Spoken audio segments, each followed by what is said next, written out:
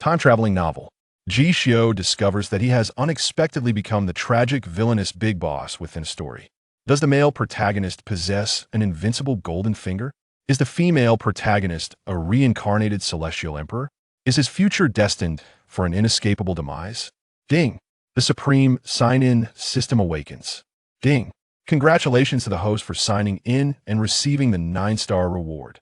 Divine Heart and Bone of the Tao. Ding! Congratulations to the host for signing in and receiving the 8-star reward. Devouring Immortal Demon Technique. Ding! Congratulations to the host for signing in and receiving the 8-star reward.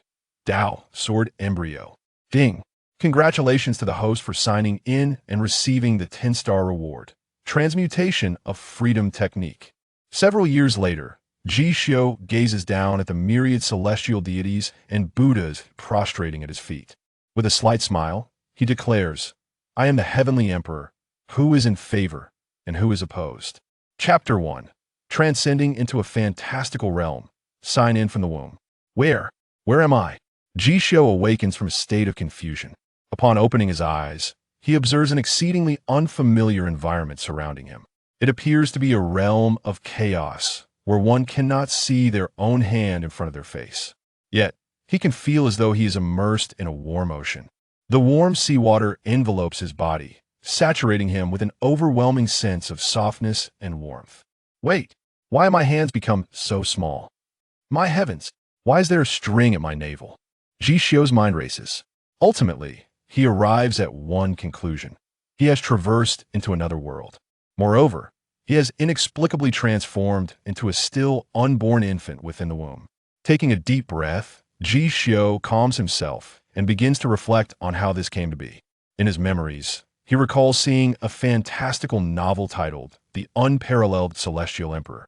Suddenly, a flash of white light appeared before him, and then he found himself here. Just as his thoughts reached this point, a character interface materialized before Ji Xiu's eyes. Name: Ji Xiu. Age: 0 years. Identity: heir of the foremost military aristocracy of the Northern Xia dynasty. Life status: not yet born. Cultivation: none. Techniques: none. Heavenly destiny essence: 0 points. Fate level: black, soul destruction and extinction. After carefully examining his character interface, Ji Xiu immediately comprehends the situation. It turns out that he has traversed into the world of the novel The Unparalleled Celestial Emperor. Moreover, his identity is that of the future greatest villainous big boss in this fantastical realm. The one who shares his name, demon god Ji Xiu. Of course, this is not the crux of the matter. If Ji Xiu recalls correctly, the key detail is that the fate of this villainous big boss is exceedingly tragic. He is even regarded as a representative figure of the B aesthetics in online literature, the most sorrowful antagonist without exception. The characterization of the villainous big boss in the novel is a madly obsessive, emotionally tumultuous romantic, a substitute who leaps from buildings in a masochistic frenzy. Before becoming the villainous big boss, Ji Xiu was merely a dashing young lord of a military family, enamored with beauty. Alas, subsequently, his family was annihilated, his parents met a tragic end, his profound skills were rendered useless, and he was ultimately cast into the most terrifying, chaotic abyss of the continent. Enduring 1,000 years of torment and suffering, he gradually emerged from the abyss, evolving into the most formidable, villainous big boss. The Demon King sits in the center, flanked by the gods on either side. Ruling over the 9 heavens for countless ages, all races bow in reverence, and the celestial emperors lower their heads as subjects. And the novel narrates precisely this. The protagonist, a scion of the celestial sect, awakened with formidable powers. Alongside the female lead, an empress who is reincarnated from the pinnacle era of the Demon King Ji Xiu's reign over all races, returning to a world from 10,000 years ago. The two join forces to crush the yet-to-mature Demon King Ji Xiu in his cradle, saving the future world. On the wedding night, a divine nail is driven in. Hearts are excavated, bones are extracted, blood stains the heavens. Yin and Yang are separated. The demon god meets his demise. The light of righteousness illuminates all beings. Ji Xiu pondered the plot of the novel. He couldn't help but think, if such events were to unfold in his own life, how utterly tragic that would be. One might accept the notion of transmigration, but why must he become such a wretched, early-stage tragic figure, only to evolve into a mad and deranged antagonist later on? After his birth, although he would be the most affluent and powerful young master of the Northern Xia dynasty's military family, the predicament soon unfolds where not only would he be stripped of his mystical powers, but his family would also face utter ruin. To make matters worse, he would be cast into the abyss to endure the excruciating torment of 1,000 demons gnawing at his bones for a full millennium. Furthermore, there exists a chosen male protagonist who has awakened his golden finger, and a female lead who has reincarnated from the distant future, both of whom aim to annihilate him. The future: family destruction, hearts excavated and bones extracted, blood staining the heavens. This is simply too tragic. As Ji Xiu contemplated this, he suddenly felt utterly disheartened. The Star of Doom, a future destined to be shrouded in darkness, not a glimmer of hope in sight. It is perhaps precisely for this reason that his fate is marked purely in black, soul extinguished and obliterated. This is nothing short of an ultimate catastrophe at the outset. Just as he was engulfed in despair, a crisp voice suddenly echoed in his mind. Ding!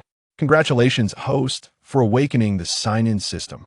May I ask if the host wishes to sign in at this moment? Upon hearing this, Ji Xiu shuddered. A system, the sign-in system. He had read at least 800 novels before his transmigration, and he naturally understood what the emergence of a system entailed. A golden finger. This was the means by which he could defy fate and alter his destiny. Taking a deep breath, Ji Xiu resolutely responded, System. Sign in. Chapter 2. Unprecedented Rewards. Becoming the great villain from today. System. Sign in. No sooner had the words escaped his lips than Ji Xiu heard a melodious prompt resonate within his mind. Ding. Congratulations, host, for successfully signing in from the womb. Congratulations, host, for signing in successfully and receiving the 9-star reward, Divine Heart Demon Bone. Congratulations, host, for signing in successfully and receiving the 8-star reward, Devouring Immortal Demon Technique. Boom. The moment the system's voice echoed, Ji Xiu felt an unparalleled and extraordinary power converge at his heart, which then erupted like a firework. Chaotic energy surged. The immortal river roiled. Radiant light cascaded through his limbs and bones. A heart, as brilliant as the stars, pulsated with fervor, emanating supreme celestial flames. Suddenly, Ji Xiu felt as though he stood above the heavenly path, gazing down upon all beings of the ages. Gods, demons, celestial beings, all were but fleeting illusions. At the end of time, only one invincible being remained. Divine Heart Demon Bone, with a comprehension that transcends the divine, possesses unparalleled cultivation potential. And the 3 formidable realms of slaughter are unrivaled throughout the ages. Rating: 9-star Supreme Bloodline. The 3 realms of slaughter of the Divine Heart Demon Bone. Demon Arrival, Divine Prohibition, and Celestial Ash. Demon Arrival. Demon flames ignite, blood-red eyes from the other side. The demon god descends. Combat power experiences exponential enhancement. Capable of crossing up to 8 minor realms to vanquish foes. Awakening condition: 10,000 Fate Essence. Divine Prohibition, the Divine Taboo, where body and soul break through the shackles of the heavenly path to undergo a forbidden qualitative transformation, a battle realm only accessible to ancient emperors. Awakening condition: 100,000 Fate Essence. Celestial Ash, a heaven-defying realm of slaughter, power unknown. Awakening condition: 1,000,000 Fate Essence. Devouring Immortal Demon Technique. The foremost method of the demonic path for body refinement. Also an extraordinary technique that allows the absorption of others' essence to enhance one's cultivation. Rating: 8-star Extraordinary Demonic Technique.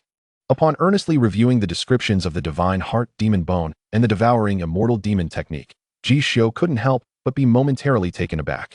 If his memory served him right, the Divine Heart Demon Bone was an apex-level physique within novels. It was the ultimate path of the evolved bloodline of the notorious villain, Demon God Ji Xiu. The 3 realms of slaughter, endowed with heaven-defying powers, were terrifying weapons that transcended the understanding of even the exalted gods and celestial beings. As for the Devouring Immortal Demon Technique, if Ji Xiu recalled correctly, this demonic technique was the ultimate arcane skill that the villainous boss comprehended after enduring a millennium of torment in the abyss of eternity.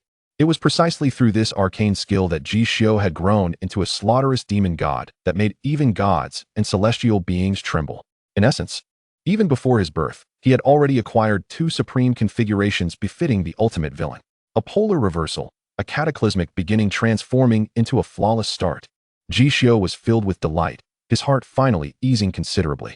Now that the rewards had been received, the foremost task at hand was to make good use of the exceptional cultivation environment of the womb to practice the devouring immortal demon technique.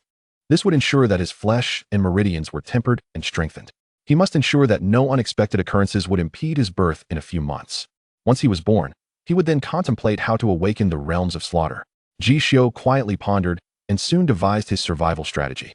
He clearly remembered that in the original novel, he was the sole heir of the Ji family, the future inheritor of the Ji family's military estate. Thus, numerous prominent figures within the Northern Summer dynasty did not wish for his arrival, including the formidable emperor currently seated in the imperial palace of the capital. With clarity restored, Ji Xiu silently calculated his next steps. He would start his cultivation from the womb. In the future, he would neither be cannon fodder nor a tragic fool. He must ensure that the tragic fate depicted in the original novel would not befall him. Regardless of present or future adversaries, all would be vanquished. From this moment forth, he would embody the decisive and remorseless villainous boss. With these thoughts settled, Ji Xiu rubbed his little hands together and excitedly stretched his tiny feet. Devouring immortal demon technique. Let the cultivation commence. The predetermined tragic fate of his character in the novel would be rewritten from this moment onward. Northern Summer Dynasty. Under the luminous moonlight. In the depths of autumn, the capital was awash with falling red maple leaves. Within the Ji family military estate, vigilance was paramount. Armored and well-trained guards protected the estate with unwavering diligence. Magnificent pavilions and towers emerged through the thin autumn mist. The sound of flowing water echoed gently. In a pool of spring water, exquisite fish stirred, creating ripples of emerald. In a small stone pavilion, a graceful woman clad in a simple palace dress sat on a stone bench, delicately scattering fish food into the water. Illuminated by the moonlight, her dignified and beautiful visage radiated warmth. Beside her stood a tall and robust man, his expression taut with concern as he nervously watched his wife and her slightly rounded belly, fearful that her movements might jeopardize the child within. This man was the current head of the Ji family, the iron-willed general commanding 800,000 troops of the Northern Summer dynasty, Ji Xiu. The beautiful woman was Ji Xiu's wife, Lin Ru, the daughter of the esteemed head of the Northern Summer Royal Cultivation Academy.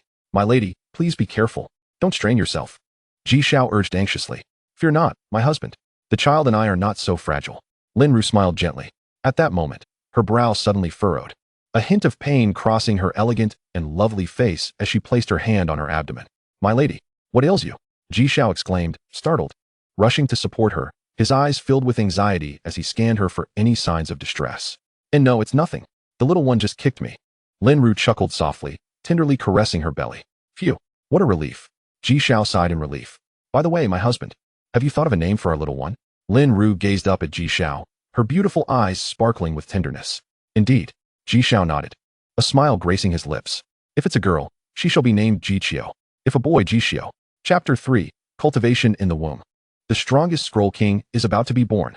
Within the womb, Ji Xiu listened to the voices from the outside and couldn't help but smile knowingly.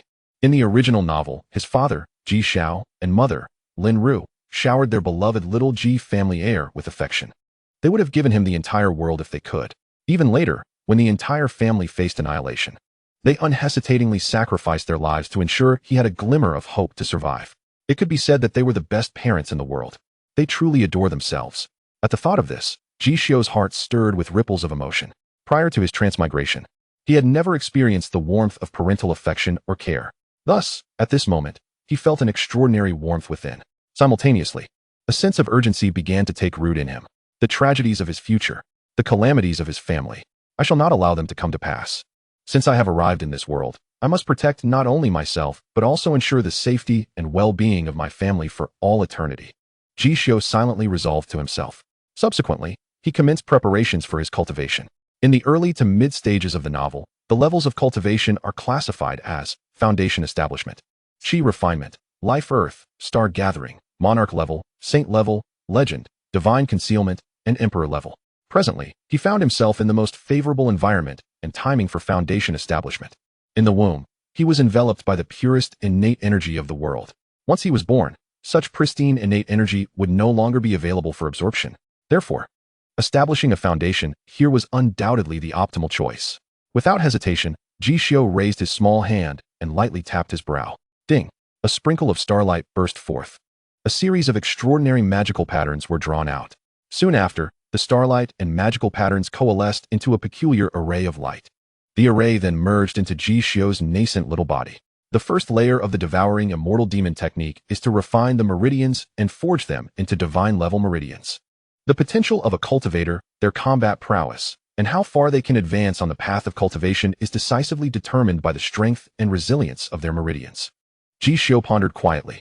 If he were to successfully complete the first layer of the Devouring Immortal Demon technique, then in the future, the capacity and speed at which his meridians could channel true essence would be several times that of an ordinary cultivator.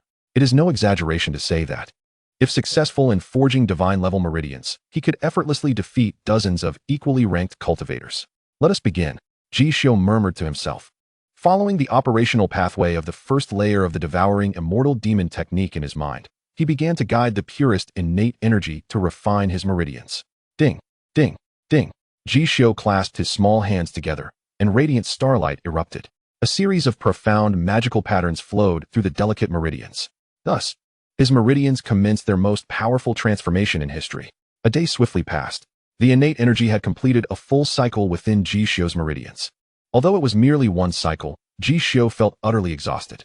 However, to his delight, his meridians appeared to have grown significantly stronger and broader. Most importantly, after a day of cultivation, he now possessed the ability to internally observe his own meridians.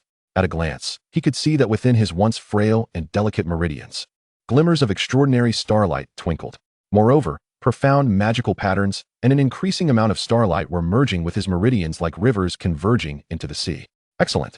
This is the effect I sought, Ji Xiu exclaimed softly in excitement. Quickly, he reined in his exhilaration and continued to utilize the innate energy and the Devouring Immortal Demon technique to refine his meridians. He was acutely aware that this was merely the beginning. Only when the quantitative changes culminated in a qualitative transformation would it signify the completion of the first layer of the Devouring Immortal Demon technique. And the day he forged divine-level meridians. Before his birth, refining divine-level meridians. His cultivation needed to reach the pinnacle of foundation establishment. Ji Xiu quietly set a small goal for himself. It is worth noting that in the Tianxian continent, even a peerless genius possessing extraordinary cultivation talent, who begins training at the age of 3, would require at least 3 years to achieve complete foundation establishment. However, for Ji Xiu, the brief months spent in the womb were entirely sufficient. This was due to his inherent bloodline talent, the divine heart Dao bone, along with the support of the 8-star extraordinary technique, the Devouring Immortal Demon technique, as well as the unparalleled cultivation environment of being in the womb. With the convergence of favorable timing, location, and personal aptitude, Ji Xiu was fully confident that he could attain complete foundation establishment before his birth. Moreover, this would not merely be an ordinary complete foundation establishment. It would be the most perfect foundation establishment in history. Without exception, time passes without a measure, and Ji Xiu lost track of how long he had spent in his mother's womb. Each day, he diligently absorbed innate energy to forge his divine-level meridians. One day, the innate energy ceased to flow into him. Ji Xiu suddenly opened his eyes, as if awakened by destiny. He gazed inward at his meridians. Each one shone brilliantly, imbued with starlight, resembling a divine phenomenon. They were perfectly aligned, harmoniously conforming to the celestial pathways. Not only that, but the magical patterns on his meridians had vanished, having perfectly fused into his meridians. At this moment, Ji Xiu let out a sigh of relief and whispered with a smile, "Complete foundation establishment. The most perfect foundation establishment achieved in history. Furthermore, my formidable divine-level meridians have been successfully forged. How delightful!"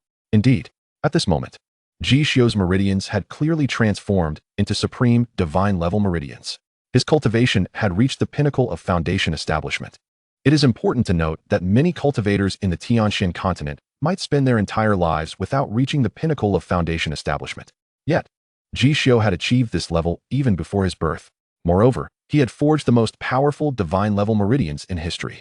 If this news were to spread, not only would it astonish the Tianxian continent, but even among the descendants of deities, imperial heirs, and the scions of eternal families in the upper realms, they would likely weep in despair. However, Ji Xiu did not allow himself to become overly proud. This had all been part of his plan. After all, he possessed all the favorable conditions: timing, location, and personal aptitude. If he could not achieve perfect foundation establishment under such circumstances, it would be utterly unreasonable. Just then, Ji Xiu felt a sudden, intense tremor. The amniotic fluid enveloping him was gradually ebbing away. A wave of cold air surged from his spine to his head. Simultaneously, joyful exclamations echoed from the outside world. Hurry, hurry, hurry! The lady is about to give birth. The young master is about to arrive. Everyone in the Ji family, get busy. My heavens, we've finally awaited this day. Our little young master is finally coming. Who? At these words, Ji Xiu took a deep breath and murmured to himself. The time has come. I am finally about to be born. Chapter 4. Finally born. My son has the bearing of an emperor. That night, Ji family military manor. Falling Maple Palace. Madam, push with all your might. The young master is almost here. All right, I will push harder. Quickly, madam, exert yourself a little more. I can already see the little prince's head. Ah, he has emerged. The young prince is here. At that moment of Ji Xiu's birth, a divine radiance burst forth from the falling Maple Palace, shooting skyward. In an instant, the starlight erupted, filling the heavens with shimmering brilliance. As if celestial beings had descended upon the mortal realm. The celestial fragments cascaded down like snowflakes, draping the entire capital in an ethereal beauty akin to a celestial paradise. Outside the city of Kyoto, the myriad beasts of the 10,000 great mountains trembled in fear, prostrating themselves, too terrified to move. And this was merely the overture. The true spectacle lay in the depths of the starry night, where terrifying, miraculous scenes of celestial light reflected, astonishing the world. A timeless azure sky bore a single lotus. The golden bitter sea illuminated the world. The bright moon rose over the sea. The celestial king approached the heavens. The appearance of these four divine spectacles instantly captivated countless eyes across Kyoto and the entire Tianxian continent. The simultaneous manifestation of these four celestial phenomena was unprecedented, with no mention found even in the ancient chronicles. On this night, the three supreme dynasties of the Tianxian continent were profoundly shaken. On this night, the 7 major sects of cultivation were thrown into disarray. On this night, countless influential figures across the Tianxian continent began to stir restlessly. Investigate. Quickly ascertain whether a great emperor has descended upon Tianxian tonight. Examine if an ancient figure has attained the status of emperor. Determine if a treasure of the immortals has appeared. Check if the long-sealed heavenly gate has reopened. Is the path to immortality being resumed? As the four celestial phenomena manifested, the elite circles of the Northern Xia dynasty and the prominent cultivation sects across the Tianxian continent were all stirred. These influential figures, possessing acute insights, were genuinely fearful of impending crises or the loss of significant opportunities. Thus, they felt compelled to uncover the truth of the night's happenings. Soon, the esteemed Tianji Pavilion stepped forward with a proclamation. Nothing of consequence occurred tonight. Only the birth of the young prince of the Ji family of the Northern Xia dynasty. Upon the release of this brief message, countless influential figures turned their astonished gazes toward the Ji family estate, enveloped in ethereal light. They fell silent for a long while. Since the Tianji Pavilion had spoken, the information could not be false. After all, the Tianji Pavilion had been the most credible intelligence organization on the Tianxian continent for millennia. In that moment, numerous dignitaries across the Tianxian continent reflected, upon his birth, the light of the immortals descends. The presence of an ancient emperor. A miracle. Truly a miracle. A prince has arrived. It seems a grand era is approaching. The winds of change swept across the Tianxian continent. Meanwhile, in Kyoto, it could be said that some rejoiced while others despaired. Those factions opposed to the Ji family were fidgeting restlessly, fearing that should the Ji family produce an emperor-level powerhouse, significant upheaval would ensue. Conversely, those allied with the Ji family secretly reveled, knowing that should the Ji family give rise to a great emperor, they too would ascend to greater heights. Regardless of their stance, astute individuals sensed one undeniable truth. After this night, both Kyoto and the Northern Xia dynasty would likely transform irrevocably. At the Ji family estate, outside the falling Maple Palace, Ji Xiu gazed up at the magnificent celestial phenomenon above, his mouth agape. After a considerable time, he finally stammered out, My son possesses the stature of an emperor. Not only Ji Xiu, but the elders of the Ji family were equally astounded. Even Ji Nu, the previous head of the family and Ji Xiu's grandfather, a national protector and marshal, was left dumbfounded. While Ji Xiu's parents were undoubtedly talented, achieving the rank of June-level cultivators by their 30s, it was unimaginable that they could give birth to a grandson with the bearing of an ancient emperor. It could only be said, Heaven bless our Ji family. Ha ha. Ji Nu laughed heartily, tears streaming from his eyes in joy. Easy there, old man. Seeing her husband laugh so heartily, Ji Xiu's grandmother, Mu Hua, approached, playfully scolding him while raising her hand to gently smack Ji Xiu on the head, urging, "You foolish boy, what are you standing there for? Hurry and take us to meet our precious grandson." Hearing her words, Ji Xiu suddenly snapped back to reality, quickly leading the two elders inside the falling maple palace. Inside the falling maple palace, Ji Xiu lay peacefully in the embrace of his mother, Lin Ru. She gazed adoringly at the delicate little one, cherishing him as if he were her most treasured possession. Ji Xiu smiled at his weary yet loving mother, thinking how hard she must have worked. Lin Ru marveled. Other children cry upon birth, yet this little one smiles as he enters the world. My son is truly a little genius. Suddenly, the palace doors swung open. Ji Xiu rushed to the bedside, grasping Lin Ru's hand, trembling as he asked, "My lady, are you all right?" "I'm fine," Lin Ru replied with a gentle smile, delicately handing Ji Xiu to Ji Xiu. "My dear husband, quickly hold your son." "All right." Ji Xiu nodded eagerly, subconsciously wiping his hands on his clothing before taking Ji Xiu, as if fearing to soil his precious child. Once he held Ji Xiu, the commander of 80,000 troops grinned like a fool. "My son indeed possesses the bearing of an emperor." "Ha ha." Ji Xiu proudly lifted Ji Xiu above his head, his eyes sparkling with admiration. "Careful now. Don't frighten my precious grandson." Mu Hua quickly took Ji Xiu from Ji Xiu's arms, cradling him tenderly. "Indeed, don't frighten my grandson." Ji Nu shot a fierce glance at Ji Xiu, his expression stern. However, as his gaze fell upon Ji Xiu's cherubic face, it softened to one of utmost tenderness and affection. The speed of this transformation left Ji Xiu utterly stunned. What a handsome little fellow. Just this face alone will surely cause countless maidens on the continent to swoon. "You rascal." Mu Hua laughed and scolded, though she agreed that her grandson's looks were indeed unparalleled. Of course, beyond his appearance, she felt that her grandson's talent was what filled her with the greatest pride. Notably, she was the highest cultivator in the entire Ji family, without exception. Regarding this matter, Ji Xiu is indeed aware. In the novel, his grandmother, Mu Hua, possesses extraordinary cultivation and an awe-inspiring background. Before marrying his grandfather, she was the junior sister of the previous master of the Ice God Palace, the foremost cultivation sect of the Tianxian continent. In terms of seniority, even the current master of the Ice God Palace must address her as Shirbois. Moreover, had it not been for an incurable dark ailment afflicting her, which has confined her cultivation at the peak of the June level, she would undoubtedly have ascended to the legendary saint level. It is no exaggeration to say that his grandfather, the marshal, has indeed married above his station. "Xiu dear, how about your grandmother personally teaching you cultivation from now on?" Mu Hua said with a tender smile, gently pinching Ji Xiu's little nose, holding him close for a while before reluctantly handing him over to Lin Ru. She then turned, her expression turning grave as she addressed Ji Xiu and Ji Nu with utmost seriousness. "From this night onward, everyone with any influence in Kyoto and even across the continent should be aware that our little treasure possesses the innate talent and potential of an ancient emperor. Thus, there will be no shortage of those with ulterior motives. Henceforth, we must prioritize Xiu's safety above all else.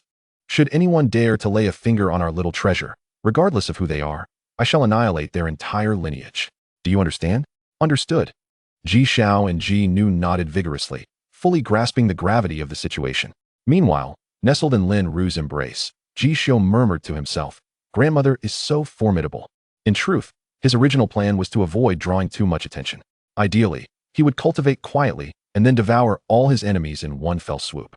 However, his divine constitution, combined with the god-level meridians forged even before his birth, achieving a perfect foundation, has resulted in an overwhelming brilliance and the arrival of the terrifying 4 great immortal lights.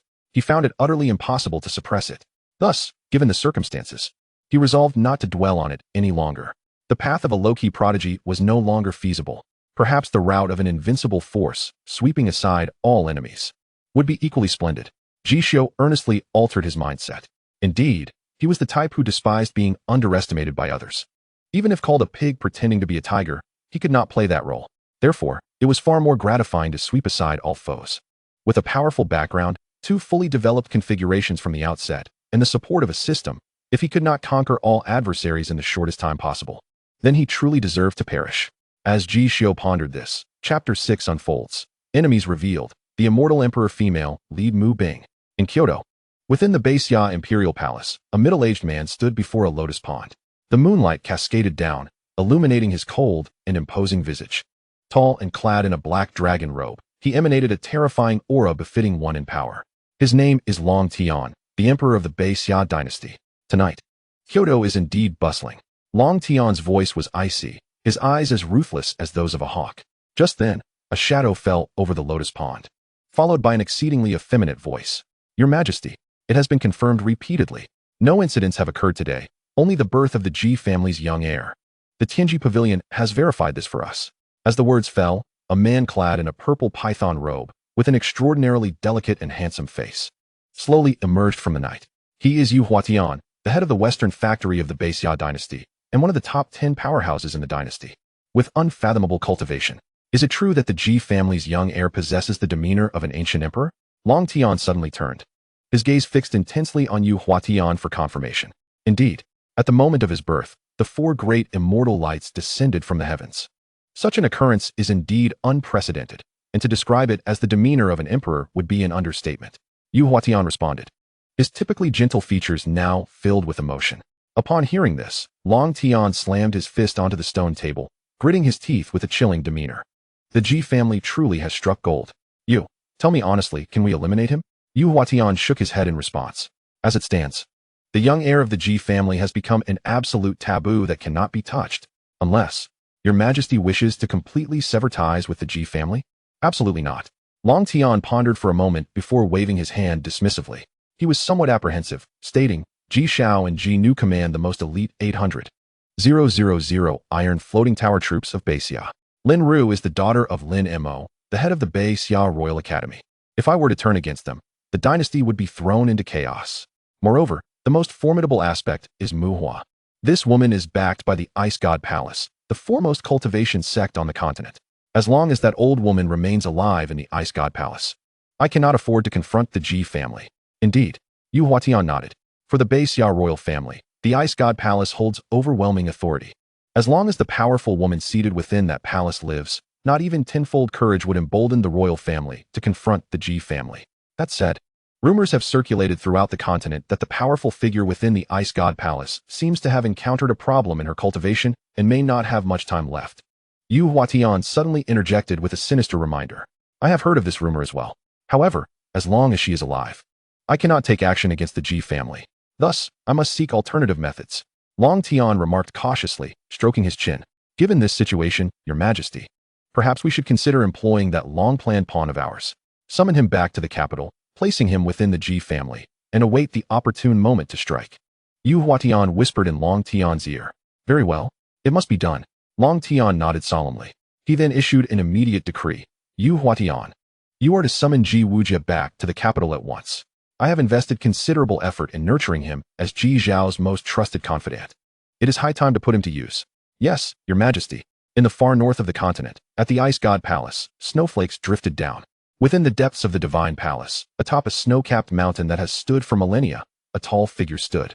Clad in a white gown, her hair elegantly coiled. Her ethereal beauty was as pale as paper, marked by an unusually vivid crimson hue.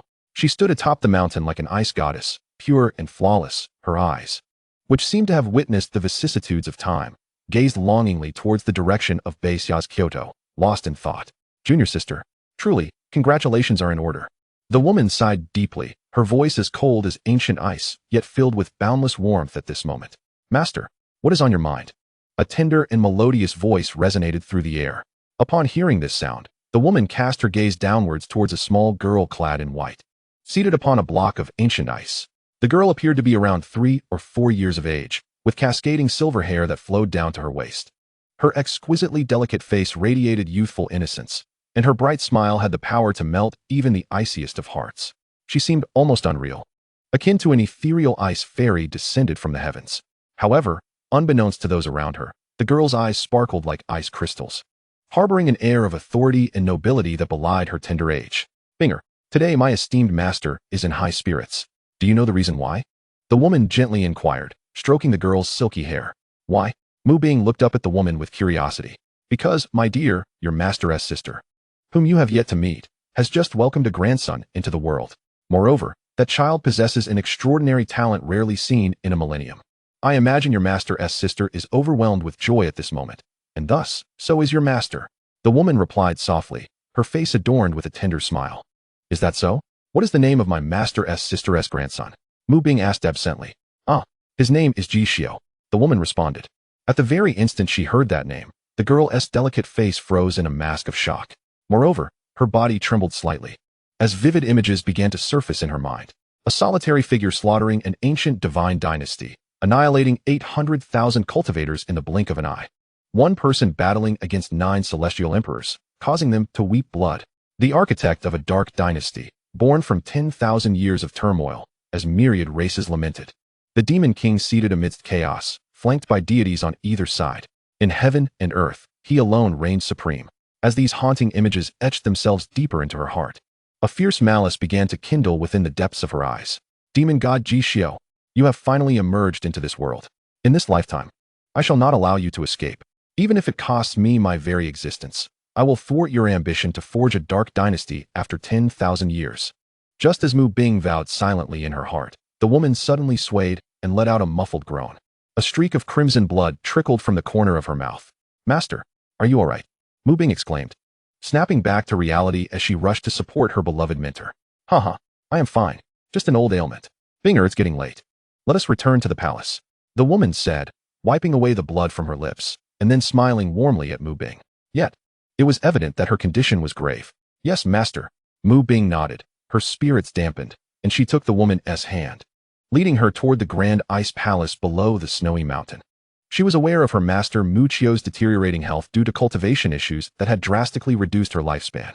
However, she had not anticipated the severity of her mentor's injuries. If this continued, she feared her master might have less than 20 years to live. Inside the divine palace, Mu Bing sat upon a massive block of dark ice, resting her chin in her hands, lost in thought. Reborn once more. Ji Xiu, how shall I approach you in this life? And how will I kill you? She pondered. And can my master's injuries be healed? On the ice bed, the holy woman Mu Qiu, resembling an ice goddess, sat cross-legged with her eyes closed. In the future, after my demise, who shall guard the ice divine palace? Can it solely rely on Binga? No, that is far from sufficient. But perhaps, if a figure like Ji Xiu were added to the mix, the problem might be resolved. At this point in her thoughts, Mu Qiu suddenly opened her eyes, staring intently at Mu Bing, her icy gaze ablaze with hope. Master, what is the matter? Mu Bing felt a shiver run down her spine under her mentor's intense gaze. In an uncharacteristically direct manner, Mu Qiu suddenly uttered, Binger, when you come of age, how about marrying your master's sister's grandson, Ji Xiu? Ah, marry Ji Xiu. Mu Bing gasped, momentarily frozen in place. The very thought of being wed to that demon king sent chills down her spine. However, as she contemplated, a daring idea began to take root in her mind. If this could serve as a means to draw near to that demon king, perhaps it was not entirely unfeasible. At that moment, her beautiful eyes sparkled with a glacial light, and her heartbeat quickened in response. Chapter 7. The 9th layer of Qi refinement begins. System store activated. Time passed swiftly, and 3 years flew by in the blink of an eye. Under the vigilant protection of the Ji family, Ji Xiu had celebrated 3 birthdays in peace. This year, he had turned 3 years old. The biting cold winds howled, snowflakes fell endlessly, blanketing the world in a silvery hue as winter took hold. On the long streets of the capital, a profound tranquility enveloped the scene, as snowflakes gently drifted down. In the Ji residence, the falling maple palace glowed warmly with light. Ji Xiu sat alone upon his bed, his small body unclothed, seated cross-legged with his eyes tightly shut. Name, Ji Xiu. Age, 3. Identity, Crown Prince of the Beixia dynasty. Cultivation, 8th layer of Qi refinement. Bloodline, the 3 realms of the divine heart and demon bone have yet to awaken. Conditions for awakening the 3 realms. 10,000 heavenly mandates of demon essence. 100,000 heavenly mandates of divine banishment. 1,000,000 heavenly mandates of celestial ashes. Cultivation method, devouring celestial and demonic arts, has reached the 2nd stage. Weapons, none. Heavenly mandate essence, 2, 700 points. Fate level, Black Soul's extinction. System store, not activated. 3,000 heavenly mandates will automatically unlock. Task system, not activated. Command realm will automatically unlock. Sign-in location, Beixia dynasty, Ji residence. Falling Maple Palace. System prompt, time remaining until the next sign-in, 0:10. Glancing at the system panel, the moment the clock struck midnight, Ji Xiu immediately opened his eyes and silently recited, System, sign in at Falling Maple Palace. Ding. Congratulations, host. Sign in successful. You have received a 1-star reward, top-tier Qi refinement pill. The crisp sound of the system echoed, and a chi refinement pill, the size of a longan and brimming with divine radiance, appeared in Ji Xiu's system storage. Without hesitation, Ji Xiu took the pill and swallowed it whole. Taking a deep breath, he steeled his resolve. Tonight, I shall break through to the 9th layer of chi refinement. With that, he clasped his hands together and began his cultivation. Clang!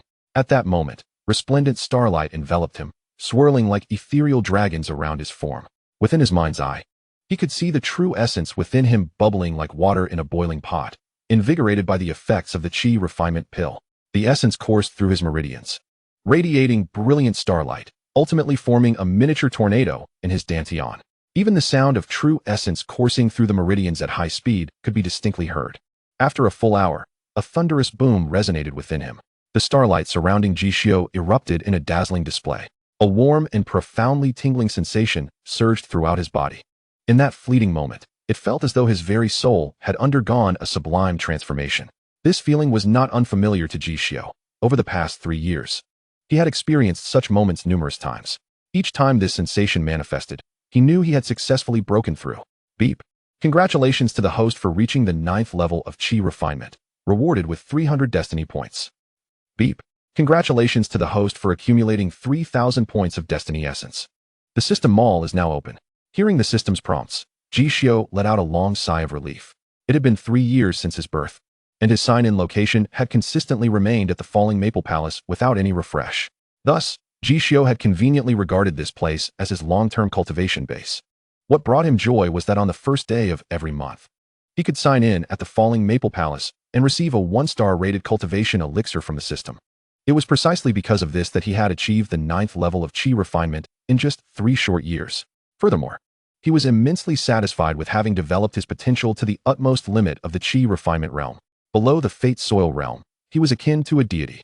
Now, he was merely 1 step away from breaking into the Fate Soil realm. It was worth noting that 99 of cultivators on this continent had yet to qualify to begin their cultivation at the age of 3. Only the top-tier prodigies of the Tianxian continent, with the assistance of their sects or families, could barely manage to start cultivating at such a young age.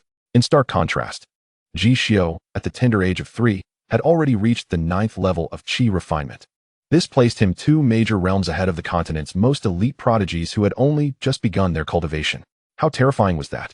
Moreover, Ji Xiu was confident that the gap between him and these top prodigies would not diminish but would instead widen. Additionally, it is worth mentioning that over these 3 years, Ji Xiu discovered that each time he broke through a minor realm within the chi refinement stage, he would receive system rewards ranging from 300 to 400 destiny essence. Accumulating over 3 years, he had obtained a substantial 3,000 points of destiny essence. This was no small foundation. It is important to note that destiny essence could not only be used to purchase items in the system mall, but could also unlock his bloodline realm. This was an essential capital on Ji Xiu's path to becoming the ultimate antagonist.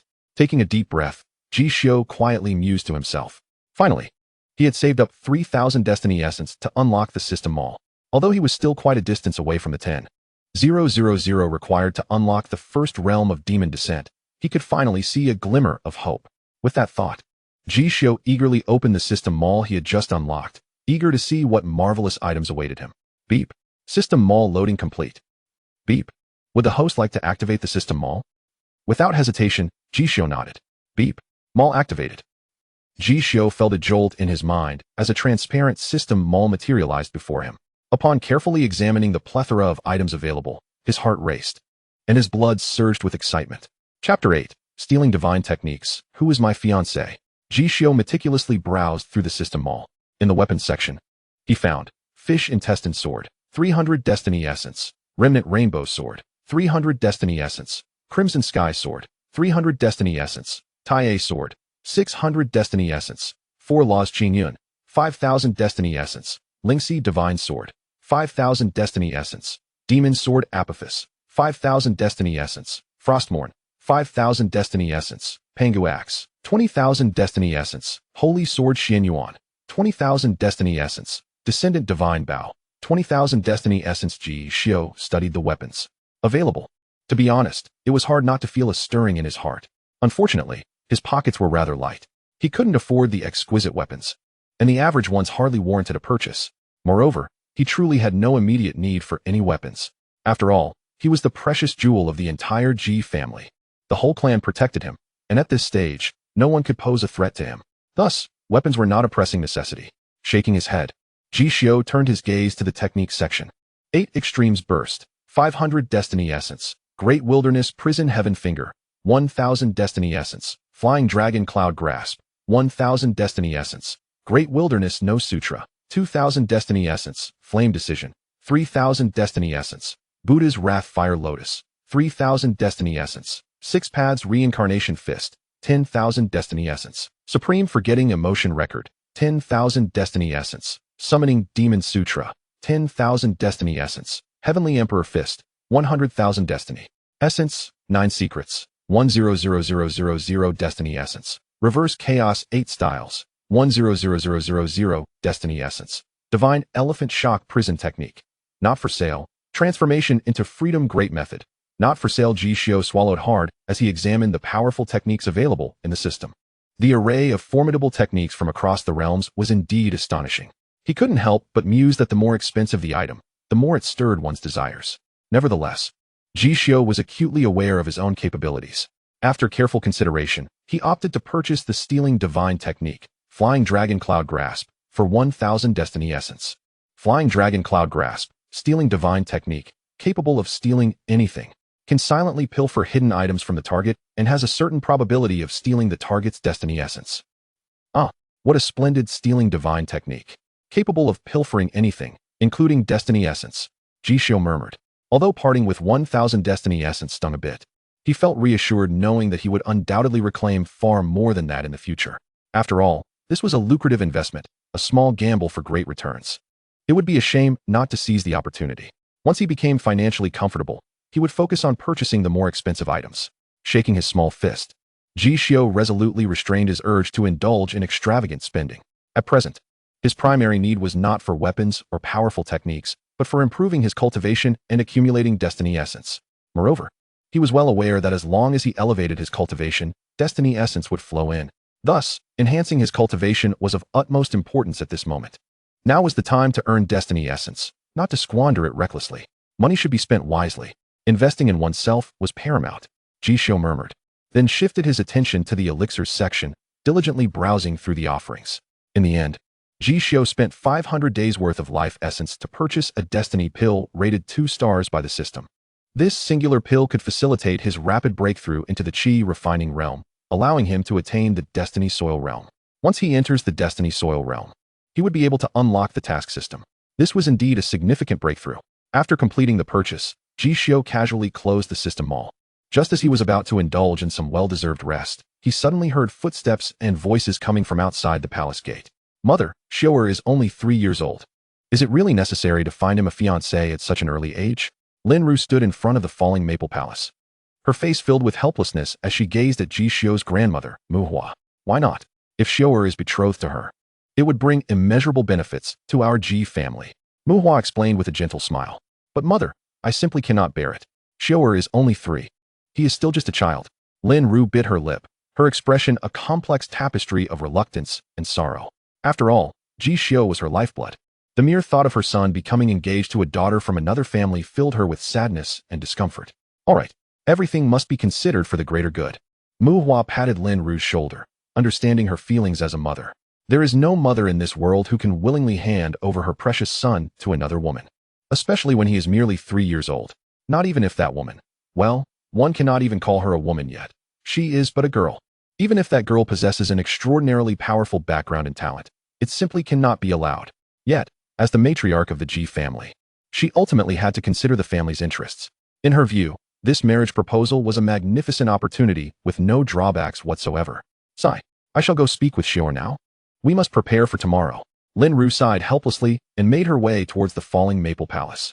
Observing Lin Ru's somewhat dejected silhouette, Mu Hua shook her head with a light chuckle. Indeed, they are all just children. Engagement? To whom? Ji Xiu lay on his bed, scratching his head. He pondered. It seemed he did not have a fiancée in the novel. For a moment, he found himself utterly perplexed. Chapter 9. The female protagonist of the novel is actually my fiancée. Creak. The palace door opened gently. Lin Ru, draped in a thick mink coat, entered with a lovely face that radiated both maternal warmth and grace.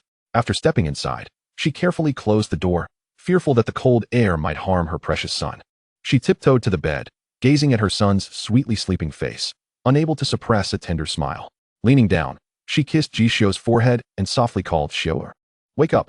She had not intended to disturb Ji Xiu's slumber, but understanding the urgency of the matter, she felt compelled to awaken him. Mother, is something wrong? Ji Xiu groggily opened his eyes and asked in a soft voice. Good son, mother has something important to tell you. Lin Ru affectionately ruffled Ji Xiu's soft hair and spoke earnestly. Oh, Ji Xiu nodded. At that moment, he too was curious about who this unknown fiancé could be. Xiu, your mother and grandmother have found you a marriage match, Lin Ru said with a helpless smile. Who is she? Ji Xiu asked directly. Her name is Mu Bing. She is the closed-door disciple of your aunt, and will be the future master of the Ice God Palace. Lin Ru pinched Ji Xiu's small face.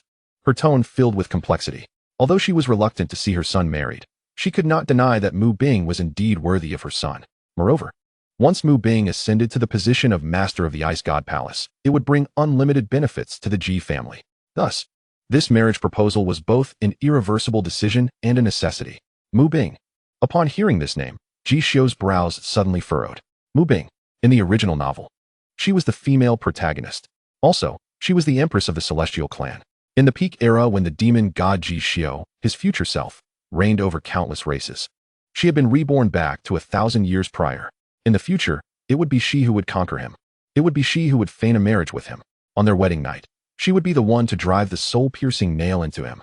In the climactic final battle, she would be the one to pierce his heart with a sword. Simply put, the female protagonist, Mu Bing, was the one who would ultimately lead to his tragic fate. So it was her. The female lead has arrived. Ji Xiu nodded thoughtfully, pondering the implications. In the novel, Ji Xiu first met Mu Bing at the age of 18, and she appeared as a senior relative. By familial ties, Mu Bing could be considered his aunt.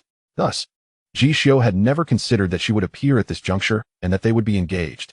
This is rather intriguing. Ji Xiu mused inwardly, simultaneously beginning to devise a strategy. The female protagonist is here. Caution is warranted. At that moment, Lin Ru suddenly asked earnestly, Son, do you understand what marriage means? In her view, her son was only 3 years old and likely did not comprehend the concept of marriage. She did not want him to treat it like a game, inadvertently offending someone. Of course, marriage means one can kiss and sleep together, just like you and father, forever unseparated. Ji Xiu replied with a smile. Upon hearing this, Lin Ru's face flushed with embarrassment. She shot a playful glare at Ji Xiu, wanting to retort, but momentarily at a loss for words. Finally, she could only pinch Ji Xiu's little face and exclaim helplessly, Well said, but as long as you understand, that's enough. In the future, you will be together with her for a lifetime. In her eyes, her son knowing that much was entirely sufficient. As long as he could treat it seriously and not act foolishly tomorrow, that would suffice. With that, Lin Ru kindly tucked Ji Xiu under the covers and reminded him, Son, tomorrow, your aunt and Mu Bing will come to the Ji residence. You must behave well and not be mischievous. All right, Ji Xiu nodded. Hearing this, Lin Ru finally left with a satisfied heart. At that moment, Ji Xiu lay on the palace bed, his hands behind his head as he gazed out at the bright moon. The moonlight cascaded into Ji Xiu's clear eyes, shimmering with a cold brilliance. Mu Bing, is it? How fortuitous. It is indeed a timely arrival. A smile crept onto Ji Xiu's lips. He had just acquired a profound technique named Flying Dragon exploring the clouds. Little did he expect it would soon come in handy. He eagerly anticipated the surprises that Mu Bing would bring him. With that thought, he retrieved the Flying Dragon cloud-piercing hand from the warehouse and commenced his training. With my innate understanding and talent, mastering this profound skill would take merely a day to grasp. Ji Xiu took a deep breath and gradually closed his eyes. Mu Bing, the female protagonist of the novel, the empress of the celestial clan. Indeed, she was like a vast treasure trove waiting to be unearthed. His excitement was palpable. Chapter 10. Signing in at the Deluo Sword Embryo. The plan commences. Ding. Congratulations on your extraordinary comprehension. The Flying Dragon cloud-piercing hand has successfully reached the entry level. Hearing the melodious system prompt, Ji Xiu slowly opened his eyes, gazing out at the dimming sky, and let out a long sigh of relief. Success in cultivation. All preparations were in place. With that, he donned his clothes and quietly lay on the bed, awaiting his mother's summons. Before long, Lin Ru arrived at the Falling Maple Palace. Without uttering a word, she stripped Ji Xiu bare and unceremoniously tossed him into the bath, vigorously scrubbing him. Afterward, she hoisted Ji Xiu and headed outside the Falling Maple Palace. Mother, where are we going to meet them? Ji Xiu asked with great curiosity. To the training ground. They should be arriving soon. Lin Ru replied, casting an exasperated glare at Ji Xiu. She felt her son was being overly slow. Thinking to herself about how he would fare in marriage, should the girl be assertive? Would her son be bullied to death? As her words fell, a crisp system prompt echoed in his ears. Ding. Sign-in location refreshed. Ji family training ground. Upon hearing this, Ji Xiu's eyes sparkled with excitement. After 3 long years, a new sign-in location had finally been unlocked. Since Ji Xiu's birth, his sign-in location had been at the Falling Maple Palace, unchanged for 3 entire years. Now that it had finally refreshed, how could he not feel exhilarated? Soon, Lin Ru led Ji Xiu to the training ground. Grandmother Mu Hua had been waiting there for quite some time. The moment Ji Xiu stepped in, the system prompt rang out. Ding. Training ground sign in. Congratulations, host, for receiving the reward, Celestial Fragment. Ding. The reward has been deposited into the system warehouse. Would the host like to activate the Celestial Fragment? Ji Xiu responded without hesitation, activate. The voice echoed, ding. Congratulations, host, on successfully activating the Celestial Fragment. Ding. Congratulations, host, for acquiring the 8-star weapon, Deluo Sword Embryo. Stunned for a moment, Ji Xiu was soon overwhelmed with joy. He hurriedly opened the system warehouse, where a plain sword embryo lay quietly within. The sword embryo was neither long nor sharp, appearing ancient and unadorned, dull and unremarkable. Yet upon closer inspection, one could discern mist-like patterns, resembling a celestial figure, evoking the image of an immortal soaring through the skies. The Deluo Sword Embryo, the first killing sword of a timeless era. Even the tyrannical celestial emperor had once been cleaved into a rain of blood by this very sword. This blind box truly yielded a treasure. Suppressing his excitement, Ji Xiu sighed in amazement. Although he longed to examine the Deluo Sword Embryo, the timing was indeed inappropriate. Just as Ji Xiu was secretly reveling in his fortune, both his mother Lin Ru and grandmother Mu Hua gazed toward the distant horizon. Mother, are they not here yet?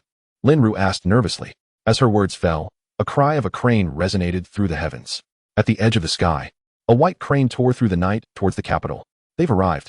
Grandmother Mu Hua smiled slightly, her eyes brimming with emotion. Ji Xiu looked up to see 2 figures standing upon the crane, one large and one small. Aunt Mu Xiu, adorned in an ethereal ice blue dress, appeared like a celestial being descending from the heavens, exuding an otherworldly grace, as if she were a painting come to life. The novel's female protagonist, Mu Bing, with silver hair cascading over her shoulders, possessed an extraordinary beauty and a cool demeanor, her enchanting eyes shimmering like the radiant moon. Though still young, she already bore an awe-inspiring presence and stunning countenance.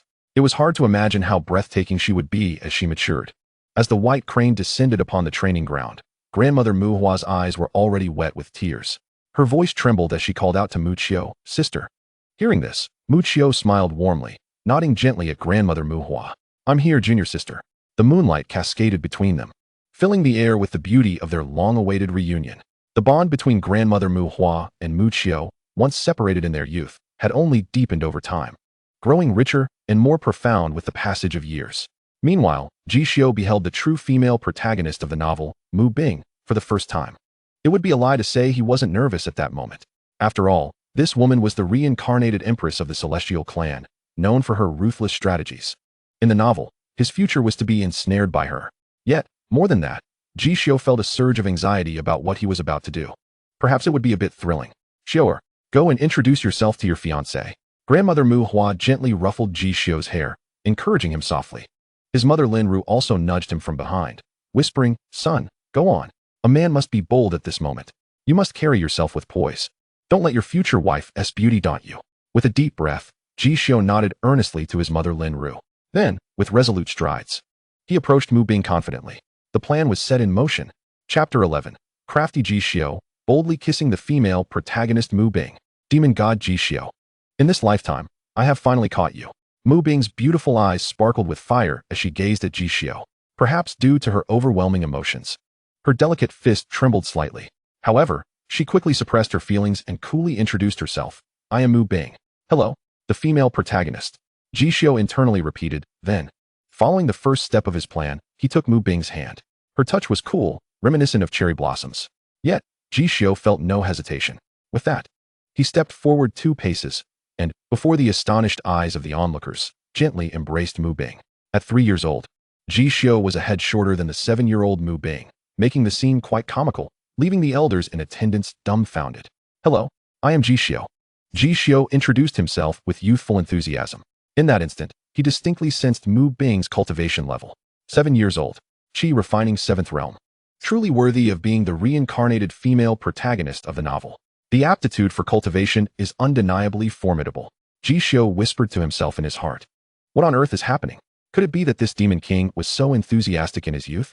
Mu Bing's beautiful eyes widened, her body stiffened, and her mind went blank. Before arriving here, she had envisioned countless scenarios of encountering Ji Xiu, yet none had prepared her for this moment. On their first meeting, this wretched demon king, without uttering a word and without any warning, embraced her. Of course, it was not only Mu Bing who was taken aback. Even her master, Mu Qiu, was equally astonished. Grandma Mu Hua, witnessing this scene, was left in a state of bemusement, while her mother, Lin Ru, felt a sense of satisfaction, thinking that her son had indeed made progress. He had just met his fiancée and already accomplished the act of hand-holding and hugging. And he wouldn't let go. The only one present with a clear mind was Ji Xiu. Dragon flying, cloud seeking. Activate. Beep. Theft failed. Beep. Theft failed. Beep. Congratulations, the host has stolen a reincarnation relic, a soul-piercing nail. Beep. Theft failed. Beep. Theft failed. Beep. Theft failed. Beep. Congratulations. The host has stolen 3,000 points of destiny essence. Listening to the system notifications ringing in his ears, Ji Xiu felt an unparalleled thrill and exclaimed inwardly, "What bliss!" After successfully pilfering, Ji Xiu suddenly sensed a shift in the atmosphere. Thus, he feigned nonchalance, quietly withdrawing his hand and releasing Mu Bing. He then sweetly addressed her. Mother said that upon reaching adulthood, you and I shall wed. You are my fiancé. Is this true? Upon hearing this, Mu Bing furrowed her brow. Her expression icy as she retorted coldly, and if it is? Receiving an affirmative response, Ji Xiu nodded and continued. In that case, it must be true.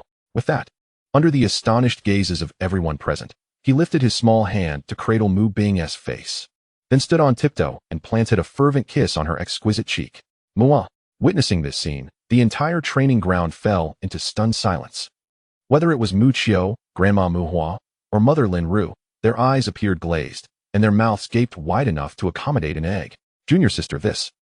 Mu Qiu's eyes widened as she pointed at Ji Xiu, seemingly inquiring how this little rascal could behave so recklessly. Ha! Senior sister, our little Xiuer is simply exuberant. They are just children. Grandma Mu Hua responded with amusement. However, it had to be said that her grandson's actions this night were indeed beyond her expectations. Cough, cough, cough. Lin Ru cleared her throat, slightly embarrassed, and added, Yes, yes. My son has always been enthusiastic.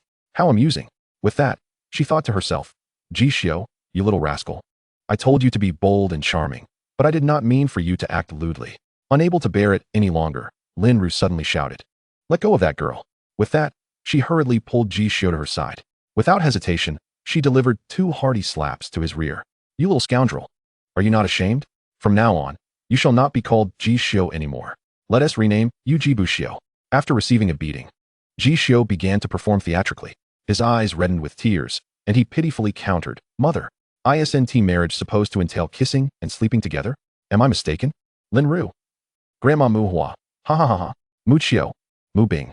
The atmosphere fell into silence for 3 seconds. Lin Ru was momentarily taken aback by the question. She suddenly recalled her conversation with Ji Xiu from the previous night and felt her cheeks flush. However, as a mother, she believed she should assert her authority and properly discipline this little rascal. You little brat, you've learned to talk back. Ji Xiu. Just watch how I deal with you. Come, return to the palace with me. With that, she firmly tugged at Ji Xiu's ear, leading him toward the direction of Luophone Palace. As they departed, Ji Xiu waved at Mu Bing and remarked, Mu Bing, let us sleep together sometime in the future. Upon hearing this and observing the scenario, Grandma Mu Hua chuckled, shaking her head at Lin Ru, who seemed to be dragging Ji Xiu away with a hint of urgency. She thought, tonight, my precious grandson S behind is surely in for a reckoning. Meanwhile, Mu Qiu marveled. This boy has quite an unusual mindset. That said, she didn't dwell on it too much, considering that what kind of malicious intentions could a 3-year-old possibly harbor? With that, she turned her attention back to her precious disciple, who still stood frozen in place, her cheeks flushed from the kiss, and gently inquired, Binger, are you all right? Mu Bing shook her head. Master, Binger is fine. However, though she said so, no one could fathom the rapid beating of her heart at that moment, nor the complex emotional journey she had just endured. She wiped away the moisture from her face, biting her lip as she muttered to herself, Damn it. This great demon king actually kissed me. And in the future, this fellow dares to suggest sleeping together? What audacity. What a brazen scoundrel. Chapter 12, 7 Days of Confinement. Ascending to the Destiny Earth, the enraged Mu Bing. Ji Residence, Luo Phone Palace. Ji Xiu lay sprawled on the palace bed. Despite his rear being sore from his mother Lin Ru's spanking and having been sentenced to 7 days of confinement within the palace, a smile never left his face. And his heart brimmed with delight. He casually opened the system's character panel. Name, Ji Xiu. Age, 3. Identity, Crown Prince of the Beixia Dynasty. Cultivation, Qi Refining 9th level. Bloodline physique. The 3 major thresholds of the Divine Heart Demon Bone have yet to be unlocked. Conditions for unlocking the 3 major thresholds. 10,000 Destiny Essence for Demon Arrival. 100,000 Destiny Essence for Divine Seal. 1,000,000 Destiny Essence for Immortal Ash. Cultivation Technique. Heavenly Devouring Magic has reached the 2nd level of Dragon Flying. Cloud Seeking at the beginner stage. Weapon, Deluo Sword Embryo. Destiny Essence, for 1,500 points. Fate Level, Black Soul Oblivion. System Shop, opened. Task System, Destiny Earth Realm will automatically activate. Warehouse, 1 Destiny Pill. 1 Soul Piercing Nail. System Notification, more information can be expanded. After a thorough inspection of his character panel, Ji Xiu felt a wave of satisfaction wash over him. This time, not only did he acquire the legendary Deluo Sword Embryo, the ultimate killing sword, but he also managed to pilfer 3,000 points of Destiny Essence from the novel's heroine, Mu Bing, along with a soul-piercing nail. Most importantly, he had also delivered a significant blow to Mu Bing's pride. It is no exaggeration to say that it is truly comfortable. If memory serves me correctly, in the novel, Mu Bing will drive 10 soul-piercing nails into her own body on her wedding night. These 10 soul-piercing nails can obliterate nearly half of her cultivation. Hence, they are indeed remarkable treasures. Ji Xiu stroked his chin and let out a sigh of admiration. He then promptly examined the information regarding the soul-piercing nails. Soul-piercing nails, an imperial-grade hidden weapon, a relic of reincarnation, forged by the Immortal Emperor Mu Bing, possessing formidable lethality, capable of slaying gods and emperors. Total quantity, 10. System rating, 7-star. System evaluation, Divine Beings Weep Blood. Usage conditions, usable by those at the Star Gathering realm. Predicted power, can wreak havoc below the holy level. System prompt, each soul-piercing nail can only be used once. Usable by those at the Star Gathering cultivation level. Moreover, its destructive power can cause rampant slaughter below the holy level. This indeed serves as an exceptionally formidable life-saving card. Ji Xiu nodded, murmuring to himself. He was well aware of the immense lethality of Mu Bing's soul-piercing nails. Even an imperial-level powerhouse could be slain. Of course, that would depend on the user's cultivation and strength. However, one must admit that if a cultivator at the Star Gathering realm could unleash chaos with the soul-piercing nails below the holy level, then their power indeed exceeded his expectations. Though they could only be used once and could only kill one person at a time, they were undeniably precious life-saving cards. Ji Xiu solemnly stowed them away. Next, he turned his attention to the Deluo Sword Embryo he had acquired through a sign-in. Deluo Sword Embryo, a relic of the heavens, the first ominous killing sword of the ages. System rating, 8-star. System evaluation, unyielding through eons, eternally immortal. System prompt, this sword is ominous. The host should attempt to use it only after reaching the monarch tier of cultivation. Indeed, it is the very sword I am familiar with. Ji Xiu clicked his tongue. He certainly understood the sword's ominous nature. After all, that once tyrannical celestial emperor had been slain by it in a rain of blood. Nevertheless, one cannot deny that this sword is powerful and exceedingly terrifying. The unparalleled lethality contained within is unmatched. As Ji Xiu grasped the hilt of the Deluo Sword Embryo, a cascade of celestial light descended. A terrifying force of slaughter surged through his entire being. His heartbeat and the flow of blood instantaneously quickened. In an instant, he realized that this sword would become one of his greatest assets in the future. After sheathing the Deluo Sword Embryo, Ji Xiu regained his composure. He gazed out at the luminous moon and began to analyze the current situation. The Northern Xia royal family was eyeing him with malicious intent. However, as long as his aunt, Mu Xiu, was still alive, they would not dare to act openly against him. Yet, he must remain cautious of the infiltrator Ji Wuji, planted by the Northern Xia dynasty within the Ji family military estate. He posed a significant problem. As for the novel's female protagonist, Mu Bing, she is cunning and constantly seeks to eliminate him. However, having been reborn, she is now only 7 years old. Though a 7-year-old at the 7th level of Qi refining may seem an extraordinary prodigy to others, she could hardly stir up any waves before him. Moreover, even the one threat she posed, her soul-piercing nails, she could not yet utilize. As for the other male protagonist, a bastard child of the Celestial clan, he is currently not on the same map as him. Thus, he need not consider him particularly. In summary, there are currently no pressing matters. He still has ample time. However, he must indeed seize the opportunity. With his thoughts lingering here, Ji Xiu exhaled a long breath. Next, he would proceed methodically. He was but a step away from reaching the Destiny Soil realm. Now, his mother had confined him for 7 days. During these 7 days, he would strive to break into the Destiny Soil. A faint glimmer ignited in Ji Xiu's clear eyes. He then retrieved the Destiny Pill, for which he had expended 500 Essence of Fate. Swallowing it whole, he activated the Swallowing Immortal and Demon technique and commenced his cultivation. Time flew by. As the 7th day's sunset descended, Ji Xiu exhaled a cloud of turbid breath and slowly opened his eyes. At this moment, his eyes sparkled with the brilliance of the radiant moon, and within his body, all bones and meridians shimmered with the light of countless stars. In just 7 days, he had broken through to the 9th level of Qi refining and successfully opened the path of cultivation in the Destiny Soil within his Dantian. At this moment, the level of his true essence had undeniably achieved a qualitative leap. He had reached the Destiny Soil realm. Ji Xiu whispered softly, as he casually stretched his limbs. The sounds of cracks echoed, and an overwhelming sensation of euphoria coursed through his entire being. The unprecedented surge of power within him filled him with newfound confidence. At that moment, a system notification suddenly rang in his ears. Ding! Congratulations, host, for reaching the Destiny Soil realm. You have received a system reward of 500 Essence of Fate. Ding! Congratulations, host, for reaching the Destiny Soil realm. The task system has been activated. Ding! System notification. The sign-in location has been refreshed to the dark arena of the capital. Hearing this, Ji Xiu stretched lazily, his brows arching in surprise as he mused aloud. The sign-in location has refreshed again. How timely. Meanwhile, in the Ji Mansion, within the Falling Moon Palace, Mu Bing wielded an ice sword, fiercely stabbing towards the direction of the Falling Maple Palace. The crimson hues of the setting sun were cleaved apart, and the icy light cast a chilling gaze. She bit her red lips tightly, seething, Ji Buxiu, you shameless little thief. How dare you steal my soul-piercing nail? Indeed, she had finally discovered that one of her deeply concealed killing weapons was missing. However, being within the Ji family's military estate, she was utterly powerless. Everything was unfolding precisely as Ji Xiu had planned. He had stolen it from you. Even if you discovered it, what could you do? Chapter 13, Task System. Spirit Clan Maiden, Future Empress. In the Falling Maple Palace, Ji Xiu resolved to activate the task system he had long yearned for. After all, he was still 5,000 Essence of Fate short of unlocking Demon's Descent. Completing tasks to earn Essence of Fate was indeed an excellent option. Ding! Task system loading complete. Does the host wish to activate the system now? Without a moment's hesitation, Ji Xiu nodded. Ding! Task system activated. Ji Xiu felt a jolt in his head as a virtual task interface immediately appeared before him. He noticed that the newly activated task system was divided into 2 task lists, bounty tasks and active tasks. Bounty tasks, in simple terms, are tasks issued by the system. Active tasks are those that one can voluntarily undertake.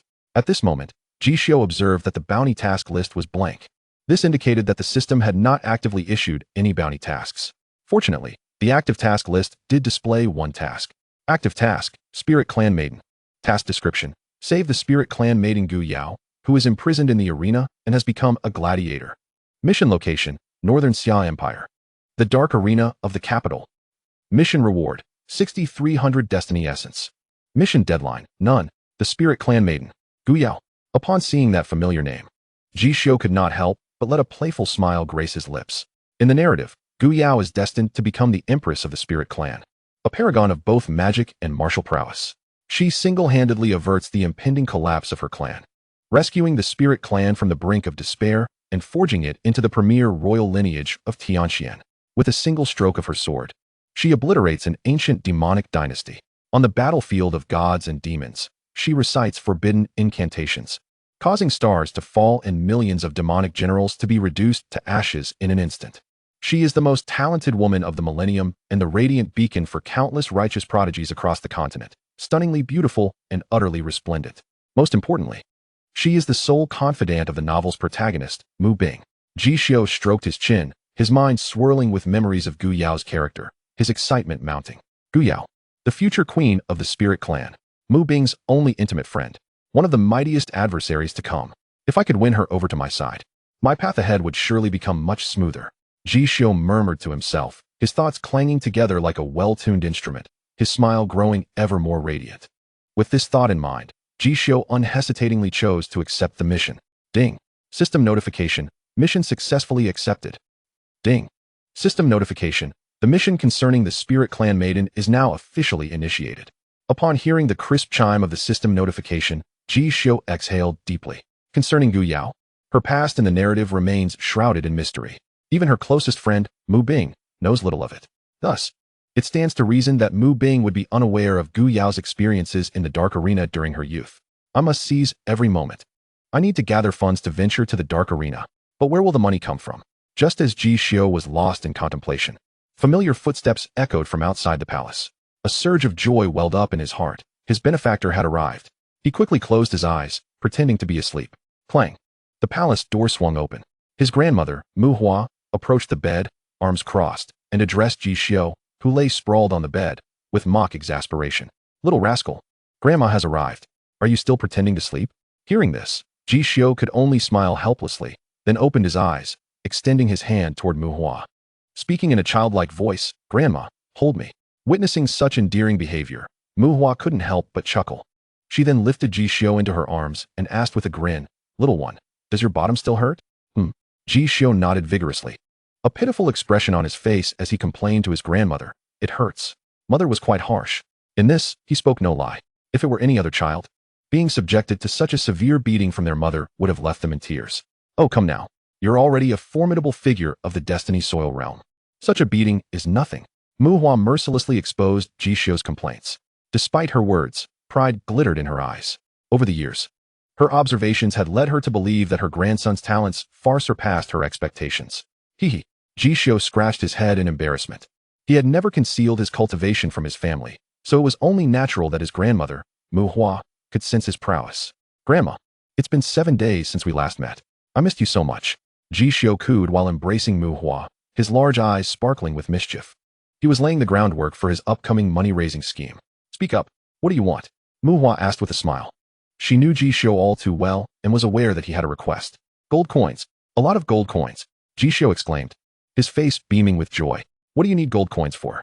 Mu Hua inquired, somewhat surprised. Ji Xiu hesitated for a moment before deciding to be honest. Grandma, I wish to visit the Dark Arena. I see. Mu Hua nodded. This was not unexpected. Many scions of the aristocracy in the capital would venture to the Dark Arena to acquire promising gladiators and mold them into their personal champions.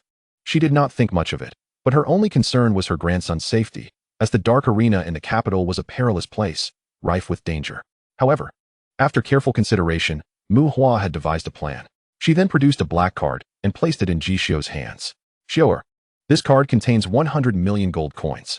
When you go to buy, select only the best gladiators. Let Grandma see your discerning eye. It will also be a good opportunity for you to hone your skills. Mu Hua affectionately pinched Ji Xiu's nose. 100 million. Ji Xiu was astounded. He had thought that receiving a 7-figure sum from his grandmother would be a grand achievement, yet here she was, offering him a staggering 100 million. At that moment, Ji Xiu couldn't help but feel a cliched sense of awe. My grandmother is truly wealthy. It is noteworthy that in the northern Xia Empire, many noble families could produce 100 million gold coins. But only the Ji family would be so generous as to grant such an amount for a 3-year-old to practice with. Grandma is magnificent, Ji Xiu exclaimed excitedly, planting a kiss on Mu Hua's cheek, prompting a hearty laugh from her. Xiu, Grandma permits you to go to the Dark Arena. However, you cannot go alone.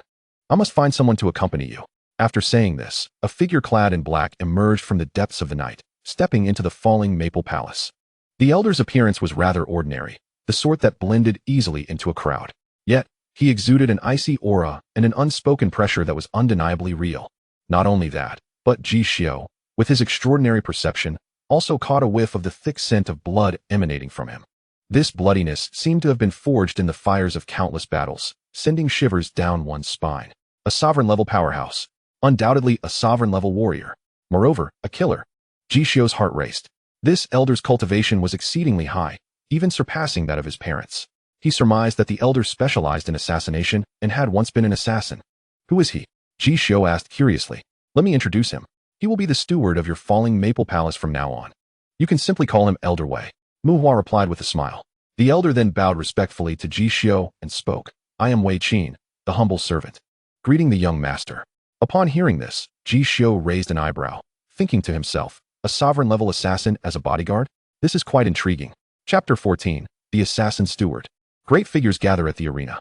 A sovereign-level powerhouse, specializing in assassination. A former killer. Could he possibly be from the foremost assassin organization in Tianxian continent? Ji Xiu regarded the elderly man in black with keen interest, silently speculating. It is well understood that on the Tianxian continent, those of the Jun rank are a rarity, akin to phoenix feathers and unicorn horns. A Jun-level expert is fully qualified to establish a sect of their own, even among the 3 premier empires of the Tianxian continent. Such a figure would be considered a personage of great significance, one whom various esteemed families would vie to claim. It is unfathomable for someone of such stature to remain as obscure as Elder Wei. Thus, only one possibility remained. This Elder Wei must hail from the foremost assassination organization on the Tianxian continent. With this realization, Ji Xiu's eyes sparkled. Indeed, it is only the formidable members of such a mysterious organization who would maintain such a low profile. Moreover, Ji Xiu speculated that even within the ranks of the premier assassination organization, Elder Wei's status would likely be elevated. At this moment, Ji Xiu scrutinized Wei Qin, who in turn assessed Ji Xiu with astonishment. A mere 3-year-old in the realm of the fate soil? This young lord certainly possesses the bearing of an ancient emperor. No, he transcends even that. Throughout his long life, he has encountered numerous prodigies, yet compared to Ji Xiu, they appear as mere trifles, not even in the same league. With a deep breath, he addressed Ji Xiu. Young lord, I am willing to serve you as a loyal hound, and even more so, to become a sword in your hand. In the future, I shall clear all obstacles from your path. Upon hearing this, Ji Xiu's demeanor remained unchanged as he directly posed a question that had been weighing on his mind. May I inquire, Elder Wei, do you hail from the mortal realm? Elder Wei paused, instinctively glancing at Mu Hua. Meanwhile, Mu Hua looked at Ji Xiu in surprise, utterly astounded that her grandson was aware of the existence of the assassination organization from the mortal realm. Hee. Mu Hua chuckled, signaling to Elder Wei that there was no need for concealment. In response to the young lord's query, I indeed come from the mortal realm. Elder Wei revealed his origins. Furthermore, I once served as the chief instructor of the mortal realm. As expected, Ji Xiu smiled with satisfaction. He believed that if Elder Wei were to work alongside him in the future, it would be best for them to be forthright with each other, without any secrets. An expert of the Jun rank is impressive, but a killer from the mortal realm is even better. In this way, I shall possess a sharp sword at my side. Ji Xiu mused. However, what delighted him even more was that Elder Wei was not merely a killer from the mortal realm. He had once held the esteemed position of chief instructor. This indicated that he was the 3rd in command of the mortal realm. Only 2 founders of the assassination organization in this continent held a status slightly superior to his. Under his guidance, countless top assassins had been trained. Undoubtedly, he was a true bigwig in the realm of assassins on the Tianxian continent. With a deep breath, Ji Xiu extended his hand to Elder Wei, speaking earnestly. Elder Wei, I look forward to your guidance in the future. Observing this, Elder Wei solemnly clasped Ji Xiu's hand in return. Beneath the moonlight, amidst the swirling maple leaves in the falling maple palace, the scene of this elderly man and the young lord shaking hands might appear somewhat peculiar. Yet, for Ji Xiu and Wei Qin, it was a historic moment. Meanwhile, Mu Hua gazed at the scene with a satisfied smile, sensing that in the future, with Wei Qin's assistance, her precious grandson would indeed upend the entire continent. The following day, as night descended, Ji Xiu donned a luxurious black attire and stepped out of the falling maple palace. Elder Wei had been waiting outside for quite some time. Let us depart, Elder Wei. We are bound for the dark arena of the capital, Ji Xiu said with a smile. Elder Wei nodded earnestly, taking his position beside Ji Xiu as they made their way toward the dark arena. In the southern city of the capital, the dark arena was illuminated with thousands of bright lights, bustling with life. Tens of thousands of spectators roared passionately in the arena, where 2 gladiators were engaged in a bloody battle. Each clash of weapons, each splash of blood, and each piercing of flesh resonated through the air, amplifying the fervor of the crowd to a frenzied level. Above the dark arena, a group of influential figures from the capital observed the carnage from their elevated position. Holding crystal goblets, they savored the finest wines while indulging in this bloody spectacle. Among them were high-ranking officials, scions of wealthy families, and leaders of the underground forces in the capital. As Ji Xiu, the heir of the foremost warlord family in Xia, entered the arena, he was promptly assigned to the Tianxian pavilion within the dark arena's 4 towers of heaven and earth. Evidently, Mu Hua had made the best arrangements for Ji Xiu's arrival well in advance. With a chime, the crystal chandelier at the entrance of the Tian pavilion illuminated, immediately drawing the attention of the dignitaries. Hiss. The notable figures of the Tian Pavilion have arrived. Could it be that a prominent individual from the royal palace has descended? Or perhaps one of the holy sons or daughters from the 7 great cultivation families? Today, the crystal lamps of the 4 towers of heaven and earth are all aglow. Could it be that they have all come? Ha! Xiu, speak softly. These top-tier figures are not to be discussed lightly by us. Indeed, indeed. Within the deep pavilion sat 2 stunning women. One appeared to be around 20 years of age, clad in an exquisitely luxurious phoenix-patterned gown. Her beautiful eyebrows were striking, exuding both elegance and vigor. Her enchanting eyes resembled serene lakes, seemingly calm, yet harboring an icy demeanor akin to winter. Her delicate nose was exquisitely shaped, accentuating her noble elegance, and paired with her softly glistening lips, her face exuded a breathtaking ethereal beauty, akin to that of a divine maiden. The other was a 13-year-old girl, draped in a pure white feathered robe, radiating an aura of sanctity. Her eyes sparkled like cold stars, and her lips resembled cherry blossoms. Though her features were slightly youthful, anyone who had seen her would not doubt that, once grown, she would become a captivating beauty of unparalleled grace. Master, someone has arrived at the Tian Pavilion. Who do you think it might be? The young girl inquired with curiosity. Hee. The woman smiled and casually replied. It is the young lord of the Ji family, Ji Xiu. Ah, the girl exclaimed in surprise. It is he. Today promises to be lively. In the Xian Pavilion, 2 men clad in crimson robes of holy fire remained silent. One middle-aged man, slightly concerned, turned to a handsome young man beside him and asked, Young master, someone has arrived at the Tian Pavilion. Surely they do not share our aim for today, do they? Humph. The young man scoffed lightly. So what if they do? That pair of siblings from the Spirit Clan belongs solely to our Scarlet Fire cult. No one else matters. They hail from the Red Garment sect, one of the 7 great cultivation factions of the Tianxian continent. Within the Yellow Character Pavilion, a slender and ethereal man clad in a python robe silently sips tea. As the scene draws closer, it is revealed that he is none other than the prominent figure of the current imperial court, the director of the Western Factory, Yu Huatian. Director, what brings you here today? One inquires. With a soft chuckle, Yu Huatian directs his gaze toward the Tianxian Pavilion and replies, by the decree of His Majesty. I have come personally to observe the young heir of the Ji family. Chapter 15. The sign-in of the Ghost Flute and the Empress of the Arena. Ding. You have arrived at the dark arena of the capital. Ding. Would the host like to sign in? Upon hearing the system's prompt, Ji Xiu decisively nods. Ding.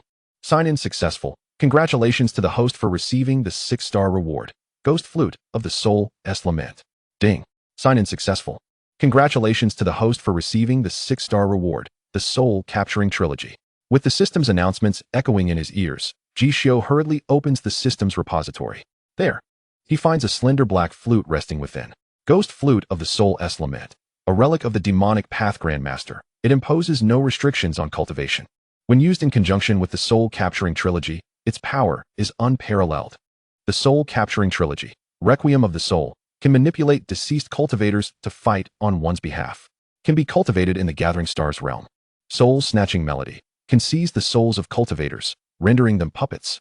Can be cultivated in the Monarch realm. Spirit Summoning Tune has a certain probability of resurrecting those who have just died. Can be cultivated in the Sacred realm. What a double delight.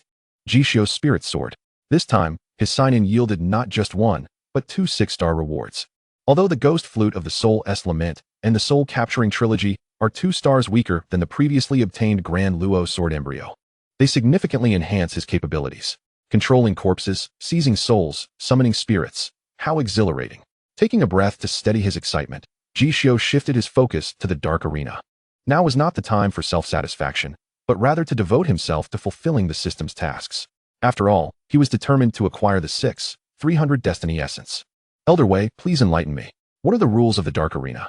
Ji Xiu inquired. Your Highness, the rules are quite simple. Elder Wei replied earnestly. After each life and death battle in the arena, the surviving victor will be auctioned publicly. The highest bidder wins. It is worth mentioning that all gladiators here have never cultivated, and can be considered blank slates. In these battles, they must rely solely on their combat skills and physical prowess to defeat their opponents. Excellent. Ji Xiu nodded with a slight smile. Seeing this, Elder Wei thought to himself that the young heir must have a goal in mind. Time swiftly passed. After 9 battles concluded, the 9 victorious gladiators were snatched up at exorbitant prices by the aristocrats of the capital. One even fetched a staggering 5 million gold coins, astounding the tens of thousands in attendance. As the crowd remained immersed in the exhilarating bloodshed, a tall and stunning woman stepped forward. Dressed in a black qipao and perched on high heels, her long, shapely legs adorned with black stockings accentuated her voluptuous figure.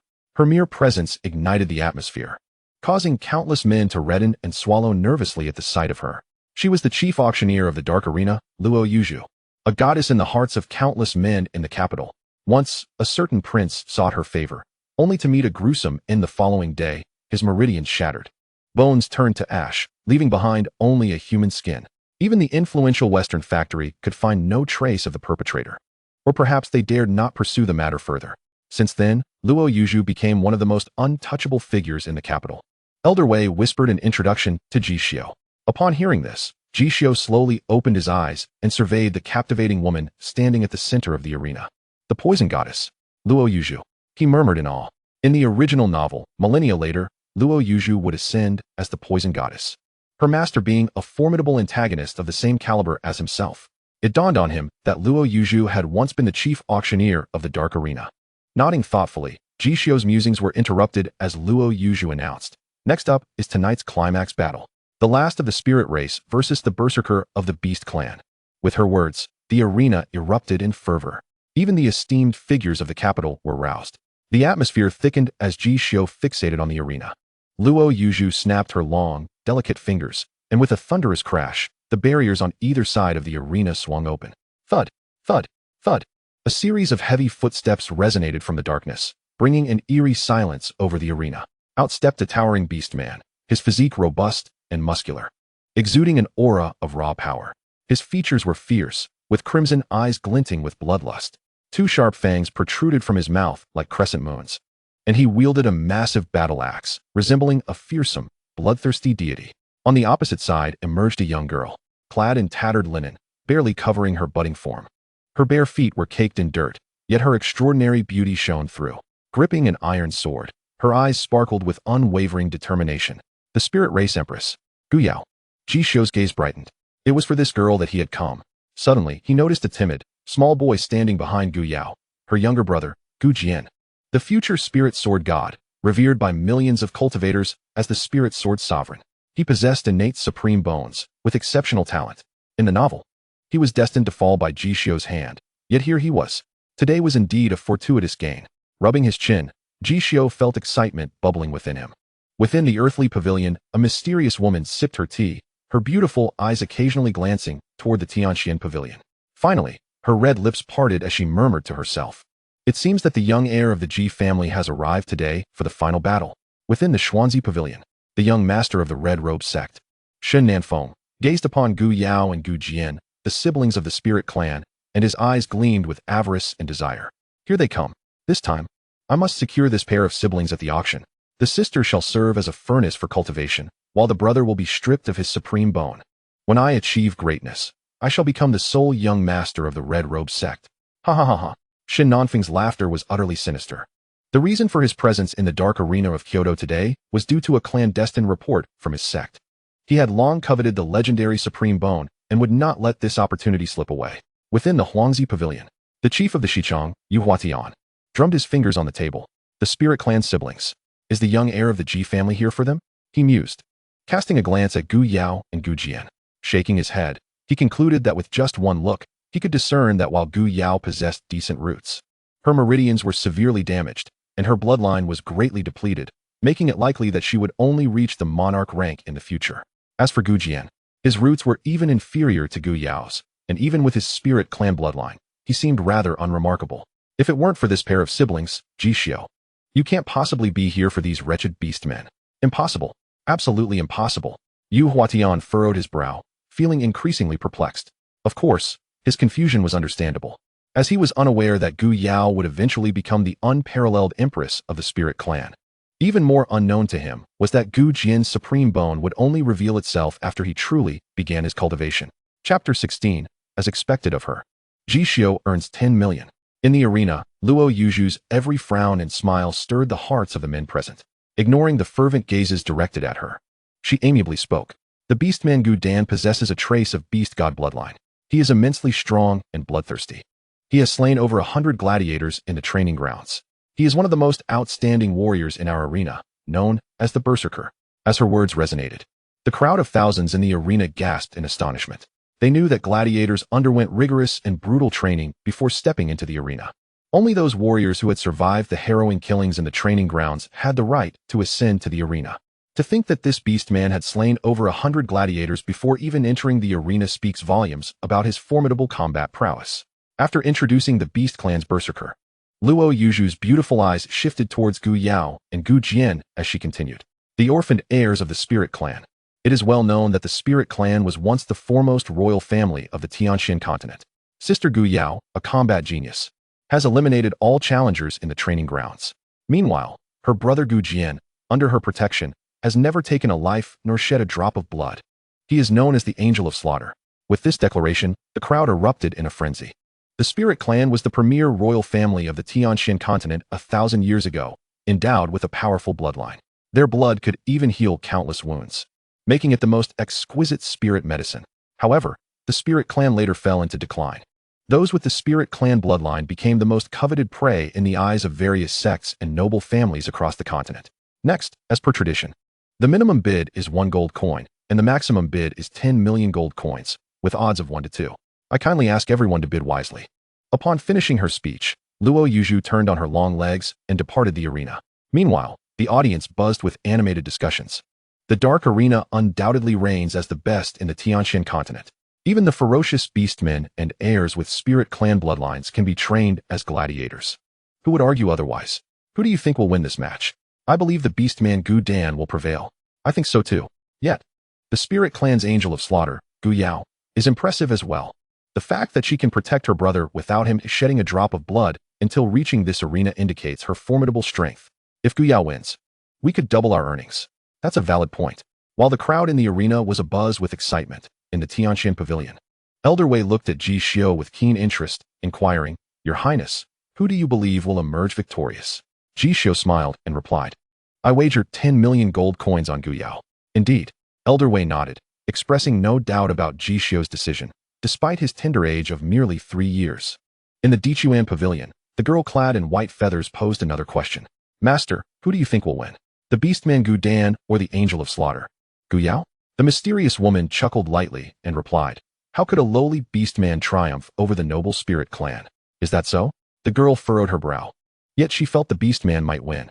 In the Xuanzi pavilion, Shen Nanfeng, the young master of the Red Robe sect, greedily declared, 10 million, all on Gu Yao. In the Huangzi pavilion, Yu Huatian refrained from placing a bet, his expression dark as he awaited the battle's commencement. To him, both the beastman Gu Dan and the Spirit Clan's Gu Yao had a chance of winning. He never made decisions without certainty, and his primary goal for being here was to observe Ji Xiu's intentions. 10 minutes later, with betting concluded, the battle commenced. The beastman Gu Dan, wielding a massive axe, fixed his blood-red gaze upon Gu Yao. The Spirit Clan has indeed fallen. Their descendants are weaker than ever. Ha ha ha ha. His raspy, deep laughter echoed throughout the arena. Gu Yao, unfazed, turned to her brother Gu Jian and softly instructed, as before, "Stay behind me when the battle begins, all right? Sister," Gu Jian called out, then, gritting his teeth, whispered, "This person is strong. Stronger than all the opponents we've faced before. I want to fight alongside you. No need." Gu Yao smiled as she patted Gu Jian's head, saying, "He is indeed strong, but your sister is even stronger. With me here, he won't be able to harm you a hair." With that, she gently pushed Gu Jian behind her and, sword in hand, advanced step by step towards the beastman Gu Dan. "Kill!" Gu Dan roared in fury as he swung his massive axe directly at Gu Yao. The tremendous force tore through the air. Gu Yao's beautiful eyes turned cold, her expression focused as she slightly sidestepped. Boom! The massive axe whizzed past her. In that instant, Gu Dan exposed a weakness. Seizing the opportunity, Gu Yao swiftly twisted her wrist and lunged forward with her sword, aiming directly at Gu Dan's left eye. "Huh!" Gu Dan scoffed, taking a step back, and swung his axe defensively. Clang! A crisp sound resonated as the iron sword clashed with the massive axe. A blinding flame erupted, a tremendous force catapulting Gu Yao into the air. With a few hurried steps back, she managed to dissipate the immense power exerted upon her iron sword. Indeed, before absolute strength, all combat techniques are rendered futile. It is clear that had the orc not possessed such overwhelming dominance, the odds would not have escalated to 2 to 1. A mere exchange of blows revealed to the audience in the arena the evident disparity in power. The orc's strength far surpassed that of Gu Yao, and not by a small margin. If this continued, within 10 exchanges, Gu Yao would meet her demise. At that moment, her brother Gu Jian would also face a tragic fate. Taking a deep breath, Gu Yao recognized the grim reality. Therefore, to survive, there remained but one option: bloodline burning. Her beautiful eyes ignited with a crimson glow as flames engulfed her entire being. "Kill," she declared, stomping fiercely, transforming into a streak of fire that charged directly at Gu Dan. In that instant, her speed surged at least tenfold. In the blink of an eye, she was upon Gu Dan, her blade descending like a phantom. Clang, clang, clang, clang. The arena was ablaze with flashing swords and splattering flames, Gu Yao's afterimages dancing everywhere. The air thick with the scent of charred flesh. Gu Dan, the orc, found himself in retreat, utterly overwhelmed. Witnessing this spectacle, the multitude of spectators in the arena rose to their feet, their eyes wide with astonishment. What was happening? The battle had inverted in an instant. In Tianxian Pavilion, Elder Wei expressed his surprise. The secret technique of the Spirit Clan. Bloodline burning. This girl's talent is extraordinary. It was no wonder her meridians were severely damaged. She had relied on this life-draining method to reach this point. Ji Xiu nodded in agreement. Gu Yao is only 13. Without this method, how could she protect herself and her brother? Meanwhile, in the arena, Gu Yao had unleashed over 100 strikes upon the orc.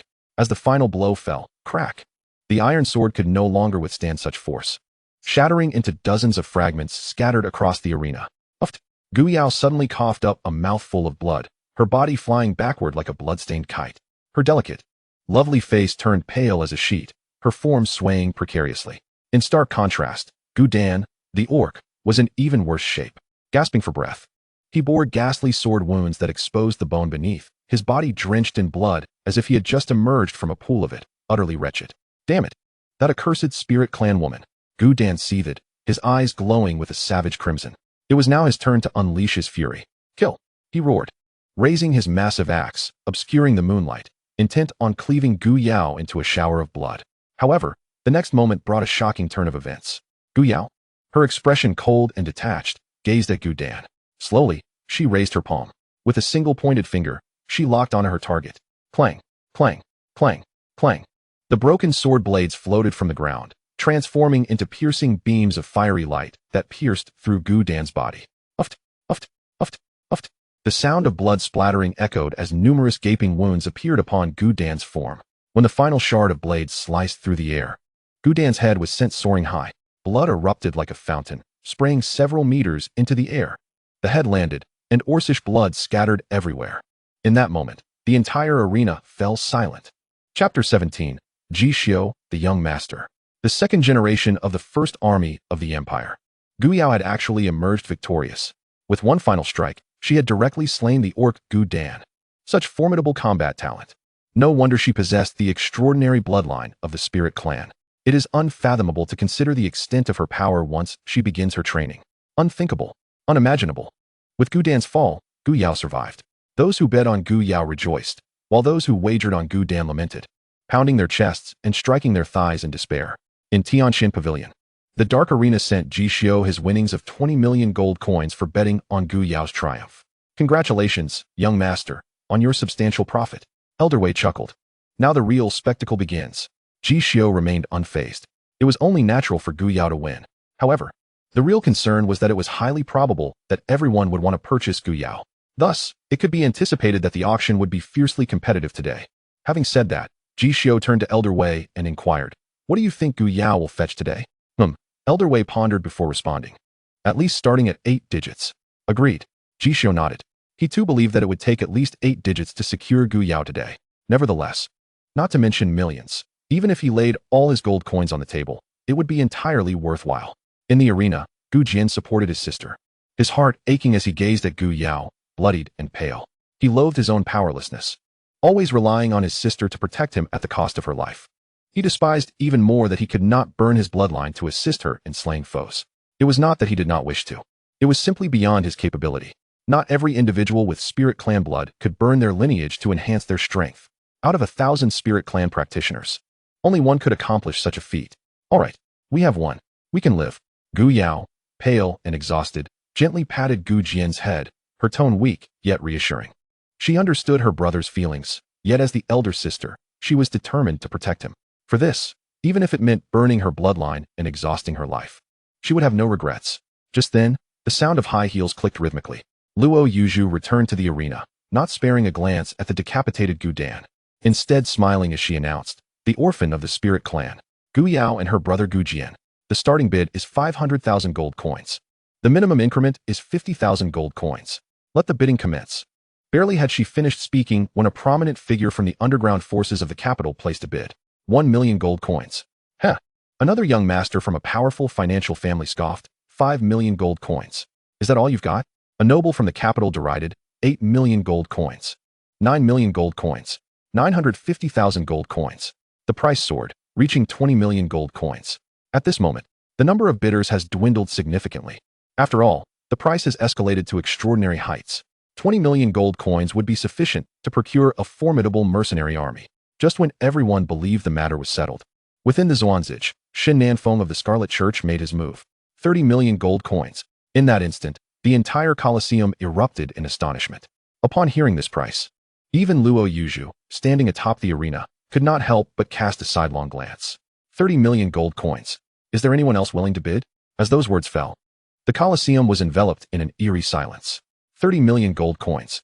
This had shattered the previous transaction record of this dark arena. Surely, there would be no further bids. 40 million. A youthful voice rang out. All eyes turned towards the Tianxian pavilion. A significant figure had entered the fray. 40 million. Good heavens. 40 million is simply outrageous. Although Gu Yao possesses commendable combat talent, she is hardly worth 40 million gold coins. Indeed, even those with the Spirit Clan bloodline are typically valued at around 500,000 gold coins. This 40 million is utterly absurd. Damn it. It seems there are those willing to contest us. Xin Nanfeng gritted his teeth and spoke. Young master, shall we continue to bid? The protector of the Scarlet Church whispered. Yes, of course, we shall bid. Xin Nanfeng's expression darkened as he raised the stakes. 50 million gold coins. Huh. Ji Xiu, upon hearing this, remained unperturbed and continued to raise the price. 55 million. Bastard. Xin Nanfeng exclaimed in furious outrage. 60 million. 70 million. Ji Xiu casually added another 10 million. At this figure, Xin Nanfeng's face had grown increasingly grim. He had initially brought 60 million gold coins. And with the additional 20 million he had won from his previous bets, he barely had 80 million in total. If the price surpassed 80 million, he would be unable to continue. Truth be told, no one was more anxious than he at this moment. 80 million. Xin Nanfeng went all in. Having spoken, he darkened his expression and addressed the Tianxian pavilion with a cold tone. The price of 80 million is already exceedingly high. I hope the esteemed guest will consider this carefully. The Scarlet Church would be most grateful. As his words echoed, the cultivators within the dark arena trembled in their hearts. It turned out that the eminent figure from the Xuanzij hailed from the Scarlet Church, one of the 7 great sects of the Tianxian continent. While the words sounded courteous, they were laced with an unmistakable threat. The implication was clear. The Scarlet Church had already made a substantial offer today, and they did not wish to raise it further. So, it is indeed the Scarlet Church. No wonder they are so financially robust. However, this is rather overbearing. They intend to exert their influence over us. The prominent figures in the arena furrowed their brows, feeling quite displeased. Just then, Ji Xiu from the Tianxian pavilion lightly tapped the table, seemingly unfazed, and declared, 90 million. When Ji Xiu's voice fell, the cultivators in the dark arena felt a chill run down their spines. The powerful figures all turned to glance at the Tianxian pavilion, speculating which eminent individual was seated within. For the sake of a Spirit Clan girl, they were bidding 90 million. Moreover, they were willing to offend one of the 7 great sects of the Tianxian continent, the Scarlet Church. Scoundrel. Upon hearing this price, Xin Nanfeng was consumed by rage. Crack. The teacup in his hand shattered instantly. He realized he was utterly outmatched. In the arena, Luo Yuzhu smiled in the direction of the Tianxian pavilion and proclaimed, 90 million sold. Upon hearing this news, Gu Jian's face turned pale with fear, his voice trembling as he spoke to his sister. Sister, we are worth that much. Gu Yao, upon hearing this, gazed blankly towards the Tianxian pavilion, murmuring in disbelief. Indeed, how could we possibly be worth so much? She longed to know who the eminent figure was that would pay such a staggering price for her and her brother. In her view, no significant figure would be foolish enough to pay such an exorbitant price without ulterior motives. Just then, with a clang, the door of the Tianxian pavilion swung open, and a slender figure emerged. Clad in a flowing black robe, his exquisitely handsome face was strikingly captivating. His clear eyes, reminiscent of an autumn mountain spring, radiated a piercing clarity and nobility. Though still quite young, he exuded an aura of otherworldly transcendence. I am Luo Yuzhu. It is an honor to meet you, young master. Luo Yuzhu smiled gently at Ji Xiu. As her words fell, the dark arena fell into a brief silence before erupting like a tsunami. The eminent figure from the Tianxian pavilion. It turned out to be him, the young master Ji Xiu of the first military family of the Beixia dynasty. 3 years ago, he emerged, heralding the arrival of the 4 great immortals. He has been lauded by the Tianjai as possessing an unparalleled and extraordinary talent, akin to that of ancient emperors. From birth, he has been cherished by the entire Ji family, recognized as an absolute taboo figure within the Beixia dynasty. Today, they have finally laid eyes upon the true visage of the young master. Ji Xiu's appearance sent shockwaves throughout the dark arena. All eyes were fervently fixed upon him, especially those of the elite in the capital. Yet, this was not surprising. Since his birth, he has been the focus of the entire continent's attention. Moreover, the Ji family's protection of him has been exceedingly thorough. In the entire capital, no one has seen his true face, adding an extra layer of mystery to him. Within the Dixian pavilion, a girl in feathered garments gazed at Ji Xiu with radiant eyes. After a long moment, she exclaimed in shock, "Master! This young Master Ji seems to possess the earthly fate level." The mysterious woman softly uttered those 2 words. Upon hearing her master's confirmation, the girl gasped sharply. 3 years at the earthly fate level. She could hardly fathom it, having never even heard of such a thing. In fact, it had not appeared in any of the ancient texts she had perused. It is well known that her talent is already regarded as top tier by countless cultivators and eminent figures. Even when compared to the saints of the 7 top sects on the continent, she stands on equal footing. Yet at 13, her cultivation has only just reached the earthly fate realm. In comparison to Ji Xiu, she was not even in the same league. Master, how can this be? This level of cultivation talent is simply monstrous. No, it is even more terrifying than a mere prodigy. The maiden clad in feathered garments, biting her floral lips, expressed her profound discontent with a startled exclamation. At the tender age of 3, she had merely embarked on the path of refining her essence and honing her skills. Yet, here stood Ji Xiu, having already attained the formidable realm of Fate Earth. This revelation plunged her into a significant psychological disparity. Xianxian, in this world, nothing is impossible. The enigmatic woman shook her head, her gaze lingering on Ji Xiu for an extended moment. Suddenly, her phoenix-like eyes narrowed, and she extended her delicate tongue to caress her subtly dewy red lips, murmuring, Quite remarkable indeed. What a prodigious little fellow. If only. The mysterious woman left her thought unfinished, a mischievous smile playing at the corners of her mouth. If only what? The feathered maiden inquired, curiosity piqued. If only I had the chance to hold him close and thoroughly ravage him. The mysterious woman crossed her arms, her words laden with audacity, exuding a striking visual impact. Upon hearing her masteress' words, the feathered maiden felt her cheeks flush, thinking to herself, my master always possesses such unconventional thoughts. Within the Huangzai, the head of the Xichong, Yu Huatian, trembled as he regarded Ji Xiu. 3 years old and already at the Fate Earth realm. This little fellow surpasses my expectations 100-fold. Countless thoughts surged within him, one particularly intense.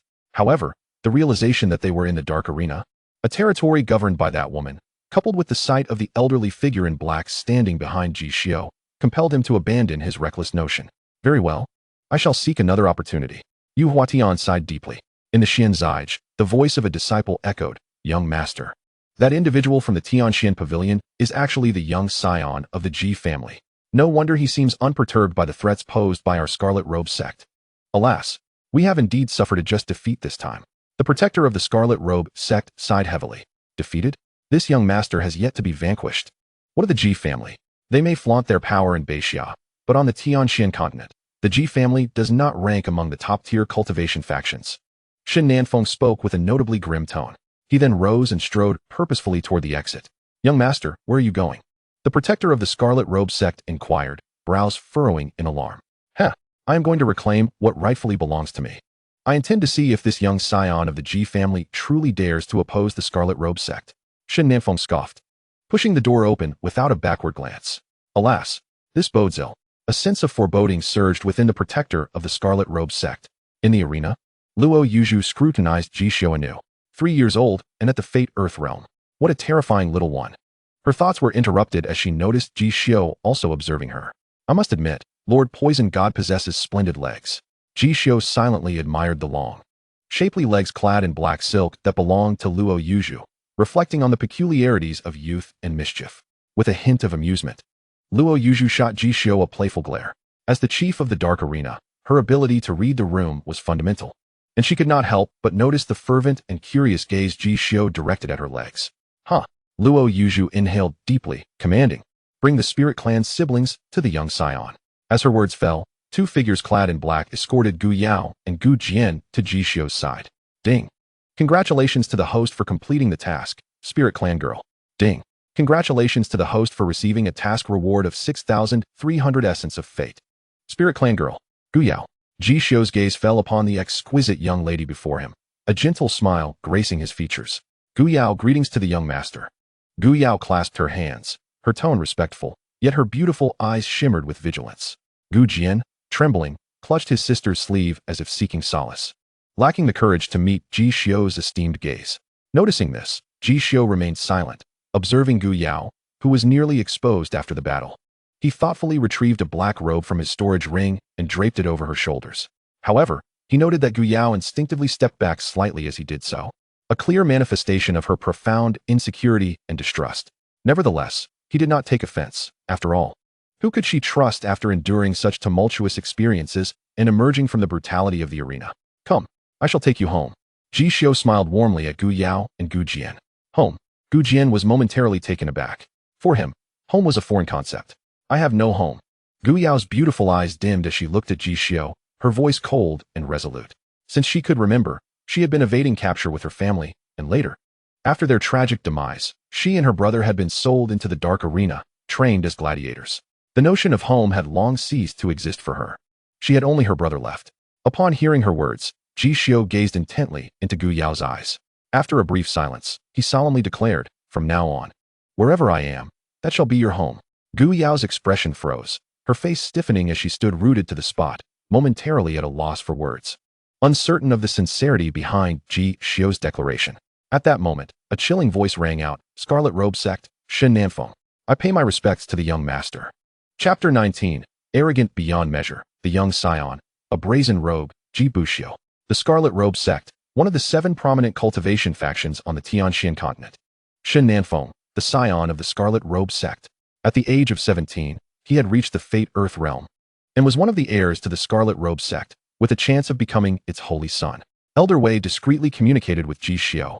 It seems he is unwilling to concede and is resorting to underhanded tactics. But is this all he can muster? Ji Xiu regarded Xianxiafans and a protector from the Scarlet Robe Sect with disdain. Today, not even a mere young master of the Scarlet Robe Sect can intimidate me. Even if a true heavyweight from the sect were to arrive, what would it matter?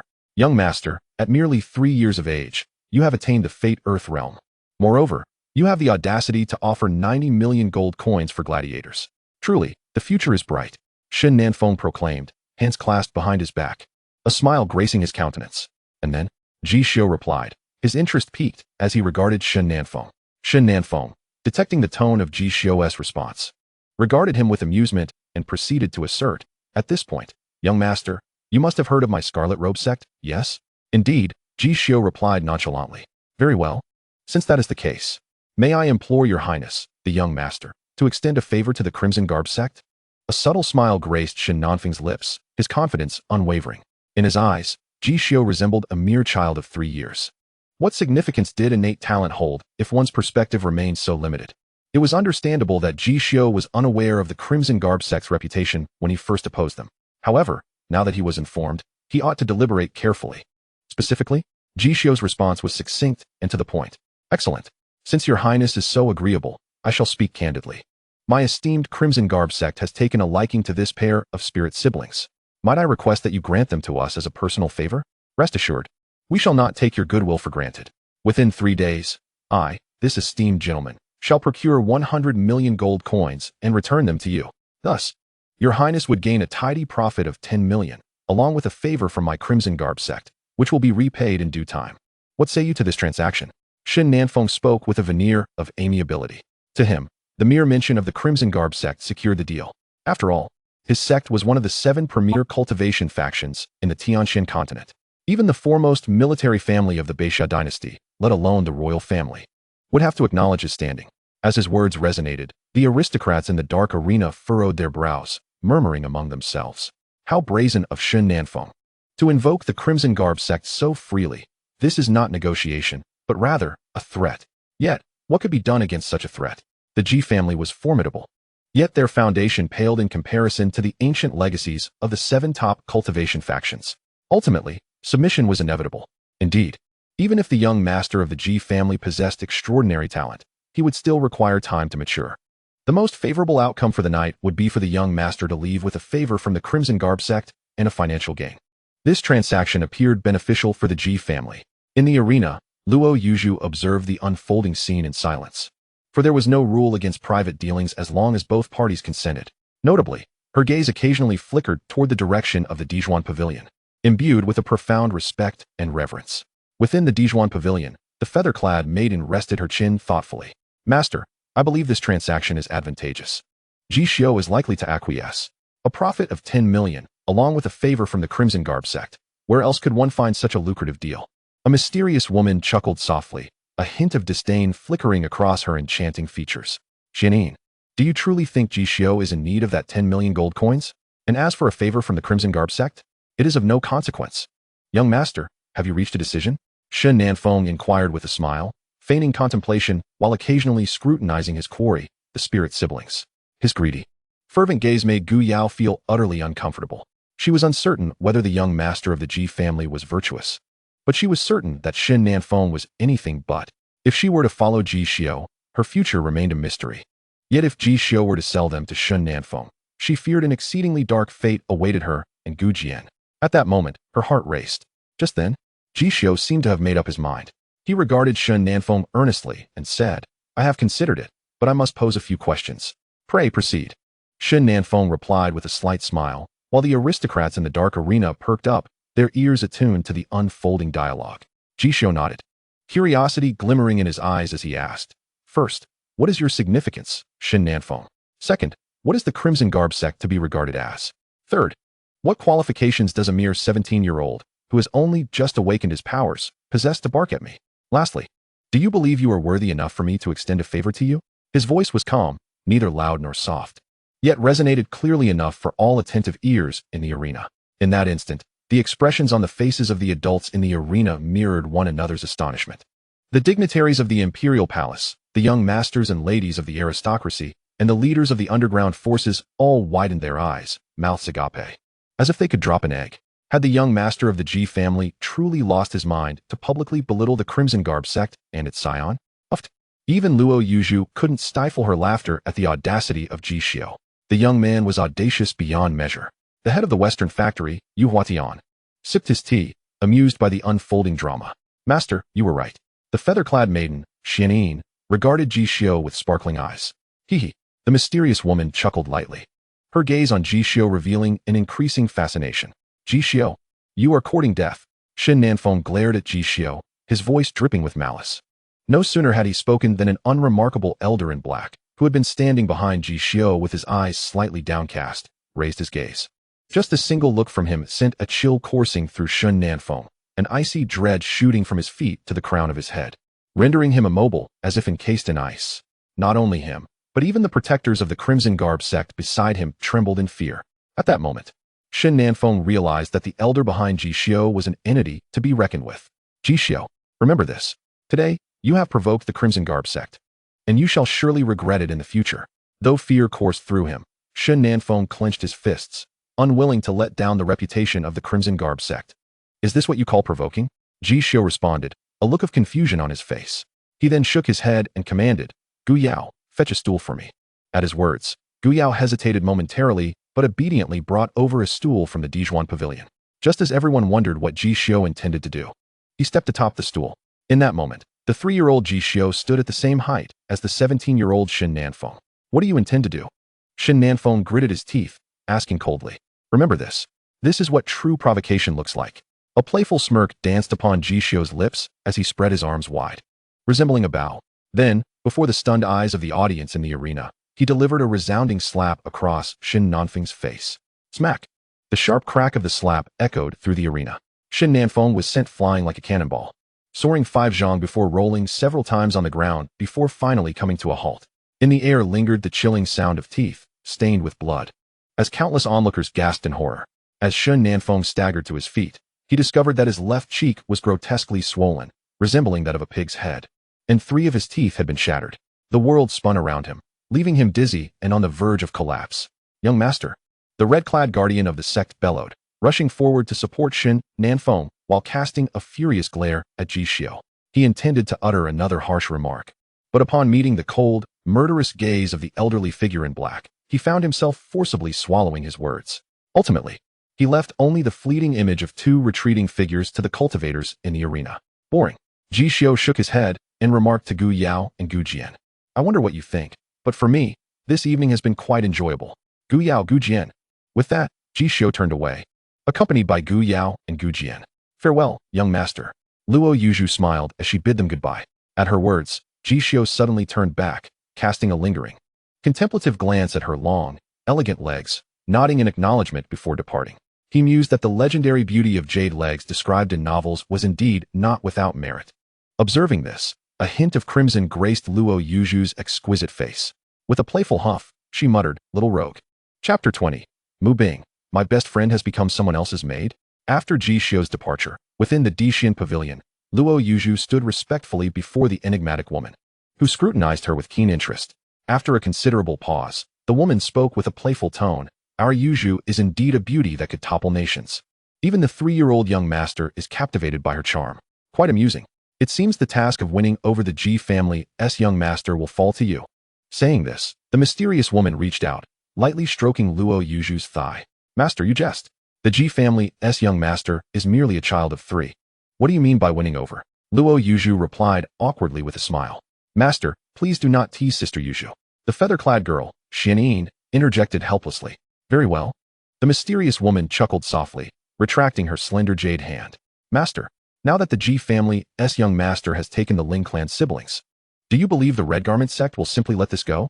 Luo Yuzhu asked earnestly. "Of course not. If it were me, I would seize it forcefully." The mysterious woman replied nonchalantly. "Seize it? In the capital? This is the territory of the Northern Xia royal family. How could they dare?" Xianyin expressed disbelief. "Humph." The mysterious woman scoffed. If a significant figure in the capital were to give their tacit approval, what would they have to fear? At this point, she seemed to recall something, and a teasing smile graced her lips. "However, this time, they will surely encounter a formidable opponent. In the western factory of the capital, known as the infamous Hall of Yama, a place where no one dared to enter or exit, regardless of their noble status, the atmosphere was thick with tension. Master of the factory, what is your intent?" Xin Nanfeng, the pale-faced young master of the Red Garment sect, stood within the grand hall of the western factory. The air was saturated with the nauseating stench of blood, and the haunting echoes of anguished cries filled his ears. "I have heard that you intend to force your way into the Ji family's military estate. Is this rumor true or false?" Yu Huatian, seated leisurely while savoring a cup of tea, inquired. At these words, Xin Nanfeng's eyelids twitched, and with a forced bravado, he replied, "It is said that the Western Factory is the most powerful intelligence organization in Northern Xia. Today, I see it lives up to its reputation.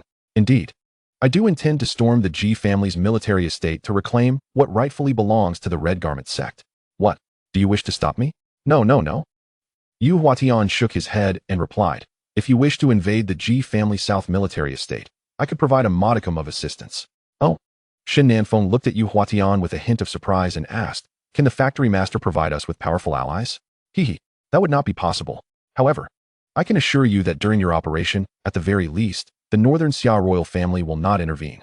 "How do you find that?" "That would suffice." Xin Nanfeng nodded coldly. He was no fool. He understood the intentions of the Northern Xia royal family were merely to use him as a pawn to gauge the depths of the Ji family's military estate. To be honest, he was indifferent to being utilized. What mattered to him was whether he could successfully seize the Ling clan siblings. As long as he could achieve this, he would accept assistance from anyone. Moreover, with Yu Huatian guaranteeing the Northern Xia royal family would not interfere, it was indeed the best form of support. "In that case, I wish you good fortune in advance," Yu Huatian said with a smile. Upon hearing this, Xin Nanfeng nodded and turned to leave the Western factory. Upon returning to his luxurious residence, he wore a sullen expression as he produced a scarlet token inscribed with the emblem of the sacred fire. Handing it to the Red Garment sect's guardian. "Deliver this sacred fire token to the sect leader. I hope he can come to my aid in the capital. Additionally, please contact the mortal world. I will raise 100 million within 3 days. The humiliation Ji Xiu has inflicted upon me must be repaid with his life." Yes. The guardian of the Red Garment sect accepted the token and vanished into the night. The news of Ji Xiu purchasing the Ling clan's siblings for 900 million gold coins spread like wildfire throughout the city within a single night. Naturally, the Ji family South military estate was the first to learn of this development. Upon hearing the news, Ji Xiu's father, felt a pang of heartache. 900 million gold coins. Such a staggering amount. This could fund the Ji family's 1 million iron floating troops for an entire year. That wretched boy. Just wait until I thrash him tonight. Ji Xiu exclaimed, his anger palpable as he rolled up his sleeves, ready to confront Ji Xiu. You dare? Mu Hua shot a glare at Ji Xiu and protectively declared, I have more than enough money for my grandson. He can spend as he pleases. Do you have any objections? If you dare to strike my grandson, do you believe I want to incapacitate you first? Mother. Ji Xiu flinched at the fierce look in Mu Hua's eyes, momentarily at a loss for words. All right, if 900 million has been spent, then so be it. The Ji family is not incapable of such expenditure. If outsiders were to learn of this, they might think I, Ji Nu, cannot afford to support my precious grandson. Ji Nu, the grandfather, also spoke up, clearly siding with Ji Xiu. Spending money is trivial. However, this time, Xiu has offended the Red Garment sect, one of the 7 top sects in the Tianxian continent. What shall we do? Mother. Lin Ru's face was filled with worry. If 900 million has been spent, then so be it. I am not distressed by that. My only concern is for my son's safety. Hee. Grandmother Mu Hua let out a cold laugh. The Scarlet Garb sect? What are they truly worth? If they dare to lay a finger on Xiu, chaos will surely ensue. The Ji Manor, within the Moonfall Palace. Mu Bing sat in the center of the small courtyard, her heart in disarray. She had just learned that Ji Xiu had spent an astronomical sum of 90 million to acquire a pair of siblings from the Spirit clan. The Spirit Pearl siblings. Could it possibly be them? Just as this thought crossed her mind, Mu Bing sprang to her feet. At that moment, a clear, cold voice rang out. Binger, what are you pondering? Hearing this, Mu Bing hurriedly approached her master, grasping her sleeve with a hint of anxiety. Master, what are the names of the spirit siblings that Ji Xiu dared to offend the Scarlet Garb sect over, spending 90 million? Mu Qiu contemplated before responding. Gu Yao and Gu Jian. Upon hearing these 2 familiar names, Mu Bing's delicate face suddenly paled. Gu Yao was her close friend, the future empress of the Spirit clan. Gu Jian was also destined to be the future sword sovereign. If they fell into Ji Xiu's hands, the consequences would be unthinkable. How could this happen? Mu Bing murmured to herself, lost in thought. Her greatest fears had indeed come to pass. Hee. Mu Qiu observed Mu Bing's worried expression and smiled gently. Binger, it's really not as dire as it seems. Ji Xiu has merely offended the Scarlet Garb sect. Fear not, I shall protect him. Mu Bing snapped out of her reverie, her voice rising in astonishment. Master, are you truly going to protect that brat? Silly girl. Mu Qiu chuckled, gently patting Mu Bing's head. If I do not protect him, who will? After all, he is your future husband. Mu Bing was momentarily speechless. She bit her lip, feeling quite aggrieved, muttering in a voice only she could hear, it would be better if that reckless brat were to perish. Little did she expect that after just one night of not paying attention to Ji Xiu, her dear friend had already become his possession. Scoundrel! Ji Xiu, how dare you covet Yao? I, the Empress, shall not spare you. With this thought, Mu Bing resolved to find an opportunity to meet Gu Yao that very night. No matter what, she could not allow her cherished friend to fall into Ji Xiu's clutches. Chapter 21. Unleashing the Demon's Arrival, acquiring an Empress as a handmaiden. As night descended, the moon shone brightly in the sky, casting its cool light into the window of the falling Maple Palace. Ji Xiu sat upon his bed, opening the character panel. Name, Ji Xiu, age, 3. Identity, Crown Prince of the Beixia dynasty. Cultivation level, First Realm of Destiny Earth. Bloodline physique. The 3 major realms of the Divine Heart Demon Bone have yet to be unlocked. Conditions for awakening the 3 major realms. 100,000 Destiny Essence for Demon's Arrival. 1 million Destiny Essence for Divine Ashes. Cultivation technique. The Devouring Immortal Demon technique has reached the introductory level of the 2nd realm, Dragon Soaring Through Clouds. Weapon, Great Luo Sword Embryo, Ghost Flute Qinqing. Destiny Essence, 10, 800 points. Fate level, Black Soul Obliteration. System Shop, opened. Task System, opened. Warehouse, 1 Soul Extinguishing Nail, 3 parts of Soul Capture. System Prompt, more information can be expanded. Finally, Ji Xiu's Destiny Essence exceeded 10,000. Taking a deep breath, he called out in his mind, Unleash the Demon's Arrival. As soon as the words left his lips, a system notification echoed in his ears. Ding. System Prompt. Activating the 1st realm of Demon's Arrival requires the consumption of 10,000 Destiny Essence. Please confirm again, host. Activate. Ji Xiu did not hesitate for a moment. What a joke. Was there even a need to consider when a mere 10,000 destiny essence could unlock the first bloodline realm? With that thought, Ji Xiu felt a surge of heat wash over him. His entire body began to boil with fervor. Moreover, every inch of his meridians ignited with crimson demonic flames. Deep within his eyes, two blazing infernal flames blossomed, escaping his gaze. Ding! Congratulations, host, on successfully unlocking the first bloodline realm of Demon S arrival. Demon S arrival. Demonic flames burn, peerless blood eyes, demon god descends, battle prowess exponentially increases. Capable of crossing 8 minor realms to vanquish foes. System prompt. Consumption is astonishing. Host, please proceed with caution. It was a success. Ji Xiu exhaled a breath of warmth, feeling elated.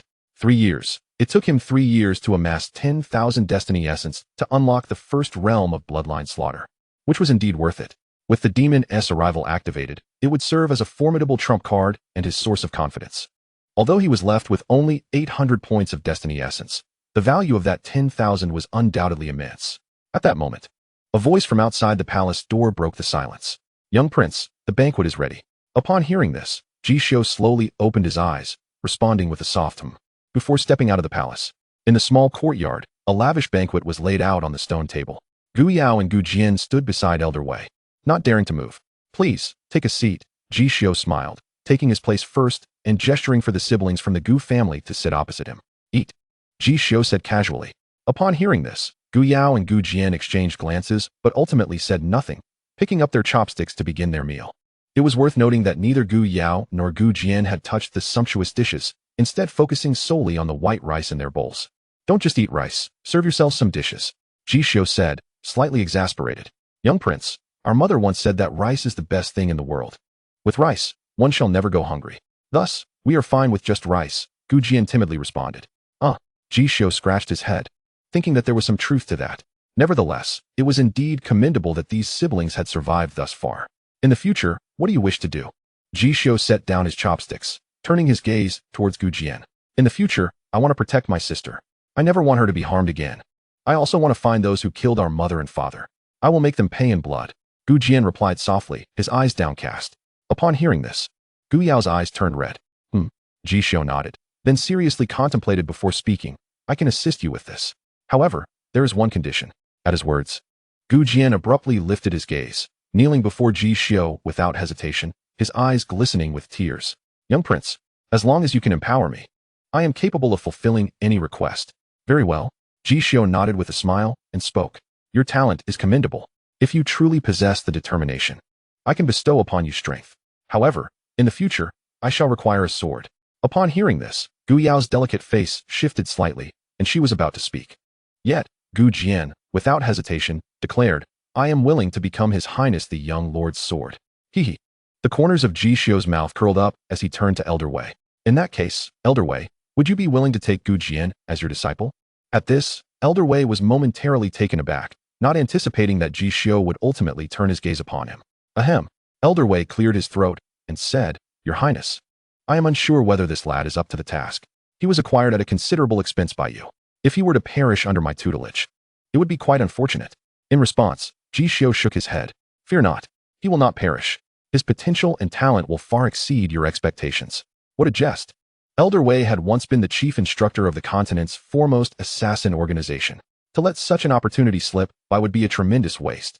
Although the mortality rate among his disciples was quite high, Gu Jian was a prodigy with the supreme bone, destined to become the spirit sword sovereign. His potential is undoubtedly extraordinary. Therefore, he must be nurtured diligently. In the future, he shall undoubtedly become a formidable weapon in my hands. After a prolonged silence, Elder Wei finally nodded and said, Very well. I shall do my utmost to give it a try.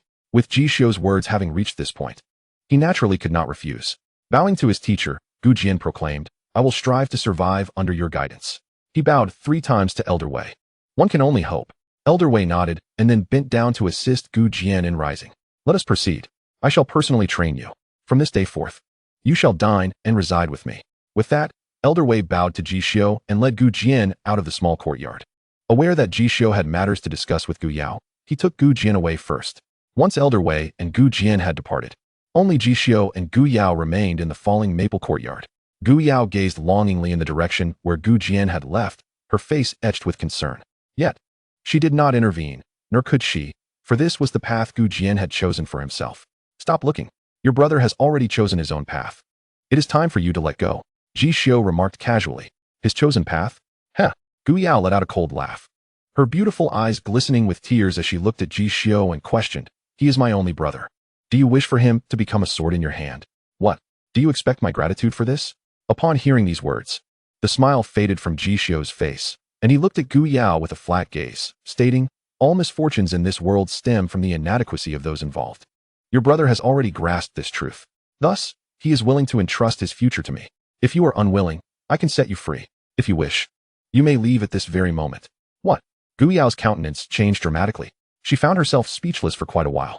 Could Ji Xiu truly allow her to leave? However, even if she left, where could she go? After all, her only remaining family was her brother. Hee. It seems you are reluctant to depart. Ji Xiu observed Gu Yao, who stood frozen in place, and let out a cold smile. You. Gu Yao was left speechless, her chest heaving violently. Undoubtedly, Ji Xiu had her firmly in his grasp. Since you choose not to leave, I hope you will not defy my words in the future. Whatever I command, you shall obey. Ji Xiu's gaze pierced through Gu Yao with icy intensity. I cannot become your sword. My meridians have already suffered considerable damage. Gu Yao spoke sorrowfully.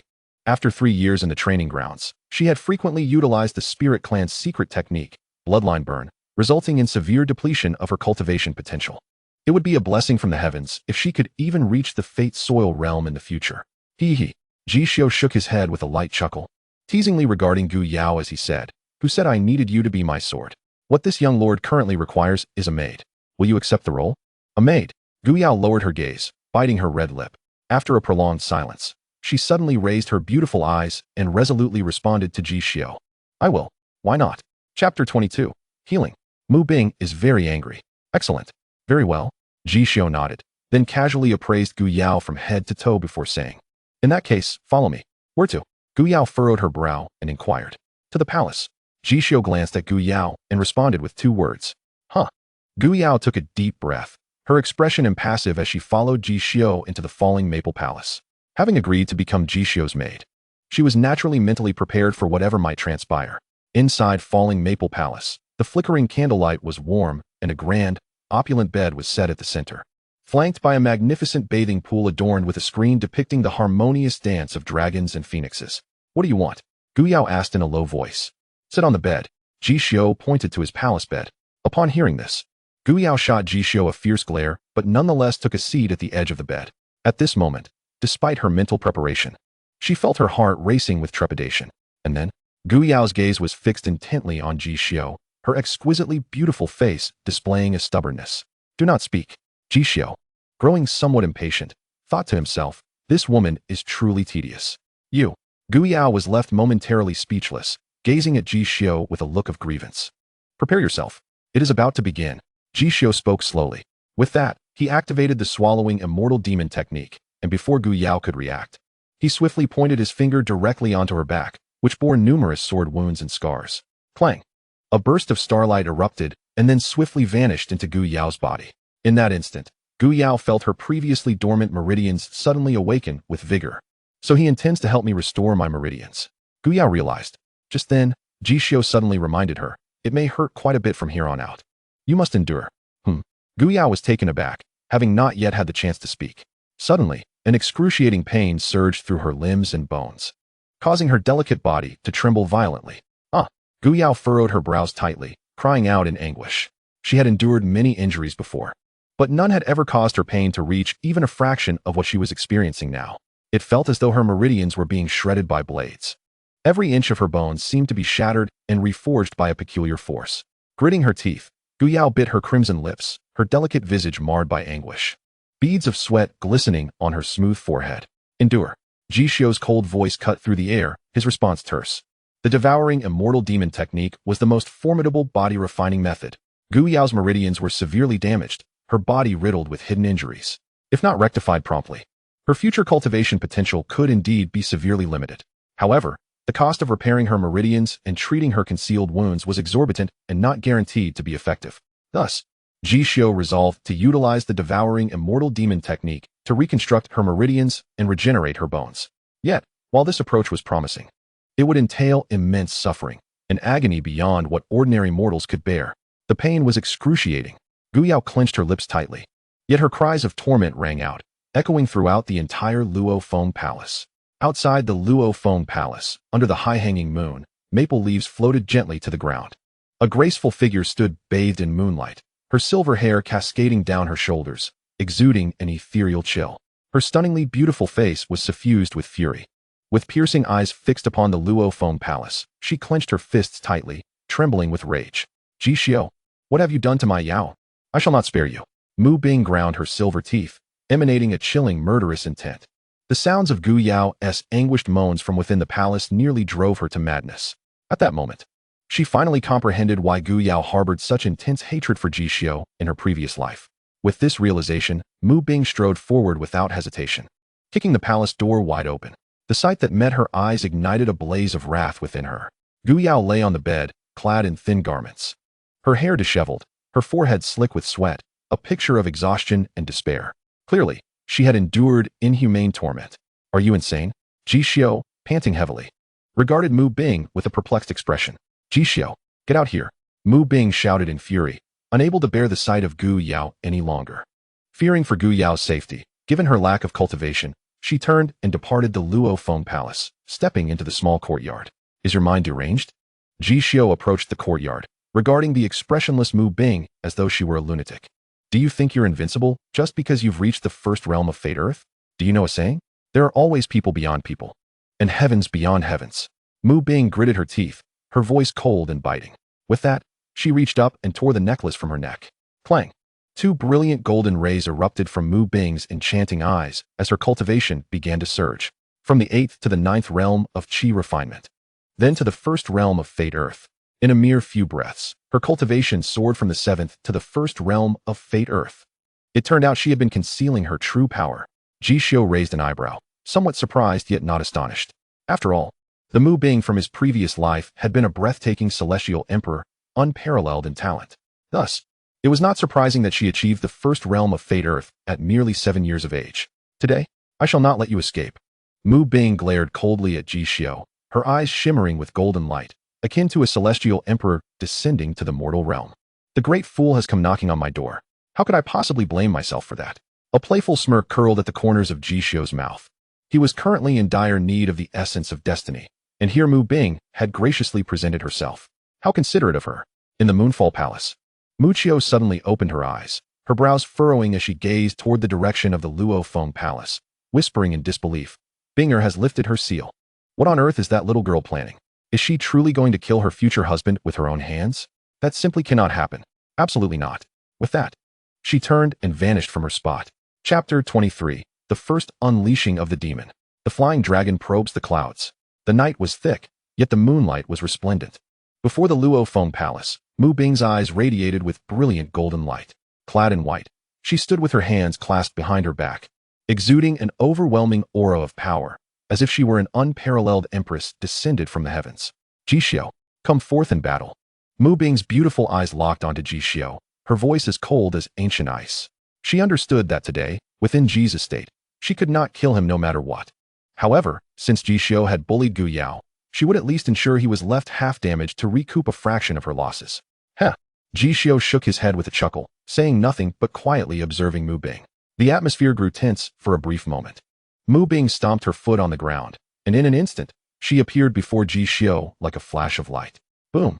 Her jade fist struck out, producing a terrifying sound of sonic boom in the air. Demon unleashed. Engage. Ji Xiu's expression remained calm as he activated the first realm of the demonic heart and bone. Instantly, two crimson blooms of the mythical flower sprang forth from the depths of his eyes, their brilliance igniting the air with demonic flames. Too slow, Ji Xiu slowly uttered, feeling a twinge of astonishment at the changes within himself. After unlocking the demon unleashed, he could clearly perceive the trajectory of Mu Bing's attacks, their landing points, and predict her next moves. In that fleeting moment, over 10 methods to defeat Mu Bing materialized in his mind. After the demon unleashed, his combat capabilities and danger perception had escalated manifold. Clang! Mu Bing's punch shattered Ji Xiu's figure. A fist that struck nothing. A mere illusion? Mu Bing furrowed her brow. In her understanding, a cultivator at the first realm of Fate Earth should not possess such terrifying speed. What? Surprised? Ji Xiu's teasing voice resonated. Mu Bing abruptly turned, realizing Ji Xiu had somehow appeared behind her. Clenching her silver teeth, she glared at him and spat out, "Ji Xiu, you are truly despicable." With that, Mu Bing flickered, suddenly reappearing before Ji Xiu. Boom, boom, boom, boom. She unleashed a merciless assault on Ji Xiu, her strikes powerful and rapid, creating afterimages in the void. Yet Ji Xiu effortlessly and flawlessly evaded each of her attacks, as though he had foreseen and pierced through every strike. How is this possible? Mu Bing's astonishment grew with every blow she landed. Despite having unleashed dozens of strikes, she hadn't even grazed the hem of Ji Xiu's clothing. Logically, their cultivation levels should not display such a vast disparity. How could it be impossible? Ji Xiu regarded Mu Bing with a playful expression. Undeniably, Mu Bing's battle prowess was formidable. It was no exaggeration to say her strength surpassed that of the first realm of Fate Earth. Even against cultivators at the third or fifth realms of Fate Earth, she could toy with them effortlessly. However, with the demon unleashed, he was even stronger. Extreme ice. Falling destruction. Mu Bing's eyes gleamed with cold light as she frantically formed seals with her hands. She would absolutely not hold back any longer. She was determined to discover the limits of Ji Xiu's abilities. The ice glimmered brilliantly. The elements of heaven and earth trembled with unrestrained fury. "Drink." Mu Bing called out softly, her fingers locking onto Ji Xiu. Clang, clang, clang, clang. Hundreds of sharp icicles tore through the void like meteors plummeting from the sky, hurtling toward Ji Xiu. "It's over." A smirk crept onto Ji Xiu's lips.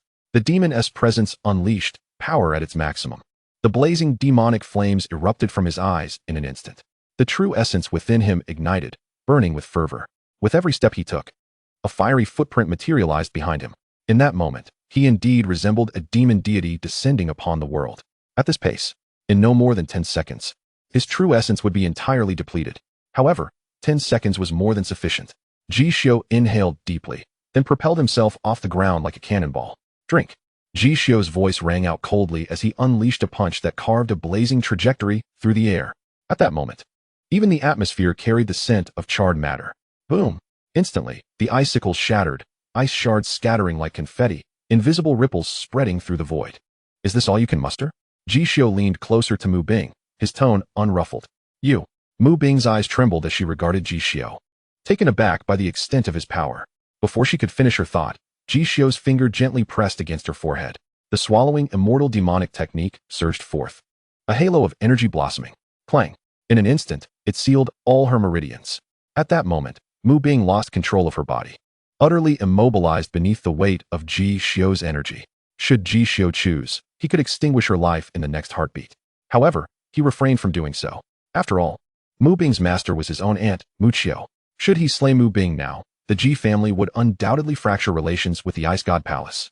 At this juncture, he still required the Ice God Palace's deterrent power over the Northern Xia royal family. Thus, eliminating Mu Bing at this moment would bear no significance, and could even plunge him and the Ji family into an abyss. Moreover, he needed Mu Bing to occasionally siphon the essence of destiny from her. Just like now. A sly smile danced on Ji Xiu's lips. "You, what do you intend to do?" A sense of foreboding surged within Mu Bing. The flying dragon's cloud-searching hand. Ji Xiu murmured to himself, then unleashed a radiant palm toward Mu Bing, siphoning away her essence. Ding! Congratulations to the host for successfully stealing 500 essence of destiny. Mu Bing shrieked, indignation lacing her words. "Ji Xiu, you are utterly outrageous." She had not anticipated that Ji Xiu could grow even more audacious than their first encounter. She wanted to fight back, yet found herself completely unable to move. Only 5 seconds left. Ji Xiu paid her no mind. He launched a relentless assault against her. Ding! Congratulations to the host for stealing 300 essence of destiny. Ding! Congratulations to the host for acquiring 800 essence of destiny. Ding! Congratulations to the host for stealing 200 essence of destiny. Ding! Congratulations to the host for stealing a heavenly nurturing pill. Ding! Congratulations to the host for stealing a piece of purple cloud armor. Wait a moment. It seems I have stumbled upon something peculiar. Ji Xiu scratched his head. At that moment, the state of demon's presence dissipated, his true essence nearly exhausted. A wave of weakness washed over him, causing Ji Xiu to collapse onto the ground. Just then, an enraged voice rang out. "Ji Xiu, what do you think you are doing?" Upon raising his eyes, he saw his mother, Lin Ru, had arrived at the courtyard of the falling Maple Palace. She stood with her hands on her hips, her face a mask of fury as she glared at him. "Mother, please, let me explain," Ji Xiu shouted, raising his hand. "You, what do you have to explain?" Lin Ru pointed at the purple cloud armor on Ji Xiu's arm and shouted angrily. Upon hearing this, Ji Xiu glanced at the fragrant purple armor adorning his arm. Momentarily stunned, Ji Xiu found himself at a loss for words. The evidence was laid bare before him. No amount of explanation could mask the truth. He had not anticipated that his flying dragon's cloud-searching hand would strip Mu Bing of her protective armor. Today, I will see to it that you regret this. Lin Ru lunged toward Ji Xiu, seizing his ear and dragging him toward the interior of the falling maple palace without further ado. Upon entering, Lin Ru was met with an even more shocking scene. Her son was sprawled on the bed alongside a young girl. The girl was none other than Gu Yao. A roar erupted, fierce as a mother tiger. Ji Xiu, we are far from finished today. Ji Xiu? Mu Bing stood frozen in place, her delicate figure trembling. Her pearly teeth clenched against her rosy lips, her icy gaze quivering. She had planned to reclaim a semblance of her dignity from Gu Yao. Yet the outcome was brutally harsh. She had not even been able to protect the sacred purple cloud armor of the Ice God Palace. The chilling night breeze swept through, causing Mu Bing to shiver. How dare you? Ji Xiu, how could you? Her face flushed crimson with rage, her delicate hands balled into fists, trembling with fury. Outside the falling maple palace, Mu Qiu and Grandma Mu Hua stood together, gazing out. Given the current situation, if these two youngsters did not marry, it would likely lead to chaos. Grandma Mu Hua sighed, her face filled with helplessness. Indeed, Mu Qiu nodded in agreement, fully endorsing Mu Hua's sentiment. After a lengthy pause, she turned her gaze toward the falling maple palace, finally exclaiming, "This little guy is truly extraordinary. Not only does he possess the first realm of destiny, but he also wields combat power, at least at the 8th realm. It seems this marriage proposal was indeed a wise choice." Hee. Upon hearing this, Mu Hua could not help but chuckle. Senior sister, as always, your perspective is refreshingly unique. Chapter 24. Ji Xiu, you really ought to be punished. Inside the falling maple palace, Gu Yao lowered her eyelids, hesitant to speak. Ji Xiu sat on the bed, looking pitiful as he addressed Lin Ru in a soft voice. Mother, you've truly misunderstood. I swear I did nothing. Humph. Lin Ru snorted coldly. At this point, she certainly understood that her son and Gu Yao had not engaged in any wrongdoing. Ji Xiu had merely assisted Gu Yao in reconstructing her meridians. Moreover, upon reflection, she realized she had acted rashly earlier. As for Gu Yao's situation, I shall not pursue it further. But Mu Bing, I must say, you truly excel at getting into trouble. Lin Ru questioned angrily. This was merely an accident. Ji Xiu raised his hands helplessly. His intention had merely been to siphon a bit of essence of destiny to restore his strength. Yet who could have foreseen that he would end up stealing Mu Bing's purple cloud armor? Enough. There is no need for me to explain so much to you. I shall deal with you later, Lin Ru declared, then extended her hand towards Ji Xiu, commanding, give it to me. What? Ji Xiu responded, confusion evident in his expression. You brat. Lin Ru stepped forward and lightly struck Ji Xiu's head, exasperated. The ice purple cloud armor. Are you truly reluctant to part with it? Impossible. Ji Xiu vigorously shook his head, quickly turning to hand over the purple cloud armor to Lin Ru. Humph. Lin Ru snorted, taking the armor and casting a fierce glare at Ji Xiu as she turned to leave. Clang. As the palace gates closed, Ji Xiu let out a long sigh and turned to Gu Yao, saying, do you believe this was an accident? Upon hearing this, Gu Yao paused for a moment, then, her cheeks slightly flushed, nodded. Yes. After all, young master, it is entirely possible that you are curious about some new things. Sigh. Ji Xiu could not help but exhaled deeply. Indeed, if I were in your shoes, I would not believe it either. But it matters little now. With this thought, Ji Xiu shook his head and took out a heavenly nurturing pill, which he had stealthily obtained from Mu Bing. Here, eat this. Mu Bing looked at the pill, resembling a dragon's eye, and was momentarily taken aback, softly inquiring, what is this? In response, Ji Xiu casually replied, this is a heavenly nurturing pill. It can assist you in restoring the true blood that you had previously burned. Oh, Gu Yao nodded, accepting the heavenly nurturing pill. At that moment, she suddenly recalled something. The heavenly nurturing pill is a supreme elixir unique to the Ice God Palace, possessing extraordinary effects in blood regeneration and beauty enhancement. Therefore, everything he did was for this heavenly nurturing pill? Was it also for me? Gu Yao found herself momentarily lost in thought. Ji Xiu glanced at Gu Yao and spoke earnestly. This is merely the beginning. Each month, I shall forge your meridians. Each session will be quite painful. You must be prepared. Oh, Gu Yao replied softly, her gaze increasingly entranced by the heavenly nurturing pill in her hand. She understood that Ji Xiu had her best interests at heart. She could endure the pain of reconstructing her meridians, but this heavenly nurturing pill felt beyond her reach. All right, it's getting late. Bathe, Change and rest. Ji Xiu stood up, stretching his utterly fatigued body. He then leapt into the steaming bath behind the screen. Young master, you should return the heavenly nurturing pill to Miss Mu Bing. I do not deserve such a treasure. If that is the case, then why provoke such anger from Madam and lead to misunderstandings with Miss Mu Bing? Gu Yao bit her lip, finally voicing her thoughts. She instinctively felt unworthy of such a precious item. Consume it, or get lost. Ji Xiu frowned and spoke resolutely. He thought to himself, let others think what they will. After all, he had profited immensely today.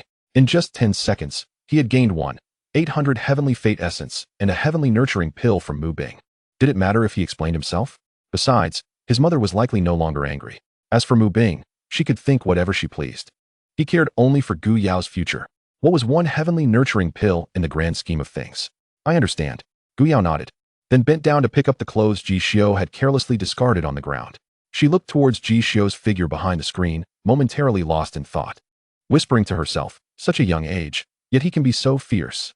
In the Ji mansion, within the Falling Moon Palace, Mu Bing sat alone on a stone bench in the courtyard, her face an icy mask. Mu Qiu observed her disciple and could not help but shake his head with a chuckle. Binger, are you still angry? Upon hearing this, Mu Bing turned to Mu Qiu, remaining silent for a long moment before gritting her teeth and saying, Master, how can you tolerate Ji Xiu's humiliation of me? Well, Mu Qiu pondered for a moment before responding earnestly, I have endured. Master you. Mu Bing was momentarily speechless, her chest heaving with suppressed anger. Seeing this, Mu Qiu gently approached and stroked her silver hair, comforting her. However, I must say, Ji Xiu should not have acted in such a manner. Once your engagement is completed, you must teach him a lesson. If you do not, who else will?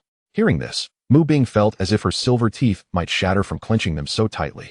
Yet she ultimately swallowed her anger. She knew this was not the time to confront Ji Xiu. What mattered most to her now was time. She needed time to develop and await the perfect opportunity. With this thought, Mu Bing focused her mind, manipulating her spatial ring.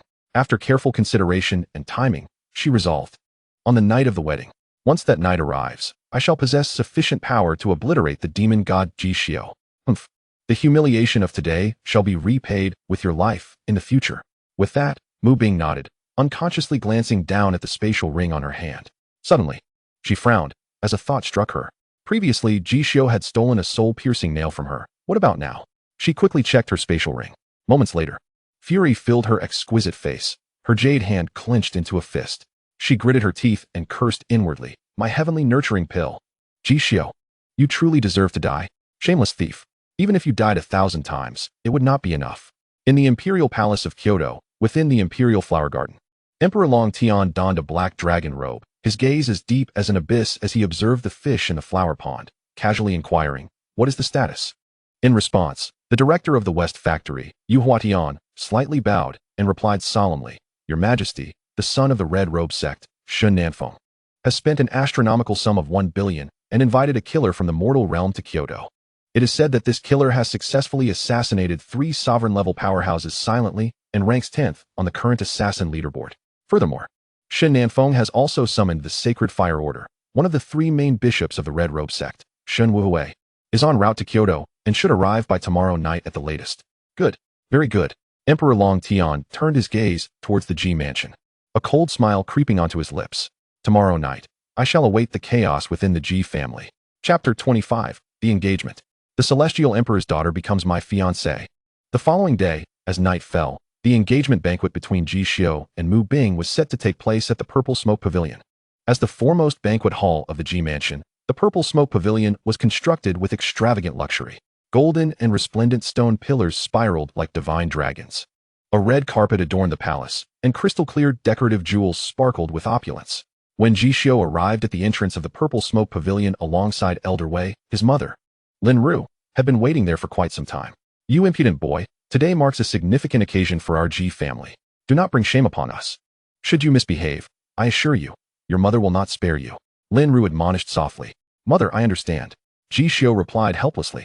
Despite his words, he did not take the matter too seriously, for this was merely an engagement, not a grand wedding. Mother, please go in first. I still have matters to discuss with Elder Wei. Ji Xiu dismissed Lin Ru and then turned to Elder Wei with a serious expression. Elder Wei, I implore you tonight, ensure that Shun Nanfeng does not leave the capital. Upon hearing this, Elder Wei nodded, as if recalling something, and spoke softly. Eliminating Shun Nanfeng is straightforward. However, young master, According to the intelligence I have received, Xin Nanfeng has utilized the Sacred Fire Order. One of the three main bishops of the Red Robe sect, Xin Wuhui, will arrive in the capital tonight. Xin Wuhui possesses formidable strength at the peak of the June level. I am ashamed to admit that I am not his match. Heh. Ji Xiu replied with a mysterious smile. Elder Wei, your sole responsibility is to ensure Xin Nanfeng's life or death. As for the bishop of the Red Robe sect, you need not concern yourself. Elder Wei was taken aback. At this moment, Ji Xiu explained in a low voice. Just say this. The intelligence we possess. Do you think the Ice God Palace would be unaware? Master Mu Qiu would never allow him to set foot in the capital. Ah, I see. Elder Wei exclaimed. A hint of astonishment in his gaze as he looked at Ji Xiu. Young master, it appears you have everything well planned. Heh. Ji Xiu chuckled lightly, neither confirming nor denying it. In truth, he had sensed something amiss with Xin Nanfeng long before in the dark arena. The fact that Xin Nanfeng was willing to pay an exorbitant price of 80 million for Gu Yao and Gu Jian indicated that he must be aware of their value. At least Gu Jian's. If that were the case, he could not allow Xin Nanfeng to leave the capital, lest it lead to endless trouble. This was why he had deliberately insulted the Red Robe sect, slapping Xin Nanfeng in what seemed to be an act of extreme arrogance. All of this was to force him into a corner.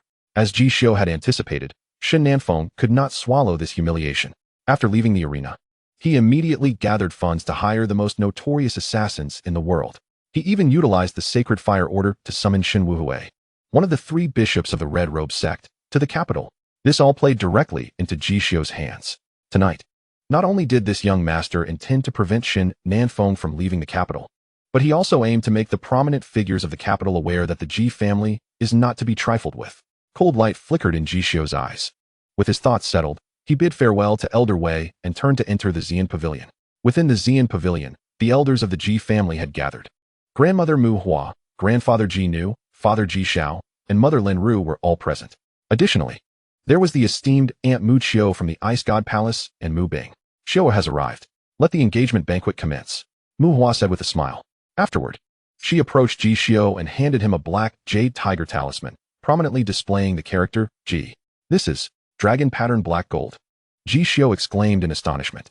The dragon pattern black gold is one of the three ultimate treasures of the continent, alongside Dao Calamity gold and Phoenix blood red gold. Little one, you are indeed knowledgeable. Our Ji family's tiger talisman is crafted from dragon pattern black gold. In the future, when you assume the position of the Ji family head and command the million-strong iron floating army, the Ji family tiger talisman will be indispensable. I see. Ji Xiu nodded. And as he grasped the Ji family talisman, a wave of warm energy surged through him. In a moment, you will hand the talisman to Mu Bing. Mu Hua reminded him. Understood. Ji Xiu replied. Undoubtedly, the engagement banquet was a ceremonial exchange of the most significant tokens between the Ji family and the Ice God Palace. The Ji family's token was the Tiger Talisman, capable of commanding a million-strong army. But what about the Ice God Palace? Master, do we really have to give the Ice God Jade to Ji Xiu? Mu Bing asked with a frown. It is the rule. Mu Qiu responded solemnly. What sort of rule is this? Mu Bing quietly protested. Mind your words. Mu Qiu shot her a glare and continued. Once you are wed, Ji Xiu will return the Ice God Jade to you, allowing you to inherit the Ice God Palace. You will return the Ji family Tiger Talisman to Ji Xiu, thus enabling him to inherit the Ji family. That is the rule. Sighing, Mu Bing reluctantly nodded. Go on, Binger. Mu Qiu patted her back. At the same time, grandmother Mu Hua whispered in Ji Xiu's ear. Go on, Xiu. Do not disappoint your grandmother. All right. Ji Xiu nodded, contemplating. This is what is termed a political marriage. If he does not marry Mu Bing in the future, he will be unable to command the Ji family's million-strong army. Likewise, if Mu Bing does not marry him, she cannot become the master of the Ice God Palace. It seems that for the sake of this union, both grandmother Mu Hua and Aunt Mu Qiu have truly exerted great effort. Ji Xiu mused inwardly. Subsequently, he made his way to the center of the Xian Pavilion. Mu Bing approached him, holding the Ice God Jade. Here, for you. Ji Xiu handed the talisman to Mu Bing. Here. Mu Bing expressionlessly returned the Ice God Jade to Ji Xiu. As both of them received their tokens, all present displayed satisfied smiles. Grandmother Mu Hua and Aunt Mu Qiu exchanged glances, both showing signs of relief and joy. The most significant ritual completed, the engagement was a success. The banquet commenced. Ji Xiu and Mu Bing naturally sat together. Little thief, return what you have stolen. Mu Bing warned Ji Xiu in a hushed voice. Did I not return your belly band? What more do you desire? Ji Xiu responded with a calm demeanor. You. Mu Bing was momentarily speechless. She had not anticipated Ji Xiu's audacity. Huh. Mu Bing took a deep breath and shot Ji Xiu a fierce glare, whispering, "I was not speaking of the belly band. I was referring to the soul-biting nail and the heavenly nurturing pill." Ji Xiu turned to gaze at Mu Bing's flawless visage, puzzled. "I have not heard of them. I do not know. Eat more vegetables." With that, Ji Xiu kindly placed a helping of vegetables into Mu Bing's bowl. Shameless. Mu Bing felt a wave of frustration at Ji Xiu's blatant denial. After a long silence, she continued, "Very well. If you want them, you may have them. However, I want Guyao. Tianyang Dan may be bestowed upon Ji Xiu, and even the soul-biting nail may go unpursued. However, Guyao must never be allowed to fall under Ji Xiu's influence." Very well. Upon hearing this, Ji Xiu nodded earnestly at Mu Bing. How could he be unaware that Mu Bing's ultimate desire was Guyao? Her previous retreat was merely a strategic maneuver. "Do you agree?" Mu Bing gazed at Ji Xiu in surprise. "I do, of course," he replied with an unwavering expression. "As long as Guyao consents, I have no objections." His demeanor was notably calm, as if Mu Bing's request bore little significance. "Is that so?" Mu Bing's beautiful eyes sparkled with delight, her cunning plan successfully executed. A smile involuntarily graced her lips. She had deliberately sought the soul-biting nail and Tianyang Dan from Ji Xiu, only to subsequently lower her sights and request Guyao. She reasoned that Guyao was merely Ji Xiu's maid now, and after receiving so many valuable gifts from Ji Xiu, he surely would not be unwilling to part with a mere maid. Hee. Ji Xiu smiled faintly, then leaned in close, whispering affectionately in her ear, "Indeed, I assure you." With that, he employed the flying dragon's cloud-searching hand. At that moment, his hand had silently landed on Mu Bing's waist. Congratulations to the host for successfully stealing 200 strands of destiny essence. Just then, a chilling voice echoed in Ji Xiu's ear. "Ji Xiu, you surely do not wish to keep that hand, do you?" At this, Ji Xiu shrugged, retracting his hand while contemplating. 200 is better than nothing. Look at how well matched they are." Lin Ru beamed at Ji Xiu and Mu Bing with a maternal smile. "Indeed, a perfect match." Ji Xiu nodded in agreement. "This young lad, Ji Xiu, he is truly my grandson. Gifted indeed. Just like me." Ji Nu also wore a satisfied expression. "Junior sister, I shall be back shortly." Mu Qiu set down her cup, gazing at the luminous moonlight as she spoke softly. "Be careful." Mu Hua nodded, fully aware of Mu Qiu's intentions. "Rest assured." Mu Qiu smiled slightly.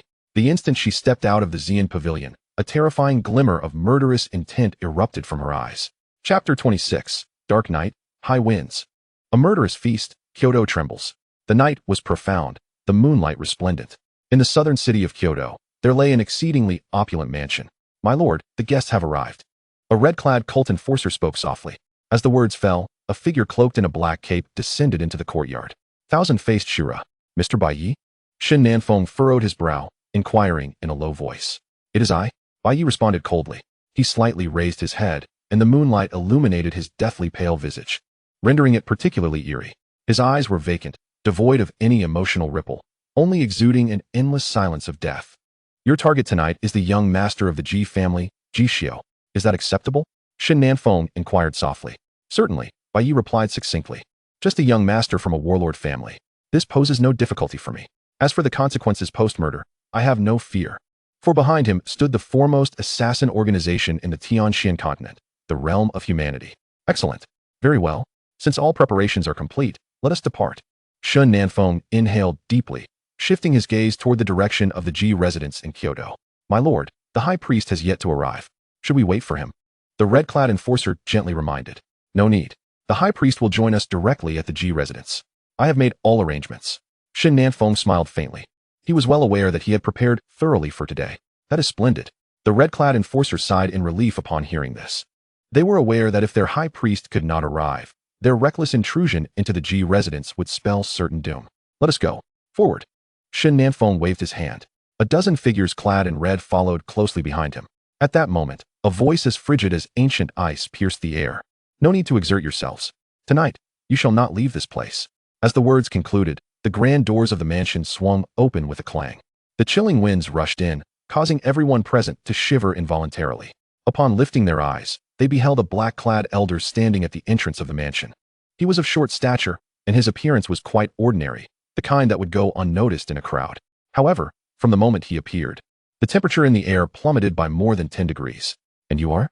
The elder beside Ji Xiu? Shin Nanfeng recognized the identity of the elder. "It is I." The elder replied coldly. "Just in time. I shall start by eliminating you today. Bai Yi, this old man is yours to handle." Upon successful completion, I shall reward you with an additional 30 million. A monarch-level powerhouse. This is not your first kill. Shen Nanfeng spoke confidently. With that, he turned to the thousand-faced Shura, Bai Yi, his expression faltering. Bai Yi, what is this? Shen Nanfeng's mouth fell agape, as if witnessing an unfathomable scene. Before him, the assassin ranked 10th on the kill list, known as the thousand-faced Shura, Bai Yi, was trembling uncontrollably, quaking like a leaf. His previously lifeless eyes, akin to those of a dead fish, were now quivering violently. Gazing at the black-clad elder before him, he saw what resembled a demon. Even his previously steady breath had become chaotic. He felt akin to a child caught in mischief by a parent. How can it be you? Bai Yi's throat tightened as he spoke in a daze. Long time no see, Xiao Bai? The elder greeted Bai Yi with an expressionless face. Xiao Bai? Shen Nanfeng was bewildered. The enforcers behind him were equally astonished. Who could possibly address the thousand-faced Shura as Xiao Bai? Long time no see. Bai Yi stammered in response. He took a half-step back, unable to withstand the elder's indifferent gaze. A wave of fear spread from his heart to his limbs. Terrifying memories surged back into his mind, leaving him with a singular thought: escape. The farther he fled, the better. You do not wish to flee, do you? The reputation of humanity, the dignity of an assassin. You would forsake them all? How did I instruct you back then? The elder spoke with a casual curiosity. As a former chief instructor of the realm of humanity, he could discern Bai Yi's thoughts with a single glance. Upon hearing these words, sweat trickled down Bai Yi's forehead, while Shen Nanfeng suddenly awoke. The black-clad elder beside Ji Xiu was no ordinary monarch-level powerhouse. He is not merely a formidable figure in the world of assassins, but rather the quintessential chief instructor of the mortal realm.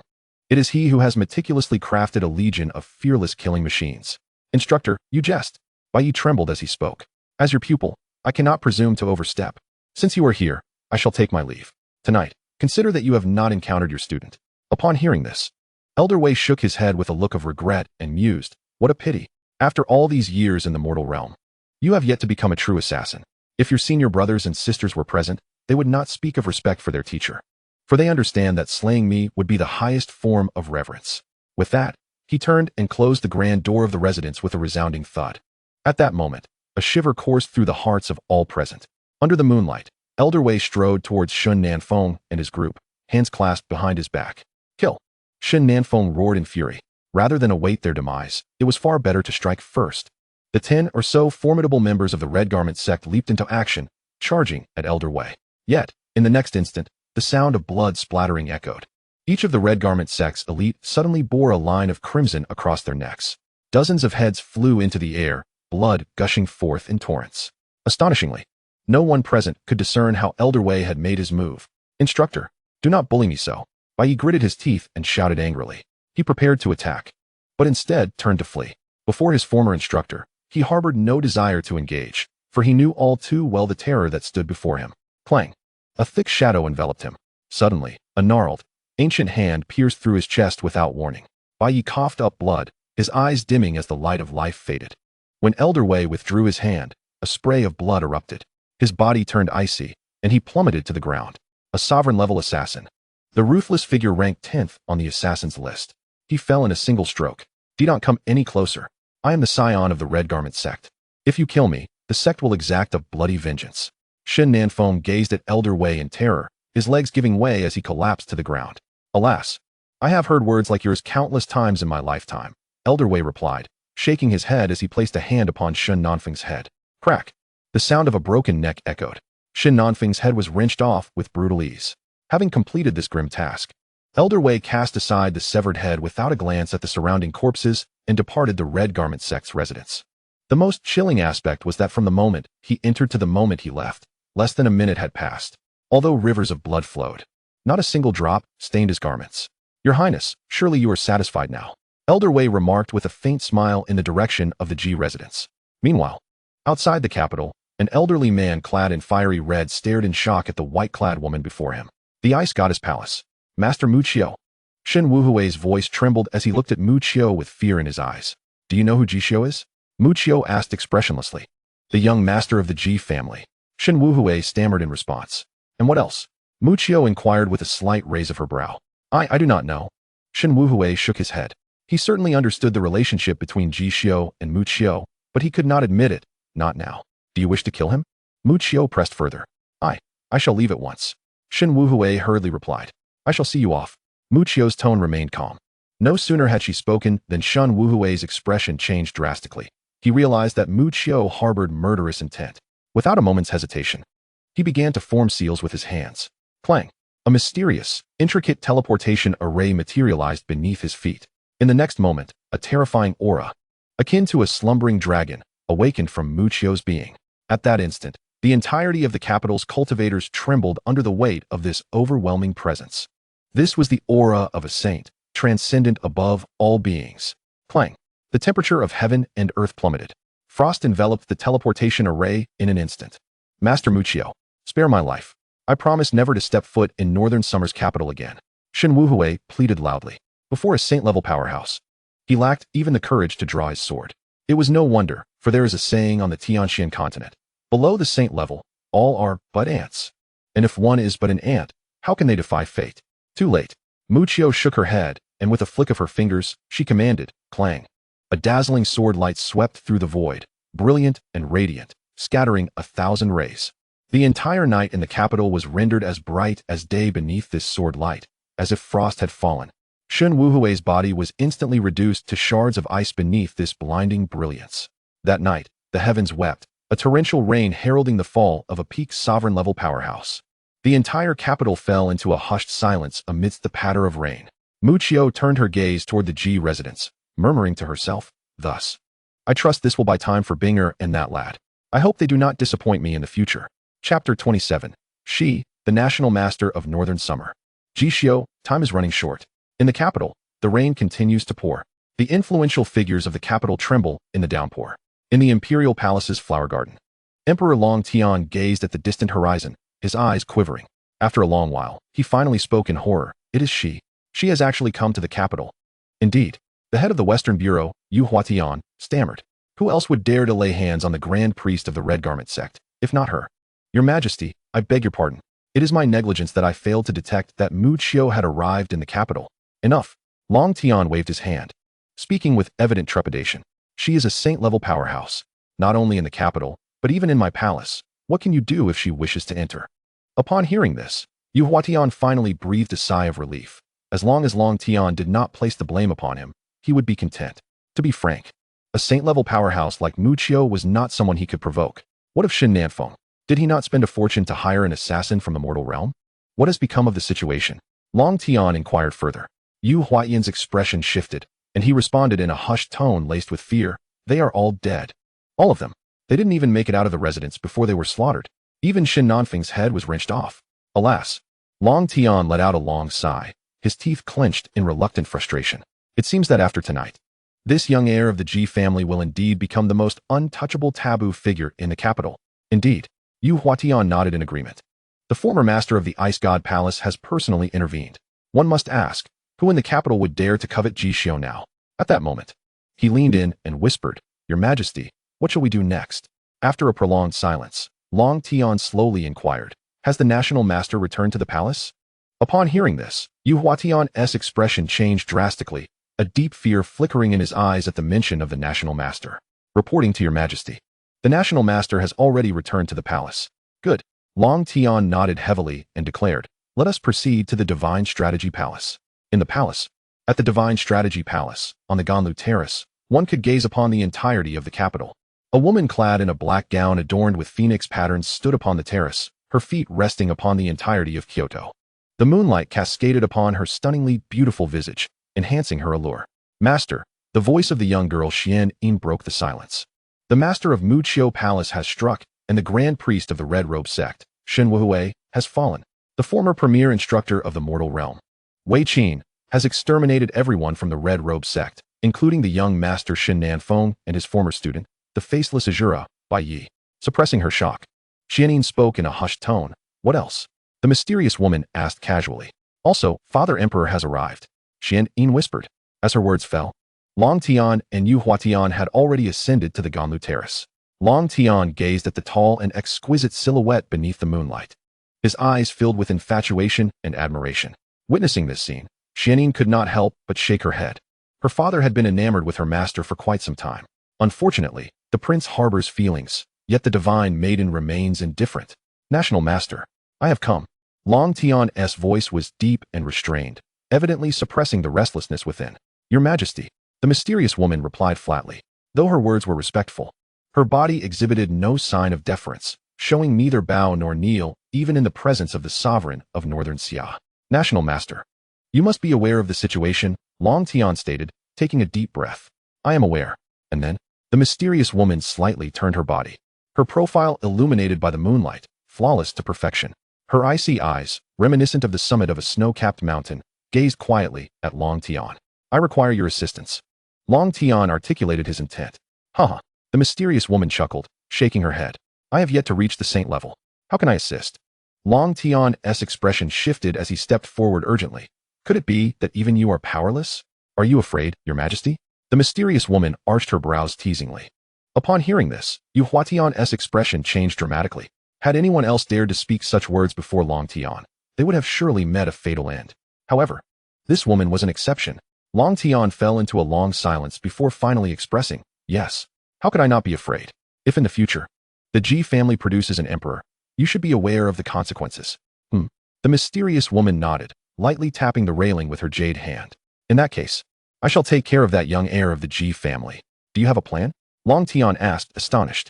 It will require time, the mysterious woman replied succinctly. Hearing this, Long Tian's expression changed drastically, looking at the woman in shock. You mean to say you will attain the saint level? The mysterious woman let out a light laugh, neither confirming nor denying. She waved her hand at Long Tian. Your Majesty may return now. I shall not see you off. Very well. Long Tian nodded, casting one last lingering glance at the mysterious woman before turning to depart. Yet, no one could perceive the fleeting glimmer of subtle greed that flashed in his eyes as he turned away. After Long Tian's departure, the young girl Xian looked at the mysterious woman with surprise. Master, are you going to reach the saint level? Haha. The mysterious woman's lips curved into a slight smile, nodding as she replied with 4 words, just a step away.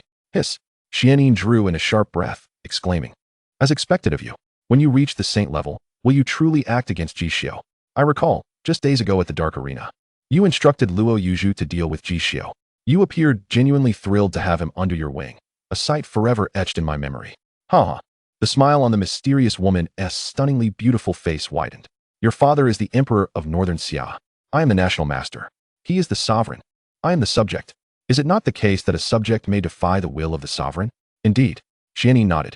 Though she felt this was not quite in her master-esque character, there was no fault to be found in her reasoning. Simultaneously, she felt a sense of regret for Ji Xiu. Should her master attain the saint level, even Mu Qiu might not be able to safeguard Ji Xiu. It seemed this fellow's time was running short. Xian murmured softly to herself. Chapter 28. A Wedding Assassination. Ji Xiu establishes the Military Intelligence Bureau. That night, the rain had ceased. As the prominent figures of Kyoto trembled with fear from the night's carnage, Ji Xiu had returned to his residence, the Falling Maple Palace. Luxuriating in a steaming hot bath, young master, Elder Wei has returned. He asked me to inform you that all members of the Red Robe sect in Kyoto have been eliminated, Gu Yao conveyed from beyond the screen. Understood. Ji Xiu replied, his expression unchanged. This night, Elder Wei's actions would yield no other outcome. As for the Grand Priest of the Red Robe sect, he should now be at rest, having returned to his origins. Ji Xiu smiled slightly. Mu Bing's master, the most legendary former master of the Ice God Palace, had taken action.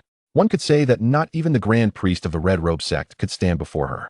Gu Yao, have you taken that Tianyang Dan? Ji Xiu suddenly inquired, directing his gaze at the silhouette beyond the screen. I have. The effects are remarkable. Thank you, young master, Gu Yao responded softly. Ji Xiu nodded, contemplating how the Tianyang Dan truly lived up to its reputation as the sacred medicine of the Ice God Palace. In just a day, a single Tianyang Dan had helped Gu Yao recover at least 50% of her burned true blood. Yet, it was still not enough. With this in mind, Ji Xiu opened the system shop, carefully selecting before spending 500 essence points to purchase a 2-star medicinal pill, the Hua Tuo Secret Pill. Hua Tuo's Secret Pill. The miraculous elixir of the renowned physician Hua Tuo possesses extraordinary efficacy in healing concealed injuries and replenishing blood to enhance beauty. With a potency lasting 3 years. Take it. Once you consume this pill, within 3 years, the true blood you have previously burned shall be restored to its zenith. Ji Xiu emerged from the bath, donned his attire, and placed the Hua Tuo secret medicine into Gu Yao's hands. Thank you, young master, Gu Yao replied. Accepting the pill, her gaze lingering on Ji Xiu's beaming countenance. momentarily lost in thought. Why do you look at me like that? Ji Xiu chuckled softly. Young master, no one has ever treated me so kindly before. Why are you so good to me? Gu Yao inquired, her eyes fixed on Ji Xiu, a hint of bewilderment in her expression. Since her childhood, when her family was ruthlessly slaughtered, she had been left alone with her brother Gu Jian, sold into the dark gladiatorial arena. To survive, one had to embrace relentless slaughter. Thus, she had witnessed the darker aspects of this world from a tender age. Years of experience had taught her that no one would extend goodwill without reason, unless one held some value to them. Yet, in reality, she, a nearly crippled descendant of the spirit clan, possessed no such value. Despite her perceived worthlessness, Ji Xiu treated her with unparalleled kindness. For a moment, she felt utterly confounded. Gu Yao, you underestimate yourself far too much. You deserve the finest treatment, Ji Xiu replied casually. He spoke no falsehood. He had indeed admired Gu Yao while reading the novel. Who wouldn't he appreciate a peerless and formidable empress? Who wouldn't he yearn to experience the process of nurturing such an empress? Young master is jesting again. Gu Yao managed a bitter smile, aware that Ji Xiu was likely joking. Yet, warmth enveloped her heart at that moment. Regardless of the truth, she had resolved to remain close to Ji Xiu. Just then, a crisp voice pierced the air. Ji Xiu, come out. At the sound, Ji Xiu raised an eyebrow, thinking to himself, what brings this woman here? He opened the palace door to find Mu Bing, clad in a flowing white gown, standing in the courtyard. Her strikingly beautiful face bore an icy demeanor, yet softened when she caught sight of Gu Yao beside Ji Xiu. Greetings, Miss Mu Bing. Gu Yao bowed respectfully. Noticing her, Mu Bing took a deep breath and looked earnestly at Ji Xiu, asking, what you said at the engagement banquet, does it still hold true? Of course. Ji Xiu nodded with a smile. Excellent. Mu Bing stepped forward, grasping Gu Yao's hand gently, whispering, Gu Yao, tomorrow, come back with me to the Ice God Palace. I will protect you, and no one shall bully you. Taken aback, Gu Yao lifted her gaze to meet Mu Bing's earnest eyes, then shook her head in response. Thank you for your kindness, Miss Mu Bing. I am honored, but I wish to remain by the young master's side. Why? Mu Bing exclaimed, her exquisite features etched with confusion. Gu Yao, what is it about him that compels you to stay? He will only bully you. Ji Xiu remained silent, merely observing Gu Yao. No. Gu Yao firmly retracted her hand from Mu Bing's grasp, her tone resolute. Are you truly not reconsidering? Mu Bing pressed again. No. Gu Yao shook her head, speaking earnestly. Miss Mu Bing, the journey back to the Ice God Palace is long. Please take care. Hearing this, Mu Bing's expression shifted, recognizing that Gu Yao had made her decision. No further words would sway her. After a prolonged silence, Mu Bing sighed deeply, her gaze fixed intently on Gu Yao. Very well. You take care as well. In the future, we shall communicate anytime. If he bullies you, inform me, and I shall ensure he faces the consequences. As she spoke, Mu Bing shot a fierce glare at Ji Xiu, clearly warning him against any misconduct. However, Ji Xiu appeared utterly indifferent, igniting her frustration. All right. Gu Yao replied with a smile, though she remained uncertain as to why Mu Bing held her in such high regard. Nonetheless, she felt the sincerity of Mu Bing's goodwill. Yet, she still wished to remain in the capital. Take care. Mu Bing stepped forward to embrace Gu Yao gently, then retreated a couple of steps. Brandishing the Ji family's tiger talisman before Ji Xiu, her expression cold yet mischievous. Once you come of age, I shall marry you. Frankly, I eagerly await our wedding day. Ji Xiu chuckled in response, fully aware of the underlying implications in Mu Bing's words. The day of their wedding would also mark the day she would seek his demise. How fortuitous. I too look forward to that day, Ji Xiu replied earnestly, gazing into Mu Bing's beautiful eyes, offering her the most steadfast affirmation. Very well, Ji Xiu, I hope you remember today's words. Mu Bing chuckled lightly before turning to depart. Watching her retreating figure, Ji Xiu pondered for a moment, then led Gu Yao to the Ji Manor's subsidiary residence. This was where Elder Wei resided. Under the moonlit night, a slender figure in the courtyard was drenched in sweat, practicing a complex sword technique with an iron sword. Upon noticing Ji Xiu and Gu Yao, he rushed forward to pay his respects. Greetings, young master. Gu Jian looked at Ji Xiu with reverence. For him, Ji Xiu had granted him a second chance at life. Elder Wei was his mentor, and Ji Xiu was his master. Go ahead. See if your brother's skills have improved. Ji Xiu smiled at Gu Yao. Thank you, young master. Gu Yao nodded earnestly, taking Gu Jian's hand as they began to spar in the courtyard. Clang, clang, clang, clang. The sound of clashing weapons sparked bright flashes of light. The two figures dancing with swords under the moonlight were a sight to behold. At this moment, an elderly figure appeared beside Ji Xiu. Young master, are you satisfied? Elder Wei inquired with a smile. Quite satisfactory. However, how long until Gu Jian becomes a true assassin? Ji Xiu asked nonchalantly. His talent is remarkable, possessing the supreme bone. But it will take at least another 3 years. Elder Wei responded seriously. 3 years. That aligns with my expectations, Ji Xiu nodded. Young master, you must have some plans. I presume. Elder Wei remarked with a knowing smile. He had anticipated that Ji Xiu's acquisition of the Gu siblings was merely the first step. Indeed. Next, I aim to establish an organization that encompasses intelligence, assassination, and military strategy. Ji Xiu's gaze burned with intensity as he regarded Elder Wei. Much like the Western Depot, Elder Wei was somewhat taken aback. Indeed. Yet, not entirely. The Western Bureau merely serves as an organization within the Northern Xia dynasty. The organization I intend to establish will encompass the entirety of the Tianxian continent. Ji Xiu's gaze was unwavering. The ambition of the young master is truly grand. Elder Wei noted. However, you must understand that this endeavor will not be an easy one. He took a deep breath to remind him. Ji Xiu chuckled lightly. I have never pursued the easy path. Upon hearing this, Elder Wei's admiration for Ji Xiu deepened. Time is not on my side. Thus, I will require your steadfast support moving forward. Ji Xiu remarked with a profound sigh. Understood. Elder Wei nodded solemnly. He recognized that while the Ji family was secure at present, the future remained uncertain. Preparation is the key to success. Naturally, he would lend his utmost assistance to Ji Xiu. May I inquire, what name does the young master wish to bestow upon this organization? Elder Wei asked with curiosity. After a moment of contemplation, Ji Xiu's lips curled into a slight smile. Let it be called the 6th Bureau of Military Affairs. Chapter 29. 5 years in a flash, the unparalleled Gu Yao. The next day, at dusk, Mu Bing departed. She and her mentor, Mu Qiu, left the Ji residence to return to the Ice God Palace. Ji Xiu sat in the small courtyard of the Maple Palace, his eyes squinting as he watched the two figures gradually fade into the distance beneath the setting sun. The next time we meet will be on the day of the wedding, a day that will determine our fates. Mu Bing understood her identity. In this reincarnation, she was determined to pursue her goals relentlessly, much like the characters in the novels. Fortunately, she still had time to grow stronger. Young master, when shall we commence the plan to establish the 6th Bureau of Military Affairs? Elder Wei inquired softly by Ji Xiu's side, already eager to begin.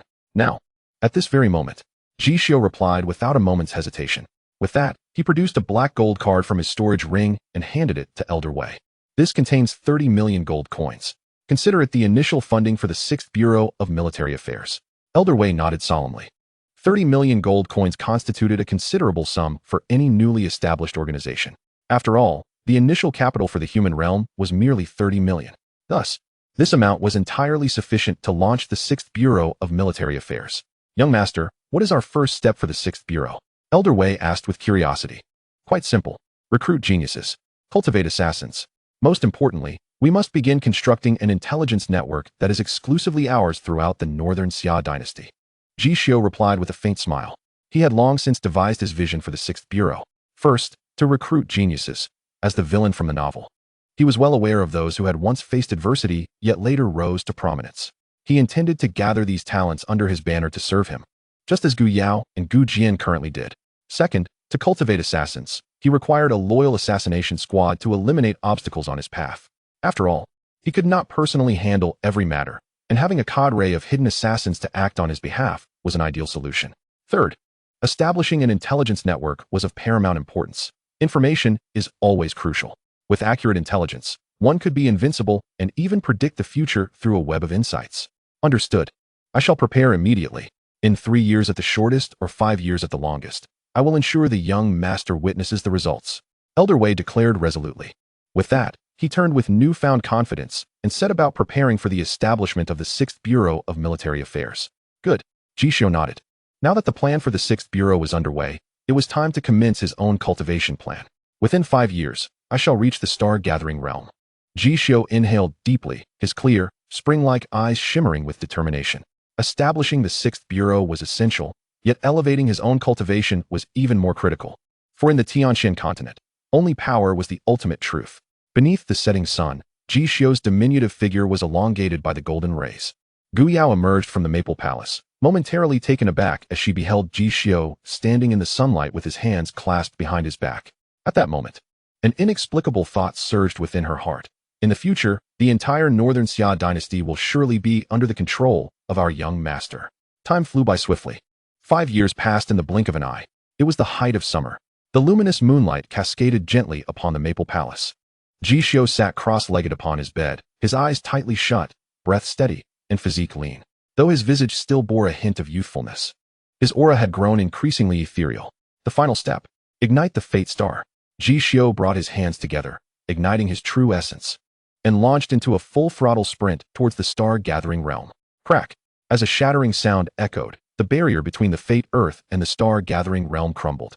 Ji Xiu's aura underwent a revolutionary transformation, and in that moment, his true essence experienced a qualitative leap.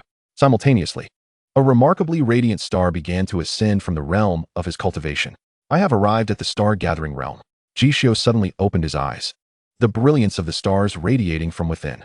He raised his hand and gently clenched his fist, feeling the immense and exquisite power of the star-gathering level coursing through his fingers. Exhaling slowly, Ji Xiu released a breath of stagnant air. 5 years of effort have finally borne fruit.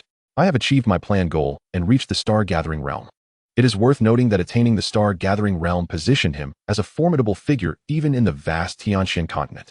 As his thoughts swirled, a melodious voice from the system rang in his ears. Ding! Congratulations, host, for reaching the star-gathering realm. Reward: 3,000 points of destiny essence. Without hesitation, Ji Xiu opened the system panel.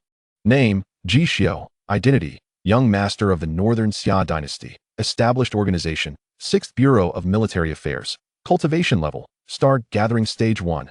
Bloodline physique: Divine Heart Demon Bone has been successfully activated. Divine Forbidden 10,000 Destiny Essence. Immortal Ashes 1,000,000 Destiny Essence. Cultivation technique: Devouring Immortal Demon Technique has been cultivated to the 3rd stage. Advanced Dragon Soaring Cloud Hand. Weapon: Great Luo Sword Embryo, Ghost Flute Qinqing. Destiny Essence: 14,800 points. Fate level: Red 9 lives and death. System Mall opened. Task System opened. Warehouse: One Soul Slaying Nail, The Soul Trilogy. Lullaby: Soul Capturing Melody, Spirit Summoning Melody, Ice God Jade. Token of the Ice God Palace Master. System Prompt: More information can be expanded. Not too shabby. In 5 years, I have accumulated 14,800 points of Destiny Essence. My fate level has transformed from black to red, from soul annihilation to 9 lives and death. Is this not a remarkable advancement? Moreover, now that one's cultivation has reached the stellar convergence realm, one may attempt to practice the soul-capturing trilogy, specifically, the Requiem. The Ghost Flute, Qinqing, can also be employed. The Requiem has the power to command deceased cultivators in battle. What a splendid asset. With this thought, a wider smile blossomed on Ji Xiu's face. The ability to wield such power is crucial for him. At that moment, as Ji Xiu's thoughts swirled, a tall and graceful figure quietly entered the falling maple palace. Beneath the radiant moonlight, she donned a robe as white as snow, her long skirt trailing on the ground, and her slender waist barely filling a hand's grasp. Her cascading hair flowed down to her pert derriere, although the originally ethereal beauty had softened slightly with a hint of youthful innocence. It now radiated a touch of alluring charm. Even the slightest glimpse was enough to captivate the soul, especially her eyes, reminiscent of starlight and the vast sea, which, when they sparkled with a smile, could ensnare the hearts of countless. She was none other than Gu Yao, 18-year-old Gu Yao. At this moment, she was no longer the girl who had just entered the Ji residence 5 years prior. She had blossomed into an unparalleled goddess, renowned throughout the capital. She stood alongside the chief of the Dark Arena, Luo Yuzhu, the Northern Xia Royal Princess, Mu Xianin, and the Northern Xia Crown Princess, Chu Li, collectively known as the 4 Divine Maidens of Northern Xia. Gu Yao pays her respects to young master. Gu Yao's red lips curved into a gentle smile as she spoke softly. Oh, what brings you here? A teasing smile crept across Ji Xiu's lips, feigning ignorance. You know very well, young master, the day has arrived. Gu Yao crossed her arms and leaned against the door, gazing at Ji Xiu with a contented expression, her eyes twinkling with mirth. Indeed, it was that time once more. Ji Xiu nodded, and then spoke. What are we waiting for? You know the rules. Gu Yao beamed at Ji Xiu, turned, and closed the palace door before seating herself in front of him, beginning to steady her breath. Hiss. Ji Xiu raised an eyebrow at Gu Yao's demeanor. Are you ready? Gu Yao softly affirmed, slightly turning to reveal a profile so perfect under the moonlight. Biting her red lip, she gazed at Ji Xiu with dreamy eyes and weakly uttered, Young master, you may begin. All right. Ji Xiu nodded and began to circulate the celestial devouring demonic technique. Chapter 30. The terrifying military intelligence division. Someone in the palace achieves sanctification. Clang. A flicker of light sparkled as Ji Xiu's fingertips ignited with sparks. Gu Yao let out a muffled groan, her exquisite countenance suddenly paling. This was not her first time refining her meridians, yet each occasion left her on the brink of collapse. Nonetheless, Ji Xiu found solace in her resilience. She had managed to endure each time. It was precisely this perseverance that allowed Gu Yao's body to recover so swiftly. "How are you holding up?" Ji Xiu inquired softly. "I can.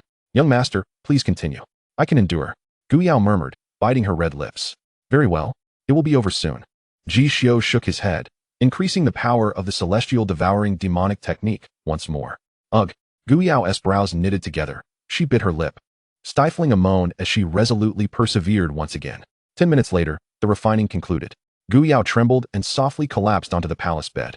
Her hair fell disheveled across her forehead, and her enchanting eyes gazed dreamily at Ji Xiu, her lips slightly parted, yet no words escaped. "Why are you staring at me like that?" Ji Xiu scratched his head, perplexed. What was going on with Gu Yao? Hee. Gu Yao's face lit up with a smile. With a playful glint in her eye, she regarded Ji Xiu and said, "Young master, a thought has suddenly crossed my mind.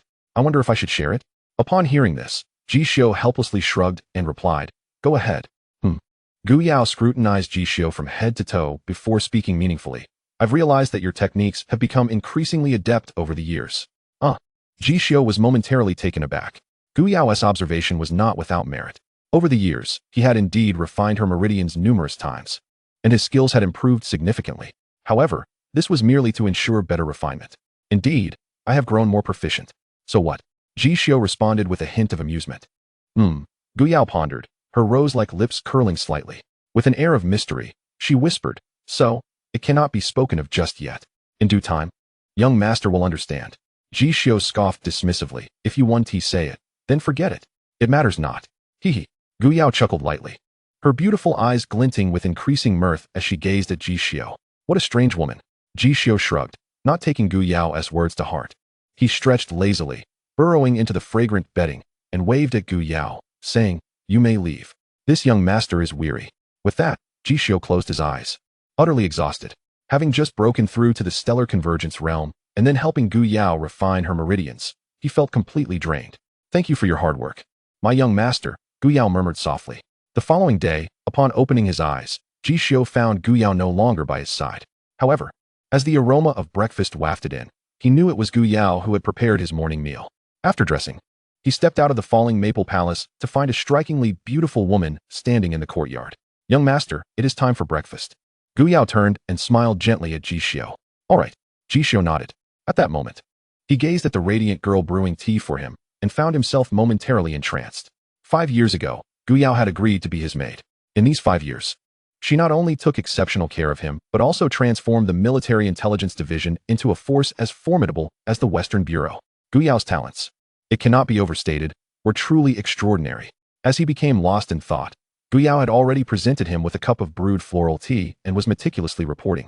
"Young master, all 8 underground forces of the Northern Xia dynasty have submitted, leaving only the Kyoto Underground Force, the Ten Blades Legion, which is covertly supported by the Western Bureau and the Northern Xia royal family.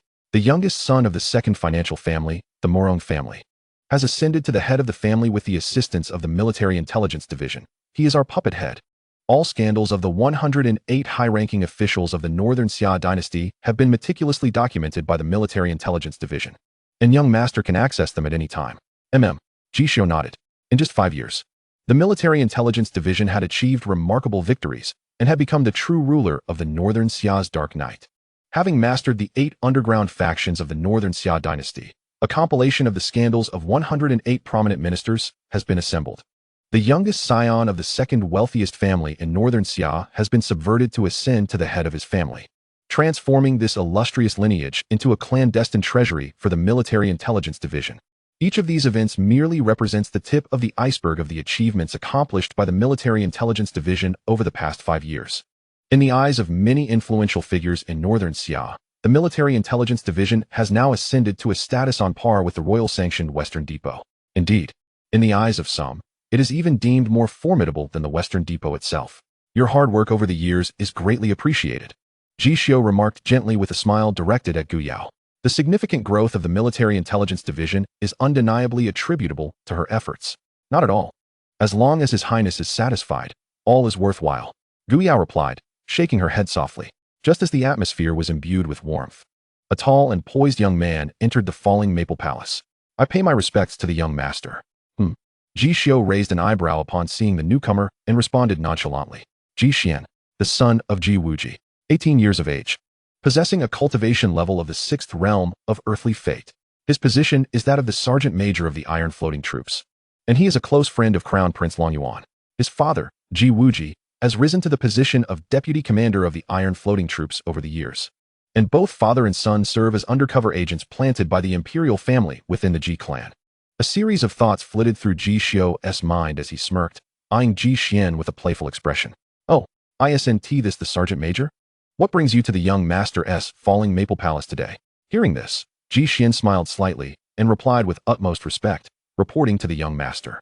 I have just been reassigned to the capital and am now the head of the Ji clan's military guards. Thus, I came specifically to pay my respects and hope for your continued guidance in the future. With that, his gaze inadvertently shifted toward Gu Yao. In that moment, upon seeing the object of his admiration, his heart raced, and he swallowed hard, his eyes filled with infatuation, unutterable fervor, and greed. All right, I understand. You may leave now. Ji Xiu waved his hand, a glint of cold sharpness flashing in his eyes. Yes, Ji Xian responded, reluctantly averting his gaze as he turned to leave. Fool. Ji Xiu snickered quietly. He could easily discern Ji Xian's intentions. Perhaps he had developed feelings for Gu Yao from the very first time they met 3 years ago. Had it been anyone else, he would have ensured their swift demise. However, Ji Xian still held some value for him, which is why he had allowed him to remain alive until now. Ho ho. Gu Yao chuckled lightly as she remarked, if the young master is displeased, shall I simply gouge out his eyes the next time we meet? A splendid idea. Ji Xiu raised an eyebrow, the playful and teasing glint in his eyes intensifying. Ji Wuji and his son were merely his toys. He could crush them at any time. However, before doing so, he must extract their final ounce of worth. Otherwise, it would be too regrettable. At that moment, the sound of Gu Yao's communication jade flashed softly at her waist.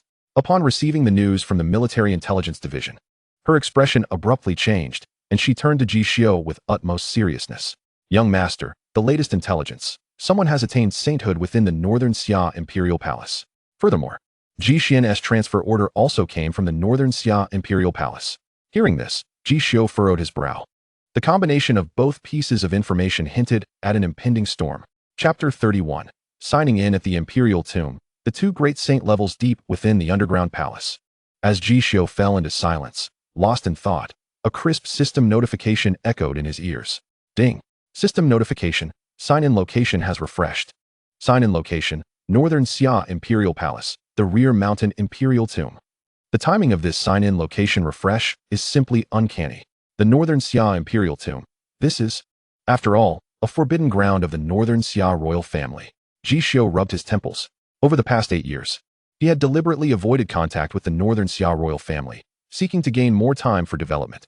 However, with this sign-in location now placed directly within the royal family's forbidden ground, he was compelled to make a decision. Should he forego the sign-in reward or take the risk? Huff. After taking a deep breath and contemplating for about 2 seconds, Ji Xiu turned to Gu Yao and spoke with solemnity. I will be visiting the Northern Xia Imperial Palace. What? Gu Yao looked at Ji Xiu in astonishment, then shook her head firmly, saying no. Young master, you cannot go. The waters of the Northern Xia Imperial Palace run too deep. If you were to enter, it would be akin to a sheep entering a tiger's den. Ho ho. Ji Xiu chuckled lightly in response. Do not fret. I have my own plans. Now that he had reached the first realm of gathering stars, he possessed a formidable life-saving trump card, the soul-piercing nail he had stolen from the celestial Empress Mu Bing. The soul-piercing nail can wreak havoc on opponents below the saint level. Thus, theoretically, as long as he does not encounter a saint-level powerhouse, he should be relatively safe. Infiltrating the palace, signing in, and departing, Ji Xiu stroked his chin, contemplating that this plan was feasible. Although the Northern Xia Imperial Palace posed dangers, as long as he maintained a low profile and swiftly navigated without disturbing the significant figures within, it should pose no issue. Alas, Gu Yao sighed deeply upon witnessing Ji Xiu's resolute demeanor, her worry evident as she inquired, Young master, as you intend to infiltrate the palace, what preparations should we in the Military Intelligence Division undertake? Ji Xiu pondered for a moment before shaking his head. You need not make any preparations. However, I do need to prepare myself adequately before I go. With that, Ji Xiu turned and returned to the falling maple palace. Opening the system shop, he focused on the section for movement techniques. 3,000 thunder, 1,000 destiny points. Shadow of Charm, 2000 Destiny Essence. Heavenly Demon S 8 Steps, 3000 Destiny Essence. Star Goddess Shattered Shadow, 4000 Destiny Essence. 9 Secret Characters, 20,000 Destiny Essence. Ji Xiu carefully scrutinized the various movement techniques and ultimately selected the Star Goddess Shattered Shadow for its excellent cost-performance ratio and suitability for his needs. Ding! Congratulations to the host for spending 4,000 Destiny Essence and successfully purchasing the movement technique Star Goddess Shattered Shadow. Star Goddess Shattered Shadow, an extraordinary movement technique of the ancient star god, capable of distorting time and space when cultivated to perfection. Glancing briefly at the description of the Star Goddess Shattered Shadow, Ji Xiu commenced his training in this remarkable movement technique. 6 hours later, a crisp system notification resounded. Ding! System notification. The host has reached the beginner level of Star Goddess Shattered Shadow. Upon hearing this, Ji Xiu slowly opened his eyes, stretched lazily, and muttered to himself, "Though I have only just begun, the high level of Star Goddess Shattered Shadow should suffice." With that, Ji Xiu rose and exited the Maple Palace, gazing up at the luminous moon outside and softly murmuring, "The night is deep. It is time to enter the palace." At that moment, Gu Yao approached with a sorrowful expression, looking at Ji Xiu and asking, "Must you truly go?" "Indeed." Ji Xiu turned to Gu Yao and smiled. "It is imperative that I do." Upon hearing this, Gu Yao lowered her eyes and spoke softly, "Understood. I have instructed the 6th Bureau of Military Affairs to be prepared. Should any unforeseen circumstances arise, we shall not rest until we have resolved them." Although Ji Xiu had previously informed her that no preparations were necessary, her unease compelled her to take the initiative and order the 6th Bureau to stand at the ready. "It won't happen." Ji Xiu glanced at the despondent Gu Yao with a hint of amusement. Despite being merely a novice in the star god fragmentation technique, he was aware that this was a skill reserved for true deities. He held immense confidence in himself, certain that his infiltration of the imperial palace would go undetected. With that, Ji Xiu, under Gu Yao's anxious gaze, transformed into a shimmering array of starlight and vanished from sight. He journeyed northward, with the imperial palace as his target. Before long, Ji Xiu arrived at the grand entrance of the imperial palace. At this point, he could sense the presence of over 100 concealed auras within. The northern Xia imperial palace was a place where dragons lay hidden and tigers crouched. The emperor's secret guards, tumultuous winds from all directions. The 10 great generals of northern Xia, all were within. From this moment on, he could not afford to make a single misstep. Ji Xiu took a deep breath, and his eyes sparkled with starlight.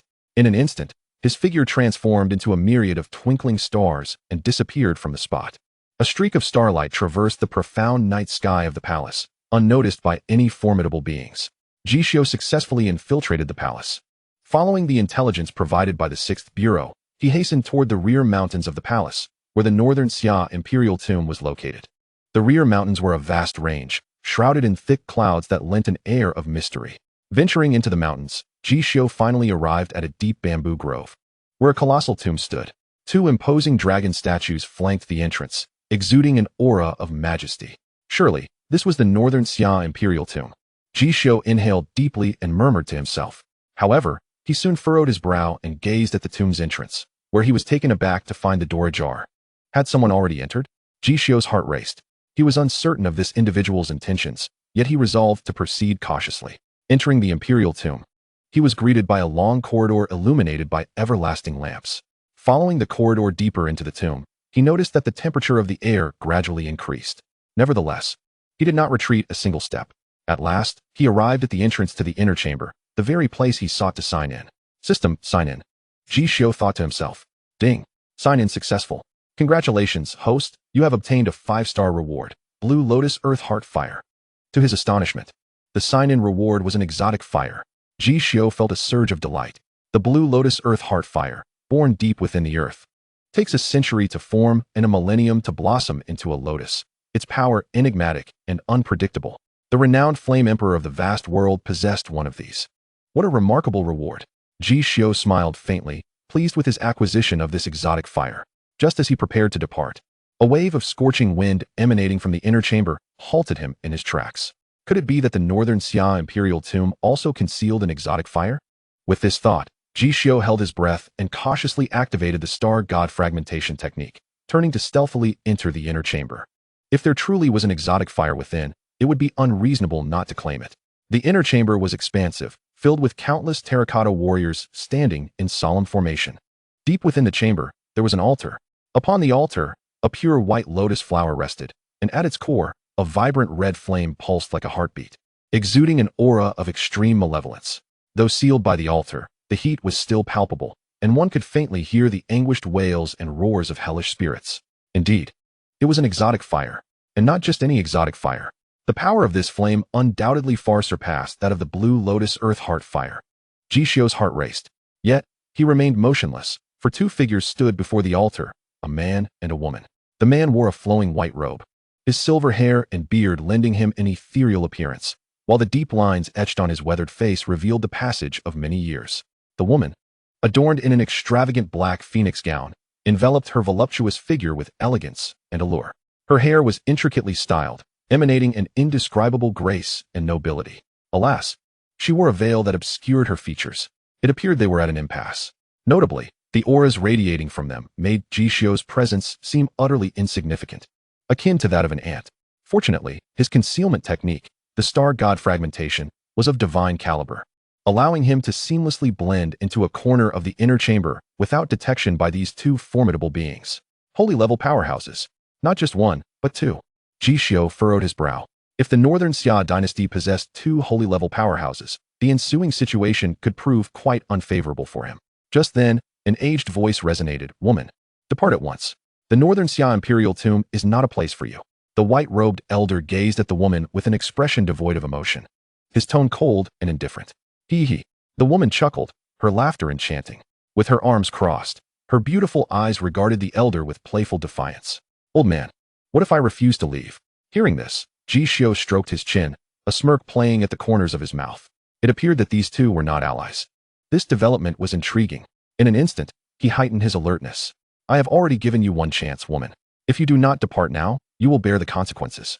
The white-robed elder, arms crossed, delivered his final ultimatum to the mysterious woman with an expression of icy indifference. Give me the exotic fire, and I shall depart. How does that sound? The mysterious woman slightly parted her crimson lips, her voice calm, yet melodious, akin to pearls falling upon a jade platter. Hee. The elder shook his head with a faint smile, his gaze fixed intently upon the mysterious woman as he spoke. In that case, you shall remain here in the imperial tomb forever. With that, he extended his gnarled hand and lightly snapped his fingers. Clang. Instantly, countless crimson-tinged runes appeared upon the surface of the inner chamber. The tomb's barrier? It appears you are genuinely fearful that I shall wreak havoc upon your North Summer imperial tomb. Ha. The enigmatic woman let out a light chuckle as she made the first move. Her slender, jade-like hand reached out, pointing directly at the head of the elderly man clad in white, causing the very fabric of space to warp instantaneously. Seeking death, the white-clad elder roared, his aged eyes radiating a captivating yet terrifying light. He retaliated with a palm strike, clashing against the woman. Boom! The cataclysmic surge of energy sent tremors through the void. Ultimately, however, all ripples of energy were absorbed by the crimson flame runes of the underground palace. Huh. A mere junior who has just entered the saint rank dares to rampage in the North Summer imperial tomb? Do you truly believe yourself invincible? The elder regarded the mysterious woman with a mocking expression. Old fool, you prattle on far too much. The mysterious woman struck again, her punch emanating a regal aura. Boom, boom, boom, boom. The elder in white and the enigmatic woman exchanged blows, each strike surpassing 100. Their speed reached an unparalleled zenith, rendering even Ji Xiu only able to perceive two blurred figures clashing. In their fierce exchange, divine light erupted, and a murderous aura enveloped the scene, with saint-level energy spilling forth. It is difficult to fathom the catastrophic consequences if the tomb were to be unshielded. The entire tomb? No. The entire mountain range of the tomb would be reduced to desolation. Clang, clang, clang, clang. The intensity of their battle escalated. The white-clad elder drew a bronze spear from the void, wielding it like a god of slaughter, exuding a terrifying aura capable of causing stars to fall. The mysterious woman bore a resplendent ice sword, resembling a celestial swordswoman, gazing down upon all others as if she were the sole immortal in existence. Kill. As the elder and the mysterious woman fought at their peak, they commenced a legendary conflict. The long spear and ice sword in their hands collided, unleashing a dazzling brilliance. Their edges meeting. Clang, clang. The metallic resonance echoed as the black spear and the ice-radiating sword clashed thousands of times in an instant. The spear's edge meeting the sword's tip, their speed reaching unparalleled heights. This was a true battle of the saints, a momentary brilliance radiating from the tomb. dimming all the stars in the night sky. Old fool, perish. Heavenly slash. The mysterious woman's beautiful eyes shimmered with celestial light, freezing time itself. With a flick of her wrist, the ice sword swept forth. Clang! A breathtaking beam of sword light suddenly erupted. The moment the sword light appeared, the crimson flame runes of the entire underground palace shattered. Simultaneously, scenes of fallen celestial beings manifested in the void. This strike seemed to herald a cataclysmic slaughter. Old fool, I shall fight you to the bitter end.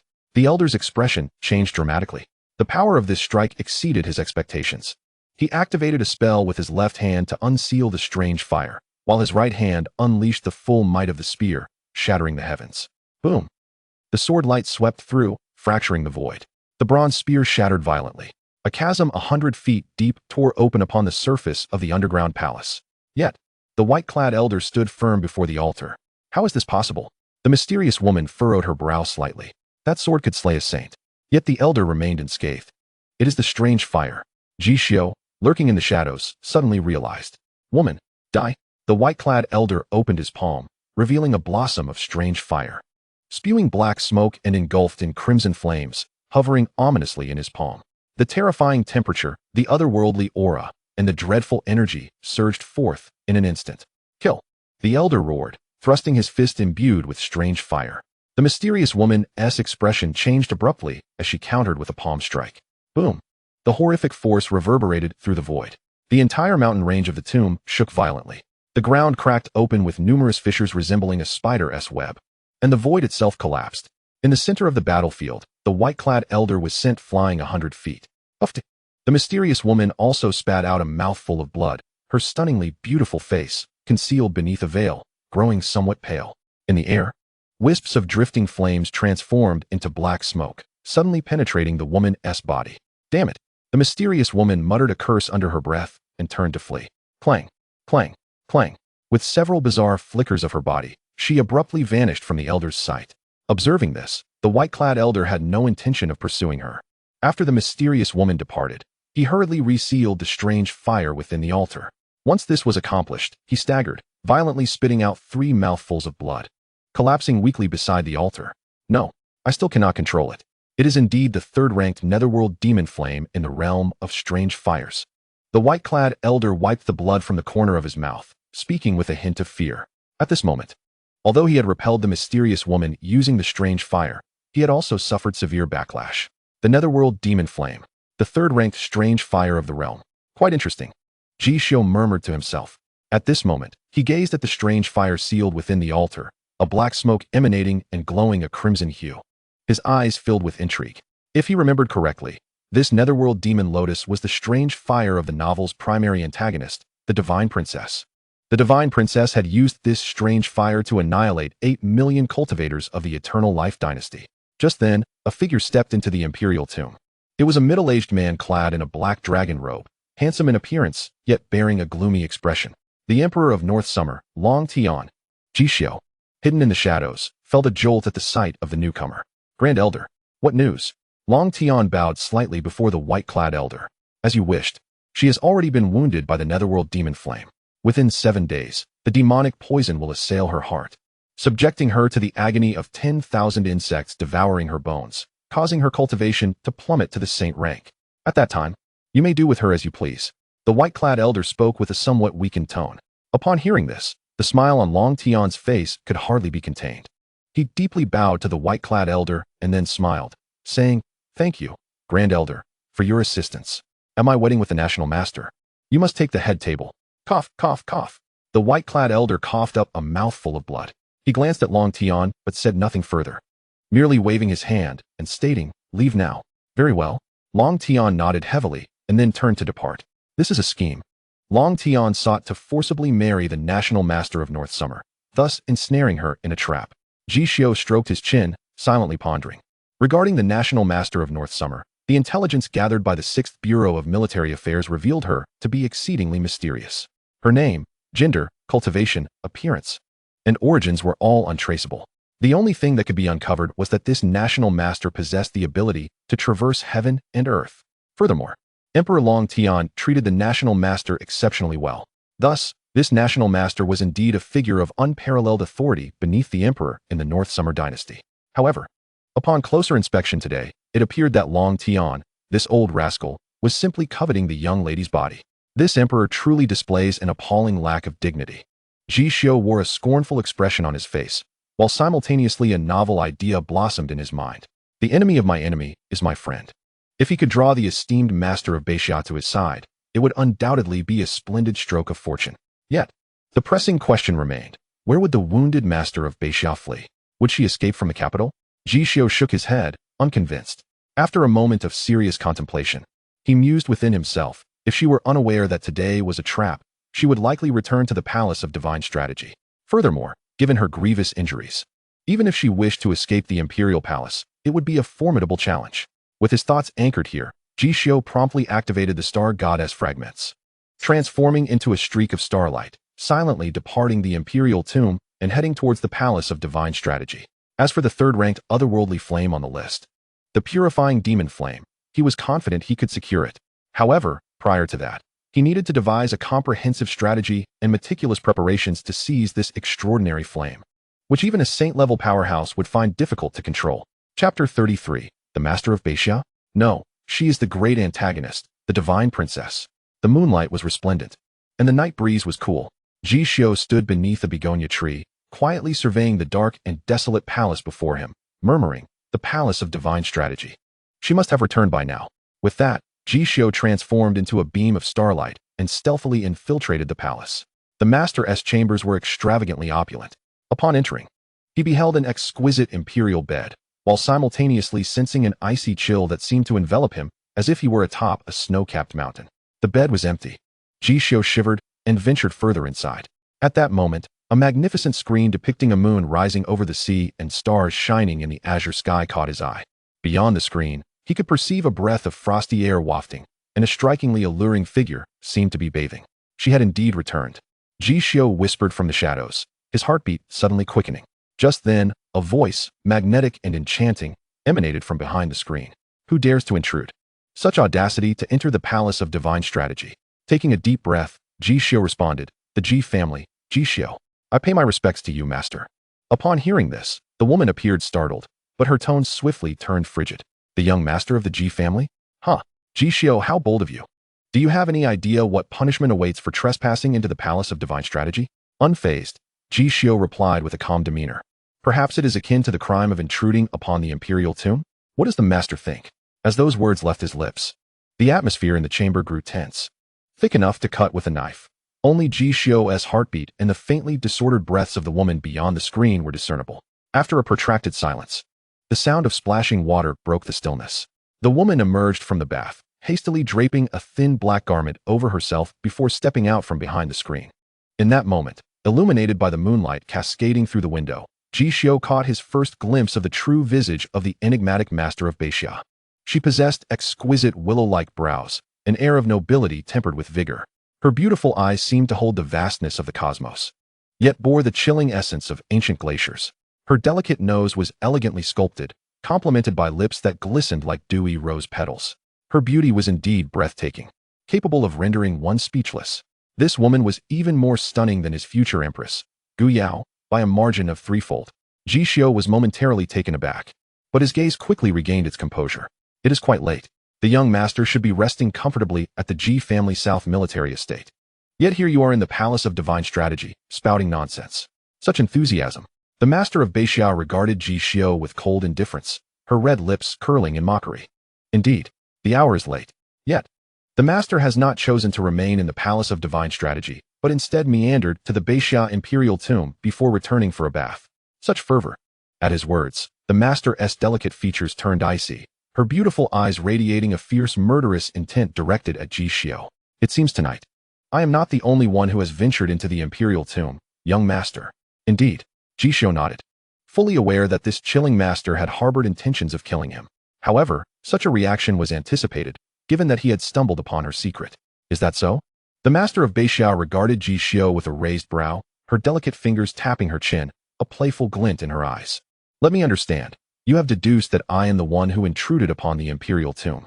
Rather than seek out the emperor or your elders from the Ji family military estate, you have chosen to present yourself here.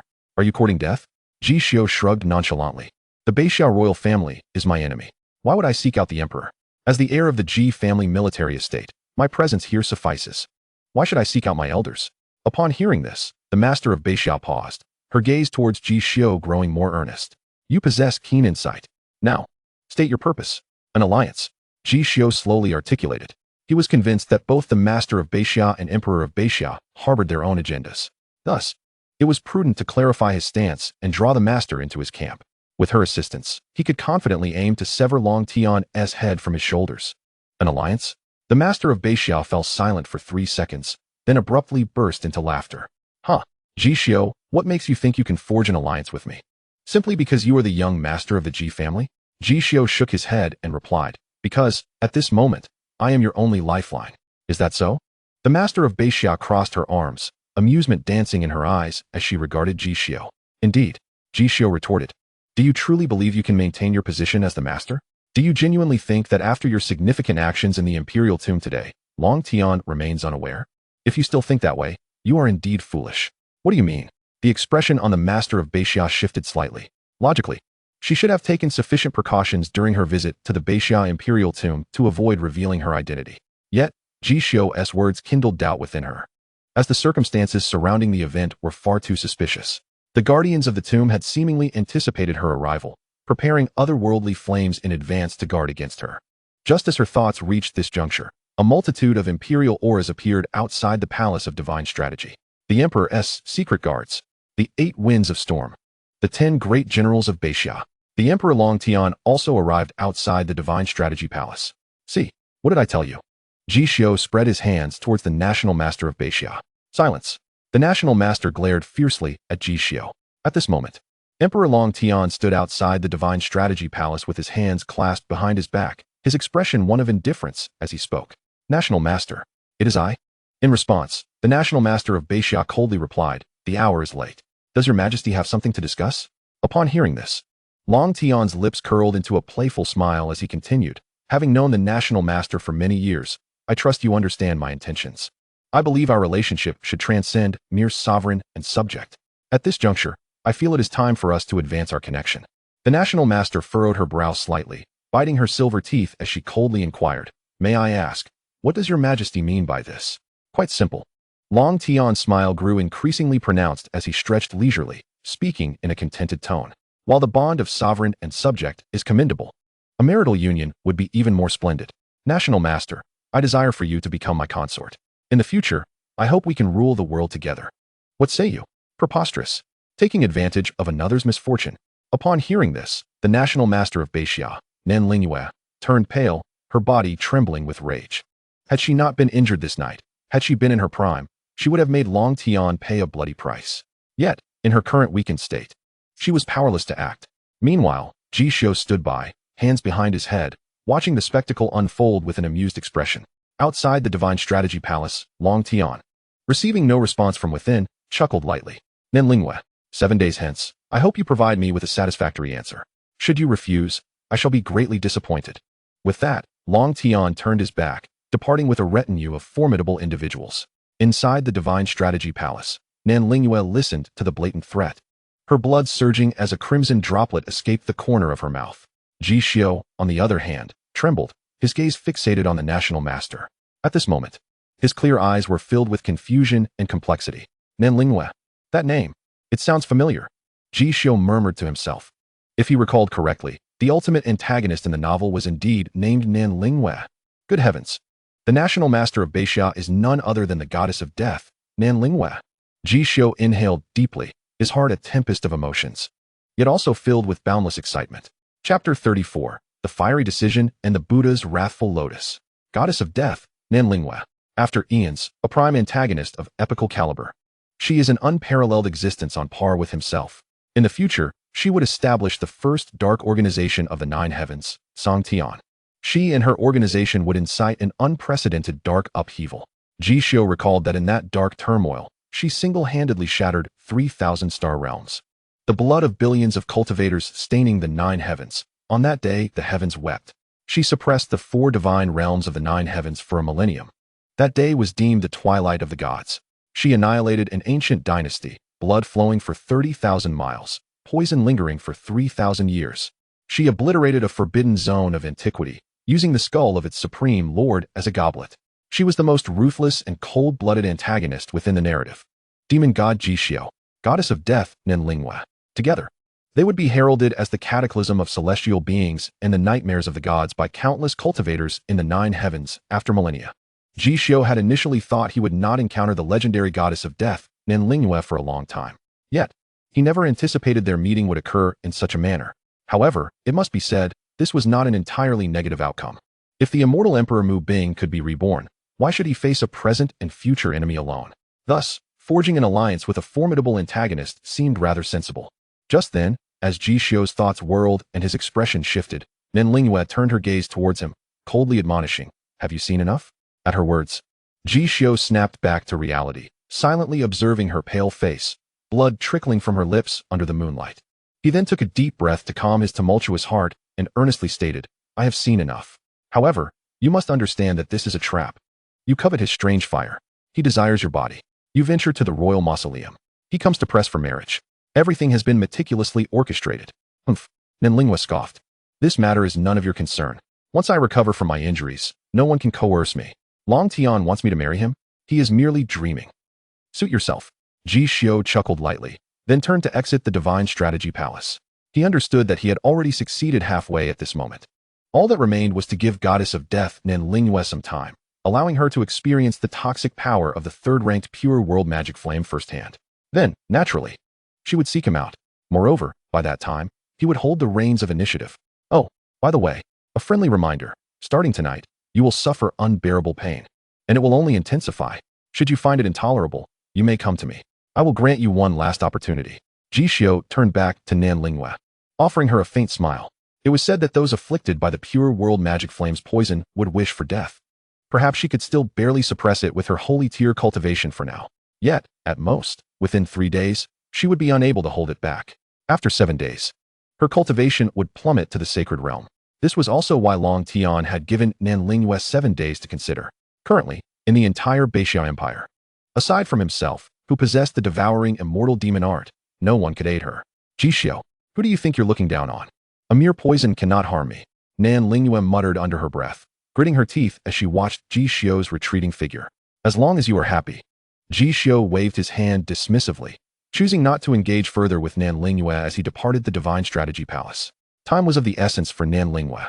He was curious to see just how long this woman could maintain her bravado. Upon returning to the Ji Manor's Maple Leaf Palace, Ji Xiu immediately spotted Gu Yao pacing beneath the maple tree. "Young master, you have finally returned." The moment Gu Yao laid eyes on Ji Xiu, the worry etched on her brow melted away. Throughout the night, she had been consumed with concern for him. Now that he had returned safely, her anxieties were finally alleviated. "It's quite late. Why aren't you asleep?" Ji Xiu smiled warmly at Gu Yao. "Young master, you know very well that if you do not return, I cannot sleep." Gu Yao's beautiful eyes sparkled like stars, fixated on Ji Xiu. "Humph." Ji Xiu shook his head, thinking to himself that this woman was spouting nonsense again. Having spoken, he strode directly towards the palace chambers. The night was still young. Preparations were in order for Nianlingwe, and also for the third-ranked fire of the otherworldly flames. "Young master, have you acquired what you sought from the imperial palace tonight?" Gu Yao inquired curiously, trailing beside Ji Xiu. A smirk danced on Ji Xiu's lips as he replied softly, "Everything I ought to have is in my possession. What should not be mine will soon be so. I even stumbled upon an unexpected delight." "What unexpected delight?" Gu Yao whispered, intrigued. Ji Xiu pondered for a moment before replying with a mysterious smile, "A woman." At these words, Gu Yao stood frozen in place. Her flower-like lips pursed in dissatisfaction as she reproached Ji Xiu in a hushed tone. "Young master, you have strayed. Venturing to the palace at this late hour, all for the sake of a woman." Ji Xiu was taken aback, glancing at Gu Yao with amusement, thinking to himself how erratic her thoughts were. He had merely mentioned an unexpected delight. Yet she spoke as if he had gone to seek a woman under the cover of night out of insatiable desire. "Young master, aren't you going to explain? What manner of woman could possibly warrant being called an unexpected delight?" Gu Yao pressed on, undeterred by his silence. "A very dangerous and strikingly beautiful vixen," Ji Xiu declared as he settled onto the palace bed, slowly closing his eyes. Upon hearing this, Gu Yao stood there, stunned for a long while. Her delicate hand propped her exquisite chin, her enchanting visage clouded with confusion and unease. A dangerously beautiful vixen. Could it be the legendary princess Mu Xianin of Beixia? At this thought, Gu Yao's emotions became a tumultuous mixture, leaving her decidedly displeased. Of course, Ji Xiu at this moment had no inclination to explain anything to Gu Yao. He opened the system store and, without hesitation, spent a considerable sum to acquire 2 techniques. Ding! Congratulations to the host for spending 3,000 Essence of Fate and successfully purchasing the technique Burning Decision. Ding! Congratulations to the host for spending 3,000 Essence of Fate and successfully purchasing the arcane technique Buddha's Wrath Fire Lotus. Success! Ji Xiu's eyes shimmered with a hazy brilliance. Now, he possessed an otherworldly flame, the heart fire of the Azure Lotus. The next step was to successfully refine this heart fire. While his Devouring Immortal Demon technique could indeed absorb and refine otherworldly flames, even the Azure Lotus heart fire would pose little challenge. It seemed he would scarcely require Burning Decision. However, that was far from the truth. He had considered his intent to seize the third-ranked otherworldly flame, the purifying demon flame, from the imperial tomb of Beixia. Thus, acquiring Burning Decision was an absolutely essential preparation. One must understand that the purifying demon flame harbored extraordinary power. Even Saint Realm experts found it exceedingly difficult to control, let alone refine. By conventional standards, such a celestial treasure that even Saint Realm practitioners struggled to command would be beyond the wildest dreams of a mere gathering star realm cultivator. Yet, Ji Xiu was no ordinary practitioner. With the Devouring Immortal Demon technique and Burning Decision, he had a significant probability of claiming that terrifying, purifying demon flame. Thus, the expenditure of these 3,000 Essence of Fate was undoubtedly worth it. As for the Buddha's Wrath Fire Lotus, it was the renowned divine technique created by the Flame Emperor, celebrated across the myriad realms. With otherworldly flames in hand, there was no foe he could not vanquish. This expenditure of 3,000 Essence of Fate was also well justified. Now, it was imperative to hasten his cultivation of these 2 techniques and await Nan Lingyue's arrival. A faint smile graced Ji Xiu's lips as he settled his thoughts and began his training. Chapter 35, Jealous Gu Yao, a little horse pulls a great cart? 3 days swiftly passed. In the Beixia Imperial Palace, before the Imperial Lotus Pond, Emperor Long Tian gazed at the pond full of blooming lotus flowers with a beaming smile. His mood had been exceptionally buoyant over these 3 days, and his smile had not waned. In 4 days' time, Nan Lingyue shall become my woman. Ha ha! Long Tian laughed heartily. Seeing His Majesty so joyful, the head of the Western Bureau, Yu Huatian, chimed in, Congratulations, Your Majesty. In 4 days, you shall be able to take the National Master into the harem. Excellent. Very good. Long Tian exhaled deeply, his smile widening as his gaze unintentionally drifted toward the direction of the Divine Strategy Palace. At that moment, his authoritative eyes were filled with greed and fervor. His desire for Nan Lingyue was not a fleeting whim. Ever since he first laid eyes on her 8 years ago, he had vowed to make her his. Now, his wish was finally within reach. How could he not be elated? Your Majesty, while this is indeed a momentous occasion, the National Master is a Saint Realm expert. Should she be unwilling, you must be cautious of mutual destruction. Yu Huatian gently cautioned. Humph. In 4 days, Nan Lingyue's cultivation will plummet from the Saint Realm. At that time, she will have no choice but to marry. If she resists to the death, I shall force her into submission. Long Tian sneered with a ruthless glint in his eye. Mutual destruction? She shall have no opportunity. Once I seize her primordial Yin, I shall break into the Saint Realm in one fell swoop. That will be the true moment of my dominion over the world. With a disdainful huff, Long Tian's face twisted with a blend of malice and arrogance. Very well. If that is the case, then I shall preemptively congratulate Your Majesty. Yu Huatian nodded solemnly. Emperor Long Tian practiced the supreme technique of the Beixia royal family, the royal sun's sacred art. This technique allowed him to extract the primordial Yin of female cultivators for his own breakthroughs. The higher their cultivation, the greater the benefits for him. The primordial Yin of a Saint Realm woman was enough to elevate Long Tian, at the pinnacle of the King Realm, into the Saint Realm. This was one of the reasons Long Tian had long regarded Nan Lingyue as a supreme treasure. He had been fixated on her for years, under the beautiful moonlight, with cicadas chirping. Within the Divine Strategy Palace, behind a magnificent screen carved with a rising moon over the sea, lay an ice pool. The pool was frigid as a frozen hell, yet timeless in its chill. It was a midsummer night. Yet the temperature in the palace felt as if one stood atop a snow-capped peak, bone-chilling and piercing. The surface of the pool was adorned with exquisitely beautiful ice lotuses. A lithe and stunning figure emerged, partially veiled in the misty, icy vapor. Outside the palace window, a gentle breeze wafted in, causing the water's surface to ripple. The shimmering light reflecting off the crystalline ice and illuminating the half-submerged rosy legs, which appeared as translucent as jade, rendering the surrounding ice lotuses pale in comparison. Crack! The palace door swung open. A tall woman clad in a black dress entered the divine strategy palace. Her exquisite face radiated beauty, but with an air of coldness, exuding a sacred and untouchable aura that made anyone who glimpsed her feel a profound sense of inadequacy. She was none other than Princess Mu Xianxian of Beixia, whose name was on par with Gu Yao. Master, in 4 days, are you truly intent on marrying the emperor? Murmurs of trepidation laced through Mu Xianxian's voice as she stepped behind the screen, gazing at the ethereal Nan Lingyue, who lay submerged in the icy pool. Her visage a portrait of anguish. As her words hung in the air, Nan Lingyue remained unresponsive, her frail form embodying utter weakness. Her once radiant face now pallid and contorted with pain. Master, if you are unwilling, I shall implore my father on your behalf. Should he remain obstinate, I will risk everything to ensure your escape from the capital. Mu Xianxian's delicate hands clenched into resolute fists, her voice unwavering. She had long been aware of her father's, Long Tian's, affections for her esteemed master, yet she never anticipated that he would scheme against her mentor and shamelessly pursue a forced marriage. This revelation ignited an unprecedented fury within her towards her father. It was well known that her mother had been coerced into marrying Long Tian, ultimately leading to her untimely demise. This tragic history was precisely why she bore her mother's surname, Mu, rather than Long. At this juncture, she adamantly refused to witness her master suffer a similarly woeful fate as her mother had. Xianxian, Long Tian has made all necessary preparations. There is no need for your futile endeavors. Nan Lingyue slowly opened her eyes, her gaze devoid of emotion as it fell upon Mu Xianxian. But, I cannot bear to see your life ruined by my father. Mu Xianxian implored, her confusion palpable. Upon hearing this, Nan Lingyue's brows furrowed, her silver teeth nearly cracking from her disdain. Marry Long Tian. What manner of creature is he? What is his status? Does he even deserve such a thing? As her words faded, the moonlight cascaded down, illuminating the unprecedented, tempestuous killing intent and raging fury swirling within Nan Lingyue's exquisite eyes. What shall we do? Your injuries are grave. There are merely 4 days left. Time is of the essence. Mu Xianxian bit her crimson lip, anxiety radiating from her being. Indeed, Nan Lingyue murmured, her lashes fluttering as she pondered for a considerable time before seemingly reaching a conclusion. She turned to Mu Xianxian, her voice tinged with weakness. Xianxian, go to the Ji family military mansion and inform Ji Xiu that this master has accepted his proposal. Tell him to come to the Divine Strategy Palace at once. What?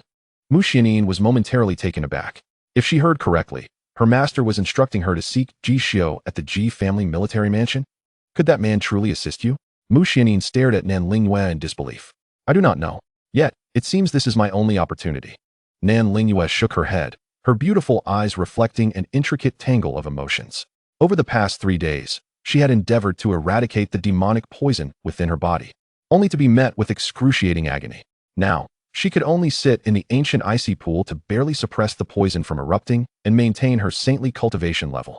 If she continued down this path, the consequences of her cultivation falling would be dire. Thus, she found herself with 2 choices. First, while her cultivation still remained at the saint level, she could fight her way out of the palace and flee the capital. Second, she could seek Ji Xiu at the Ji family military mansion. She was uncertain whether Ji Xiu could indeed aid her, but for now, she had to place her trust in him. Should Ji Xiu fail to rescue her, she would then carve a bloody path out of the palace, escaping the capital. Very well, I shall proceed to the Ji family military mansion at once. Mu Xianxian nodded emphatically before turning to leave. Once Mu Xianxian had departed, Nan Lingyue coughed, blood spilling from her lips once more. The excruciating pain enveloped her entire being. She gritted her teeth, refusing to utter a sound. Yet she could not deny that she was on the brink of collapse. At the Ji family military mansion, within the falling maple palace, Ji Xiu sat quietly upon the bed. Ding! Congratulations, host, for successfully refining the unique fire, the Qinglian Earth Heart Fire. Ding! Congratulations, host, for the evolution of the burning decision. Hearing the system's prompts, Ji Xiu slowly opened his eyes. He raised a finger, summoning the unique fire. Sizzle! A plume of dark azure flames erupted. The temperature in the falling maple palace surged dramatically. In the midst of the fervent, flickering flames, even the air shimmered with distortion. The Qinglian Earth Heart Fire had finally been successfully refined. A sigh of relief escaped Ji Xiu as a smile graced his lips. His constitution, a 9-star divine heart and bone, paired with godly comprehension, made the practice of the burning decision effortless for him. The only peril lay in refining the unique fire.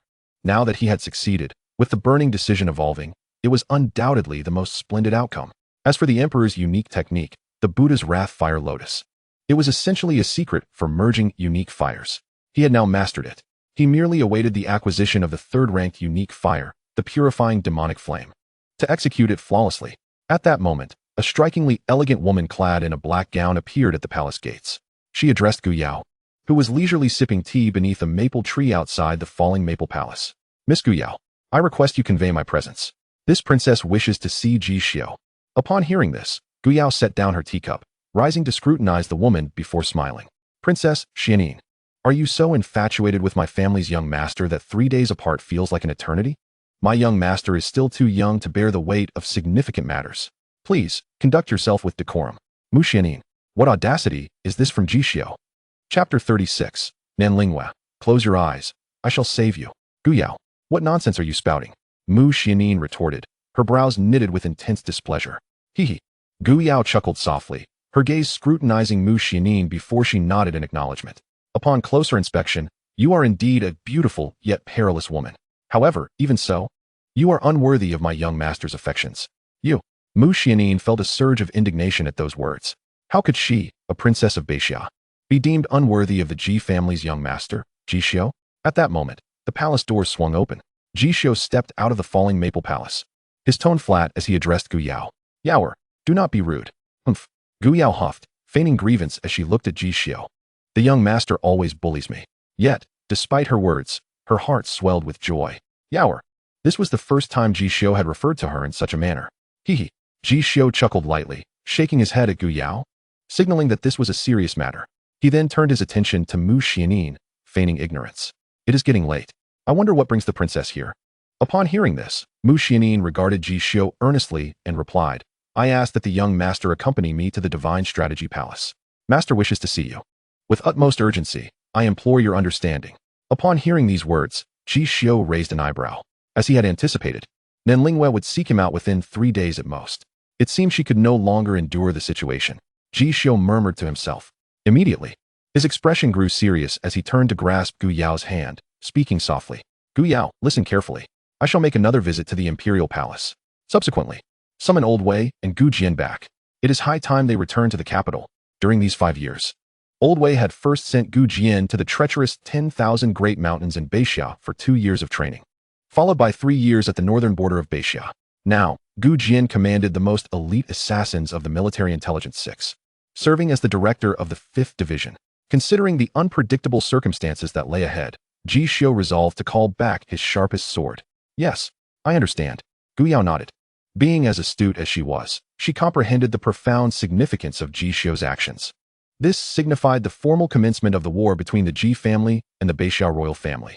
I shall take my leave. Ji Xiu nodded to Gu Yao. Your Highness. Take care. Gu Yao looked at Ji Xiu earnestly and cautioned him. Fear not. Ji Xiu smiled gently. And then he and Mu Xianin proceeded towards the Beixia Imperial Palace. As Ji Xiu and Mu Xianin made their way to the palace, silence enveloped them until they exchanged a knowing glance upon arriving at the palace gates, subsequently employing their agility to infiltrate the palace. The moonlight was resplendent, and the stars sparkled brightly. Before the Xianxiu Palace, the begonia flowers bloomed, accompanied by the chorus of cicadas. Ji Xiu, you are aware of the grievous injuries sustained by my master, correct? Mu Xianin suddenly halted, staring at Ji Xiu with a dazed look. It is not merely an injury. It is poison. Demonic poison. Ji Xiu replied coolly. Then you also know how my master was poisoned. You are aware of how terrifying this poison is, yes? Mu Xianin continued to inquire. Indeed. Then what? Ji Xiu furrowed his brow, gazing at Mu Xianin with a look of bewilderment. He was unsure of what this woman intended to convey. So, can you truly save my master? Mu Xianin regarded Ji Xiu with skepticism. The poison afflicting her master was the demonic flame of purity. Even her master could not resolve it. So how could a mere Ji Xiu do so? Hence, she worried that Ji Xiu might harbor ulterior motives under the guise of treatment. Upon hearing this, Ji Xiu could not be bothered to explain to Mu Xianin and, without courtesy, mocked her. Foolish woman, you.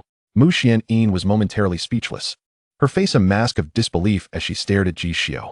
No one had ever dared to speak to her in such a manner throughout her life. Ji Xiu was the first. What do you mean? You are to guard the gates outside the palace. Without this prince's permission, you shall not enter. Ji Xiu glared at Mu Xianin, then strode towards the Xianxiu Palace without looking back. Ji Xiu, you better fulfill your obligations. Otherwise, I, the princess, will not spare you. Mu Xianyin warned in a hushed tone, her silver teeth clenched. Huh. Ji Xiu turned to Mu Xianyin and teased, Your Highness, your words hold no threat for me, so you might as well save your breath. With that, Ji Xiu turned and stepped into the Xianxiu palace, leaving without a backward glance. Clang. The moment the palace door closed, Mu Xianyin huffed. What a sharp-tongued fellow. Inside the Xianxiu palace, the air was frigid, reminiscent of standing atop a snow-capped mountain, behind a magnificent screen adorned with the moon rising over the sea. A breathtakingly alluring silhouette could be faintly discerned. You have arrived. A voice, cool yet magnetically enchanting, resonated from within the chamber. Yes. Ji Xiu's gaze fixated on the figure behind the screen as he responded with a soft hum. Can you truly dispel this poison? Nan Lingyue's voice was tinged with weakness. Shall we not find out by trying? Ji Xiu replied with a light chuckle. Very well, as you wish. With that, Ji Xiu stepped forward, entering beyond the screen. What came into view was an immense ice pool. A stunningly graceful figure partially shrouded in the ethereal mist of the icy waters emerged. Ji Xiu steadied his emotions and stepped in slowly, immediately noticing Nan Lingyue's face tilted back towards the water's surface, droplets cascading from her exquisite features, lending her skin a pearl-like radiance. How do you intend to resolve this poison? Nan Lingyue turned her beautiful eyes earnestly towards Ji Xiu, her red lips parting to inquire. Ji Xiu pondered briefly, choosing not to elaborate further, and instead leapt directly into the ice pool. Splash! Water splashed everywhere. Nan Lingyue's expression froze momentarily, caught off guard by Ji Xiu's unexpected action. At that moment, Ji Xiu stood before her, their proximity so close that they could hear each other's breaths. Their gazes locked. Nan Lingyue's lips curled slightly as she earnestly remarked, Sometimes, I truly feel you do not resemble a mere youth. She had never encountered someone with such clear eyes, akin to a mountain spring in autumn. Yet, those eyes bore an uncanny clarity that seemed capable of slicing through the long, dark night. Thus, she genuinely sensed Ji Xiu possessed a maturity beyond his years and an extraordinary quality that set him apart from the world. Hee. Ji Xiu shook his head with a light laugh, refraining from offering any explanations as he directly addressed the national master of Beixia. Nan Lingyue, close your eyes. I shall save you.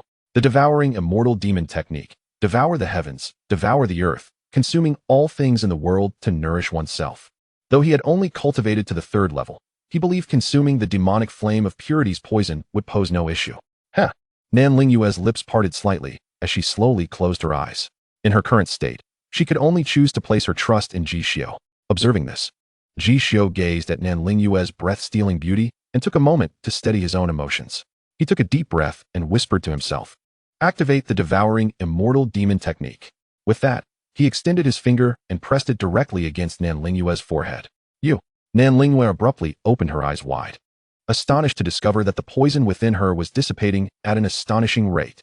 A surge of indescribable emotions welled up within her, her beautiful eyes filled with astonishment. This little fellow is remarkably powerful. With that thought, she slowly closed her eyes again. Ding! Congratulations, host, for absorbing the demonic poison of purity. Your cultivation has increased by 100. Ding! Congratulations, host, for absorbing the demonic poison of purity. Your cultivation has increased by 200. Ding! Congratulations, host, for absorbing the demonic poison of purity. Your cultivation has increased by 300. At that moment, Ji Xiu felt the rapid amplification of his true essence within, his mind consumed by a singular thought. This feels incredible. Truly, it feels marvelous. Chapter 37. The Alliance of Villains. The Stabbing Emperor. 3 minutes. Elevating oneself through 3 realms. Is this the power of the purifying world's demonic poison? A wave of elation surged within Ji Xiu. In a mere 3 minutes, his cultivation had ascended from the 1st to the 4th star-gathering realm. It is worth noting that this remarkable achievement came only after the demonic poison of the purifying world had been purified 100-fold by the devouring immortal demon art, thus meeting the absorption criteria. One can scarcely fathom the profound transformation that would occur should he successfully refine the 3rd-ranked purifying world's demonic lotus from the exquisite fire ranking. It is complete. All of Nan Lingyue's demonic poison has been entirely consumed. Ji Xiu's thoughts halted at this realization. He withdrew his finger from her forehead and stepped back with decisive grace. In an instant, their gazes locked, and for some inexplicable reason, the atmosphere grew somewhat awkwardly silent. Ahem. Ji Xiu cleared his throat and gazed at Nan Lingyue, who was regarding him with a playful expression. The demonic poison has been resolved. See, I did not deceive you. He chuckled lightly. Upon hearing this, Nan Lingyue slightly parted her crimson lips. offering no words as her enchanting eyes remained fixed on Ji Xiu for an extended moment, as if she were attempting to see through him entirely. Why is she staring at me like that? Ji Xiu furrowed his brow, pondering whether Nan Lingyue harbored any ill intentions. With this thought, he unconsciously tensed up. Should she have a change of heart, their subsequent plans could become rather troublesome. You. Nan Lingyue extended her delicate finger and playfully poked Ji Xiu's forehead, her tone teasing as she questioned him. To think, you little rascal, you possess quite the ability. Huh? Ji Xiu chuckled softly, refraining from responding about the devouring immortal demon art. Such knowledge must remain concealed from her. Nan Lingyue's elegant brows arched playfully, and the mischievous smile on her exquisite face deepened, clearly reflecting her burgeoning curiosity about Ji Xiu. As a saint-level powerhouse, how could she have failed to sense that in the brief span of 3 minutes, Ji Xiu's cultivation had surged through 3 minor realms? Evidently, he had absorbed the demonic poison within her to achieve such rapid advancement. 3 minutes equated to 3 years of arduous cultivation for Ji Xiu. In her understanding, no technique in existence could accomplish such a feat. Ji Xiu had, in a sense, shattered her preconceived notions of cultivation. Thus, her intrigue regarding him reached an apex. What extraordinary power does Ji Xiu possess, and what is the secret of his mysterious cultivation technique? Of course, while she yearned to delve deeper, she recognized that the moment was not yet ripe. Consequently, she averted her gaze, smiling as she addressed Ji Xiu. Very well, speak your mind. Now that we are allies, what do you wish for me to do for you? In response, Ji Xiu extended a finger and replied, quite simple. I have but one request. Moreover, this request is one you cannot refuse. Nan Lingyue's brows arched playfully as she casually inquired. Oh? Pray enlighten me. Ji Xiu took a deep breath before uttering 2 words, assassinate the Emperor. Upon his words, the entire divine strategy palace fell into a brief silence. Nan Lingyue, upon hearing Ji Xiu's request, was not taken aback. Rather, it aligned perfectly with her expectations. However, she did not respond immediately. Her jade hand lightly tapped the pool's edge as if deep in contemplation. Observing her, Ji Xiu remained calm, quietly regarding Nan Lingyue. Currently, Nan Lingyue had already severed ties with the Northern Xia Emperor, Long Tian. Even without his request, her character would compel Long Tian to face the repercussions of his previous coercive marriage proposal. Thus, he was entirely unconcerned about her potential refusal. After a considerable pause, Nan Lingyue lifted her gaze, her expression serene as she addressed Ji Xiu. Even if you do not speak, I would not spare Long Tian. If that is your sole request, then it is superfluous. With that, she rose from the icy pool. Indeed, a glimmer of light flickered in Ji Xiu's eyes. Everything was proceeding according to his plan, to use another blade to slay, while remaining untouched by any consequences. This was indeed a masterstroke. At that moment, a crisp system notification chimed in his ear. Ding! Congratulations, host, for triggering the system bounty mission. Bounty mission, assassinate the Emperor. Mission requirement, eliminate the Northern Xia Emperor, Long Tian. Mission reward, 100,000 destiny points. Ji Xiu was momentarily taken aback. A system bounty mission with a reward of 100,000 destiny points. Such a sum was sufficient to unlock the 2nd level of the Killing Realm's divine ban. He took a deep breath, astounded that the bounty mission would emerge at this juncture, and the reward was a staggering sum he had never encountered before. However, the implications of assassinating Long Tian were far too severe. The Northern Xia royal family was backed by a colossal force, the National Protection Sect. This sect represented the foundation of the Northern Xia dynasty, nurtured over millennia. The former supreme rulers of Northern Xia, the Supreme Emperor, and the Elder Council, all resided within the National Protection Sect. One could say that the sect safeguarded the entire Northern Xia royal lineage. This formidable entity would spring into action to quell any chaos should the Northern Xia dynasty face annihilation or should its emperor perish. Ji Xiu had originally intended to use Nan Lingyue to eliminate Long Tian, ensuring the consequences would not touch him or the Ji family. All repercussions would fall squarely upon Nan Lingyue's shoulders. However, should he take it upon himself to assassinate Long Tian, he would face the wrath of the National Protection Sect directly. If that were the case, it would indeed become quite troublesome. Ji Xiu could not help but rub his temples. Since the bounty mission had already been issued, and with a reward of 100,000 destiny points, he could not afford to let this opportunity slip by. There was only one chance, so even if it meant confronting the National Protection Sect, he would not hesitate. With that thought, Ji Xiu took a deep breath and rose from the icy pool. At that moment, Ji Xiu and Nan Lingyue stood side by side at the window, a silent understanding passing between them as they refrained from speaking. The moonlight cascaded upon their serious faces, and both knew the grave consequences of assassinating Long Tian. After a lengthy pause, Ji Xiu and Nan Lingyue spoke in unison. Long Tian must die. Long Tian absolutely must die. As their words fell, they exchanged glances, each seeing the profound killing intent reflected in the other's eyes. I will kill Long Tian. Rest assured, Nan Lingyue declared earnestly. Upon hearing this, Ji Xiu quietly inquired, when do you plan to strike? On the eve of the grand wedding. Nan Lingyue did not conceal her intentions, unwilling to wait until the wedding night to act. That would be a humiliation to her. I understand. Ji Xiu nodded thoughtfully. At that moment, he began to devise a plan in his heart. On the eve of the grand wedding, Nan Lingyue would make her move. How could he personally eliminate Long Tian without incurring any karmic retribution? Moreover, Long Tian, as the emperor of Beixia, possessed extraordinary strength. To his knowledge, Long Tian had reached the pinnacle of the Jun realm. This made the task exceedingly daunting, seemingly an insurmountable challenge. However, perhaps it was not entirely impossible. Suddenly, a thought struck Ji Xiu, illuminating his mind. Chapter 38. Gu Jian returns. The heir bestows a sword. By the time Ji Xiu departed from the Divine Strategy Palace, it was already quite late. Upon returning to his chamber, he had no time for lengthy discussions with Gu Yao and promptly fell asleep. When he awoke, it was deep into the night of the following day. Rising from his slumber and stepping out of his quarters, Ji Xiu encountered two familiar figures quietly standing in the courtyard of the Maple Grove Palace. One was an elderly man clad in black, his hair grizzled and appearance unremarkable, yet his aged eyes concealed the horrors of a blood-soaked past. The other was a young boy in black, merely 15 years of age, yet possessing the strength of the Fate Earth realm.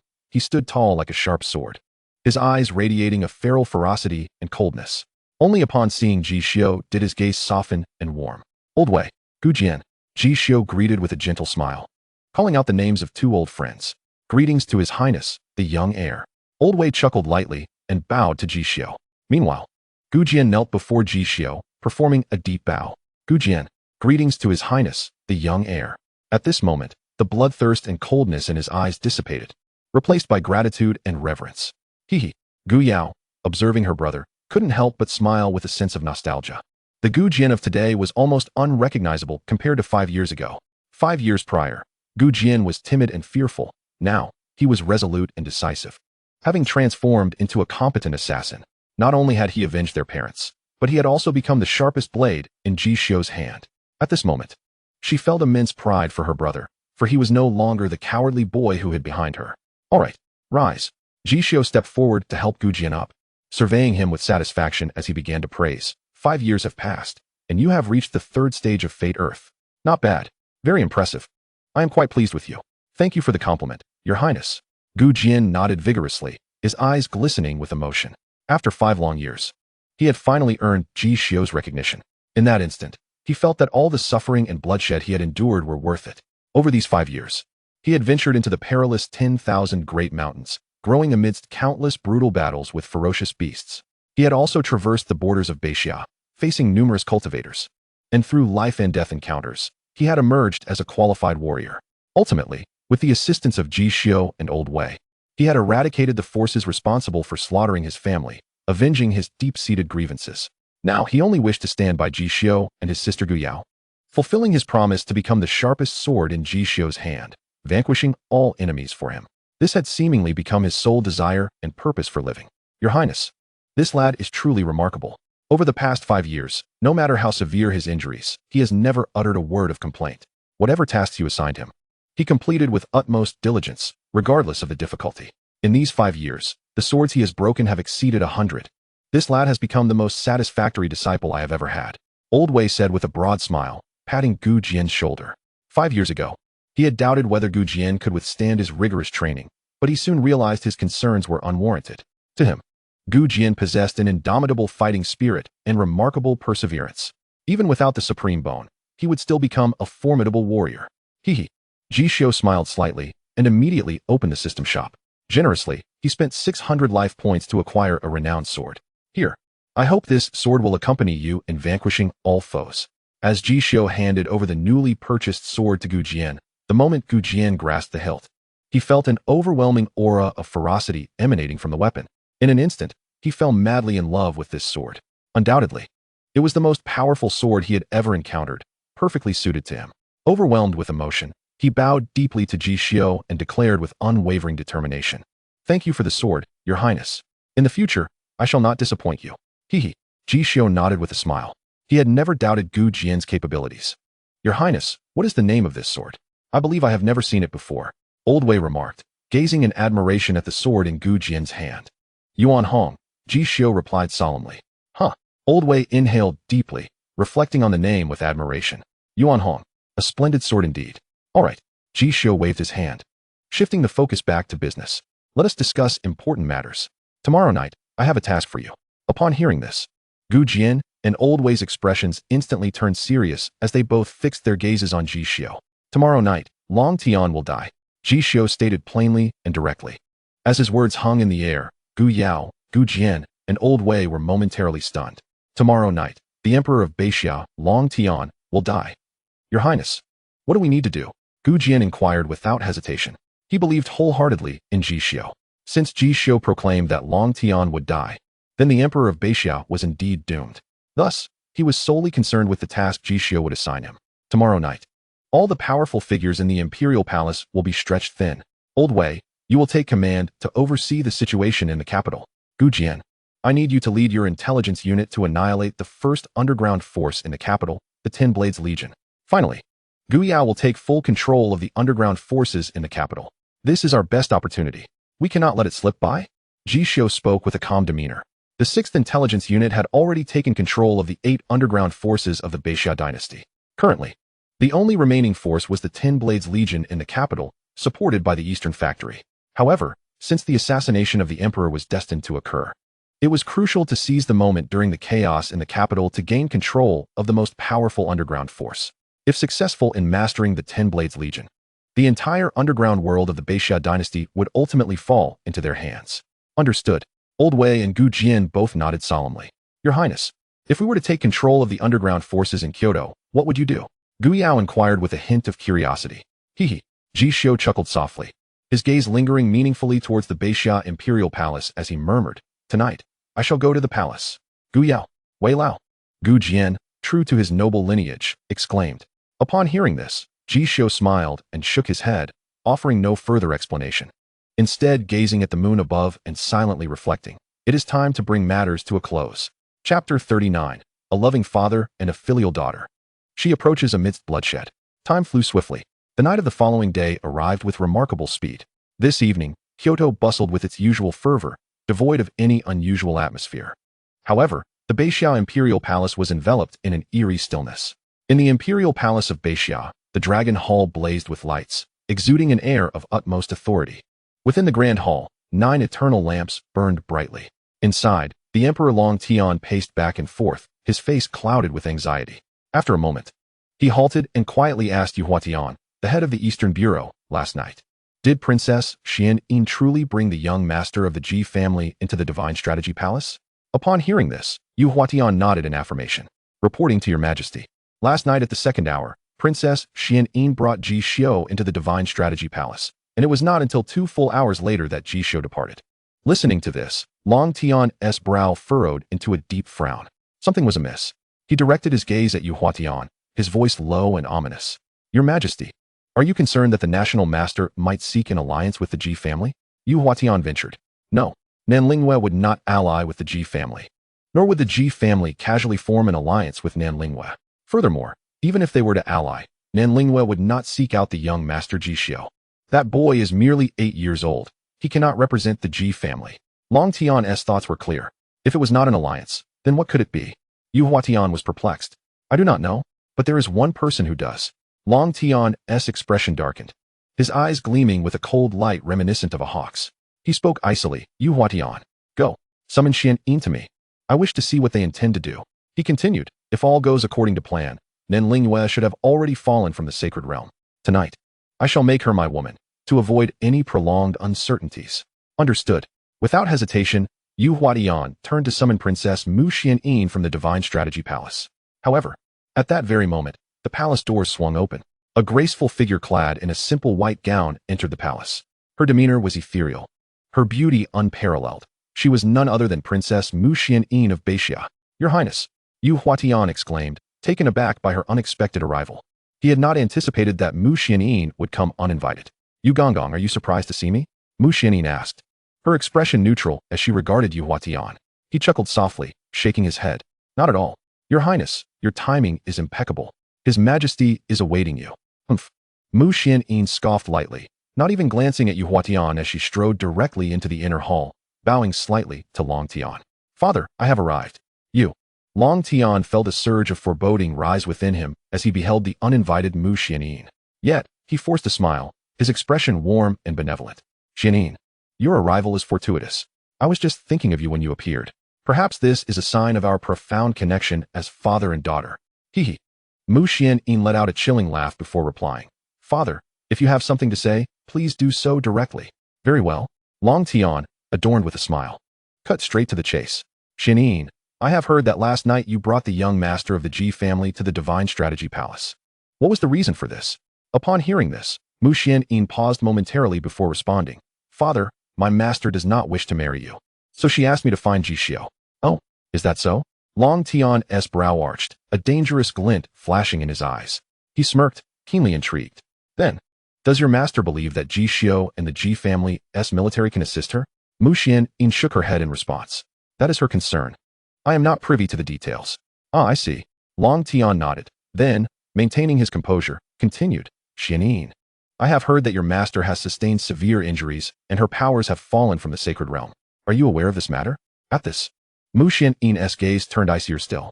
She was no fool and could discern that Long Tian was still attempting to use her to probe for information about her master. After a moment of silence, she lowered her head and asked, Father, my master does not wish to marry you. Could you please spare her? Long Tian was momentarily taken aback by her request. His expression quickly shifted to one of rage as he glared at Mu Xianyin and scolded, You foolish girl. Do you even comprehend what you are saying? My affairs do not require your meddling. Father. Mu Xianyin suddenly raised her head, biting her silver teeth as she enunciated each word with conviction. I merely wish to prevent my master from suffering the same fate as my mother. I implore you to reconsider. Rebellious daughter. In a fit of rage, Long Tian struck Mu Xianyin's delicate face with a resounding slap. Smack! Blood trickled from the corner of Mu Xianyin's mouth. And at that moment, her beautiful eyes, which regarded Long Tian, were filled with a sense of shattering despair. The slap had shattered the last shred of affection she held for him. Begone! I do not wish to see you. Long Tian's voice was frigid. Father, tonight you shall meet your end. Mu Xianyin replied expressionlessly, her gaze fixed on Long Tian. After uttering this, 2 lines of tears streamed down her cheeks. Yet she felt an overwhelming sense of liberation and an unprecedented lightness and joy.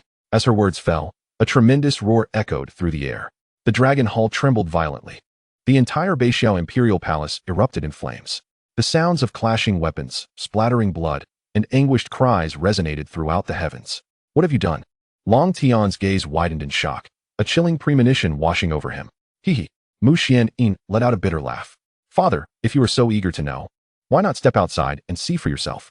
Upon hearing this, Long Tian shot a fierce glare at Mu Xianyin and, with a swift motion, rushed out of the dragon hall. The sight before him left him utterly astounded. The vast palace was in utter chaos, drenched in blood, with battles raging everywhere. The air was filled with the relentless cries of agony. This is no longer the imposing imperial palace of ordinary days. It has unmistakably transformed into a battlefield soaked in blood. At this moment, the head of the Western factory, Yu Huatian, approached Long Tian with a grim expression, addressing him. Your Majesty, the Imperial Guards have betrayed us. Half of your secret guards have also turned against you. Hundreds of assassins have descended upon the palace, wreaking havoc. Furthermore, among our 10 great generals of Beixiao, 4 have already fallen. Scoundrel! Scoundrel! Long Tian's body trembled with rage as he turned to glare at Mu Xianyin.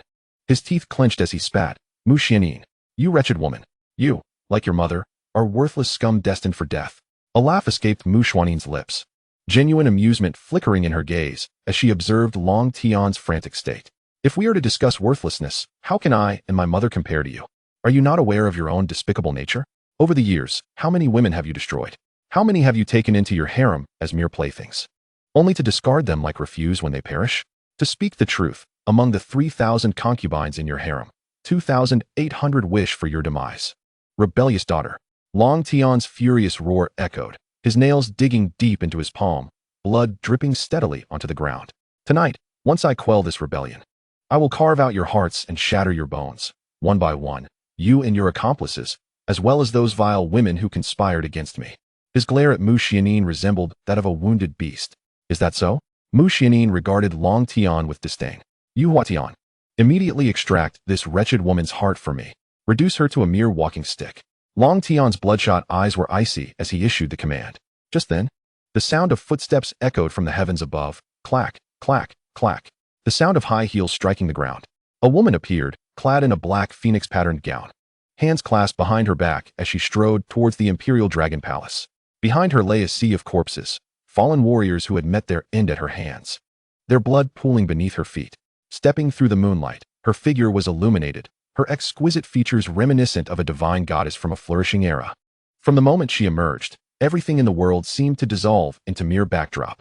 Her cold, beautiful eyes locked onto Long Tian, her crimson lips curling into a chilling smile as she declared, Long Tian, your life is forfeit. Chapter 40. The Mastermind, Ji Xiu, the assassination of the Emperor begins. Chaos engulfed the palace. The capital was in turmoil. Millions of citizens and cultivators in the capital trembled as they gazed towards the direction of the palace. This night, no one could have anticipated the calamity that had befallen the palace. Ordinarily, when such an incident occurred, the Iron Buddha army stationed outside the capital should have rushed in to quell the rebellion at the first opportunity. Yet, the Ji family's Iron Buddha army showed no signs of mobilizing. Not only the Iron Buddha army, but even the powerful leaders of various factions in the capital remained silent. The Royal Academy of Beixia, the Beixia Inspection Institute, the 6 ministries of the Beixia capital, the Beixia Jinyue, Hulong Mountain Manor, the Jinyu Bureau, the Dali Temple. This multitude of imperial forces exhibited no movement whatsoever. The leaders of the capital appeared blind and deaf to the rebellion within the Beixia Palace. Such a profound silence left all cultivators and citizens in the capital utterly astonished. In the Ji residence of the capital, Ji Xiu sat in the maple-falling palace, a smile gracing his face as he poured tea for his grandmother, Mu Hua. Little one, pray tell, how did you manage to command the obedience of the capital's factions? Amused, Mu Hua regarded Ji Xiu. It's quite simple. My intelligence agency has compiled secrets from 108 prominent figures in the capital over the years. Ji Xiu replied with a smile. That is insufficient. Mu Hua shook her head. While the secrets of the capital's leaders are indeed potent, they cannot compel them to side with the Ji family at such a critical moment. Of course it's not enough. But what if I tell them that Long Tian will die tonight, and at the hands of a saint-level powerhouse? Moreover, I never instructed them to kill Long Tian. I merely suggested they remain passive witnesses to preserve their own lives. Thus, what reason do they have to intervene? Ji Xiu spoke with a grin. Fox borrowing the tiger's might. Mu Hua nodded thoughtfully. If that is the case, then there should be no issue. The various factions in the capital have formidable leaders in place. However, the problem lies in the fact that none of these leaders possess the strength of a saint. All cultivators across the continent are aware of the saying, below the saint level, all are but mere ants. Now tell me, how did you come to ally with the National Master of Beixia? Mu Hua pinched Ji Xiu's cheek, inquiring. The National Master of Beixia was one of the most stunning and terrifying individuals she had ever encountered. She had never anticipated that her precious grandson could stand alongside him. About a week ago, Ji Xiu revealed the truth without hesitation. Mu Hua gasped, astonished. You, young man, possess quite the audacity. Merely fortunate. Ji Xiu shrugged. Had Nan Lingyue not been injured and Long Tian not forced a marriage, I would have had no connection to her at all. One last question. If Long Tian dies and the National Guardian sect holds you accountable, what will you do? Mu Hua's gaze bore into Ji Xiu, directly addressing the most crucial query.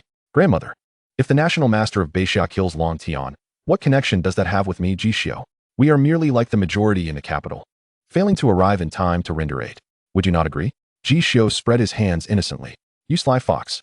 Your mind grows ever more meticulous. Mu Hua teased with a smile, then affectionately ruffled Ji Xiu's hair, gently advising, the night is late. Rest early.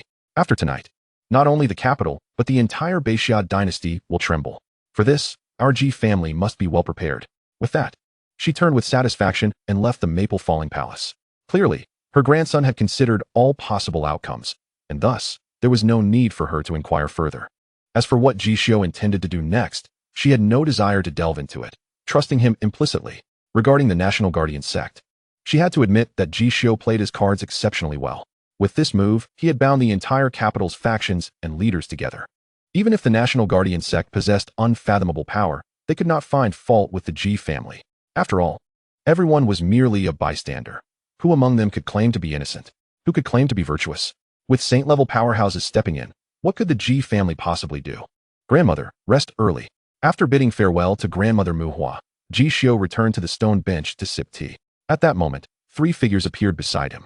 Your Highness, when shall we proceed? Old Wei inquired in a hushed tone. Let us act now. Ji Xiu waved his hand. With Nan Lingyue now in play, it was certain that the powerful figures within the palace would be stretched thin. This was the opportune moment for the Military Intelligence Division 6 to strike decisively against the underground forces of the capital. Understood, Gu Jin responded, swiftly transforming into a series of fleeting shadows as he vanished from the falling Maple Palace, followed by a multitude of dark figures. These individuals were elite assassins from Military Intelligence Division 5, honed through years of training along the northern border of Xia, representing the pinnacle of their craft. Old Wei, you too shall go. Tonight, you shall take charge. Ji Xiu casually commanded. Yes. Old Wei nodded and quietly disappeared into the night. Your Highness, it appears the Ten Blades Legion has met its end, Gu Yao remarked with a smile. Haha. Ji Xiu also smiled faintly. If the elite forces of Military Intelligence Division 5 were fully deployed, coupled with Old Wei's control, then without the backing of the Western Factory and the royal family of Northern Xia, the Ten Blades Legion of the capital would indeed falter. Your Highness, when will you enter the palace? Gu Yao asked with a hint of concern. Soon, Ji Xiu murmured, gazing towards the Northern Xia Imperial Palace, where the flames of anticipation flickered in his clear eyes. He was waiting for an opportunity. Before long, as an ancient figure appeared above the palace, the aura of the Saint Stage swept across the entire capital and the heavens. Ji Xiu suddenly rose, addressing Gu Yao. It is time. With that, he utilized the star god as shadow, transforming into specks of starlight as he departed from the falling Maple Palace, heading towards the Northern Xia Imperial Palace. Watching Ji Xiu's receding figure, Gu Yao bit her crimson lips and softly murmured in worry, my little prince. You must be careful. Chapter 41. The Madman Nan Lingyue. Pursuing to the Imperial Tomb. Meanwhile, as Ji Xiu stealthily approached the Northern Xia Imperial Tomb using the star goddess shadow, outside the Dragon Hall of the Northern Xia Imperial Palace, Nan Lingyue stood with her hands clasped behind her back, the chilling wind rustling her skirt. She coldly regarded the old man in coarse garments standing atop the Dragon Hall and taunted, old fool. We meet again. I trust you are well. Her voice, icy and magnetic, resonated through the heavens. The terrifying pressure of the Saint Stage descended upon the scene, causing the faces of all present to turn pale. In the presence of Nan Lingyue and this mysterious elder, they were undeniably reduced to the status of the most despicable and feeble ants. With a mere snap of their fingers, both great powers could obliterate them in an instant. Master National Teacher, you have gone too far. The old man in coarse garments shook his head at the sea of corpses around him. Too far. Nan Lingyue smirked, her lips curling in disdain. Pray tell, what constitutes too far? Had I not restored my Saint Stage cultivation, my fate would undoubtedly mirror that of His Majesty's 3,000 concubines. Tragic, to say the least. So, what qualifies you to deem my actions excessive? Sighing, the old man fixed his resolute gaze upon Nan Lingyue and spoke earnestly, regardless of the reasons. Long Tian has not succeeded, has he? Moreover, Master National Teacher, you have already taken many lives tonight. Is it not best to cease this madness? Humph. Nan Lingyue shook her head, a cold smile gracing her stunning features, her tone dripping with mockery. Cease? Very well.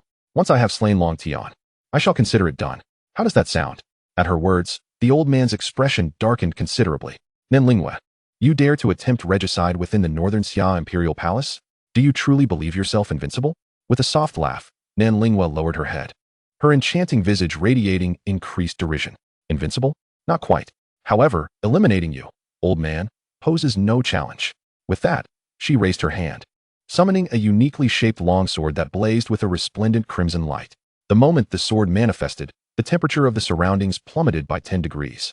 A chilling aura of impending doom sending shivers down the spines of all present. Kill.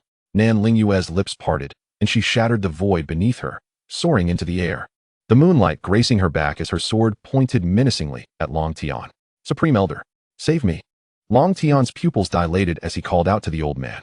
The overwhelming pressure and murderous intent of the Saint Stage forced him to abandon his dignity. Your Majesty, you must flee. Head to the Imperial Tomb and activate the teleportation array. Summon the Saint Stage experts from the Sacred Nation to Kyoto. The old man approached Long Tian, speaking in a low voice, and pushed him back. He sensed that Nan Lingyue's strength and cultivation were even more fearsome than during their first encounter. The first time, he had barely repelled her with the help of the unfettered demonic flame. However, today, he lacked that advantage and feared he could not withstand her for long. Thus, seeking aid from the Sacred Nation was the sole means of escaping the massacre tonight. With that, he summoned a bronze halberd. Its azure holy light enveloping him as he ascended to confront Nanlingwe. Boom, boom, boom, boom. In the skies above, a battle of the saints erupted. Terrifying energy waves reverberated, echoing like muffled thunder. The ground of the northern Xia imperial palace cracked with hundreds, if not thousands, of fissures resembling a spider's web. All the cultivators present turned pale and retreated in panic, fully aware that this was a conflict of the saint stage. Even the residual waves of battle could severely injure or even kill them.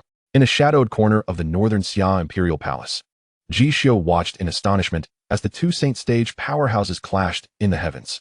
Above, the crimson light and azure radiance split the sky, even causing the tranquil moon to shimmer with a breathtaking dual-hued halo. Boom! Another sound akin to muffled thunder echoed in his ears. Ji Xiu shivered at the sight of the two saints above and murmured to himself, below the saint stage, all are mere ants.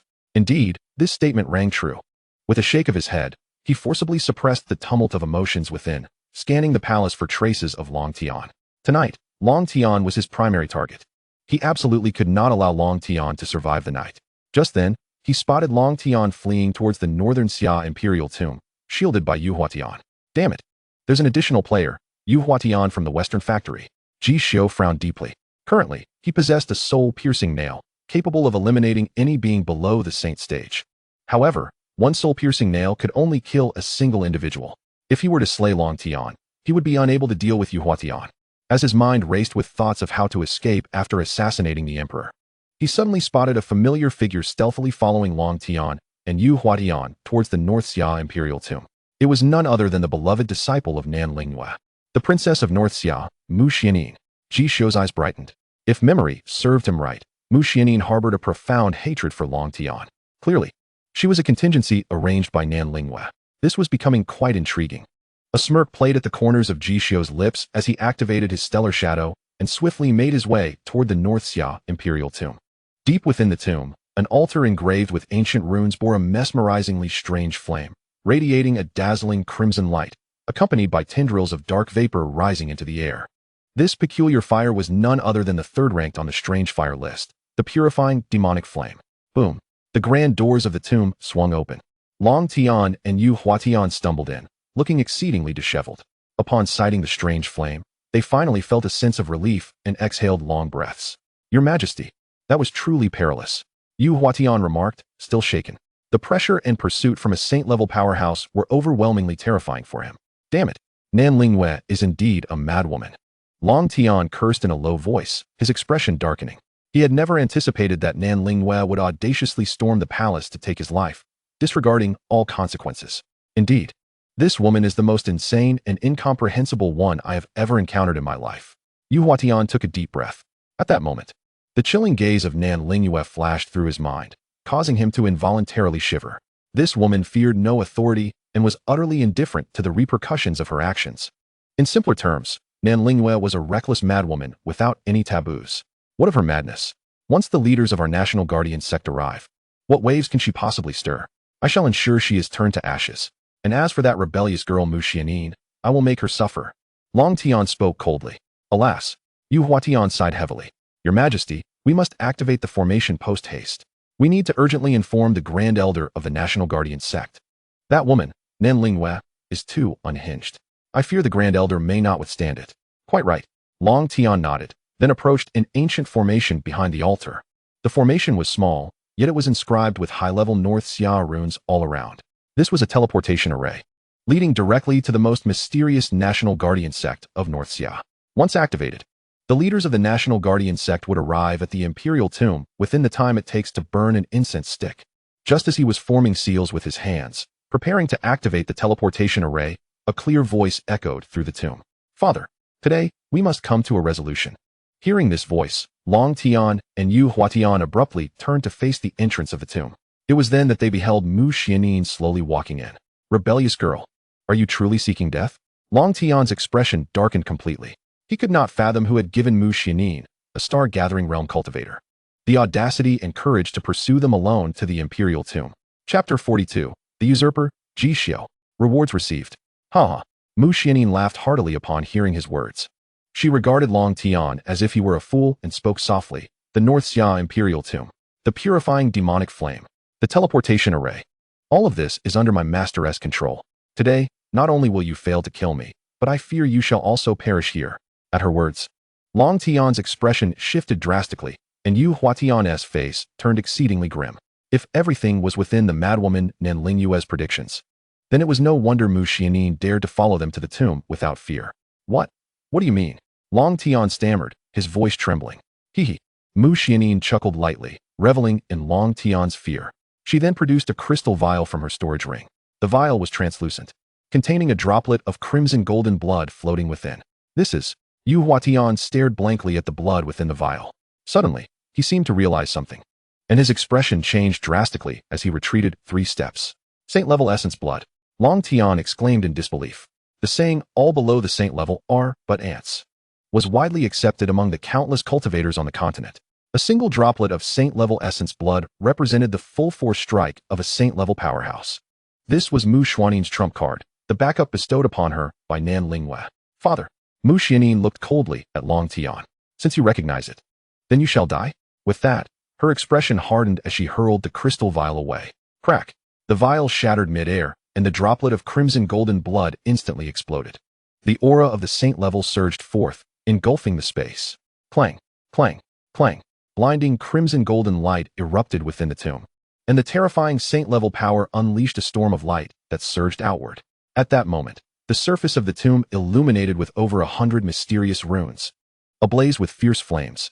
The sound of the runes burning resembled boiling water.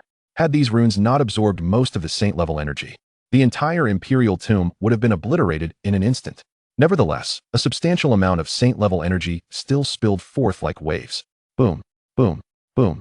The invisible ripples of energy shattered several towering mountains outside the tomb, while ancient trees were cleaved in half. Moments later, as the saint-level energy was expended, the smoke cleared from the tomb, revealing Yu Huatian lying on the ground, charred and lifeless. His meridians shattered, his bones reduced to dust, leaving only a bloodied human skin lying on the ground. The once mighty West Factory chief had met his untimely end. "It is over. Finally over," Mu Xianyin murmured, tilting her head back with closed eyes. Just then, a towering figure appeared before her. "Xianyin, your father cannot bear to see you perish." Upon hearing this voice, Mu Xuanin's eyes widened in disbelief as she stared at Long Tian. At this moment, Long Tian was covered in wounds, disheveled, his face as pale as death, with blood occasionally spilling from his lips. Despite his grievous injuries, he had somehow managed to survive. How is this possible? Mu Xuanin's beautiful eyes were filled with shock. "Did you think you were the only one with saint-level essence blood? Did you think your master was the only saint-level powerhouse? Have you forgotten? Your grandfather is also a saint-level powerhouse." Long Tian grinned darkly. Indeed, he too possessed a droplet of saint-level essence blood. This drop of sacred blood is a precious gift bestowed by the former emperor of Beixia, now the revered Taishang emperor, meant to serve as a lifeline. Although the potency of this holy essence has diminished over the years, it remains sufficient to preserve his life. "How dare you? I will fight you to the end," Mu Xianyin exclaimed sharply, her beautiful eyes sparkling with the brilliance of clustered stars. She drew a silver longsword and thrust it directly toward Long Tian's heart. "Huh." Long Tian replied with a cold smile, flicking his finger. Crack! The longsword shattered into countless fragments. In an instant, Long Tian raised his hand, piercing through the void to grip Mu Xianyin by the throat, his voice icy as he inquired, "Xianyin, do you have anything to say?" "Humph." Mu Xianyin bit her silver teeth, her eyes filled with defiance. "Long Tian, if you have the ability, then kill me. It would be just in time for me to join my mother." At this moment, despair began to creep into her heart. After all, as a newly ascended star-gathering realm cultivator, she was no match for Long Tian, who possessed peak June realm prowess. Hearing her words, a smirk crept across Long Tian's lips as he gazed at Mu Xuanin's exquisite and frosty visage, slowly speaking, "Xianyin, killing you would be too easy, but I must say, you have truly grown, and you bear an increasing resemblance to your mother. Get lost. You have no right to mention my mother." Mu Xianyin glared fiercely at Long Tian, her voice laced with fury. "Very well. If you wish for me not to speak of her, I shall oblige. However, I must admit, I find myself quite fond of your mother. Why not take her place?" Long Tian's wicked smile radiated a fiery intensity as he looked at Mu Xianyin. "You beast." Mu Xianyin shuddered, her mind racing with the horrifying thought that Long Tian might kill her. Yet, she could scarcely fathom the depths of his inhumanity. "Ha ha ha.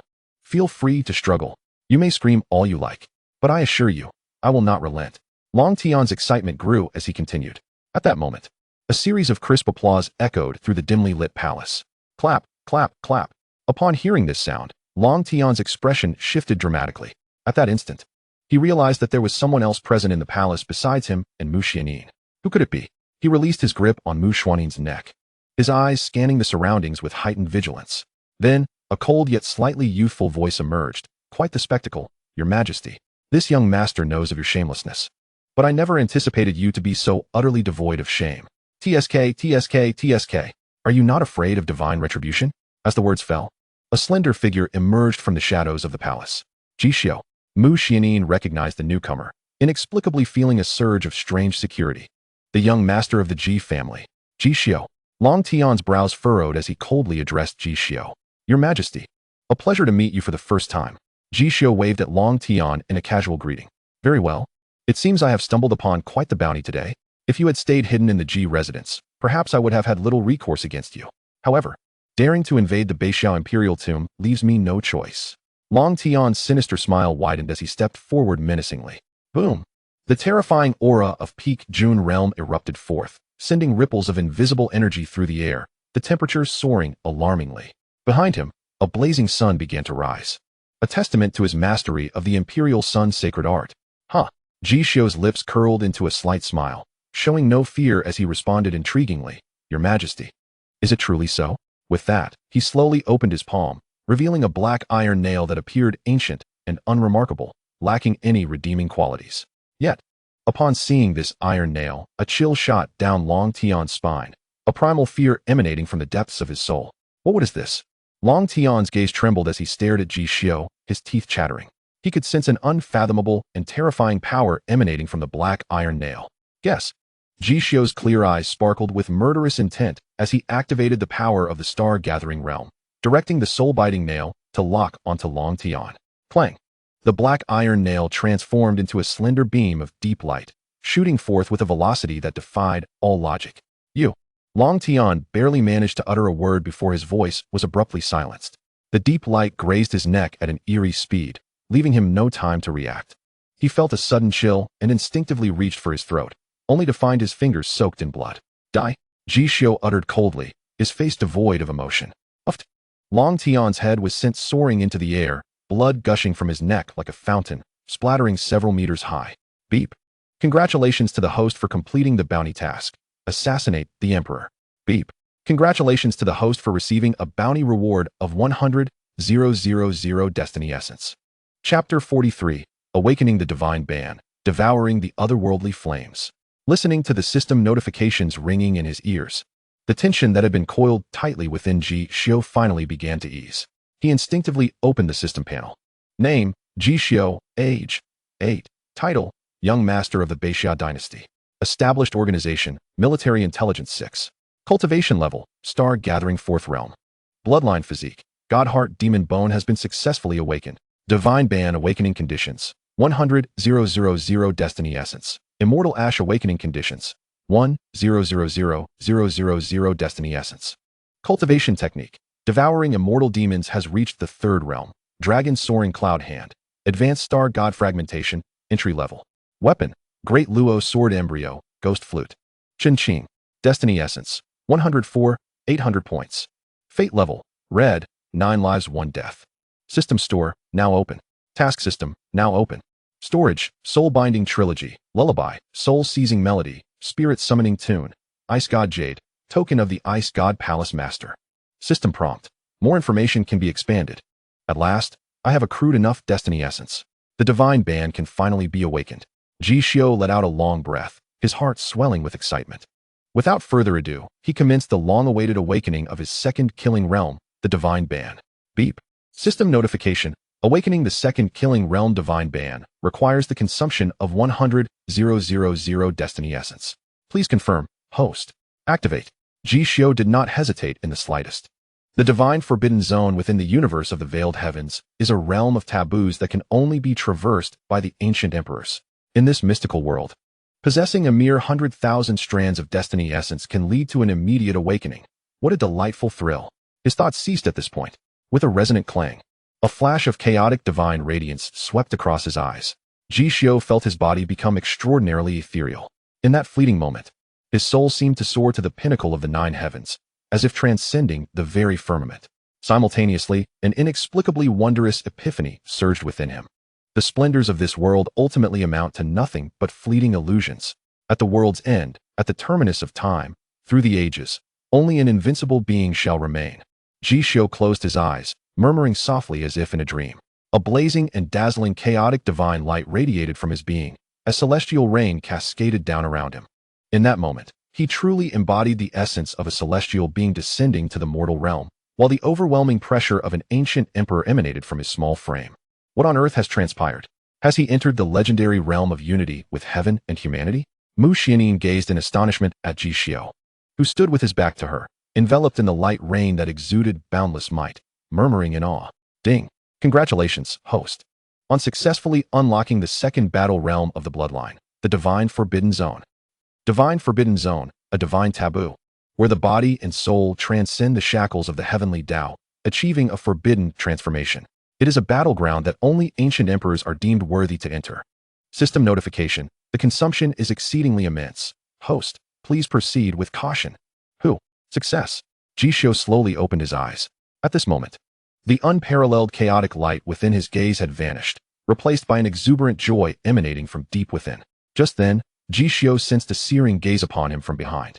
Turning around, he found Mu Xianxian staring at him, her eyes glazed in disbelief. Hey, have you had your fill of staring, Your Highness? Ji Xiu teased with a chuckle. Mu Xianxian suddenly snapped back to reality, realizing her lapse in composure. She hastily averted her gaze and, feigning nonchalance, inquired, Ji Xiu, what transpired just now? Ji Xiu chuckled lightly before fabricating an answer. I merely fell into a state of enlightenment. Indeed, Mu Xianxian gasped, her expression complex as she regarded Ji Xiu. Murmuring softly, Ji Xiu, you truly are astonishing. She understood that achieving the state of unity between heaven and humanity in this world offered boundless benefits in the pursuit of cultivation. For instance, her master, Nen Lingwei, had entered this state 3 times. It was precisely due to this that her master reached the saint tier by the age of 27.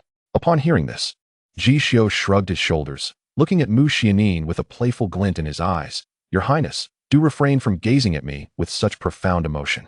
I might misinterpret your intentions. Mu Xianxian lightly scoffed, then turned her gaze with a mixture of emotions towards the headless corpse of Long Tian in the underground palace, stating, thank you for today. I have long wished to eliminate him. I owe you one. You owe me one. Ji Xiu raised an eyebrow, a teasing smile gracing his lips. Let it be known, Princess Mu Xianxian, you owe me one today. In the future, I shall seek double recompense. All right. Mu Xianxian nodded earnestly. Observing this, Ji Xiu sighed with a smile before shifting his attention to the ancient altar deep within the underground palace. Upon the altar bloomed a pure white lotus, its crystalline petals exuding an ethereal beauty, enchanting enough to ensnare one's soul with but a glance. However, nestled within the heart of the lotus was a flame of ominous crimson, emanating wisps of dark mist, an extraordinary fire, the pure world demonic flame. Today, it stands as my second paramount objective. Ji Xiu's expression turned grave, his gaze intense. This third-ranked extraordinary flame, while breathtakingly beautiful, harbored unparalleled destruction. Immense danger lurked within. It was not merely a matter for a lowly gathering star realm cultivator. Even a saint-tier practitioner could perish if caught off guard. The devouring, immortal demon technique. The flame decision. Surely, I can seize it. Ji Xiu took a deep breath, then stepped steadily toward the pure world demonic flame. What does he intend to do? Mu Xianxian furrowed her brow, watching as Ji Xiu approached the demonic flame step by step. Indeed, it is breathtaking. Ji Xiu arrived before the altar, his eyes filled with awe and determination as he gazed upon the extraordinary flame hovering in the heart of the pure white lotus. Ji Xiu inhaled deeply, suppressing the tumultuous emotions within. He then extended his hand to grasp the pure white flower. In that instant, a wave of searing heat washed over him. Yet, despite this, he felt no trace of the terrifying destructive force of the pure world demonic flame. Perhaps it is due to the accompanying lotus that he is shielded from its destructive power? Ji Xiu swallowed hard, attempting to clarify his reasoning. It was indeed thanks to this accompanying lotus that he was even granted the chance to approach the extraordinary flame. Ji Xiu, are you mad? If you wish to keep your life, put it down. Mu Xianxian's voice trembled as she cautioned him. However, at this moment, she began to realize that Ji Xiu was not merely acting recklessly. This fellow seemed genuinely intent on subduing the extraordinary flame. But what a jest! This pure world demonic flame ranks third on the extraordinary flame list, containing unfathomable destructive power. How could a mere gathering star realm cultivator even dream of tampering with it? Even her master had nearly perished beneath this extraordinary flame. Yet, despite Mu Xuannin's voice resonating throughout the underground palace, Ji Xiu appeared oblivious. His focus remained steadfastly locked onto the peculiar flame resting upon the lotus. This is a once-in-a-lifetime opportunity. If Nan Lingyue arrives at the underground palace, the pure world demonic flame will likely fall into her hands. She is a saint. I cannot compete with her. Ji Xiu's mind was crystal clear at this moment. He yearned to bring the extraordinary flame back to the Ji family, consolidating all of Ji's strength, or perhaps wait until his cultivation was stronger before attempting to subdue it. However, time was of the essence, and Nan Lingyue would undoubtedly not permit such an opportunity. Thus, only one choice remained. Just as this thought crossed his mind, a fierce determination flickered in Ji Xiu's gaze. He raised his left hand, slowly lifting the pure white lotus. Gritting his teeth, he swallowed the fire seed at the lotus's core in a single decisive gulp. Simultaneously, the devouring immortal demon technique surged into full power. The flame decision activated at full capacity. Boom! At the very instant Ji Xiu swallowed the fire seed, a cataclysmic force erupted. The terrifying temperature surged exponentially. Invisible ripples of energy cascaded outward. Crack! Crack! Crack! The surface of the northern Xia imperial tomb trembled violently, causing the walls to crack open with fissures resembling intricate spider webs. Witnessing this scene, Mu Xuannin's expression changed dramatically, and without uttering a word, she turned to flee. Hiss! Hiss! Hiss! The sound of flames scorching the air accompanied the rising mist, reminiscent of the prelude to a volcanic eruption. In that instant, as the countless runes protecting the tomb turned to ash, a towering crimson pillar of fire erupted skyward, centered around Ji Xiu. Boom! Boom! Boom! The vast northern Xia imperial tomb was reduced to ashes in a heartbeat. The skyward pillar connected heaven and earth, an awe-inspiring spectacle. From a distant peak in the imperial mountain range, Mu Xuannin gazed at the fiery column that bridged the heavens and the earth, cold sweat soaking her back. She swallowed hard, her eyes glazed as she murmured in trembling disbelief, "A madman. Truly a reckless madman." Chapter 44. The capital shakes, the furious Nan Lingyue. The brilliant crimson flames erupted in the night sky. A terrifying wave of fire swiftly engulfed the heavens. In an instant, the temperature of the entire realm rose significantly. Within the city of Kyoto, millions stared blankly at the inferno sweeping across the night sky, their throats dry with fear. Even from a great distance, the intense heat of the flames left countless individuals drenched in sweat, as if they were engulfed in the sweltering heat of summer. That was the Imperial Mountain Range. What on earth had transpired? Such power, what level of might could it possibly be? Monarch rank, saint rank, or perhaps the legendary realm of power? Only the most extraordinary flames could possess such terrifying destructive capability. Good heavens, it is indeed the legendary power of flames that can annihilate the world. This is simply too dreadful. In Kyoto, whether cultivators or common folk, all felt a profound sense of helplessness amidst the sweeping inferno. It was not merely them. Even the numerous dignitaries of Kyoto were left astonished. They collectively lamented within their hearts. It's over. Truly over. Tonight's events have escalated beyond control. In the east city of Kyoto, the 10-mile-long street was strewn with corpses, blood staining the entire thoroughfare. Gu Jian, clad in black, bore the weapon Yuanhong. His demeanor as chilling as ice. Behind him stood over 100 black-clad assassins, elite operatives of the 5th Bureau of Military Affairs. As per Ji Xiu's plan, Gu Jian, leading the 5th Bureau, had thoroughly annihilated the entire Ten Blades Legion located in the east city of Kyoto. At this moment, beside him, Gu Yao gazed vacantly at the fiery waves sweeping across the sky, murmuring softly, "Your Highness, did you do this? Please, you must return safely." In response, Gu Jian sheathed Yuanhong, turned, and confidently reassured Gu Yao, "Sister, rest assured, His Highness has the power to command the clouds and summon the rain. I dare say everything that transpires tonight is well within his control." With that, an elderly figure in black, Elder Wei, slowly stepped forward. He regarded the direction of the northern Xia imperial palace with furrowed brows, murmuring softly, "Let us hope so. I hope tonight hasn't he truly exceeded His Highness's grasp." At the Ji Clan South military estate in Kyoto, Lin Ru covered her mouth, gazing toward the direction of the imperial city, where the pillar of fire almost seemed to connect heaven and earth, her voice trembling as she asked, "Mother, did Xiu really go to the palace tonight?" "Indeed." Mu Hua nodded. "Ah." Lin Ru gasped in shock, her entire being wavering as she murmured, "Tonight at the northern Xia imperial palace. A saint-level battle." The eruption of extraordinary flames. This is spiraling out of control. Sighing heavily, Muhua replied, "You mustn't worry. This boy will surely return safely." Though she spoke those words, deep down, she too felt uncertain. Moreover, she felt a sense of guilt, for Ji Xiu's actions tonight had been sanctioned by her. Despite the plan being meticulously crafted, she still felt she should have accompanied Ji Xiu to the palace. Yet now, it was too late for regrets. In the northern Xia imperial palace, the 10 great divine generals had all fallen. Before the dragon hall, the ground was littered with corpses and severed limbs. This night, the palace seemed to have been drenched in a rain of blood. The air was thick with an intensely nauseating scent of blood. At this moment, the northern Xia royal family's elder, having lost an arm, knelt half-heartedly before Nan Lingyue, his body drenched in blood.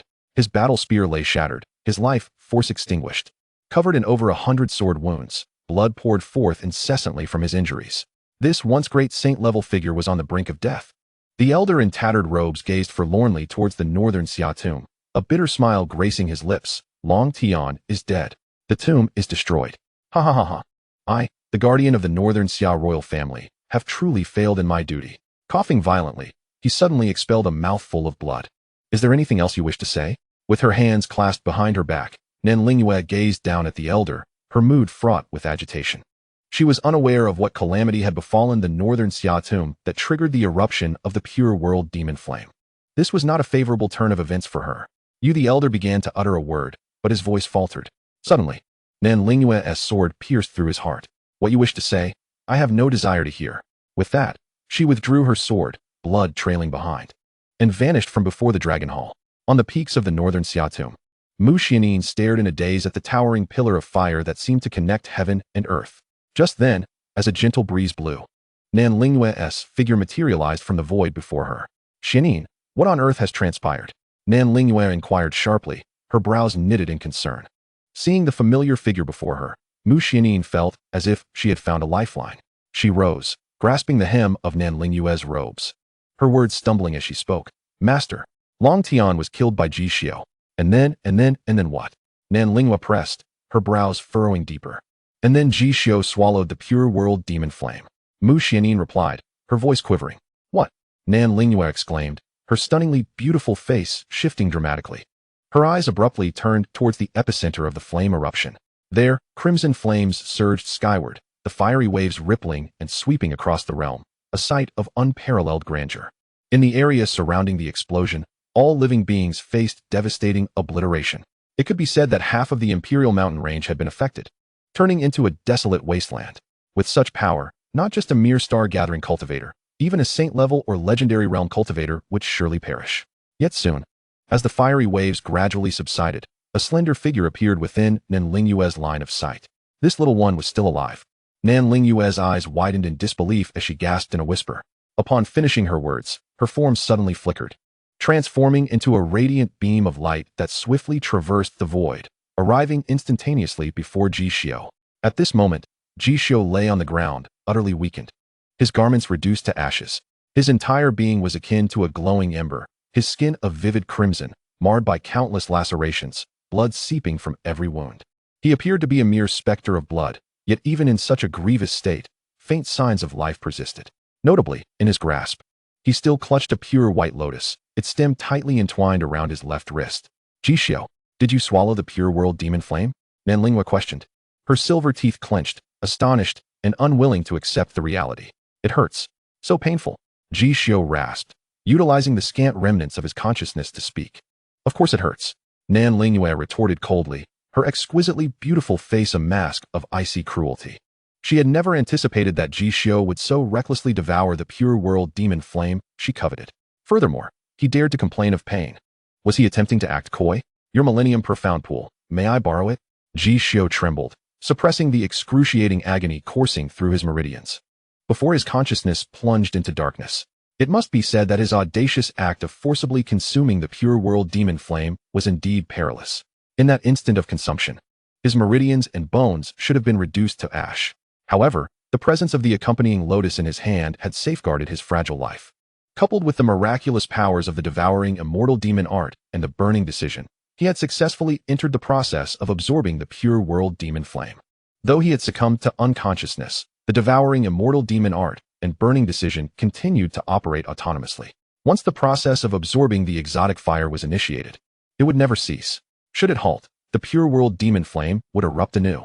In simpler terms, Ji Xiu's current predicament was one of life and death. Beep. Congratulations. Host.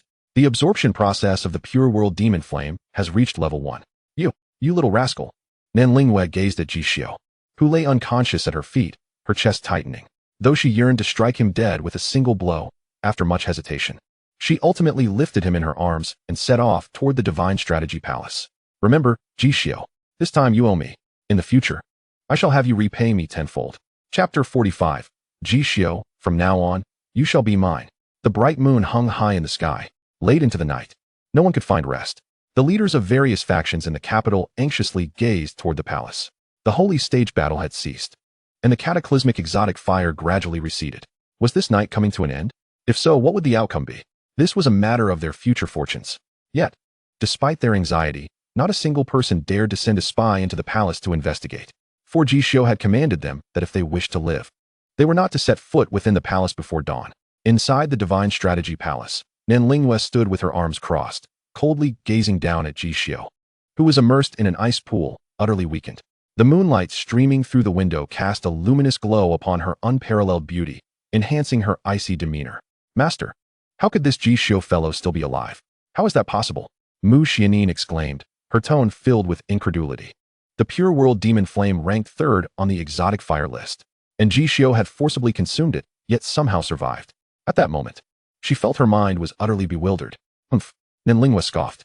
Had it been anyone else, they would certainly be dead beyond resurrection. But this fellow seems to be somewhat different. What do you mean? Mu Xianin shook her head in confusion. Nan Lingyue merely shook her head without offering an explanation. Her gaze fixated on the lotus entwined around Ji Xiu's left hand, becoming increasingly entranced. What secrets did this little fellow harbor? Why would the accompanying lotus of the pure world demon flame actively protect him? Moreover, it seemed to show signs of recognizing him as its master. Truly remarkable. At this moment, Ji Xiu coughed thrice. Cough, cough, cough. His consciousness gradually stirred awake, the excruciating pain coursing through him eliciting a groan. Ugh. Just then, a mocking voice echoed in his ears. What a fine move, young scion of the Ji family. You have indeed played your cards well. Tonight, I shall purge the palace in blood, and you emerge as the ultimate victor. Hearing this, Ji Xiu slowly opened his eyes, immediately spotting Nan Lingyue and Mu Xianin standing above him by the ice pool. Huh, what are you talking about? I don't understand. Ji Xiu feebly managed to smile, knowing full well that he could not evade Nan Lingyue. Thus, it was best to feign ignorance at this moment. Humph, Nan Lingyue snorted. You little rascal. Do you truly wish for me to clarify things? After tonight, the tale of my bloodbath at the Northern Xia Palace will spread throughout the continent. The death of Long Tian will likely be blamed on me, and the Northern Xia Guardian sect will pursue me to the death.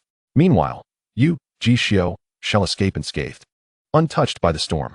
Such a brilliant scheme, is it not? Is that so?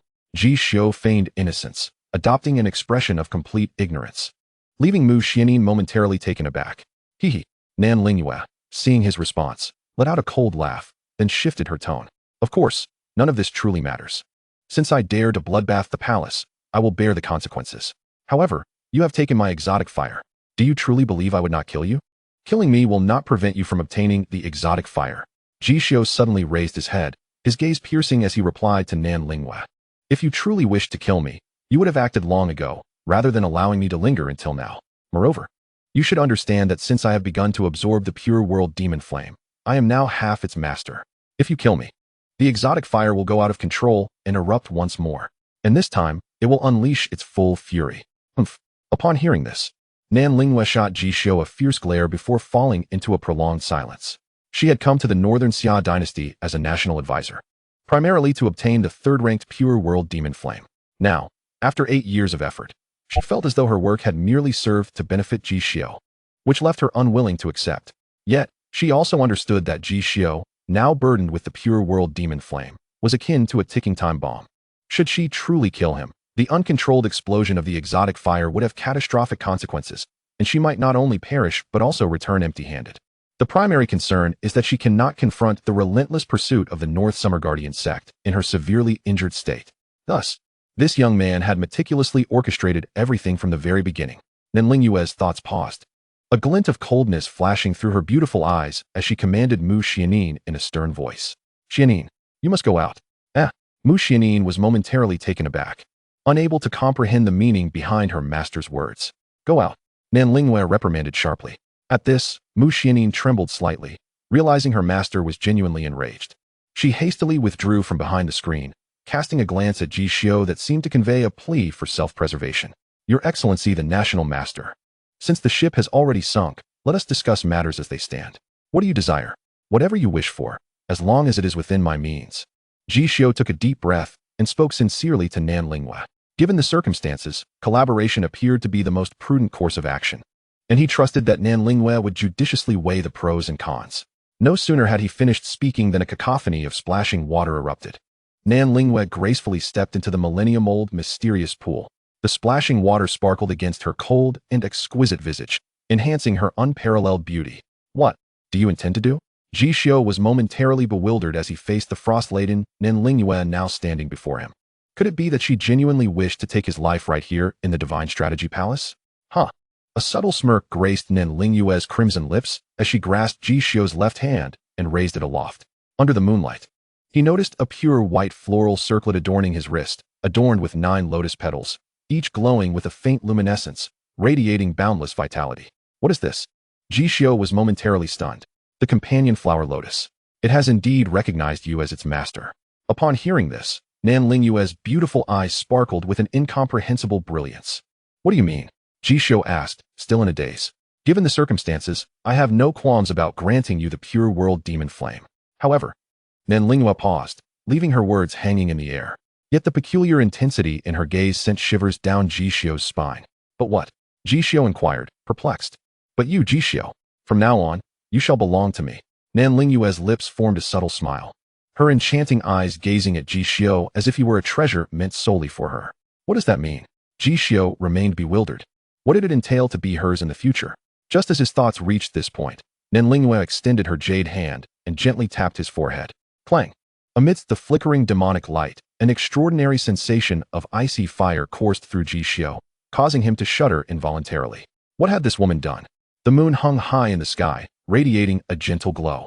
After casting one last glance at Ji Xiu, Nan Lingyue departed, leaving behind a perplexing statement. Ji Xiu, from now on, you are mine. When the time comes, you shall repay me tenfold for what you owe. In that moment, Ji Xiu gazed in astonishment at Nan Lingyue's retreating figure, murmuring to himself, Nan Lingyue, this insane woman, what does she truly intend?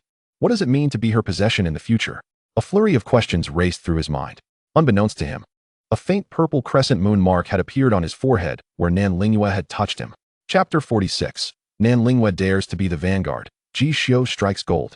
A night of tempestuous winds and rain. The moon hung serenely above the celestial dome.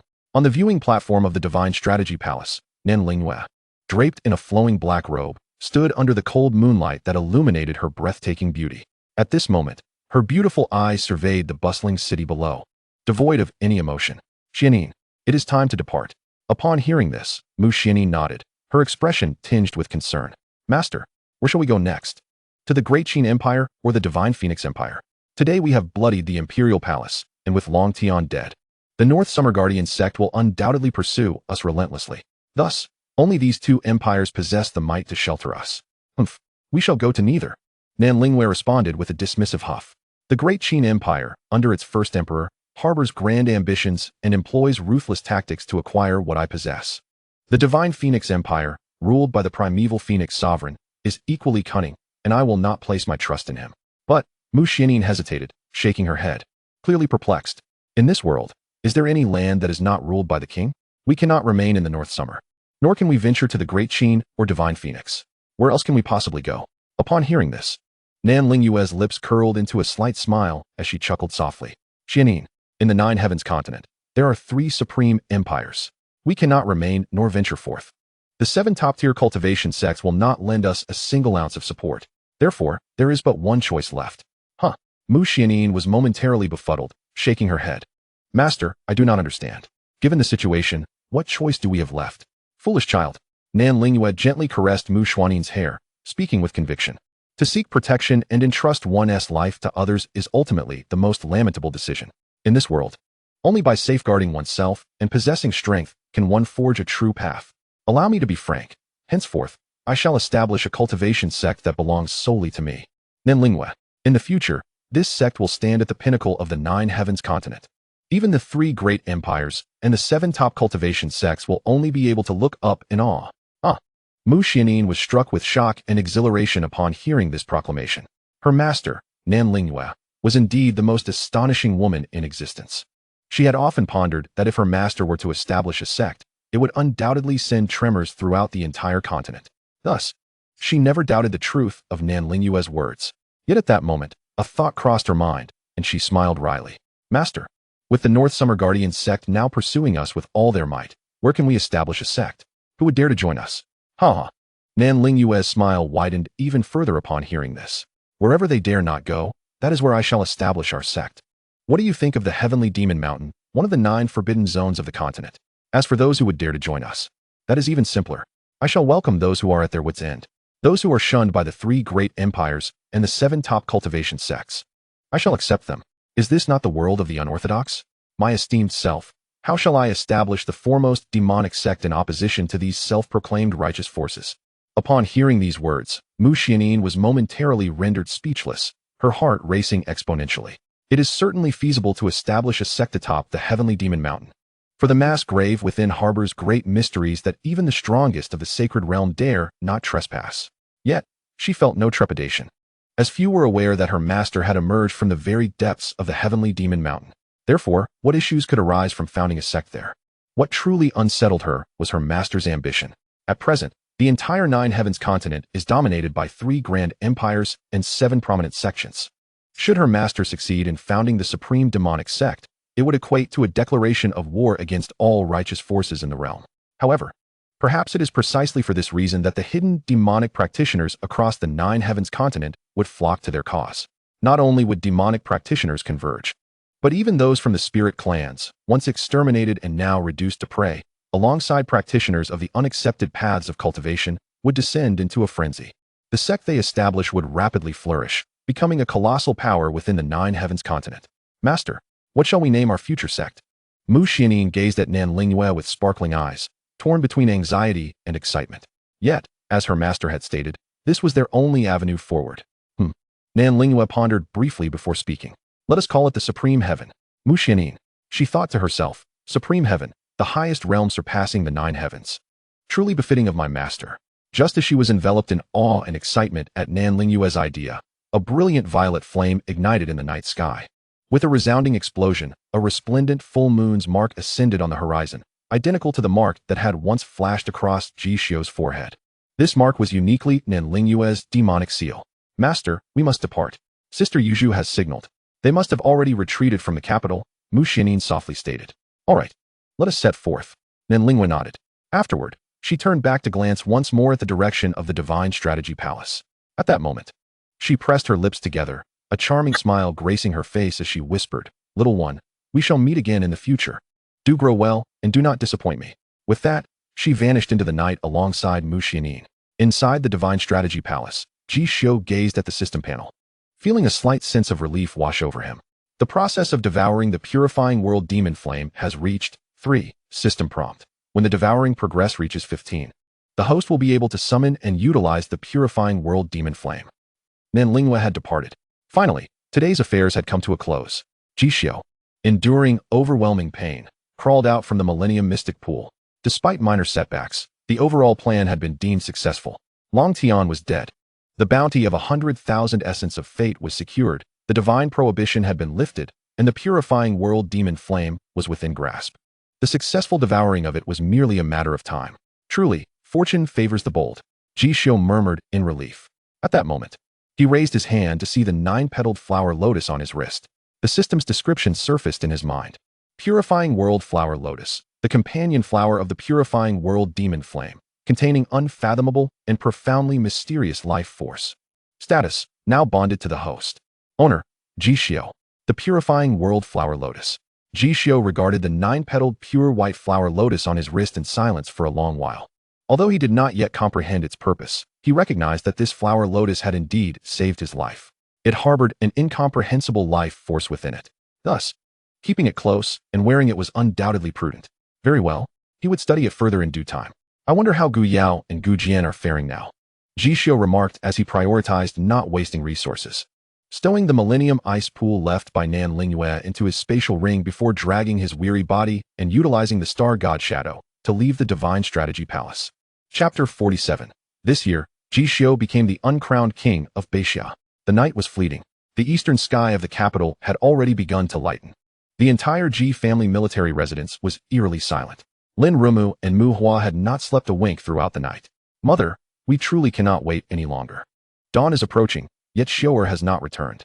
I must enter the palace. If anything has happened to Xiu'er, I shall ensure that those involved tonight pay with their lives.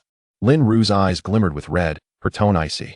All along, she had presented herself as the gentle matriarch of the Ji family, yet Ji Xiu was her lifeblood. Her patience had reached its limit. If anything were to befall Ji Xiu, she was prepared for a fight to the death. Ru'er, heed my words. Let us wait a little longer. Mu Hua shook her head. Although she too was anxious, she understood that in such times, one must remain calm. Wait. I truly can no longer endure. Lin Ru's voice trembled. With that, she prepared to summon troops. Determined to lead the Iron Floating Tower army into the Imperial Palace in search of Ji Xiu. Just then, a voice of surprise echoed from outside the hall. The young master has returned home. Upon hearing this, Lin Ru's body quivered, and without a second thought, she dashed toward the door. Mu Hua exhaled a sigh of relief. When Lin Ru saw Ji Xiu returning home, she rushed forward, grasping his ear in indignation. You little rascal, where on earth have you been? What were you doing? You nearly gave your mother a heart attack. Hee. Ji Xiu, feeling the warmth of his mother's embrace, laughed heartily and playfully responded, Mother, hug. You. Lin Ru shot Ji Xiu a fierce glare, but nonetheless held her precious son tightly. She intended to scold him, but upon seeing his battered form and pale, weak countenance, her heart ached. You child, always like this. Why must you cause your mother such worry? If anything were to happen to you, your father at the border and your grandfather would be heartbroken. If anything happens to you, what will become of your mother? Mother, I was wrong. Ji Xiu buried his head in Lin Ru's embrace, speaking weakly. All right, from now on, do not let your mother worry so. Lin Ru's tone gradually softened as she held her obedient son. At this point, what had transpired the previous night no longer mattered. What was significant was that her beloved son, Ji Xiu, had returned home safely. Now, no one could lay a finger on her son. At that moment, Ji Xiu exchanged a glance with his grandmother Mu Hua, who wore a radiant smile. Despite the silence shared between the grandmother and grandson, Mu Hua was acutely aware that her grandson had accomplished something monumental that night. At that moment, the tension that had gripped her heart began to ease. She felt an overwhelming sense of pride as she mused to herself, my grandson, the future is bright. Meanwhile, Ji Xiu, after enduring a lengthy lecture from Lin Ruhao, was finally permitted to return to the Luofeng Palace. No sooner had he entered the palace than Gu Yao approached him.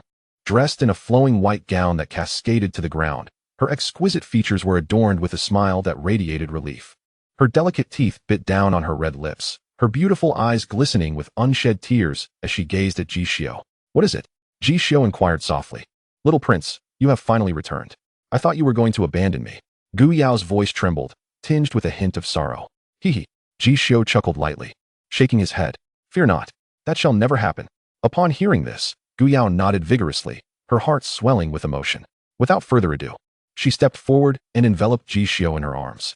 In that instant, Ji Xiu found himself engulfed in darkness, his head sinking into a softness that was both delightful and suffocating. Release the young master. Gu Jian exclaimed in alarm, rushing to intervene. Miss Gu Yao, you mustn't. The young master is still injured. Elder Wei, taken aback, could only shake his head in bemusement. Realizing her indiscretion, Gu Yao quickly released Ji Xiu and took a step back, her cheeks flushing as she murmured, I apologize. I lost my composure. With a deep breath, Ji Xiu regained his clarity and fixed a serious gaze upon Gu Yao, remarking, You have truly grown. At his words, Gu Yao's face flushed deeper. Yet she spoke with a hint of pride, as long as the young master is pleased. Cough, cough, cough. Ji Xiu cleared his throat, casting a slightly guilty glare at Gu Yao. I'll deal with you later. Come what may. Who's afraid? Gu Yao unexpectedly shot back defiantly. This girl, she has indeed matured. Ji Xiu thought, a surge of warmth swelling within him as he realized he now had responsibilities. Turning to Gu Jian, he spoke with gravity. Elder Wei, what is the situation? Standing at attention, Gu Jian replied earnestly, reporting to the young master. All 3 leaders of the Ten Blades Legion have perished. In the capital, 1,200 elite troops have been executed. Additionally, Not a single one of the 3 heads from the Western Bureau escaped. They have all been eradicated. Now, the entire underground force of Kyoto is under our control. Excellent. Truly excellent. Ji Xiu praised, patting Gu Jian on the shoulder. He had faith that Gu Jian would not disappoint him. To eradicate the foremost underground power in Kyoto within a single night was no small feat. And what of your endeavors, young master? Elder Wei inquired, curiosity piqued. He. Ji Xiu's lips curled upwards as he turned, casting a clear gaze toward the Kyoto Imperial Palace, and whispered, Long Tian is dead. From this day forth, Kyoto shall belong to the Ji family. In the future, even if a gold coin were to fall from the heavens, it would bear the surname Ji. Elder Wei exhaled deeply, a sense of relief washing over him. Finally, diligence has borne fruit. Gu Jian excitedly pumped his fist, exclaiming, Wonderful, truly befitting our young master. With a radiant smile, Gu Yao gazed at Ji Xiu, her enchanting eyes sparkling as she murmured, Indeed, he always manages to achieve the seemingly impossible. Witnessing the animated expressions of Gu Yao, Gu Jian, and Elder Wei, Ji Xiu couldn't help but chuckle, reveling in the happiness and ease of the moment. What shall we do next, young master? Gu Yao gently asked. The death of Emperor Long Tian is a significant matter. The Northern Xia's national guardians will undoubtedly investigate thoroughly. Therefore, our next course of action is crucial, she contemplated, having devised several plans, yet awaiting Ji Xiu's decision.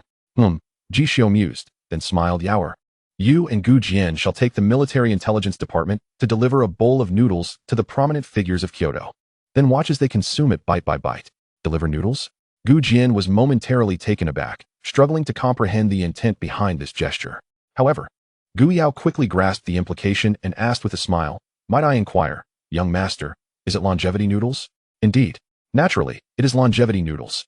Ji Xiu affirmed with a nod. And if they refuse to eat?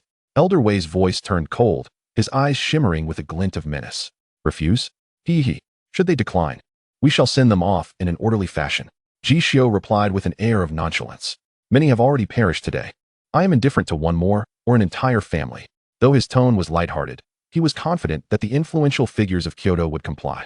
After all, the events of the previous night had escalated dramatically, binding Kyoto's elite firmly to the Ji family. No one could afford to abandon ship, lest they meet their demise. Understood. Gu Yao nodded, signaling to Gu Jian. Immediately, the forces of the military intelligence department sprang into action. The long night faded into dawn. The Northern Xia Royal Academy, the Northern Xia Inspection Institute, the 6 ministries of Northern Xia in Kyoto, the Northern Xia Imperial Guards, the Hulong Mountain Manor, the Jinyu Office, the Dali Temple. All major forces in Kyoto received a bowl of noodles, longevity noodles. As the powerful figures of Kyoto beheld this offering, their initial reaction was silence, quickly followed by the dawning realization. Emperor Long Tian of Northern Xia was dead. The Northern Xia Imperial tomb lay in ruins. The Northern Xia dynasty was in chaos. Now, they were all in the same boat. No one could disembark. The longevity noodles served as both a gift from Ji Xiu and a choice between life and death. As the influential figures grasped this reality, voices erupted across Kyoto's various factions, filled with indignation, laughter, curses, and reflections. Ji Xiu, you possess great audacity. Is this a threat or a reminder? Young Master Ji, you truly are remarkable. What an audacious brat. So young, yet so bold. Well then, will you partake in this offering, my lord? Of course. Why would I not? Do you suggest I have a choice? Alas, we are all in the same boat now. It is eat or be eaten. Ji Xiu's dominion over the Northern Xia was indeed as he had envisioned. Having spoken, the prominent figures of various factions eagerly indulged in the longevity noodles presented by the 6th Bureau of Military Intelligence. Once they finished their meal, the dignitaries set down their chopsticks and gazed silently at the heavens above Kyoto, lost in contemplation. Indeed, the skies of Kyoto had irrevocably changed. They were acutely aware that this year was destined to be etched into the annals of history. In this momentous year, the Emperor of Beixia, Long Tian, met his demise, shocking the world and inciting the wrath of the national protector. The crown prince, Long Yuan, ascended the throne, with Princess Chu Li becoming the Empress of Beixia. The esteemed protectors of Beixia dispatched a saintly figure to hunt down Nanlingyue, vowing to reclaim the pure world demon flame. Meanwhile, Nanlingyue established the Supreme Heaven, the foremost demonic sect on the Jiotian continent, atop Tianma Mountain. The entire Jiotian continent was thrown into upheaval. During this year, Mu Bing departed from the Ice God Palace, venturing alone into the continent's forbidden zone, the Ice Abyss. There, she embarked on her own journey of celestial inheritance. She never forgot her betrothal to Ji Xiu and harbored a bold plan concerning him. In the capital of the Divine Phoenix Empire, a fallen young nobleman became engaged to the esteemed princess of the Divine Phoenix. It was here that he first encountered his slumbering, millennia-old, beautiful master and commenced his path of cultivation. Little did anyone know that this fallen young nobleman aspired to stand atop the Jiotian summit. In this year, the first emperor of the Qin Empire began to sweep across the realm, seeking immortality and aspiring to become a celestial being. The crown princess of the Divine Phoenix Empire awakened her Divine Phoenix bloodline, being hailed as the reincarnation of the Tianfeng, and became the widely recognized future empress of the continent. The 7 foremost sects of the continent also designated their holy sons and daughters to begin their sect's inheritance. It was also in this year that Ji Xiu, the young master of the Ji family, emerged as the true uncrowned king of the Beixia dynasty. Chapter 48. A decade fleeting, the great era has arrived. Time passes swiftly. A decade has flown by in the blink of an eye. In the Ji family military estate of the Beixia dynasty, within the falling maple palace, countless maple leaves danced in the air. A young man sat quietly beneath a grand maple tree, diligently cultivating. Clad in a resplendent white robe, his handsome visage was nothing short of breathtaking. With his eyes tightly shut and long black hair fluttering in the wind, he exuded an ethereal aura. He was none other than Ji Xiu, the young master of the Ji family, now 18 years old. Ding! Congratulations, host. Flying dragon exploring the clouds has reached the subtle level. Ding! Congratulations, host. Star god Shattered Shadows has reached the subtle level. Ding! Congratulations, host. Lullaby has reached the subtle level. Ding! Congratulations, host. Soul Snatching Melody has reached the entry level. Ding! Congratulations, host. Devouring Immortal Demons has reached the 4th realm. Ding! Congratulations, host. Progress in Devouring the Pure World Demon Flame has reached 15. Ding! Congratulations, host. Your cultivation has reached the Monarch level, 3rd realm. Listening to the series of notifications ringing in his ears, Ji Xiu gradually opened his eyes. Within his ink-like black pupils shone a clarity that could slice through the long night. Habitually, he accessed the system panel. Name, Ji Xiu. Age, 18. Identity, Crown Prince of the Beixia dynasty, founder of the 6th Bureau of Military Intelligence. Established organization, 6th Bureau of Military Intelligence. Cultivation level, Monarch level. 3rd realm, Bloodline physique. Divine Heart Demon Bone has successfully awakened, and Divine Sealing has been activated. Conditions for awakening Immortal Ash, 1 million Destiny Essence. Cultivation techniques. Devouring Immortal Demons has reached the 4th realm. Flying Dragon exploring the clouds at subtle level. Star God Shattered Shadows at subtle level. Lullaby at subtle level. Soul Snatching Melody at entry level. Burning Decision, subtle level. Buddha's Wrath Fire Lotus at subtle level. Possessed Extraordinary Fire, Green Lotus Earth Fire. Progress of Pure World Demon Flame Devouring, 15. Weapon, Great Luo Sword Embryo, Ghost Flute Qinqing. Destiny Essence, 28,800 points. Fate level, Crimson 9 Lives and Death. System Mall, opened. Mission System, opened. Storage, Soul Snatching Trilogy Lullaby, Soul Snatching Melody, Spirit Summoning Melody, Ice God Jade, Token of the Ice God Palace Master. Pure World Flower Lotus. System notification, more information can be expanded. Ji Xiu's gaze swept across the system panel before he exhaled softly, murmuring to himself. A decade has passed. The results of my cultivation are barely satisfactory. In the short span of 10 years, he maintained a pace of 1 realm per year, elevating his cultivation to the Monarch level, 3rd realm. Such a speed may appear terrifying to outsiders. However, for Ji Xiu, it felt rather slow, for it was hardly remarkable. Only he understood that he had not deliberately pursued the elevation of his cultivation during these 10 years. Instead, he had been focused on devouring the Pure World Demon Flame and healing the injuries and aftereffects from forcibly assimilating the flame at the age of 8. Only now had he fully restored his body to its peak state. As for his cultivation level, it was entirely due to the additional effects brought by consuming the Pure World Demon Flame.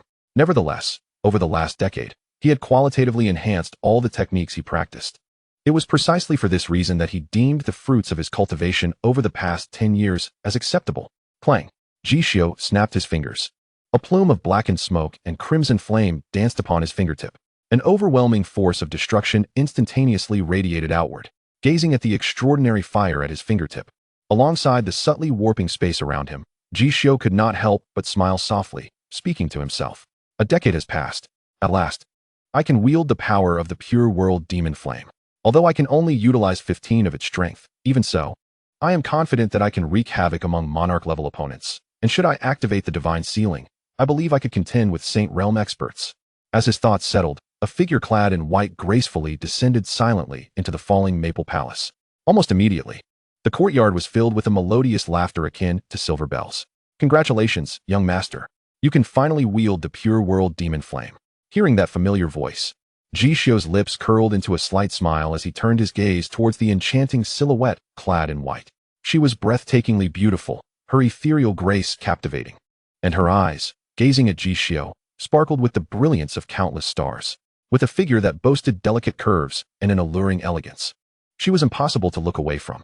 She was none other than his devoted maid, the 28-year-old Gu Yao. Having shed her youthful innocence, she had transformed into a divine beauty, exuding both purity and seduction. Enchantress, Ji Xiu muttered helplessly to himself before inquiring, Yao, pray tell, what news has recently emerged? Gu Yao had taken full control of the 6th Bureau of Military Intelligence, and typically, she could resolve matters herself unless they were of significant consequence. Hee. Gu Yao chuckled lightly, gliding gracefully to Ji Xiu's side before speaking softly. It's nothing much. Just that a significant event has transpired on the Jiotian continent recently. Even the Tianji Pavilion has been stirred. Oh, Ji Xiu raised an eyebrow. If what Gu Yao mentioned had indeed attracted the attention of the Tianji Pavilion, it must be a matter of great import that affected the entire continent. What news? Pray share. Ji Xiu stood up, his gaze fixed intently on Gu Yao. Gu Yao propped her chin on her delicate hand, her beautiful eyes shimmering with excitement as she inquired of Ji Xiu, Your Highness, have you heard of the Martial Emperor Zhou Dufu? Indeed. Ji Xiu nodded affirmatively. What kind of jest is this? Of course I have heard of him. He is the foremost loose cultivator martial emperor of the Jiotian continent in 3 millennia. He single-handedly subdued the 3 premier empires and 7 major sects without a hint of resistance. Even after a millennium, tales of his exploits still echo across the Jiotian continent. The life-forbidden zone, where he sealed demons and commanded monsters, instilled fear throughout the world.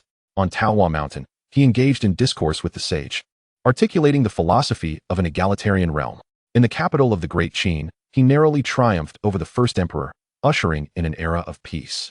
At the dragon's lair in the northern sea, he effortlessly slayed dragons, extracted their bones, forged dragon blades, and facilitated humanity's ascendance as the dominators of the continent. Before the Thundersound Temple, wielding a staff, he vanquished false deities, dispelling the shadows from the path of Buddhism and spreading salvation to all. A millennium ago, he successfully attained the Tao, breaking into the realm of emperors and once again ventured into the life-forbidden zone, never to be heard from again.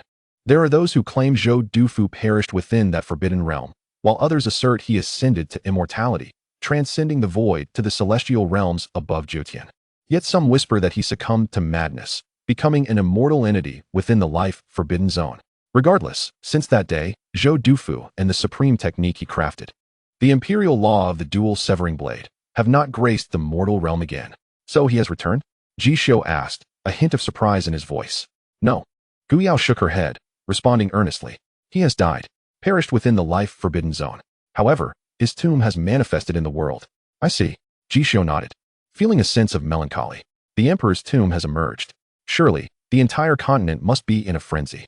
After all, who wouldn't he covet the forbidden imperial law of the dual severing blade wielded by the martial emperor who once cleaved through the entire continent? Indeed, Gu Yao sighed, spreading her hands in resignation. As of today, the holy sons and daughters of the 7 major sects, the Ice God Palace, the Sacred Sect, the Buddhist Order, the Xiantian Sword Sect, the Valley of 10,000 Poisons, the Scarlet Garb Cult, and the Heavenly Strategy Army, have all entered the world. Upon hearing this, Ji Xiu, maintaining a calm demeanor, continued to inquire, what of the Great Qin Empire and the Divine Phoenix Empire? Have these 2 eminent empires remained inactive? No. Gu Yao shook her head, her tone grave. The latest news indicates that the 2nd Prince of the Great Qin and the Crown Princess of the Divine Phoenix Empire have also entered the world. Your Highness, I must say, a grand era is upon us. Hee. Ji Xiu chuckled lightly. Holy sons and daughters, princes and princesses, indeed, a grand era is upon us. Yet, we have prepared for this for a decade, have we not? Yes. Gu Yao smiled in agreement. The Intelligence Bureau is no longer what it once was. It has transformed into the most influential special intelligence agency on the Jiotian continent, be it the 3 premier empires or the 7 foremost sects. There are agents from the Intelligence Bureau among them. It is no exaggeration to say that nearly the entire continent is under the watchful eye of the Bureau. Should our young master wish it, a mere word could plunge the entire Jiotian continent into chaos. Your Highness, what shall we do next? Should we not partake in the feast? Gu Yao softly asked, standing beside Ji Xiu. The best cultivation lies in engaging with the world. Now is the prime opportunity. Ji Xiu smiled slightly, then casually inquired, where is Zhou Dufu's tomb? In which life forbidden zone? Ah, Gu Yao replied. A playful smirk gracing her lips as her enchanting gaze teased Ji Xiu, Tianma Mountain. Ji Xiu froze momentarily, his expression abruptly stiffening. If memory served correctly, that woman resided upon Tianma Mountain. Moreover, she had founded the Jiutian continent's foremost demonic sect, the Supreme Heaven. The current Nen Lingyue had become a formidable figure, renowned throughout the Jiutian continent as the Holy Empress of the demonic sect. At that moment, he recalled the enchanting laughter of that woman from 10 years prior. Little one, we shall meet again in the future. You must grow up well and not disappoint me when you come of age. A shiver ran down Ji Xiu's spine as he recalled her words. Just as she had foretold, he had indeed reached adulthood. What did that woman intend for him now? What? Are you frightened, Your Highness? Gu Yao teased, observing Ji Xiu's somewhat rigid demeanor. Frightened? What is there to fear? That woman cannot possibly devour me. Ji Xiu retorted disdainfully. Yet, despite his bravado, an ominous premonition lingered in his heart. Oh, is that so? Perhaps the esteemed Empress wishes to consume the young master herself. Or perhaps there are others who covet the young master as well. Gu Yao laughed, her beautiful eyes shimmering with mischief. Such nonsense. Ji Xiu chuckled, playfully pinching Gu Yao's tender cheek, thinking how increasingly audacious this future empress was becoming. Humph. Gu Yao noticed Ji Xiu once more evading her gaze and felt a pang of dejection. Your Highness, are you a saint? You. Ji Xiu sighed, gently poking Gu Yao's forehead. How could he not grasp the implications of her words? He was certainly no saint. How could he resist the temptations posed by such a captivating beauty? However, Gu Yao possessed the bloodline of the spirit clan, and her bloodline power had yet to fully awaken. For those endowed with a spirit clan lineage, the awakening of their bloodline was a monumental event. If he were to take advantage of Gu Yao at this juncture, it would only hinder her path to cultivation. He wished to witness her ascend as the unparalleled empress of the world. Gu Yao, in her innocence, should be preserved, and he must exercise restraint, for there would be ample time in the future. Young master, at times, you truly vex me. Gu Yao sighed, her beautiful eyes dimmed with disappointment. She had laid her feelings bare, yet Ji Xiu remained unmoved. What more must she do to stir his heart? Sighing at Gu Yao's forlorn expression, Ji Xiu felt a wave of sympathy. After a prolonged silence, he suddenly cupped Gu Yao's face in his hands, his gaze fixated on her exquisitely beautiful visage, igniting a fervor within his heart. Lowering his gaze, he beheld her lips, alluring and dewy like roses after rain. Perhaps there was no need for such restraint. With this thought in mind, Ji Xiu exhaled deeply and boldly pressed his lips against hers. Mua. Ah. Gu Yao gasped in astonishment, momentarily lost in a daze. Ji Xiu's sudden kiss rendered her mind blank. She could hardly comprehend what had come over him, as he had just moments ago exuded an air of aloofness. Now, however, she found herself in a state of delightful shock. A myriad of thoughts raced through her mind. Had the noble prince been moved by her, or was he merely pitying her? Regardless of the reason, she felt that kiss was incredibly sweet, an intoxicating sweetness that felt as if she had fallen into a pot of honey. After the kiss, Ji Xiu released Gu Yao, gazing at her with a playful smile. Meanwhile, Gu Yao's chest heaved with excitement, her eyelids lowered, too shy to meet Ji Xiu's gaze. Her delicate face was flushed with a rosy hue, her teeth gently biting her red lip, leaving her momentarily speechless. You, indeed, possess a sharp tongue. Just a moment ago, you were so eloquent. Now, not a word escapes your lips. Ji Xiu chuckled at the sight of Gu Yao's bashful demeanor. And no, it was just too sudden. Yao was not prepared. Gu Yao protested softly. Is it truly excessive? Ji Xiu asked, a smile gracing his features. Not at all. If the noble prince is willing, I would not mind if it were even a bit more excessive. Gu Yao replied, her exquisite face flushing even deeper. Ji Xiu couldn't help but laugh at her words, surprised by this new facet of Gu Yao, who was destined to become the empress of the spirit clan. For reasons unknown, he felt a sense of accomplishment swell within him. Once your cultivation reaches the June level, I shall be even bolder, Ji Xiu declared, his smile broadening. If Gu Yao were to attain the June stage, her bloodline power would awaken fully. At that point, he would not wish to act like a sage. Instead, he would indulge in whatever excesses he desired. Prince, do you truly mean that? Gu Yao asked, her beautiful eyes wide with surprise. Her heart fluttered. For a long time, her heart had belonged to Ji Xiu. If their relationship could deepen further, she would have no other desires. Indeed, this prince keeps his word, Ji Xiu affirmed with a nod. Hearing this, Gu Yao smiled brightly. as she was currently at the 9th realm of gathering stars. She was but a step away from the June stage, a feat she deemed attainable.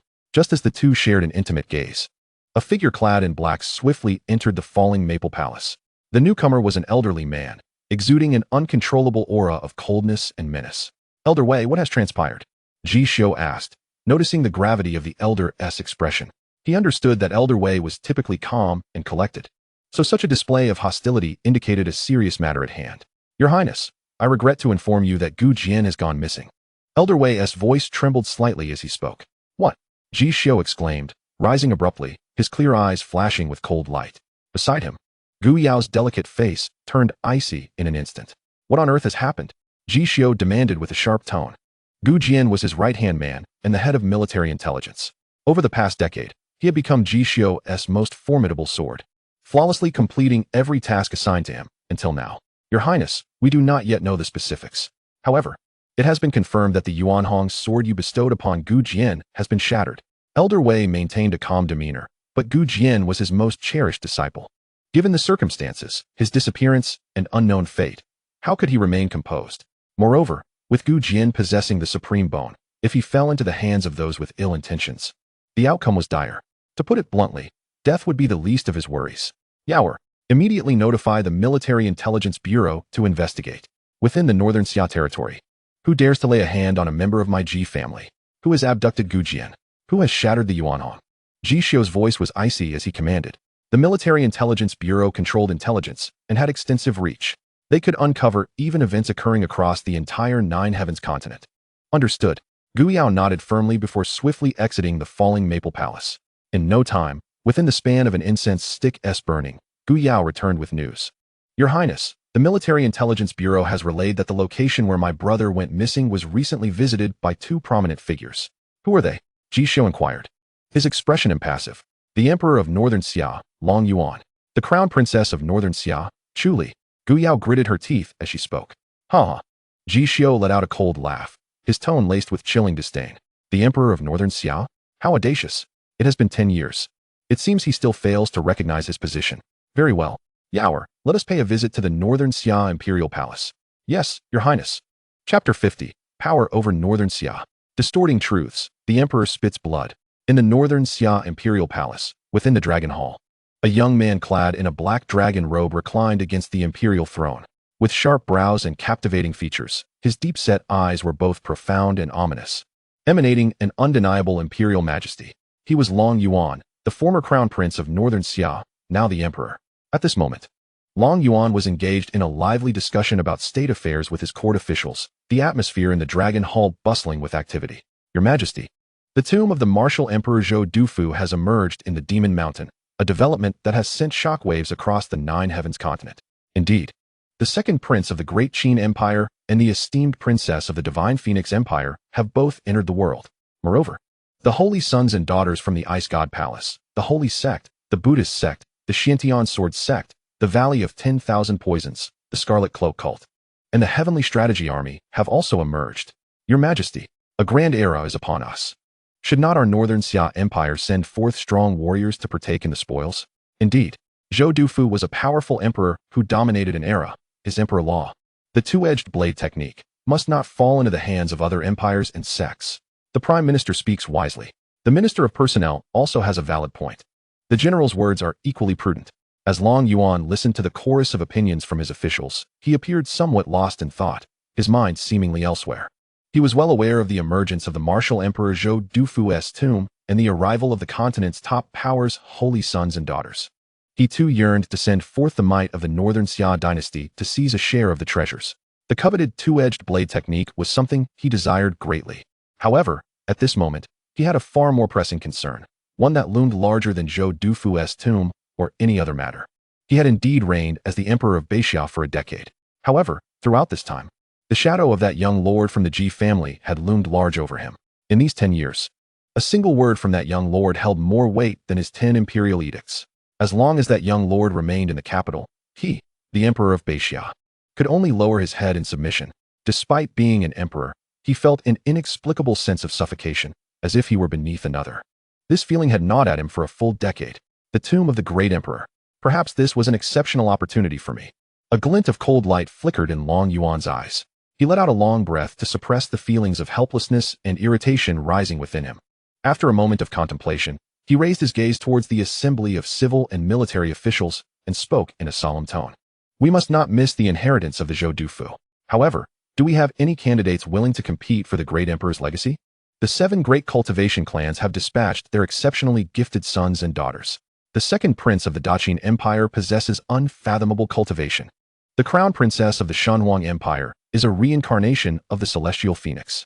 Who can we from the Beixia dynasty send to contend against these prodigies? As his words fell, the Dragon Hall was enveloped in a profound silence. The palace turmoil a decade prior had led to the demise of all 10 great generals of Beixia. The powerful of the Beixia dynasty had either perished or been severely injured, and they had yet to recover fully. If a selection were to be made, they could only begrudgingly pick from the Beixia Royal Academy. Yet, the Royal Academy could hardly compare to the deep-rooted heritage of the 7 great cultivation clans. The potential disciples within the academy were not even on the same level as the sons and daughters of those clans. Given this disparity, how could they hope to vie for the great emperor's legacy? In that moment, the minds of the civil and military officials in the Dragon Hall recalled a particular young lord. If it were him, perhaps he could suppress these prodigies of the continent? It was unclear who had uttered this thought softly. Just as the words left their lips, the young lord suddenly felt a chill run down his spine. A myriad of icy, piercing gazes from every corner of the Dragon Hall locked onto him, as if they wished to flay him alive. Realizing the gravity of the situation, he quickly fell silent, looking as startled as a frightened cicada, as if he had inadvertently broached a taboo. The name of that young lord was not one to be spoken lightly. His actions were not something just anyone could teach. Not him, not even the imperial edicts. Not even the emperor of Beixia sitting upon the dragon throne could dare. A pack of old foxes. Long Yuan observed the sudden silence that had befallen the assembly of officials, and his expression darkened. This scenario had occurred more than once during his decade-long reign. While other matters could be discussed freely, the mere mention of that young lord's name silenced all. It was precisely for this reason that he genuinely wished for that young lord to depart from the capital. Only then would he have the chance to turn the tide. And only then could his plans be executed smoothly. He took a deep breath and continued, "Esteemed officials, I do have a candidate in mind. There exists within our Beixia a person capable of standing against the prodigies of the great powers. The Ji family, the Ji family's heir, Ji Xiu. What are your thoughts?" As his words echoed, the atmosphere in the Dragon Hall stilled abruptly. The vast palace became so silent one could hear a pin drop. All the officials bowed their heads, each one silent. They were well aware of the prowess of the young lord from the Ji family. However, until the young lord himself made a decision, they were reluctant to utter a word. After all, that bowl of longevity noodles from a decade ago had firmly tied them to the young lord's fate. Just then, a clear voice rang out from outside the Dragon Hall. "I believe what His Majesty has said is quite reasonable." Upon hearing this voice, Long Yuan's body trembled slightly, and his hand instinctively clenched tighter. The assembly of civil and military officials turned to see a tall, young man gracefully entering the Dragon Hall. He was strikingly handsome, with a pair of onyx eyes as clear as the mountain springs of autumn. Dressed in robes as white as snow, his ethereal presence was irresistibly captivating. At the moment he appeared, the hall erupted with a chorus of astonished voices. "The young lord, Ji Xiu. Why has he come? What scheme does this young man have now? I remember the last time he entered the palace. Chaos ensued within the Beixia dynasty. Could it be that he intends to stir up trouble again?" Ji Xiu ignored the whispers around him and calmly stepped to the center of the Dragon Hall. "Your Majesty speaks truthfully. The legacy of Zhou Dufu must not fall into the hands of other powers. If it is to fall, it can only be in the hands of our Beixia dynasty." Ji Xiu stood with his hands clasped behind his back, a playful expression on his face as he casually regarded Emperor Long Yuan. Ji Xiu. Long Yuan looked at Ji Xiu, his throat involuntarily constricting, and the posture he had half leaned on the dragon throne straightened instinctively.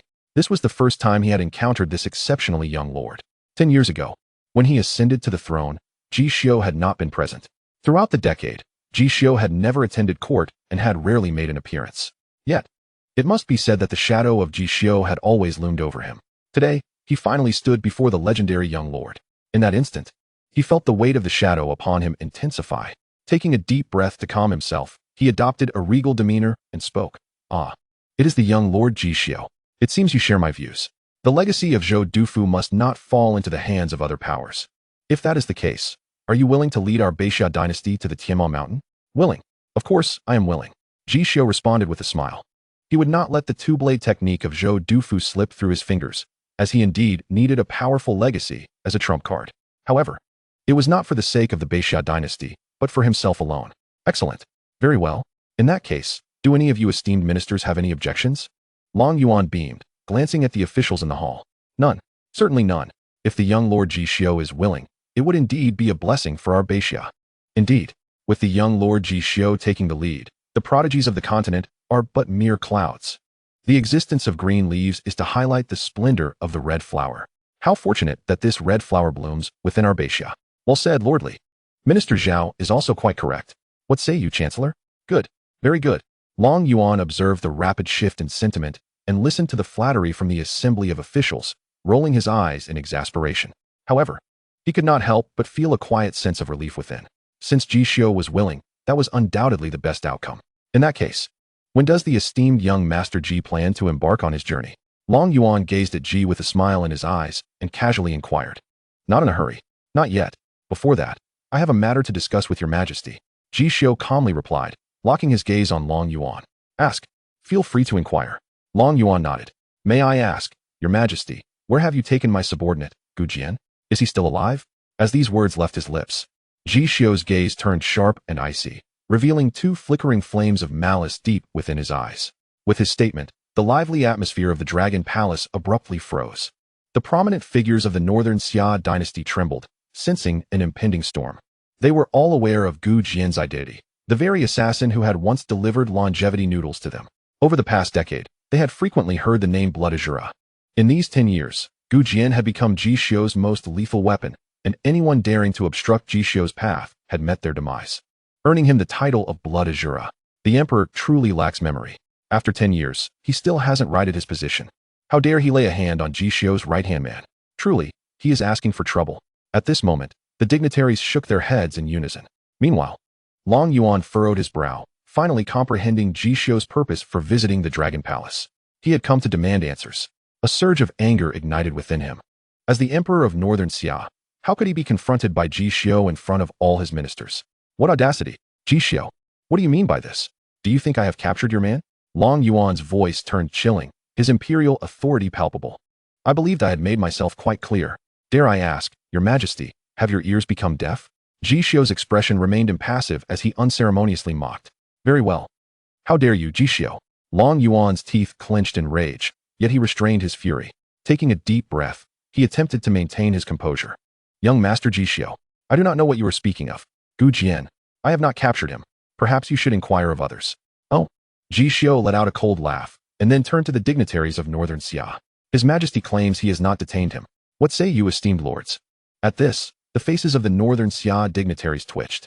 As Ji Xiu's gaze swept over these usually imperious figures, they all wore bitter smiles, shaking their heads as they cast their most sincere glances at Ji Xiu. What a jest! Even if they had 10 times the courage, they would not dare to lay a hand on someone from the Military Intelligence Division. Moreover, they were all in the same boat. Hee hee. Observing this, Ji Xiu couldn't help but chuckle softly before addressing Long Yuan. Your Majesty, do you see? The esteemed lords have not captured him either. Humph. Long Yuan snorted coldly.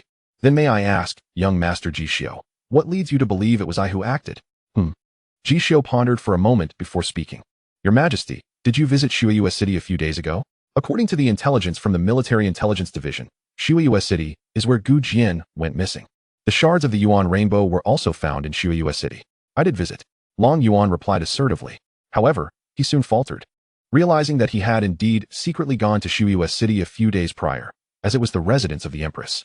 Yet, he had not laid a finger on Gu Jian, for his plans extended far beyond that. He was not so foolish as to act in a manner that would alert the snake. Noticing the momentary blank and perplexed expression on Long Yuan's face, Ji Xiu's brows furrowed slightly. It seemed it was truly not Long Yuan. So, could it be the Empress of Northern Xia, Chu Li? A glint of coldness flashed in Ji Xiu's eyes.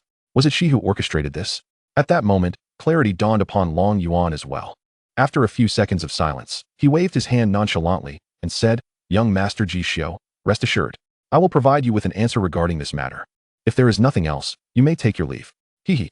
In response, Ji Xiu could not help but let out a cold laugh. Your Majesty, there is no need.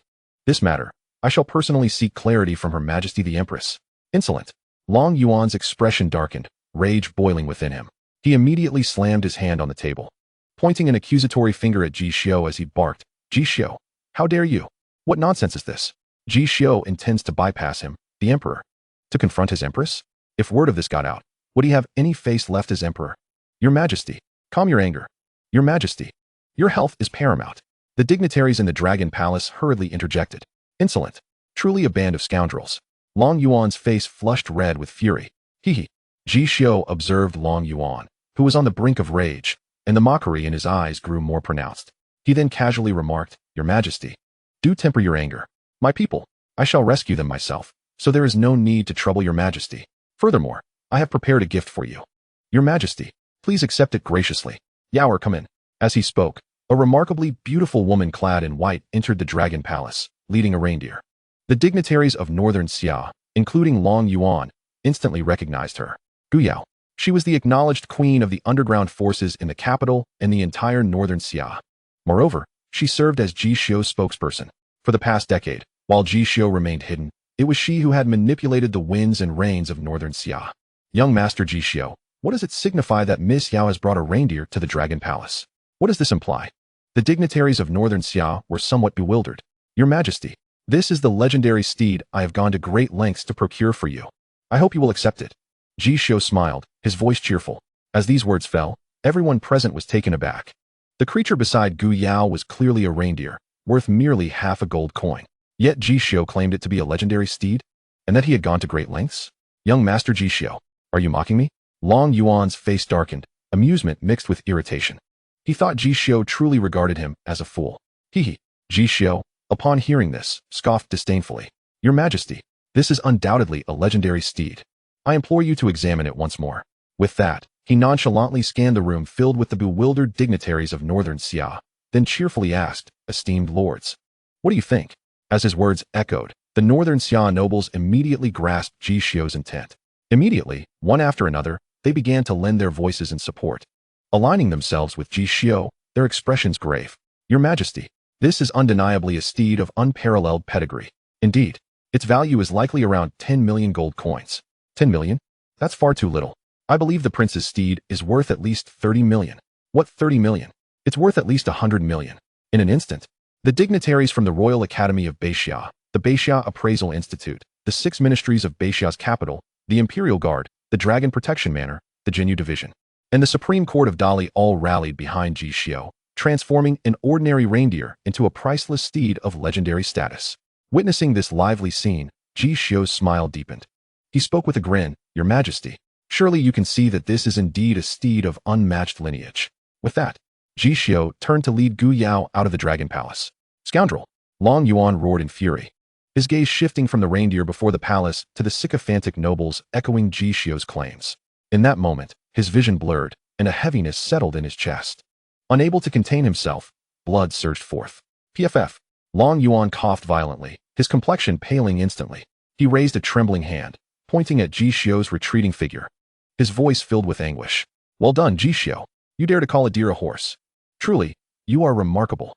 Chapter 51. The Overbearing Sister and the Lively Lowly. Is Queen Chu Li stirring up trouble?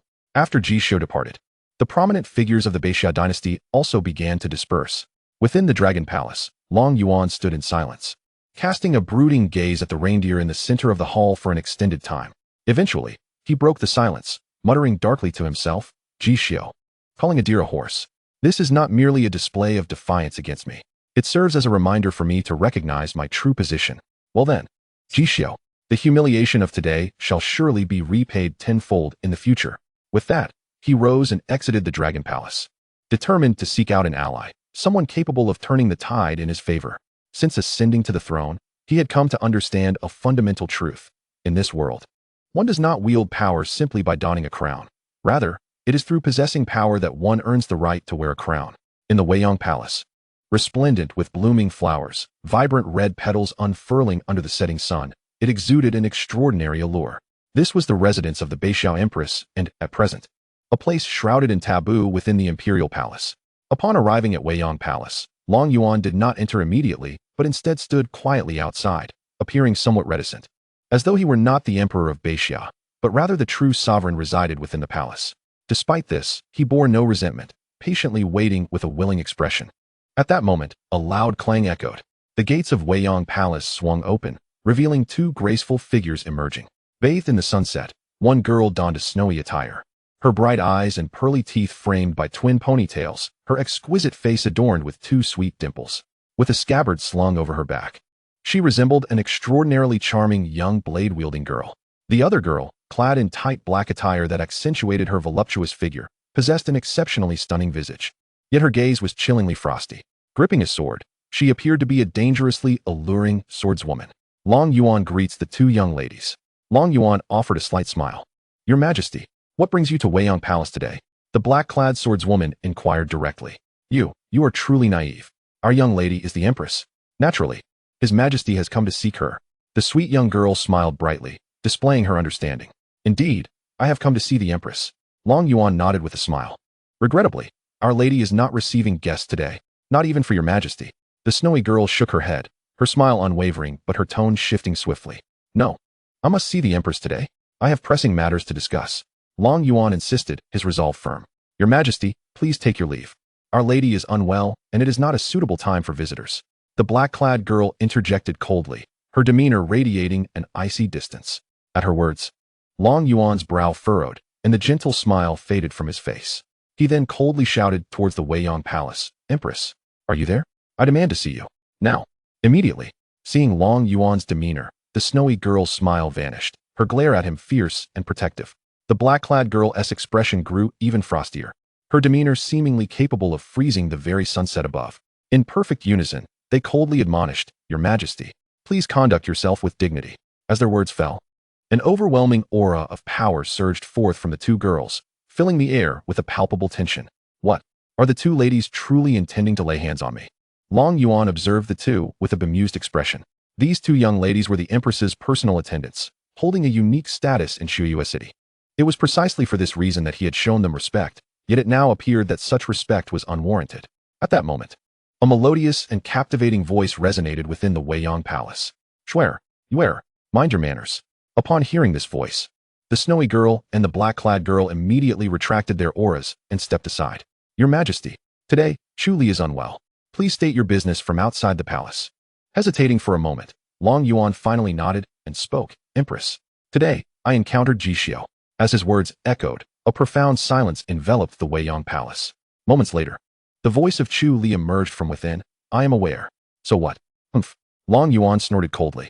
"So, did you truly capture Ji Xiu?" "Blood fiend, Gu Jian." "It was I," Chu Li revealed without hesitation. Hearing this, a surge of anger welled up within Long Yuan. His teeth clenched as he confronted her. "Why, Empress? Why provoke Ji Xiu at this juncture? Do you not realize you have disrupted my plans? Do you not understand that Ji Xiu has set his sights on you?" "You." "Enough," Chu Li interrupted coldly, her voice unwavering. "Your plans are of no concern to me. If Ji Xiu seeks to confront me, let him come. If you fear him, I do not. Besides, I have my own means to handle him. If there is nothing else, please take your leave." Upon hearing this, Long Yuan remained silent for a considerable duration, before finally inhaling deeply and speaking. "Very well. I shall await the Queen's extraordinary stratagems." He added, "Allow me to remind you once more, Ji Xiu is far from the simpleton you presume him to be." With that, Long Yuan waved his sleeve and departed. If Chu Li truly possessed a means to confront Ji Xiu, then he had nothing further to say. In fact, he relished the prospect of observing the clash from afar. Eager to witness Ji Xiu face the renowned heiress of Xiuyue City. After Long Yuan's departure, an unparalleled beauty emerged gracefully from the Weiyang Palace. Clad in a flowing gown of crimson and gold, with a crown of purple glass adorning her head and a luxurious ribbon cinching her slender waist, she exuded an indescribable aura of grandeur and authority. Under the setting sun, her flawless visage, untouched by cosmetics, remained mesmerizingly exquisite. Her lips like cherry petals and her eyes resembling cold stars. Even the most skilled painters of the realm could not capture even a fraction of her charm. Merely standing there, she could overshadow the fleeting splendor of 1,000 lifetimes. The Snow Maiden and the Moon Maiden were both equally beautiful. However, standing beside her, they appeared dimmed in comparison. She was none other than Queen Chu Li. "Miss, I have also heard the news. That rascal Ji Xiu boldly defied authority in the Dragon Palace today. Indeed, quite the spectacle. It is only natural for Long Yuan to be flustered." The Snow Maiden whispered to Chu Li. "Miss, what shall we do now? Ji Xiu has set his sights on us." The Moon Maiden inquired softly. Chu Li mused, resting her delicate hand on her chin as she spoke to herself. "Ji Xiu, the heir of the Ji family. His arrival has stirred the entire Nine Heavens continent. The four great immortal lights have all converged. At 3 years old, he slapped the son of the Red Robe sect. At 8, he established the 6th Military Intelligence Division and participated in the Northern Xia royal turmoil, suspected of having a complex relationship with the demon sect's holy matriarch, Nan Linghua. Now at 18, his prowess is unfathomable. He is the true king without a crown in Northern Xia, backed by the foremost cultivation sect in the Nine Heavens. The Ice God Palace. Very well, a figure as remarkable as this, if brought under my command, would surely pave the way for my ascension to Shuya City without any hindrances. Upon hearing their mistress's words, the Snow Maiden and the Moon Maiden exchanged glances. Momentarily taken aback. Miss, while that may be true, he is Ji Xiu. How could he possibly become one of us? Hee. Chu Li smiled lightly, then casually plucked a strikingly red and enchanting flower from the flower pool in Weiyang Palace, presenting it before the two maidens. Swear, one must sacrifice to gain. Who among you would be willing to offer themselves to win over Ji Xiu? The Snow Maiden and the Moon Maiden trembled at the sight of the crimson flower, a sudden realization dawning upon them as a flush crept up their necks to their ears. Miss, do you mean to use the love flower? To deal with Ji Xiu? Is that even feasible? The Snow Maiden gazed at Chu Li in disbelief. Hee. Chu Li's beautiful face broke into a subtle smile as she turned to the Moon Maiden and asked, what does the love flower signify? The Moon Maiden lowered her gaze, biting her red lips as she softly replied, the love flower. A bloom that, for just one day, surpasses 300 nights of passion. Indeed, just so. Chu Li's eyes sparkled with fervor as she gazed in the direction of the Ji residence and softly remarked, in this world, there are countless poisons, but none are more lethal than the poison of love. I long to witness the once mighty Ji Xiu ensnared by the love flower, forever entangled in a web of affection, eternally at my mercy. With that, she turned her gaze back to the Snow Maiden and the Moon Maiden, declaring, so, which of you shall take on this task? Snow Maiden. Moon Maiden. Chapter 52. A night infiltration of Weiyang Palace. The legendary Queen Chu Li. In the capital, at the Ji family military estate. Within the falling Maple Palace, Ji Xiu held a scroll, lost in contemplation. This scroll contained intelligence information about Chu Li provided by the 6th Military Intelligence Division. At that moment, Gu Yao, standing nearby, poured a cup of tea for Ji Xiu and gently remarked, Your Highness, what do you think? This queen of the Northern Xia dynasty is quite extraordinary, is she not? I believe she rightfully deserves the title of the most notorious scion of the Northern Xia dynasty. Ji Xiu shook his head with a light chuckle, placing the scroll on the stone table as he spoke with a hint of depth. The most notorious scion of Northern Xia? I beg to differ. Why do you disagree? Gu Yao, finding it amusing, picked up the scroll and read aloud. Chu Li, the princess of the Snowy Moon City, daughter of the Snowy Moon Sword Immortal, Chu Wanjun.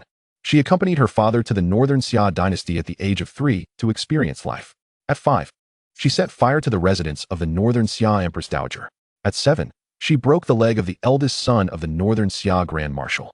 At 9, she marred the face of the youngest princess of the wealthy Nangong family. At 13, she sneaked into the royal tomb and plucked the beard of the old guardian.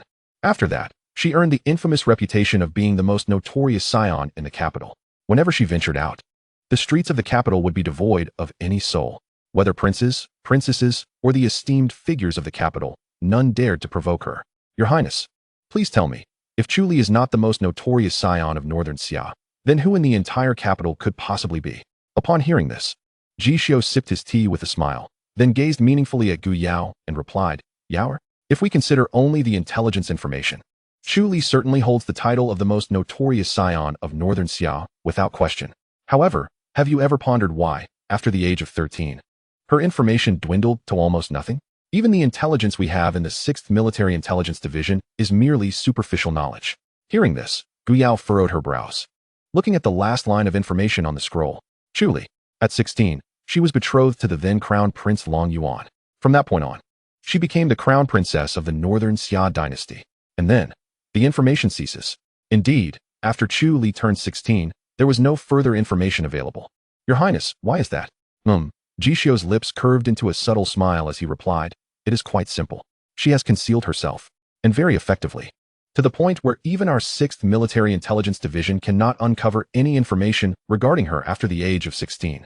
Upon hearing this, Gu Yao's expression froze momentarily, as she hesitantly questioned, Your Highness, our 6th Military Intelligence Division's influence extends throughout the entire Nine Heavens continent. Even if she is the princess of Snowy Moon City, She cannot possibly escape our watchful eyes. She may be able to hide, but it is impossible for her to do so thoroughly. So thoroughly that we cannot find a single piece of valuable information about her at all. What could possibly be going on? Ji Xiu smiled, shaking his head without elaborating further, but with a solemn tone, he stated, Indeed, she is a formidable figure concealed within the heart of Kyoto. Furthermore, she ranks among the most talented women of the Nine Heavens continent. Not only does she possess multiple identities, but it is precisely this complexity that has enabled her to elude the grasp of the 6th Bureau of Military Intelligence. Upon hearing this, Gu Yao could not help but gaze at Ji Xiu in astonishment. It had been many years since she had heard such high praise for a woman from his lips. In that moment, a whirlwind of emotions surged within her, igniting an immense curiosity about the empress residing in the Weiyang Palace. What other identity could this woman, Chu Li, possibly hold that allowed her to remain hidden for so long, even under the watchful eyes of the 6th Bureau? If this were indeed the case, how terrifying she must be. Gu Yao muttered softly to herself. Just as her thoughts reached this point, she suddenly froze, realizing something significant. She then tugged at Ji Xiu's sleeve, her beautiful eyes brimming with emotion as she spoke. Your Highness, if this is true, does it not imply that my brother fell into her hands precisely because he uncovered her identity? How else could this have come to pass? Ji Xiu nodded in agreement. To him, this was the only plausible explanation remaining. In that case, what shall we do next? Gu Yao inquired softly, her silver teeth biting down. With a light chuckle, Ji Xiu turned his gaze toward the direction of the Weiyang Palace, his demeanor remarkably calm as he replied, It is quite simple. I shall personally meet with Chu Li. If Gu Jian truly is in her possession, I shall certainly find a way to retrieve him. But, Your Highness, Gu Yao hesitated before speaking. Setting aside what Chu Li's second identity may be, she is the daughter of the Lord of Shuiyue City. While Shuiyue City may not rank among the 7 great powers of our time, intelligence from our 6th Bureau indicates that it possesses a foundation not inferior to the 7 great cultivation sects. Are you truly prepared to confront her directly? Humph. Ji Xiu scoffed dismissively. Rest assured, I am fully aware of what I am doing. Gu Jian must be returned, whether willingly or by force. Very well, Gu Yao nodded, harboring profound confidence in Ji Xiu. No matter how remarkable Chu Li may be, can she truly surpass the brilliance of my esteemed prince? Since you have spoken, I have no doubt it will be accomplished. Taking a deep breath, Gu Yao then gently asked, Your Highness, when do you intend to set out? I shall command the 6th Bureau to be prepared. At my signal, the entire city of Kyoto will be swiftly sealed off and placed under the control of the 6th Bureau. After pondering for a moment, Ji Xiu looked up at the sunset painting the sky in crimson hues and softly replied, Tonight, as the sun dipped below the horizon and the moon ascended, illuminating the bustling city of Kyoto with its myriad lights, Gu Yao issued her command. The 6th Bureau of Military Intelligence heightened their alertness. The mechanisms hidden in the shadows of the night began to operate silently. The vast city of Kyoto fell under the meticulous control of the 6th Bureau at Gu Yao's behest. The North Xia Royal Academy, the North Xia Inspection Institute, the 6 departments of North Xia in Kyoto, the North Xia Imperial Guards, the Hulong Villa, the Jinyu Division, the Dali Temple, even the Imperial Guards of the North Xia Royal family. These powerful factions, which typically held sway over Kyoto, were now at Gu Yao's command. In this moment, Kyoto was not ruled by the Long family, but by the Ji family. Meanwhile, Ji Xiu donned a black brocade robe and made his way unobstructed through the palace to the Weiyang Palace. Upon entering, he was greeted by the sight of enchanting flowers blooming under the moonlight, filling the entire palace with their otherworldly beauty. These flowers seemed oddly familiar to him, causing him to furrow his brow. Just as he contemplated further, a chilling voice echoed from within the Weiyang Palace. Daring to intrude upon the Weiyang Palace at such a late hour, young Master Ji. How audacious of you. In response, Ji Xiu's gaze pierced through the darkness, landing on a captivating figure within the palace. He murmured to himself, Nine Heavens Continent, the legendary assassin organization, the Web. Its creator, Chu Li. Chapter 53. The blossoming of the emotional flower, revealing of sentiments. Who is the true prey? The Web. A legendary assassin organization destined for greatness in the Nine Heavens Continent. And its creator is none other than Chu Li. Ji Xiu's gaze turned icy as he regarded the enchanting figure within the Weiyang Palace. In the original tale, Chu Li founded the Web, and this organization would eventually establish its influence across the entire Nine Heavens continent. Perhaps few were aware of this organization at present, as the time for its true emergence had not yet come. However, in the future, the Web would surpass even the current foremost assassin organization, becoming the preeminent force in the realm of assassins. If memory serves correctly, in the near future, Chu Li would ascend to the position of Lord of Shuiyue City. and her 3 half-brothers would meet their demise at her hands. Moreover, she would scheme against the Great Qin and even attempt to assassinate the first emperor. Ji Xiu's thoughts raced as he rapidly compiled all the information regarding Chu Li. In summary, she was a ruthless and cold-hearted woman, driven by immense ambition. Undoubtedly, Gu Jian had caught Chu Li's attention due to his discovery of the web's existence. Ji Xiu exhaled slowly, realizing that he had always been aware of Chu Li's presence. Yet, it was precisely this awareness that led him to understand that her primary objective at this stage was to claim the title of Lord of Xiuyue City. Thus, he had not perceived her as a threat, as their interests did not conflict. She pursued her aspirations in Xiuyue City while he maintained control over the North Xia dynasty, each remaining in their respective spheres. However, with Chu Li having captured Gu Jian, whose whereabouts remained unknown and whose life or death was uncertain, Ji Xiu had no choice but to address this woman. At present, Chu Li was his utmost priority. Just then, the cold, teasing voice from within the Weiyang Palace rang out once more. "Young Master Ji, since you have arrived, why not come in and sit for a while? I have heard of your audacious performance today in the Long Dragon Hall. How impressive! Yet now, you linger outside the palace, hesitant to enter or speak. What is it? Are you afraid I might devour you?" With a cold smirk, Ji Xiu retorted, "Since the Empress has extended an invitation, how could I dare to refuse?" He then stepped forward, boldly pushing open the palace door and entering. Inside the Weiyang Palace, 9 eternal lamps illuminated the space, and a soft, elegant carpet adorned the entire chamber. The night breeze was cool, and gentle moonlight streamed through the window, cascading upon the dressing table. Seated upon an opulent throne carved with the most exquisite phoenix design was a dreamlike figure. Her posture was relaxed and languid, with cascading hair flowing down to her elegantly curved waist. "It seems that you are preening in front of the mirror, Your Majesty." Chu Li. Ji Xiu smiled as he spoke. The heir of the Ji family. Ji Xiu.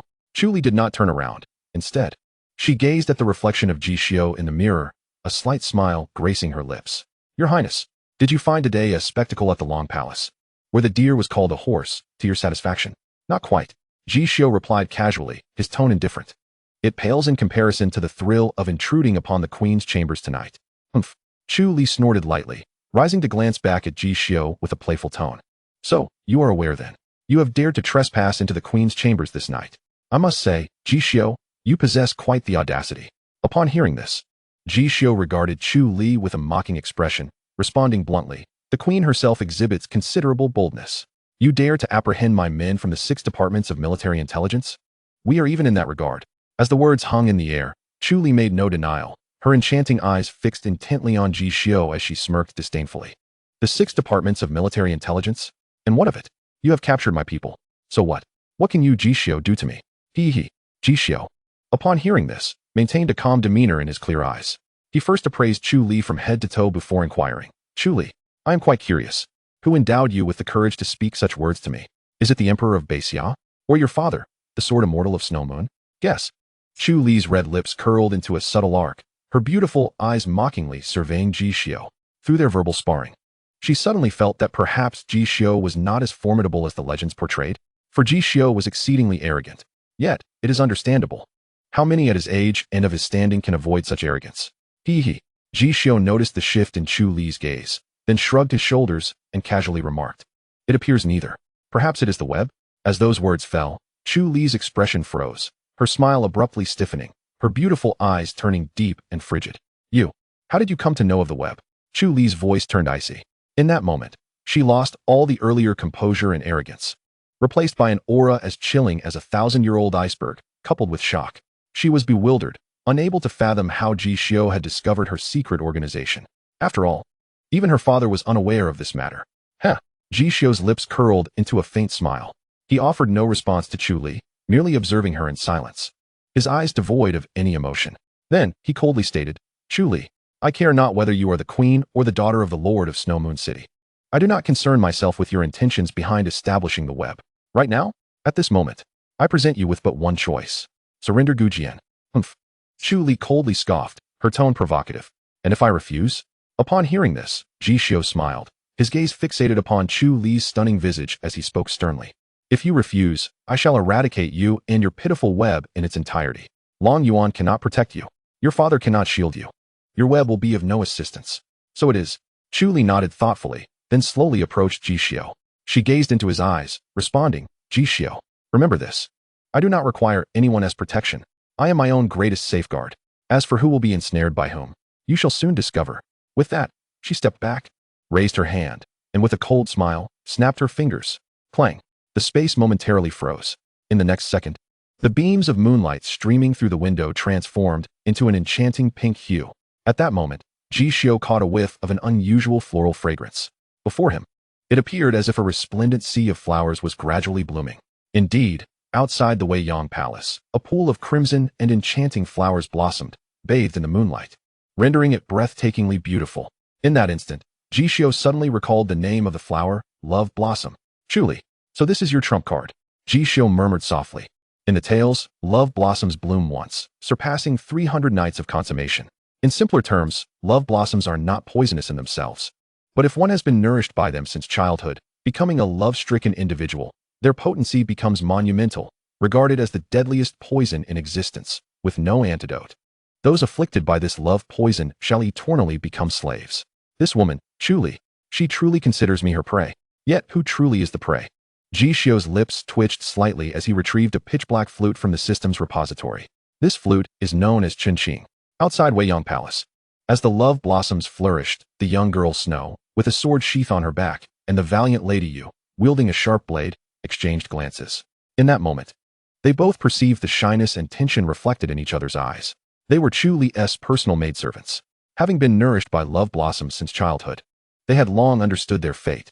In the future, they would serve as tools for their mistress to gather talented individuals from around the world. Their future husbands would become their mistress's most formidable allies. And now, this was their crucial moment. Ji Xiu was destined to be among those chosen. Sister Yu, do you wish for Ji Xiu to be your husband? The young girl Snow asked, gazing at you with wide eyes. I do not know. Snow, do you desire him? You shook her head. Though she typically exuded an icy demeanor, she could not help but feel a twinge of vulnerability in this significant moment. I have heard that Ji Xiu is the most astonishing individual of our age. Perhaps. Sister Yu, why not let Snow have him? The young girl Snow bit her rosy lip, her beautiful eyes shimmering as she looked at you, her delicate face flushed with a rosy hue. She thought pragmatically. If her future was already predetermined, then why not choose the most remarkable person? And Ji Xiu was indeed extraordinary. Very well, if you wish to pursue him, then go ahead. You nodded, her gaze cast downwards.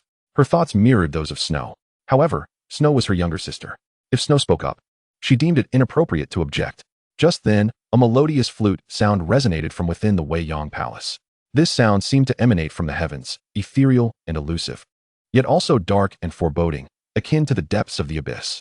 In that instant, they felt a tingling sensation coursing through their bodies, accompanied by an ominous premonition swelling in their hearts. They intended to rush into the Weiyang Palace at the first opportunity. However, at this moment in front of the Weiyang Palace, an enigmatic figure clad in dark robes had appeared, an elderly presence indeed. It was none other than Old Wei. Chapter 54. The Blooming of Passion, Fire Spreading Across the Plains. In the capital of Beixia, under the luminous moonlight, an extraordinarily enchanting melody emanated from a flute, reverberating through the skies above the city. A dense, oppressive black cloud veiled the brilliant moonlight overhead. In that instant, the entire capital seemed to plunge into an abyss of darkness. The influential figures of the capital, the cultivators of the city, the common folk, at that moment, they all felt a chilling sensation clutch at their hearts. An unprecedented feeling surged from the depths of their souls. Their heartbeats synchronized with the rhythm of the flute, rising and falling in a haunting cadence. For reasons unknown, they vaguely sensed a shadowy hand recklessly tugging at their very souls. Good heavens! This flute melody must originate from the depths of the underworld. It is simply terrifying. No. This haunting tune comes from the Imperial Palace. If memory serves, young Master Ji Xiu has just entered the palace tonight, correct? Indeed, this melody is likely a creation of that very individual. Wait, why does this melody evoke such a resemblance to the legendary piece recorded in the ancient texts of the Nine Heavens? What piece, you ask? It is said that this melody possesses great mystery, unspeakable and unutterable. Inside the Weiyang Palace, Ji Xiu stood at the center of the sleeping quarters, holding the xianxia flute to his lips, his entire demeanor transformed dramatically. Previously, he exuded an ethereal charm, embodying the spirited young master of a military family.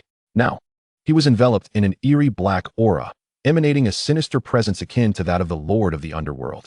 As the bizarre melody echoed throughout the Weiyang Palace, Chu Li listened to each haunting note reverberating in her ears, her exquisite countenance instantly paling. In that moment, as she gazed at the black flute in Ji Xiu's hand, A realization dawned upon her, and her beautiful eyes filled with fear and trepidation. She bit down on her silver teeth, incredulously exclaiming, Ji Xiu, where did you acquire the ghostly flute Qianxia? How could you possibly comprehend the soul-devouring trilogy? As the daughter of the city lord of Xiu, she had read the ancient texts of the Nine Heavens since childhood. Thus, she was aware that eons ago, an extraordinary being had emerged. This individual wielded a flute and 3 melodies, commanding the very winds and clouds of the entire Nine Heavens continent. Ultimately, this powerful figure was driven to leap into the first forbidden ground of the Nine Heavens, the chaotic abyss. If her memory served her right, that person was referred to as the master of the demonic path, and his legacy, the ghostly flute Qianxia and the soul-devouring trilogy, should have been buried within the chaotic abyss alongside him. How had Ji Xiu obtained it? At her words, Ji Xiu offered no response. The otherworldly melody persisted unabated. A stream of black smoke surged into Chu Li's body, and notes continued to drift in her ears, refusing to fade. In an instant, her delicate form quivered violently. As a brief, peculiar note resonated, Chu Li suddenly clutched her chest, her lips parted slightly, and her eyes turned crimson. Her entire being felt as though it were caught between a bone-chilling iceberg and a searing furnace. Simultaneously, she sensed her heart being grasped in someone's hand, her blood flowing in reverse, leaving her dizzy and disoriented. Ji Xiu, wait. Please, just wait. Chu Li's voice grew frantic as she implored Ji Xiu to halt. However, he appeared oblivious to her words. The notes swirling within the Weiyang Palace swiftly coalesced into a mournful and heart-wrenching melody. Ji Xiu, I shall fight you to the end. Chu Li shouted in fury. Clang. The aura of a first-tier sovereign surged forth instantaneously. She drew a magnificent sword from her spatial ring, her wrist twisting as the blade pointed directly at Ji Xiu. Rip. The sound of the air being torn apart echoed. Yet, an extraordinary occurrence transpired. The tip of her sword halted just 3 inches from Ji Xiu's form, trembling incessantly, unable to advance even a fraction further. What nonsense is this? Ji Xiu is now a formidable figure of the 3rd-tier sovereign. Even without activating the demonic descent or divine ban, he could easily subdue Chu Li. The prospect of her resisting Ji Xiu was utterly impossible. Ji Xiu, enough. I will tell you where Gu Jian is. Chu Li gasped, gazing at Ji Xiu. Having evidently compromised, fear gripped her heart. The legendary 3 melodies. One could control the dead. One could seize the souls of cultivators. One could bring the dead back to life. She truly did not wish to be a puppet, robbed of her soul. As her words fell, Ji Xiu slowly opened his eyes, casting a cold glance at Chu Li. Yet the melody continued, showing no signs of abating. And Chu Li understood the meaning behind Ji Xiu's gaze. Now you wish to beg for mercy? It is too late. You insolent fool. I will never let you go. Chu Li's delicate face blanched, her pearly teeth biting down on her crimson lips as she scolded Ji Xiu. Yet soon after, she felt as if 1,000 daggers pierced her heart, followed by the sound of her soul being wrenched from her body. For the first time, she experienced what true despair felt like. Simultaneously, 2 streams of tears uncontrollably flowed from her eyes, dampening her enchanting cheeks.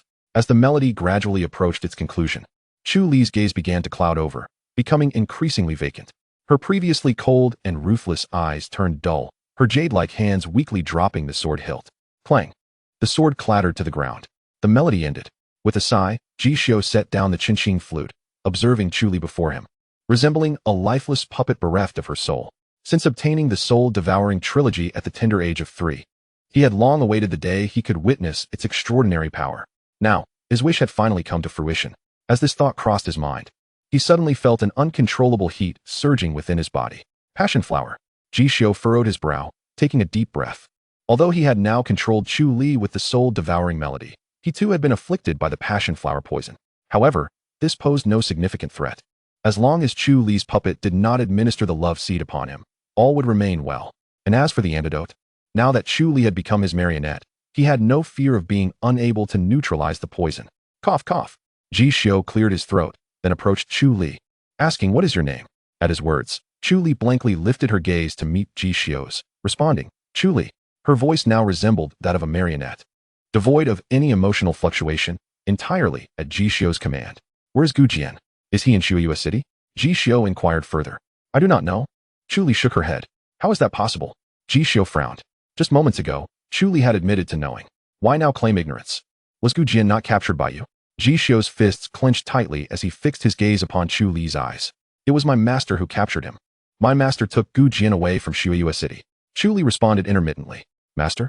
Chu Li actually has a master." Ji Xiu was momentarily taken aback, utterly astonished.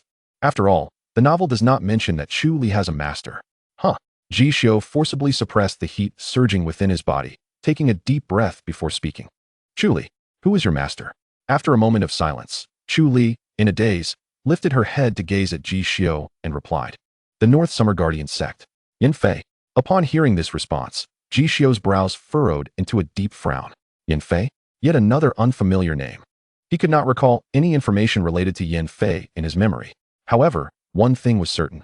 Gu Jian was undoubtedly in the hands of Chu Li's master. Yin Fei. Chu Li, where is your master? Ji Xiu asked, his brow knitted tight. My master has gone to Tianma Mountain, Chu Li said, her crimson lips parting slightly.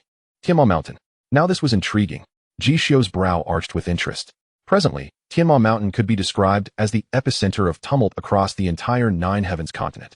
The princes and princesses of 2 supreme dynasties, the holy sons and daughters of 7 top cultivation sects, they all gathered at Tianma Mountain. The eyes of all the great figures of the Nine Heavens continent were also fixed upon Tianma Mountain, and his original objective was indeed Tianma Mountain. With this in mind, his next target became clear. As his thoughts lingered there, Ji Xiu realized he had become parched. This was the effect of the love flower poison. Chu Li, the love flower poison. You must help me undo it, he commanded, his eyes slightly reddened as he looked at her. It was only fitting that the one who administered the poison should also provide the antidote. Chu Li had poisoned him, so it was only reasonable that she should also be the one to resolve it. As you command, Chu Li responded, stepping before Ji Xiu, extending her delicate hand to embrace his neck and kissing him directly. In that passionate kiss, Ji Xiu felt a whirlwind of emotions. Yet, for some inexplicable reason, Chu Li's enchanting eyes gradually regained their clarity, eventually returning to normalcy. Ah! Chu Li exclaimed, abruptly pushing Ji Xiu away, her beautiful eyes filled with disbelief. The memories of the previous moments flooded her mind. She had willingly given Ji Xiu the answer he sought. Not only that, she had also initiated a kiss with him. Ji Xiu, I shall not let this stand. Chu Li bit her red lip, reprimanding him fiercely.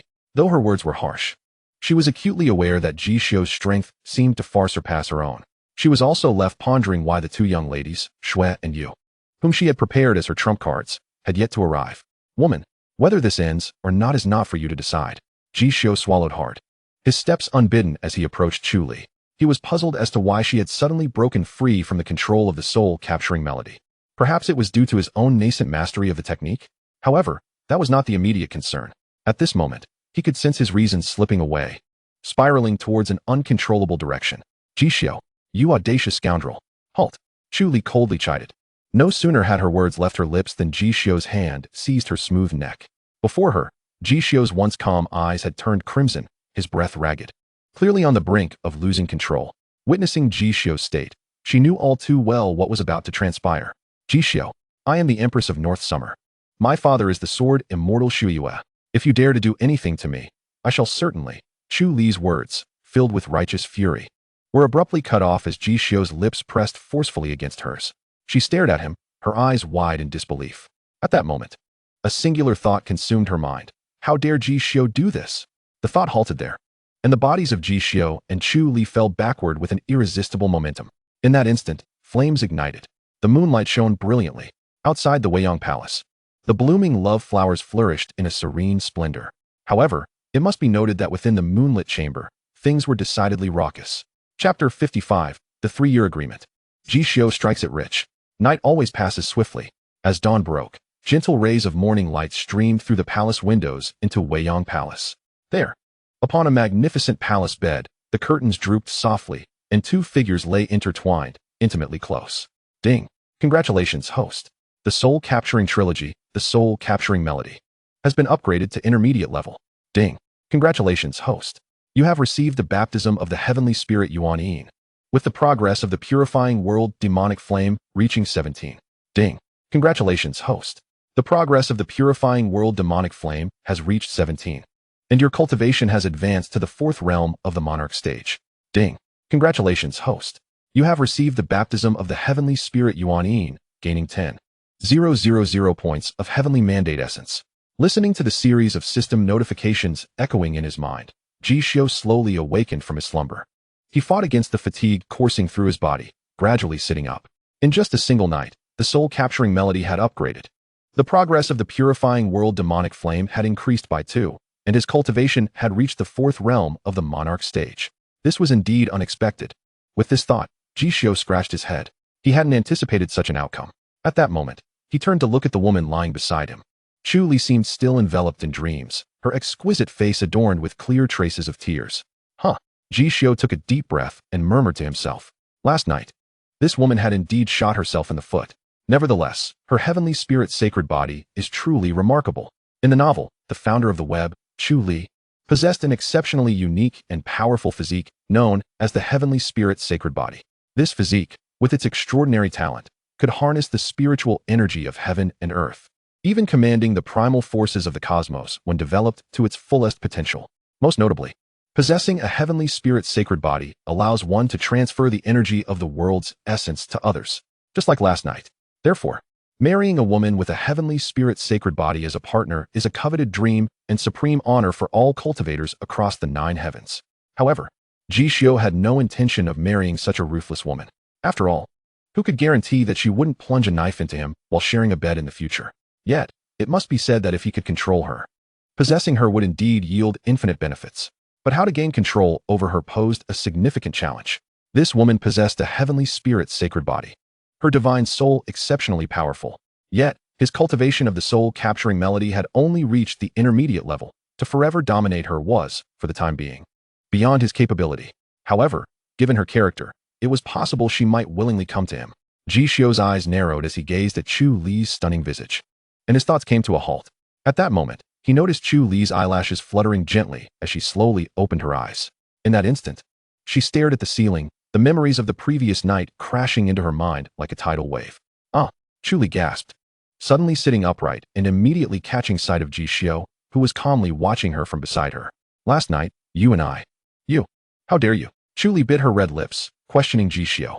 As the daughter of the Lord of Xiu City, all men had bowed before her since childhood. Even when she had been commanded by her father to marry the Emperor Long Yuan of Beixia, Long Yuan had dared not overstep his bounds, let alone any intimate contact.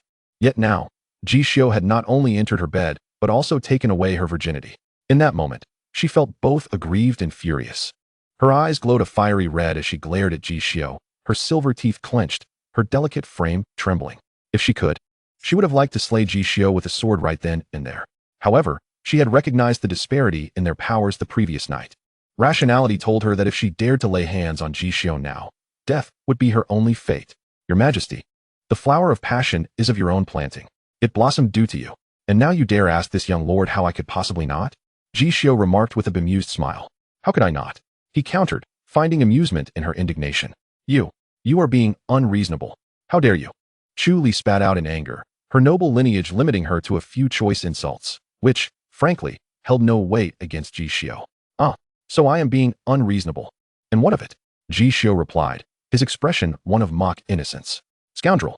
Chu Li's body quivered with rage. She had never encountered someone so brazenly shameless.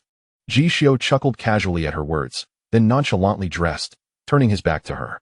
He then calmly addressed her, Your Majesty, you must admit, you cannot kill me. Moreover, the net you have woven pales in comparison to my intelligence agency.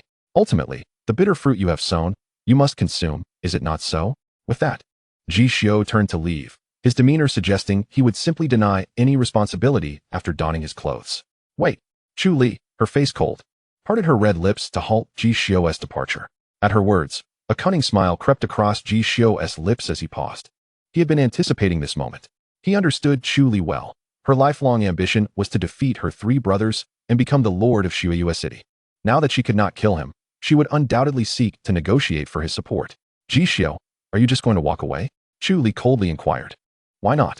Ji Xiu replied, puzzled, as he turned to face her. Scoundrel, you did that to me, and now you wish to leave. What do you take me for? Chu Li asked coldly, her arms crossed, her enchanting face devoid of any emotion, exuding a chilling intensity. What? Do you expect me to take responsibility for you? Ji Xiu replied casually. He was curious to know what conditions Chu Li might propose next.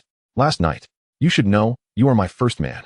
Chu Li's beautiful eyes locked onto Ji Xiu's, her tone unexpectedly softening. Indeed. But what of it? Ji Xiu shook his head, inquiring. He was well aware he was her first man.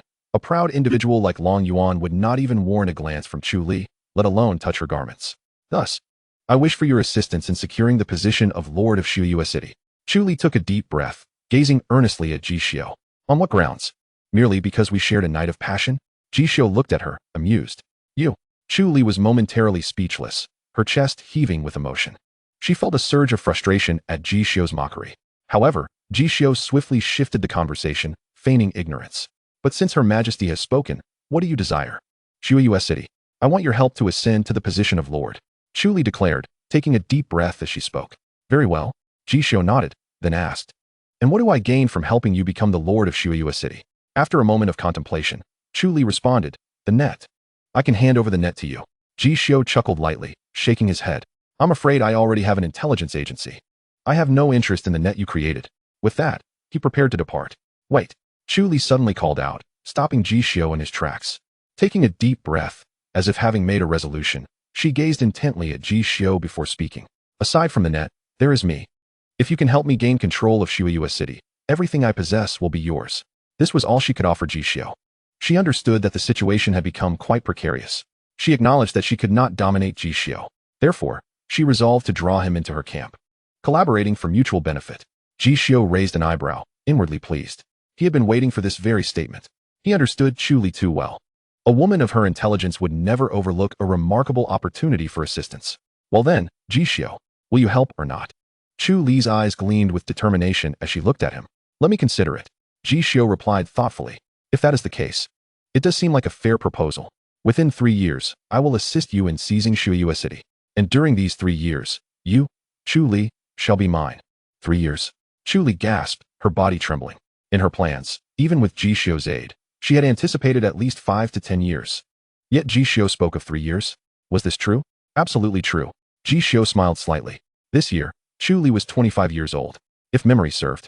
By the age of 28, she would possess the strength to overthrow her brothers and seize the city, becoming one of the most powerful women in the realm. But the key was that Chu Li remained unaware of this. This was Ji Xiu's advantage. In those 3 years, she and her net would be under his control, ripe for his exploitation. One must wonder, where else could such a fortuitous opportunity be found? If you can truly help me gain Xianxia City within 3 years, I, Chu Li, am yours. For the next 3 years, I shall heed your commands. You may do as you wish. Chu Li bit her crimson lip, solemnly making her vow. As she uttered the final words, her voice dwindled to a whisper, almost unrecognizable even to herself, as she could hardly believe such audacious words escaped her lips. Excellent. Truly excellent. Upon hearing this, Ji Xiu offered a faint smile to Chu Li, well aware that his scheme had come to fruition.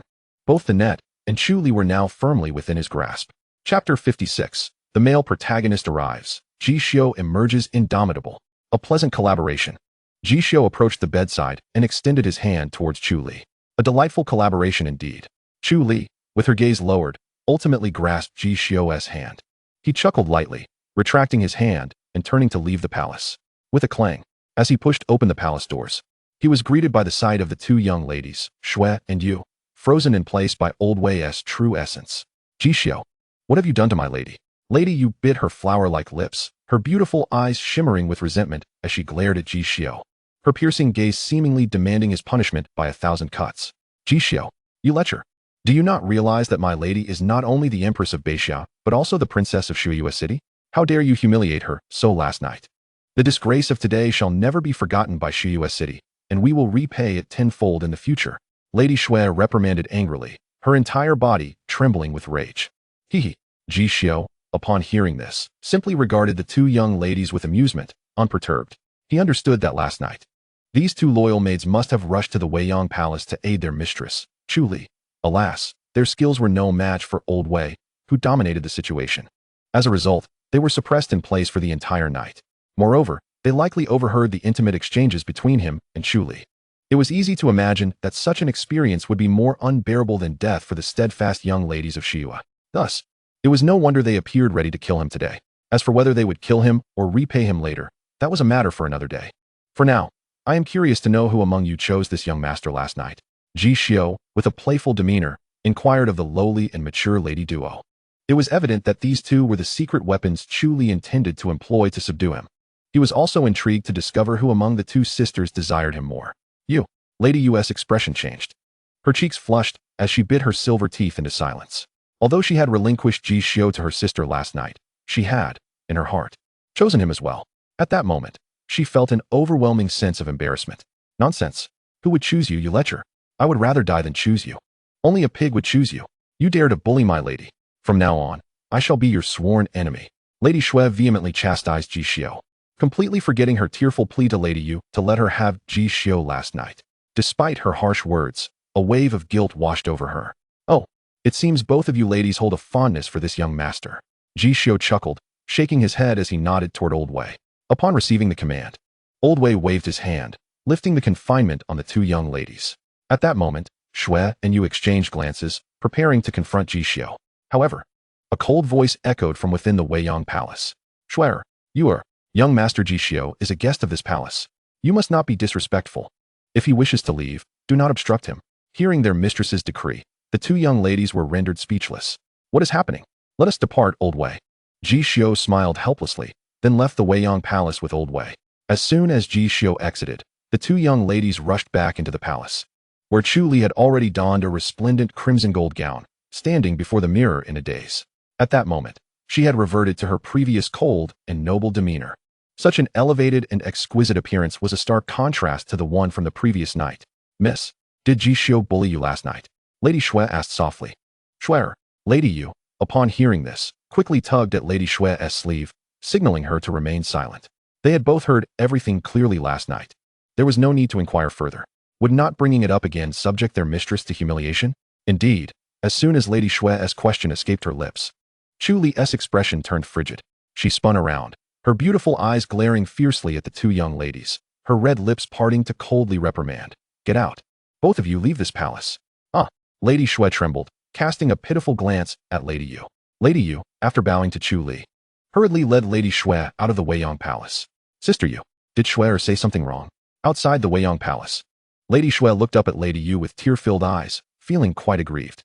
You, such foolishness, Lady Yu exclaimed, shaking her head in exasperation as she poked Lady Xue's forehead. In her heart, she thought her sister was wonderful in every way, except for her lack of wit. Just then, Long Yuan arrived, hands clasped behind his back. He entered the courtyard of the Weiyang Palace with a smile and inquired, Empress, what is the situation? No sooner had he spoken than a voice as cold as ancient ice rang out. You too leave? Upon hearing this, Long Yuan froze in place, pondering aloud. Damn it, last night, it seems Ji Xiu emerged victorious. Truly, this fellow is exceedingly difficult to deal with. Not even the daughter of the Shuyu city lord could contend with him. The two young ladies regarded Long Yuan as if he were a pitiful creature. Thinking to themselves, Ji Xiu did not merely win, he completely triumphed. Meanwhile, as soon as Ji Xiu returned to the Ji Manor's Luo Feng Palace, Gu Yao rushed forward. Your Highness, how did it go? Is my brother in the Empress's hands? No. Ji Xiu shook his head, then asked Yao, is there any information regarding a person named Yin Fei in the intelligence reports from our military intelligence division? Yin Fei? Gu Yao frowned, then shook her head. The 10 holy class masters of the Guardian sect are well documented in the military intelligence division, but there has been no mention of Yin Fei. If that is the case, it poses a problem. Ji Xiu took a deep breath. Last night, when he abducted Chu Li, she could not be lying. Moreover, the military intelligence division had no records of this woman. The most alarming part was that even in his memories, there was no trace of such a character in any narratives or information. Thus, the question arises, who exactly is this mysterious Yin Fei? If one truly wishes to unravel this matter and retrieve the Sword of Salvation, then a personal journey to the Celestial Demon Mountain is imperative. Ji Xiu murmured to himself. After speaking, he turned to Gu Yao and inquired, Yao, how fares the situation at Celestial Demon Mountain? Have the heirs of the top powers across the 9 heavens continent arrived?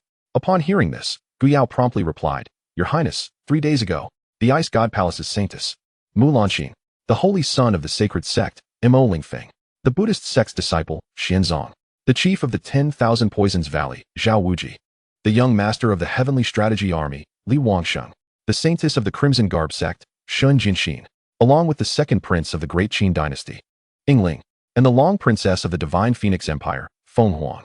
They have all arrived at Celestial Demon Mountain. Indeed, Ji Xiu nodded thoughtfully. He had anticipated that the foremost cultivation sects and dynasties of the 9 heavens continent would not overlook the legacy of the martial emperor, Zhou Dufu. Their speed would undoubtedly be the swiftest, while the wandering cultivators trailing behind them would scarcely be able to partake in the spoils. Your Highness, I must say, the current atmosphere at Celestial Demon Mountain is quite lively. Even the current foremost demonic sect, the Supreme Heaven, has joined the fray for the Immortal Emperor's legacy. The saintess of the demonic sect, Mu Xianin, has brought forth numerous formidable demonic cultivators, causing the righteous prodigies to ally with one another.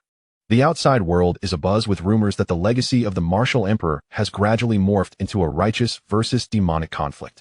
And Celestial Demon Mountain has descended into chaos, the situation spiraling out of control. Gu Yao reported with a tone tinged with helplessness. Clearly, even she had not foreseen this development. A righteous versus demonic conflict. How intriguing. Ji Xiu's brow arched with interest, and his mind involuntarily conjured the image of the northern Xia princess from a decade ago, clad in a flowing black gown, exuding an air of cold nobility, her beauty unparalleled. The transformation of the once noble princess into a formidable adversary against the entire righteous path of the nine heavens, wreaking havoc across the realms. Such a stark contrast was indeed striking. By the way, Your Highness, Gu Yao seemed to recall something and solemnly added, there is another individual at Celestial Demon Mountain whom you must pay particular attention to. He is the dark horse in this righteous versus demonic war and the betrothed of the long princess of the divine Phoenix Empire, Feng Huang. His name is Yi Xian. Yi Xian. Upon hearing this name, Ji Xiu's expression momentarily froze. He has arrived. At long last, the male protagonist of the novel, Yi Xian, has made his entrance. A cruel smile involuntarily crept upon Ji Xiu's lips. After so many years, the protagonist has finally matured. As the ultimate antagonist, the destined protagonist certainly cannot be overlooked. After all, when the crops are ripe, it is time for the harvest. Furthermore, many mysteries await Ji Xiu to unravel at Celestial Demon Mountain. Is Gu Jian still alive? Who is the enigmatic woman, Yin Fei, who does not exist in the narrative? And now that he has reached adulthood, the long-promised wedding date from a decade ago approaches. Will his fiancée, Mu Bing, who has ventured into the ice abyss with the intent to eliminate him, emerge from her seclusion? Will she come? Moreover, what intentions does the former Northern Xia national master, now the holy queen of the demonic sect, Nan Linghua, harbor towards him? In a fleeting moment, his heart was a tempest of emotions, a cacophony of feelings. Alas, whether it be Mu Bing or Nan Linghua, regardless of your designs, this young lord shall accompany you to the end. Ji Xiu took a deep breath, gazing towards the distant north, the direction of Celestial Demon Mountain. Within the depths of his eyes, two flames of crimson slowly ascended. At this moment, he was genuinely stirred with excitement. In this brutal, perilous world of fantasy, only power stands as the eternal truth. As Gu Yao observed Ji Xiu, who stood beneath the dawn's light, gazing into the distance with aspirations of contending against the myriad heroes, she momentarily fell into a daze. Yet, a radiant smile blossomed upon her face, captivatingly beautiful. She realized that her lord, who had remained dormant in the capital for a decade, was finally ready to step into the world. She also understood that those prodigies revered as deities by the cultivators of the nine heavens continent, far away, were in grave peril, for this person before her, once he emerges, would be invincible. Chapter 57. The queen should maintain dignity. Mu Bing is returning. Time swiftly passed. As the first rays of morning light cascaded upon the earth, Ji Xiu donned a moon-white brocade robe and exited his chamber. He had prepared thoroughly for his journey to Celestial Demon Mountain the previous day. Elder Wei would accompany him, primarily to manage the situation, while Gu Yao remained behind in the capital to oversee intelligence and support. Although she longed to join Ji Xiu on his expedition to Celestial Demon Mountain, she understood the weight of her responsibilities. She commanded the entirety of the Military Intelligence Division. It was imperative that she did not leave the capital unless absolutely necessary. Your Highness, please exercise caution on your journey to Celestial Demon Mountain. Be particularly wary of that woman. Gu Yao gently tugged at Ji Xiu's sleeve, her voice laced with concern. She harbored no fears regarding the elite heirs of the Nine Heavens continent, but her singular worry lay with the current holy queen of the demonic sect, Nan Linghua. She distinctly recalled that since a decade ago, that esteemed queen had been coveting her lord. Perhaps this time, if her lord were to inadvertently slip while at Celestial Demon Mountain, he might be devoured by that queen. Yaoer, do not fret. Ji Xiu chuckled, shaking his head as he reached out to touzle Gu Yao's soft hair. He understood her apprehensions, but he was no longer the timid 8-year-old child from a decade past. Even in the face of a saint-level expert, he possessed the strength to contend. He believed that with his own capabilities, Nan Linghua would not have the liberty to act as she pleased. At that moment, voices approached from outside the falling Maple Palace. His mother, Lin Ru, and grandmother, Mu Hua. Xiuer, the queen has arrived. Why are you not out to receive her? Ji Xiu frowned upon hearing this, pondering how Chu Li could possibly be here. Amidst his swirling thoughts, Lin Ru and Mu Hua entered the falling Maple Palace. accompanied by Chu Li and the two young ladies, Xiu Xiu. What are you dawdling for? Hurry and greet the queen. Mu Hua chuckled, playfully patting Ji Xiu's back. Greetings, your majesty. Ji Xiu respectfully nodded towards Chu Li. Xiu, the queen has come to see you off on your journey to Celestial Demon Mountain. Lin Ru explained softly as she approached Ji Xiu. Look how much his majesty values you, even sending the queen to see you off. Ah, I see. Then I must thank his majesty, and extend my gratitude to your majesty as well. Ji Xiu feigned a modest demeanor. Hee. Chu Li smirked, her crimson lips curling ever so slightly as she stepped forward, hands clasped behind her. Your Highness, there is no need for such formality. Nay. Ji Xiu shook his head, responding with utmost seriousness. You are the queen. I am but a subject. Such courtesies must be observed. Is that so? Chu Li, with her delicate brows raised in a teasing manner, took a couple of steps closer to Ji Xiu under the inquisitive gazes of the onlookers. At that moment, she was remarkably near Ji Xiu, close enough for them to almost feel each other's breath. Ji Xiu, do you now realize that I am the Empress? She whispered dreamily into his ear, leaning forward ever so slightly. But, I remember, that night, you were not like this. Without waiting for Ji Xiu's response, she reached out her delicate hand and began to adjust his collar herself. As she meticulously arranged it, she secretly conveyed, this time, you are heading to Tianma Mountain. I shall have Shuer accompany you. There, all the influence of my web is under her control. What do you think? Am I not a woman of my word? Furthermore, I have heard that Long Yuan will initiate a mysterious plan after your departure. But fret not, for I shall keep an eye on him for you. After speaking, Chu Li stepped back a couple of paces, her face adorned with a sweet smile as she addressed the mesmerized Lin Ru and Mu Hua. In that case, I shall take my leave first. Here, I wish the young master great success. With that, she did not wait for Lin Ru and Mu Hua's reply and departed from Luofeng Palace alongside Miss Yu. She left behind a sweet, petite girl named Shui, standing awkwardly with a scabbard on her back, her head bowed in unease. Lin Ru and Mu Hua exchanged glances, both astonished by the unexpected turn of events. At that moment, they shared a common thought. The Empress seemingly has taken a fancy to their Ji Xiu. Old Wei, what does Chu Li mean by that? How can she act so brazenly in the Ji residence? Gu Yao exclaimed indignantly to Old Wei. If it weren't for Lin Ru and Mu Hua being present, she would never have dared to approach Ji Xiu even a step. Old Wei, observing Gu Yao's silence and slight embarrassment, suddenly recalled something and asked Old Wei, could it be that something has transpired between them? Hearing this, Old Wei shook his head and responded softly, Miss Gu Yao, do not inquire further. I am also in the dark. Is that so? Gu Yao raised her brows skeptically, her woman's intuition insisting that something was indeed amiss between Chu Li and her young master. After a brief farewell, Ji Xiu set off for Tianma Mountain with Old Wei and Miss Shui. Watching their departing figures, Gu Yao remained alone for an extended period before finally whispering to herself, Young master, you are still unaware, are you? Yaoer is but a hair's breadth away from reaching the June level. When you return, I shall devote myself to you. Until then, I will safeguard the Ji family. With that, she turned to leave. At that moment, as she spun around, the youthful demeanor she had displayed before Ji Xiu vanished. She reclaimed the resolute, unyielding persona she had donned during her years as the underground queen of the Beixia dynasty. Within the Ji family's military estate, Lin Ru paced restlessly. Mother, do you think the Empress truly has feelings for our Ji Xiu? I already inquired. And the Emperor Long Yuan did not send the Empress to see him off. As she spoke, her unease deepened. Oh, come now. Even if the Empress harbors some thoughts about our precious Ji Xiu, what of it? If our Ji Xiu is unwilling, can she force him? Mu Hua chuckled, observing Lin Ru's agitation.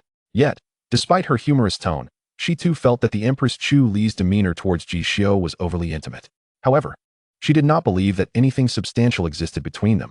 No, absolutely not. Even if Ji Xiu were willing, I would not agree. That woman, Chu Li, has a background too complex, and she is already the Empress of Beixia, which is not rightfully hers. She cannot compare to Mu Bing. Lin Ru shook her head in refusal. Suddenly recalling something, she hurriedly turned to Mu Hua and asked, Mother, what about that girl Mu Bing? Hasn't she gone into seclusion at the Ice Abyss for training? Is she returning? Yes, Mu Hua replied with a slight smile. Rest assured, 3 days ago, my senior sister sent me a message. She mentioned that Mu Bing is about to emerge from her seclusion very soon. Chapter 58, The Divine Wood Forest, Mu Xianyin. Ji Xiu becomes the Demon Lord. Meanwhile, a large black vessel sped swiftly across the border, heading towards Tianma Mountain in the northern domain. At the viewing platform of the Beixia Imperial Palace, Emperor Long Yuan stood with a cold demeanor, gazing into the distance. Your Majesty, Ji Xiu has left the Beixia border. A tall young man clad in black iron armor reported from behind him. Excellent. Truly marvelous. The opportunity has finally arrived. Long Yuan exhaled a sigh of relief. After 10 years of being the emperor of Beixia, he had awaited the day when Ji Xiu would leave the capital. Turning to the young man, he inquired, Ji Xian, we can now set our plan into motion. Yes. Ji Xian nodded firmly in response. Your Majesty, I shall now convey your orders to the third prince of the Divine Phoenix Empire and the crown prince of the Great Qin Empire, inviting them to the capital to conspire on great matters. With that, he took his leave. Long Yuan, staring at the northern sky, chuckled darkly. Ji Xiu, once my plan is fulfilled, I shall witness the downfall of you and your Ji family. With that, he turned and left the viewing platform. Unbeknownst to him, as he and Ji Xian concluded their conversation, news reached Chu Li in the Weiyang Palace. Long Yuan, inviting the third prince of the Divine Phoenix Empire and the crown prince of the Great Qin Empire to the capital? What is he plotting? Chu Li furrowed her brow upon hearing this news. She was aware that Long Yuan had a plan concerning Ji Xiu and the Ji family, but she was unaware that it involved the princes of two top-tier empires. Suddenly, she sensed a tempest brewing on the horizon. Yuer, relay my orders at once. Activate our intelligence network within the Divine Phoenix Empire and the Great Qin Empire. Ensure they closely monitor the movements of the third Prince Feng Mian and the Crown Prince Ingzhou. Should anything unusual occur, report to me immediately. Chu Li commanded Miss Yu. Understood. Miss Yu nodded and departed. That day, Chu Li's extensive intelligence network within the two premier empires was officially set into action. Countless elite agents and leaders of the network sprang into action. In the vast sky, a black vessel was racing forward. Ji Xiu sat inside, meditating quietly, while Old Wei appeared somewhat restless. Young master, Gu Jian has been missing for nearly a month. Do you think he... The conversation came to a halt as Elder Wei shook his head and refrained from continuing. At that moment, as Gu Jian's esteemed master, he harbored an unsettling premonition. Upon hearing his words, Ji Xiu slowly opened his eyes. Instead of responding to Elder Wei, his gaze settled upon the petite figure of the young girl huddled in the corner of the xianzhou. Sensing Ji Xiu's attention, Miss Shui trembled involuntarily, biting her flower-like lips as she shot a glare at him, exclaiming, Ji Xiu, what do you intend to do? With a chuckle, Ji Xiu shook his head and inquired, Miss Shui, have you ever encountered Gu Jian? Or perhaps you have met your esteemed Mrs. Master, Yan Fei? Shaking her head, Miss Shui replied, No, I have never seen her. I have always known that my miss has a master, but I have never laid eyes on her. I also understand that Ji Xiu's subordinate has fallen into the hands of my Mrs. Master, which is why Ji Xiu seeks her. Yet, I genuinely know nothing. Is that so? Ji Xiu nodded. To be frank, he was not surprised. If that enigmatic woman, Yan Fei, could not be investigated even by the military intelligence, and was absent even from the narrative of the story, then what could this naive girl possibly know? However, that was of little consequence. They would soon arrive at Tianma Mountain, and he was eager to uncover the true identity of Yan Fei. Ji Xiu, I have a question for you too.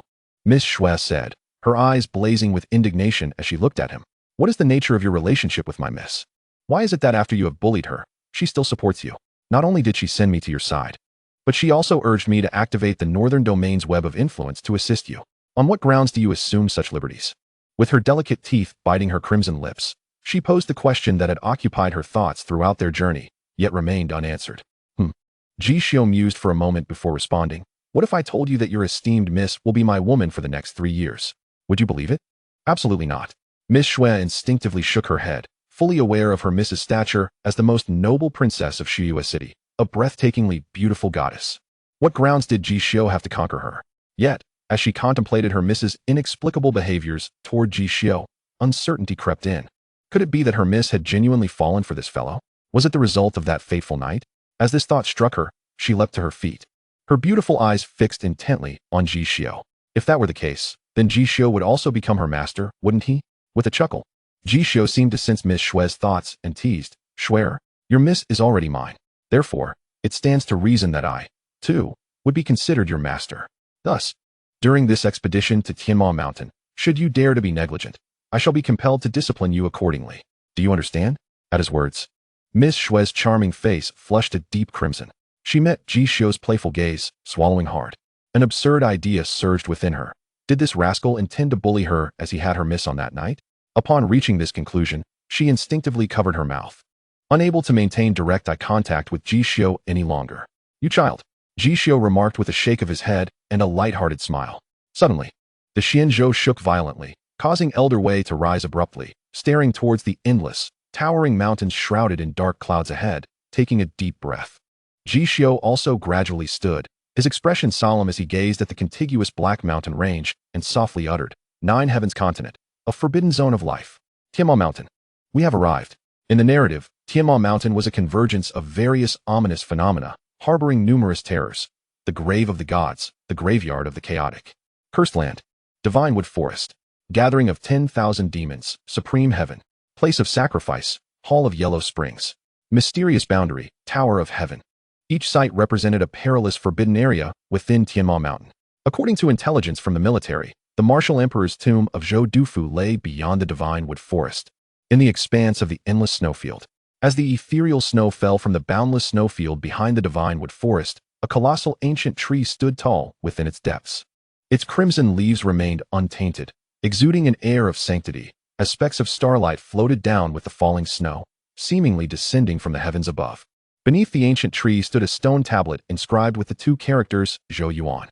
In front of the tablet sat a woman clad in a black gown, adorned with an intricately embroidered crescent moon. As the focus sharpened, her features revealed exquisite refinement, accentuated by her skin, as smooth and flawless as mutton-fat jade. Drawing the eye irresistibly, her brows, reminiscent of delicate ink drawings, spoke of her once noble lineage as a member of the Xia imperial family, yet now bore an additional air of cold ruthlessness. She was none other than the former princess of Xia, now the holy maiden of the first demon sect in the Nine Heavens, Mu Xianyin.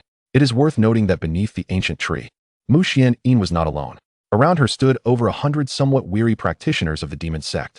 Since the supreme heaven had entered the fray, they had been embroiled in intense conflict with the 7 major cultivation sects and 2 powerful empires, suffering losses on both sides.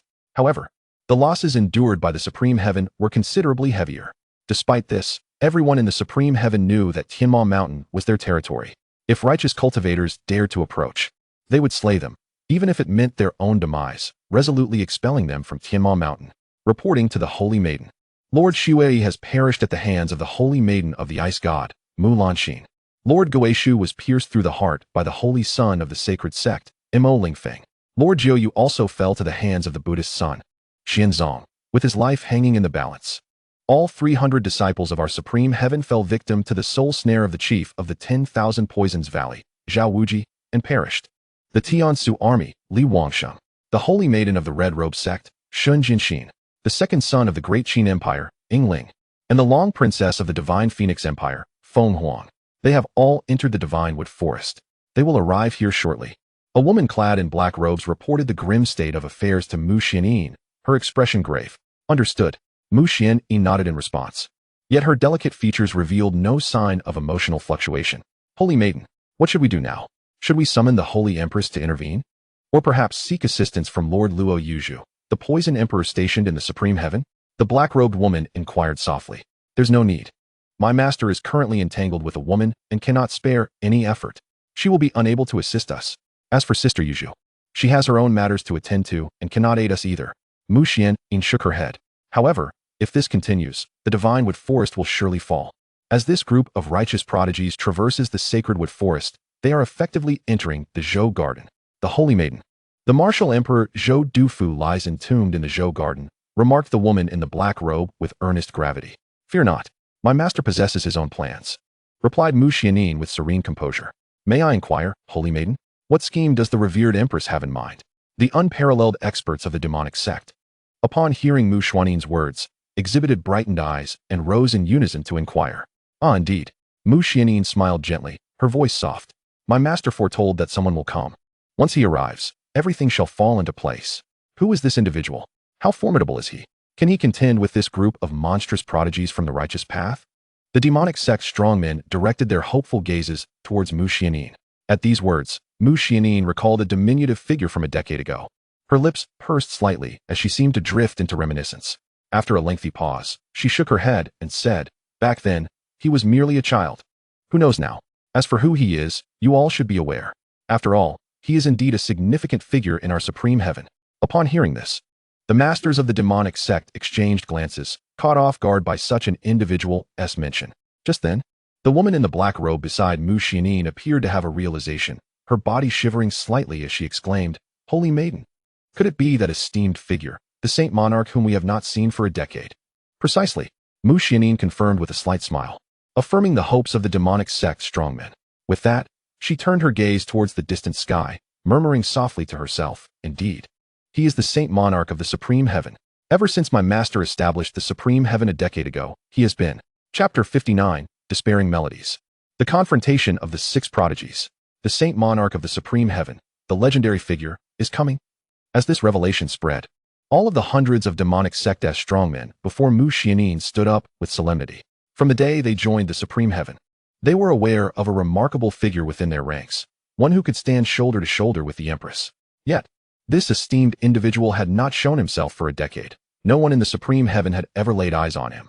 Perhaps it was precisely because of this that he had become the most enigmatic and legendary figure in the Supreme Heaven. Moreover, through the deliberate embellishments and myths propagated by the disciples of the Nine Heavens demonic sect, the entire continent now knew that besides the Empress, there existed a Saint Monarch in the Supreme Heaven. Legends spoke of this Saint Monarch's extraordinary powers, one who, when not intervening, could suppress the righteous forces of the Nine Heavens with merely a gesture. Goodness, our Saint Monarch truly intends to arrive. I must not be mistaken. The Holy Maiden's words were undoubtedly true. How could they be false? Rumors had it that the Empress harbored unrequited love for the Saint Monarch, which had compelled him to retreat into seclusion for 10 years. Is this true? Nonsense. It is absolutely false. The Saint Monarch is the husband of the Empress. How could she possibly love him in vain? Indeed, the Saint Monarch and the Empress are a loving couple, having jointly founded the Supreme Heaven. Hence, where is this notion of unrequited love? It must simply be a rumor. Quite right. Furthermore, I have heard that the Saint Monarch is a reincarnation of an ancient demon god, capable of annihilating an entire dynasty with a mere wave of his hand. Yes, I too have heard that our Saint Monarch possesses extraordinary demonic techniques, able to pluck the stars from the heavens.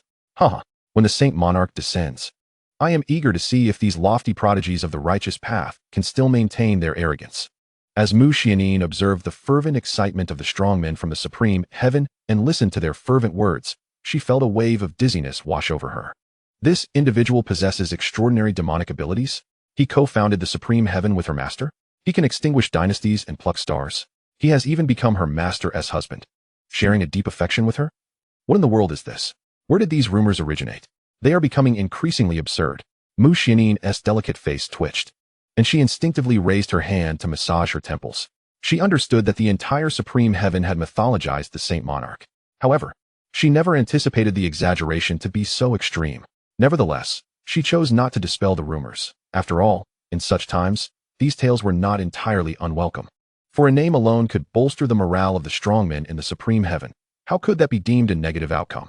At that moment, from the northern expanse of the sacred wood forest, a chilling voice echoed. "So, you bunch of demonic scum are hiding here. Why aren't you fleeing?" As the words fell, a young man clad in white, carrying a bloodied long sword, stepped into the depths of the sacred wood forest. The moment he appeared, even the wind turned as sharp as a blade, piercing to the bone. The holy son of the sacred sect, Mo Lingfeng. Mu Xuanyin's expression grew increasingly grave upon seeing the newcomer. She knew this holy son possessed immense strength, having one foot already stepping into the realm of the monarch. Even a promising star of the Supreme Heaven had fallen at his hands. Just as her thoughts swirled, the sound of galloping hooves resonated. A dashing young man in white, riding a magnificent steed, entered gracefully with 18 strongmen in tow. He bore a splendid dragon spear on his back, a warm smile gracing his handsome visage. Dressed finely and radiating vigor, he rode into the sacred wood forest without casting even a glance at Mu Xianyin and the others, exuding an arrogance that was almost insufferable. "Brother Lingfeng, you have arrived at the sacred wood forest ahead of me, truly worthy of being the holy son of the sacred sect. I feel humbled in your presence." The young man in white praised Mo Lingfeng with a nod. "Do not flatter me," Mo Lingfeng replied coolly, offering a slight nod in return. Beneath the ancient tree, Mu Xianyin gazed at the haughty young man in white, her delicate hand instinctively tightening into a fist. She murmured to herself, "The young master of the heavenly strategy army, Li Wangsheng." He and the holy son Mo Lingfeng are renowned as the unrivaled pair on the Nine Heavens continent. How impressive that they have arrived so swiftly. Just as her thoughts began to form, a series of piercing sounds resonated through the sky. Above, for beams of light shot through the air with astounding speed, descending upon the sacred wood forest like shooting stars. The holy son of the Buddhist sect, Xianzong, donned in robes, holding prayer beads, with a crimson mark upon his forehead, his eyes radiating a formidable Buddhist light. The holy maiden of the ice god palace, Mu Langxin, draped in a pristine lunar gown. Wielding the Ice God Palace's sacred sword, frost cold, summoned gusts of wind and snow, her presence colder than the blade itself. In the depths of the 10,000 Poisons Valley, the young master Zhao Wuji stood in his dark attire, his hands clasped behind his back, exuding an aura of ominous black mist that was utterly peculiar. The scarlet-clad holy maiden, Shun Jinxin, adorned in her crimson garb and ghostly mask, her long hair cascading gracefully, possessed a pair of mesmerizing eyes that sparkled with an enchanting brilliance beneath her bronze mask. They have arrived. Indeed, they have all come. Mu Xianyin inhaled deeply, a flicker of despair welling up within her heart. At this moment, apart from the holy son of the Xiantian sword sect who had perished at her hands since the onset of this battle between the righteous and the demonic, all the holy sons and daughters of the 7 foremost sects of the continent had gathered here. The 6 individuals before her represented the pinnacle of the contemporary youth. Each one of them was her equal, with a few even surpassing her in strength. In that instant, she felt an overwhelming weight of pressure. A figure suddenly materialized in her mind. What would he do if he were here? Mu Xianyin bit her red lip, murmuring to herself.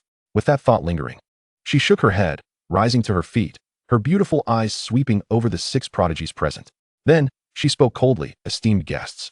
Beyond the sacred wood forest lies the forbidden ground of my supreme heaven. Therefore, I beseech you to halt your steps here. Heh. Li Wangxing let out a cold laugh. Mu Xianyin, you truly are unaware of your own insignificance. You stand on the brink of death. Yet you still dare to obstruct this young master from entering the Zhou Garden? To kill me? With just you? Mu Xianyin scoffed lightly. Why not give it a try? With that, her true essence surged violently. Clang. 9 radiant stars descended around her. In that instant, the aura of the 9 realms of star gathering enveloped the entire sacred wood forest. Amitba, Princess Xianyin, today you cannot impede our progress. Please refrain from sowing unnecessary bloodshed. Retreat now. The chief monk, Xianzong, spoke with a calm demeanor. Upon hearing this, Li Wangxing could no longer remain seated. He turned sharply to Xianzong, rebuking him. Silence. You bald donkey. Do you know how many of my Tiansu army have been slaughtered by these demons of the supreme heaven? And you dare suggest letting them leave? Have you lost your mind? Indeed. At the same time, Mo Lingfeng nodded in agreement, his voice icy as he declared. 3 days ago, the 7 sword attendants of this holy sun perished at the hands of Mu Xianyin and her band of demons. I will never allow them to escape. Thus, Xianzong, you would do well to remain silent. Ha ha ha ha. A charming laugh rang out. The scarlet-clad holy maiden, Shun Jinxin, stepped forward, casting a mocking gaze at Li Wangxing and Mo Lingfeng. As expected of the continent's unparalleled duo, you two are as inseparable as if you were wearing the same pair of trousers. However, it seems you can only bully honest folks like Xianzong. After all, if anyone dared to speak to me in such a manner, I would certainly have their tongues severed. Humph. Hearing this, Li Wangxing snorted disdainfully. Shun Jinxin, you have quite the audacity. If you truly possess the capability, then come and try. Try? Shun Jinxin chuckled lightly. Young master, you are not to my taste. A man like you is beneath my notice. You might as well stop yearning for me. Outrageous. Li Wangxing bellowed in anger, feeling as though he were striking a fist into a pile of cotton, utterly ineffective. At that moment, Shun Jinxin shifted her tone, though I may not be interested in you. Perhaps my sister, Lanxin of the Ice God Palace, might be willing to give you a chance. Impudence. Mo Lingfeng's eyes suddenly turned sharp, as if he were about to dissect Shun Jinxin with 1,000 cuts. Oh dear, the young master is anxious. Young master of the 10,000 Poisons Valley. Do you not think their essay story between young master Mo and holy maiden Mu? Shun Jinxin inquired, turning her gaze toward Zhao Wuji. The holy maiden speaks truly. Their relationship is surely not simple. Zhao Wuji crossed his arms, sarcastically echoing Shun Jinxin's sentiment. Enough. What are you all doing? We are all in the same boat now. Entering the Zhou Garden to seize the legacy of the Immortal Emperor is our shared objective. Why must you all target one another? The holy maiden of the Ice God Palace, Mu Lanxin, frowned and chided Shun Jinxin and Zhao Wuji. Ha. Sister Lanxin, I have heard that the women of the Ice God Palace are all pure and detached from worldly desires. Yet, why does your sister seem so flustered upon hearing me mention your brother Lingfeng? It seems the women of the Ice God Palace are not as detached as the rumors suggest. Shun Jinxin chuckled mockingly, her beautiful eyes glinting mischievously at Mu Lanxin. Shun Jinxin, you have gone too far. Mu Lanxin's expression turned frosty, and she admonished, while you may speak of her without consequence, you shall never insult her sect. Is it not so? Before you entered the Ice God Palace, were you not childhood sweethearts with your brother Lingfeng? Shun Jinxin casually remarked. That is all in the past. You should not bring it up again. Every disciple of the Ice God Palace is pure and detached, having long severed ties with worldly affairs. If you dare to speak such nonsense again, I shall not spare you. Mu Lanxin's voice was icy, issuing a stern warning, a splendid severance from worldly affairs. However, even if your disciples have truly cut off all ties, what of your little martial aunt? I have heard that your little martial aunt, Mu Bing, is betrothed to the young master of the Ji family, Ji Xiu. Given this, it appears the Ice God Palace is quite hypocritical, with the upper echelons as corrupt as the lower ones, all being individuals unable to live without men. Shen Jianxin relentlessly taunted Mu Lanxin.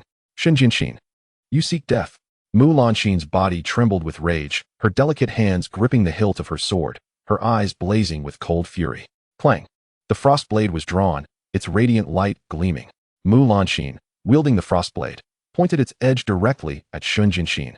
She was aware of the engagement between Mu Bing and Ji Xiu, and found it incomprehensible. She had once inquired of her master, who explained that her martial uncle Mu Bing was different from the others and was not bound by the Ice God Palace's rules. However, there was no need for her to explain this to Shen Jianxin.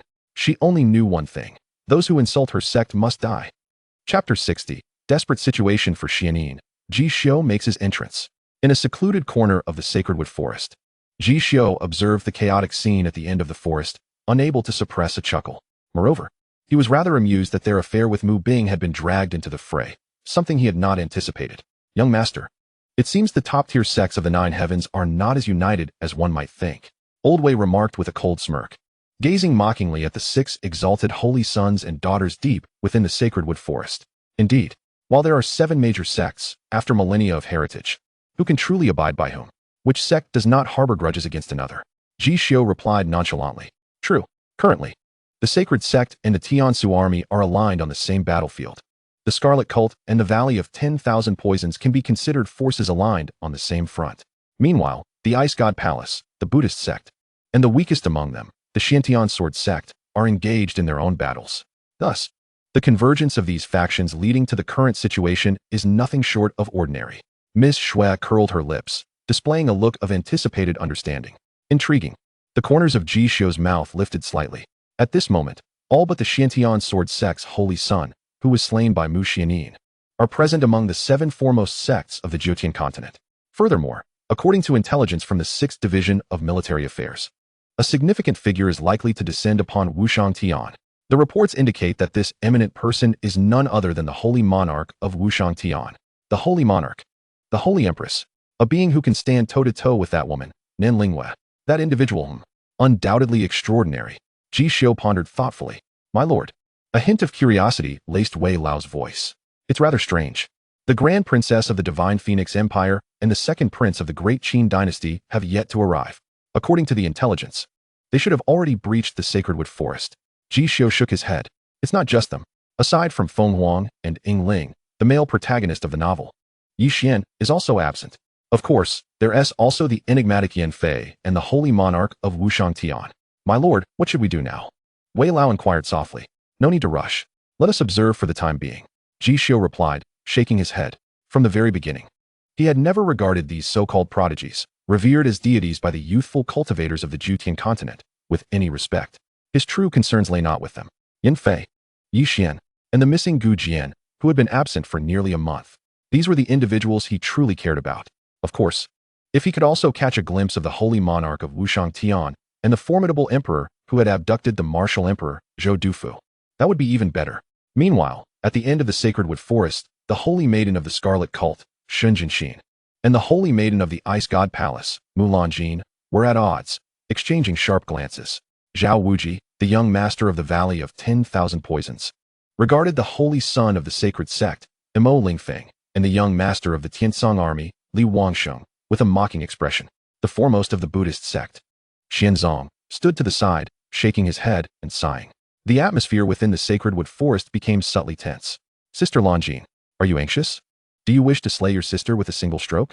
But can you truly accomplish that? Shen Jianxin provocatively challenged Mu Lanjin. What are you staring at? Keep looking, and I shall gouge your eyes out. Li Wangxing coldly retorted toward Zhao Wuji. I am observing someone. Like a dog. Zhao Wuji replied with a derisive grin. You.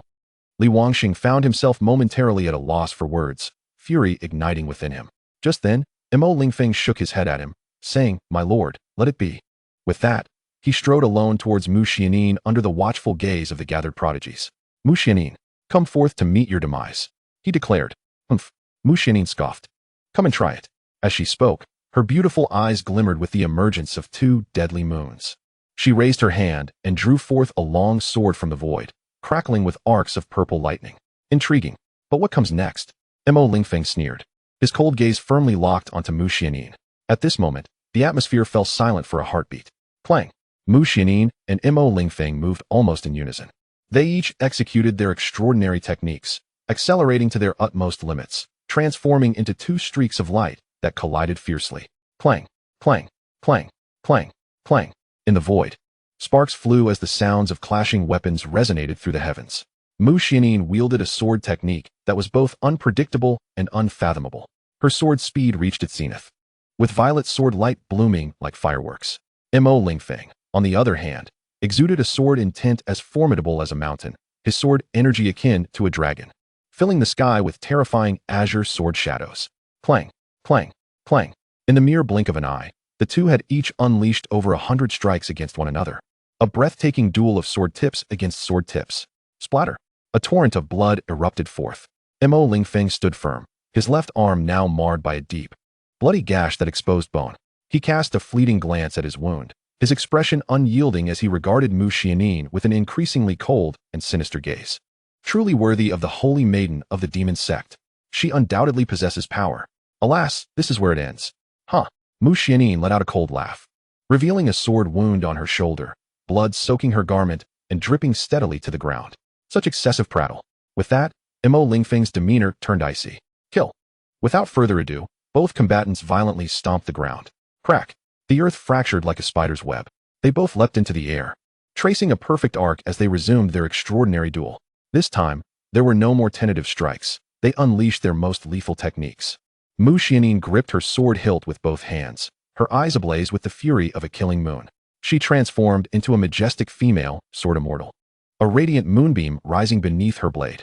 The moonlight was resplendent, exuding an aura of death, her strike astonishing the world. Seeking death. Mo Lingfeng's voice was frosty as he twisted his wrist and activated the forbidden techniques of the sacred sect, raising his sword in response.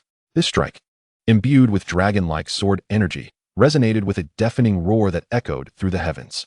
Its sword force and might transcended all limits, as if it could sever all that existed. Boom! The clash of sword light and sword dragon erupted violently in the void. In an instant, a tempest of true essence engulfed the heavens, scattering sword energy and creating invisible ripples. Where the ripples passed, hundreds of ancient trees in the sacred forest were severed cleanly, their stumps as smooth as polished jade. Clearly, the power of their duel had reached an unparalleled zenith, nearly beyond the limits of the 9th realm of star gathering. It has concluded. Xianzong, the foremost of the Buddhist sect, shook his head and spoke softly. As his words fell, a figure was seen hurtling from the center of the storm. It was none other than Mu Xianyin. Splatter. Mu Xianyin was propelled back 100 yards, and upon regaining her footing, she could not help but spit out a mouthful of blood, her once resplendent countenance now pale as death. Had it not been for the support of the mysterious woman in black beside her, she may have been unable to stand at all. In contrast, Mo Lingfeng stood with one hand resting on his sword, a trace of blood gracing his lips, yet he emerged steadily from the eye of the storm. The outcome of that last strike was clear. He had gained the upper hand. Ha! Truly worthy of the holy son of the sacred sect. Li Wangxing smiled slightly. He knew Mo Lingfeng well. Beneath the rank of monarch, he was virtually invincible and would never taste defeat. What a shame. Even among the 9th realm of star gathering, there exists disparity, Zhao Wuji remarked with an indifferent expression. Amipa. Xianzong shook his head. He could discern that Mu Xianyin had already lost her fighting spirit. Very well. Sister Lan Xin, let us call it a day. It appears that this younger sister of the demon sect can no longer endure. Once I have mastered the dual severance blade technique in the Zhou Garden, I shall engage you in a contest of prowess. Shunjian Xin waved her hand towards Mu Lan Xin. They were on the cusp of entering the Zhou Garden, and she wished to conserve her strength to seize the great emperor's dual severance blade technique. Therefore, she preferred not to squander her energy here with Mu Lan Xin. I shall await your return. Mu Lan Xin sheathed her sword, well aware that the paramount focus was on the dual severance blade technique. Now was certainly not the time for a life-and-death struggle with Shunjian Xin. Hee. Mu Xianyin gazed at the assembly of prodigies before her, a surge of helplessness swelling within her heart. She lowered her lashes, her beautiful eyes dimmed with despondency, murmuring to herself, "Is it truly impossible? My master was right. I still harbor a considerable distance from being one of the top prodigies of this era. It seems I shall not be able to wait for that fellow after all." Just then, a flicker appeared at her brow, as a radiant purple moon briefly shimmered upon her forehead. In that moment, she acutely sensed a familiar aura.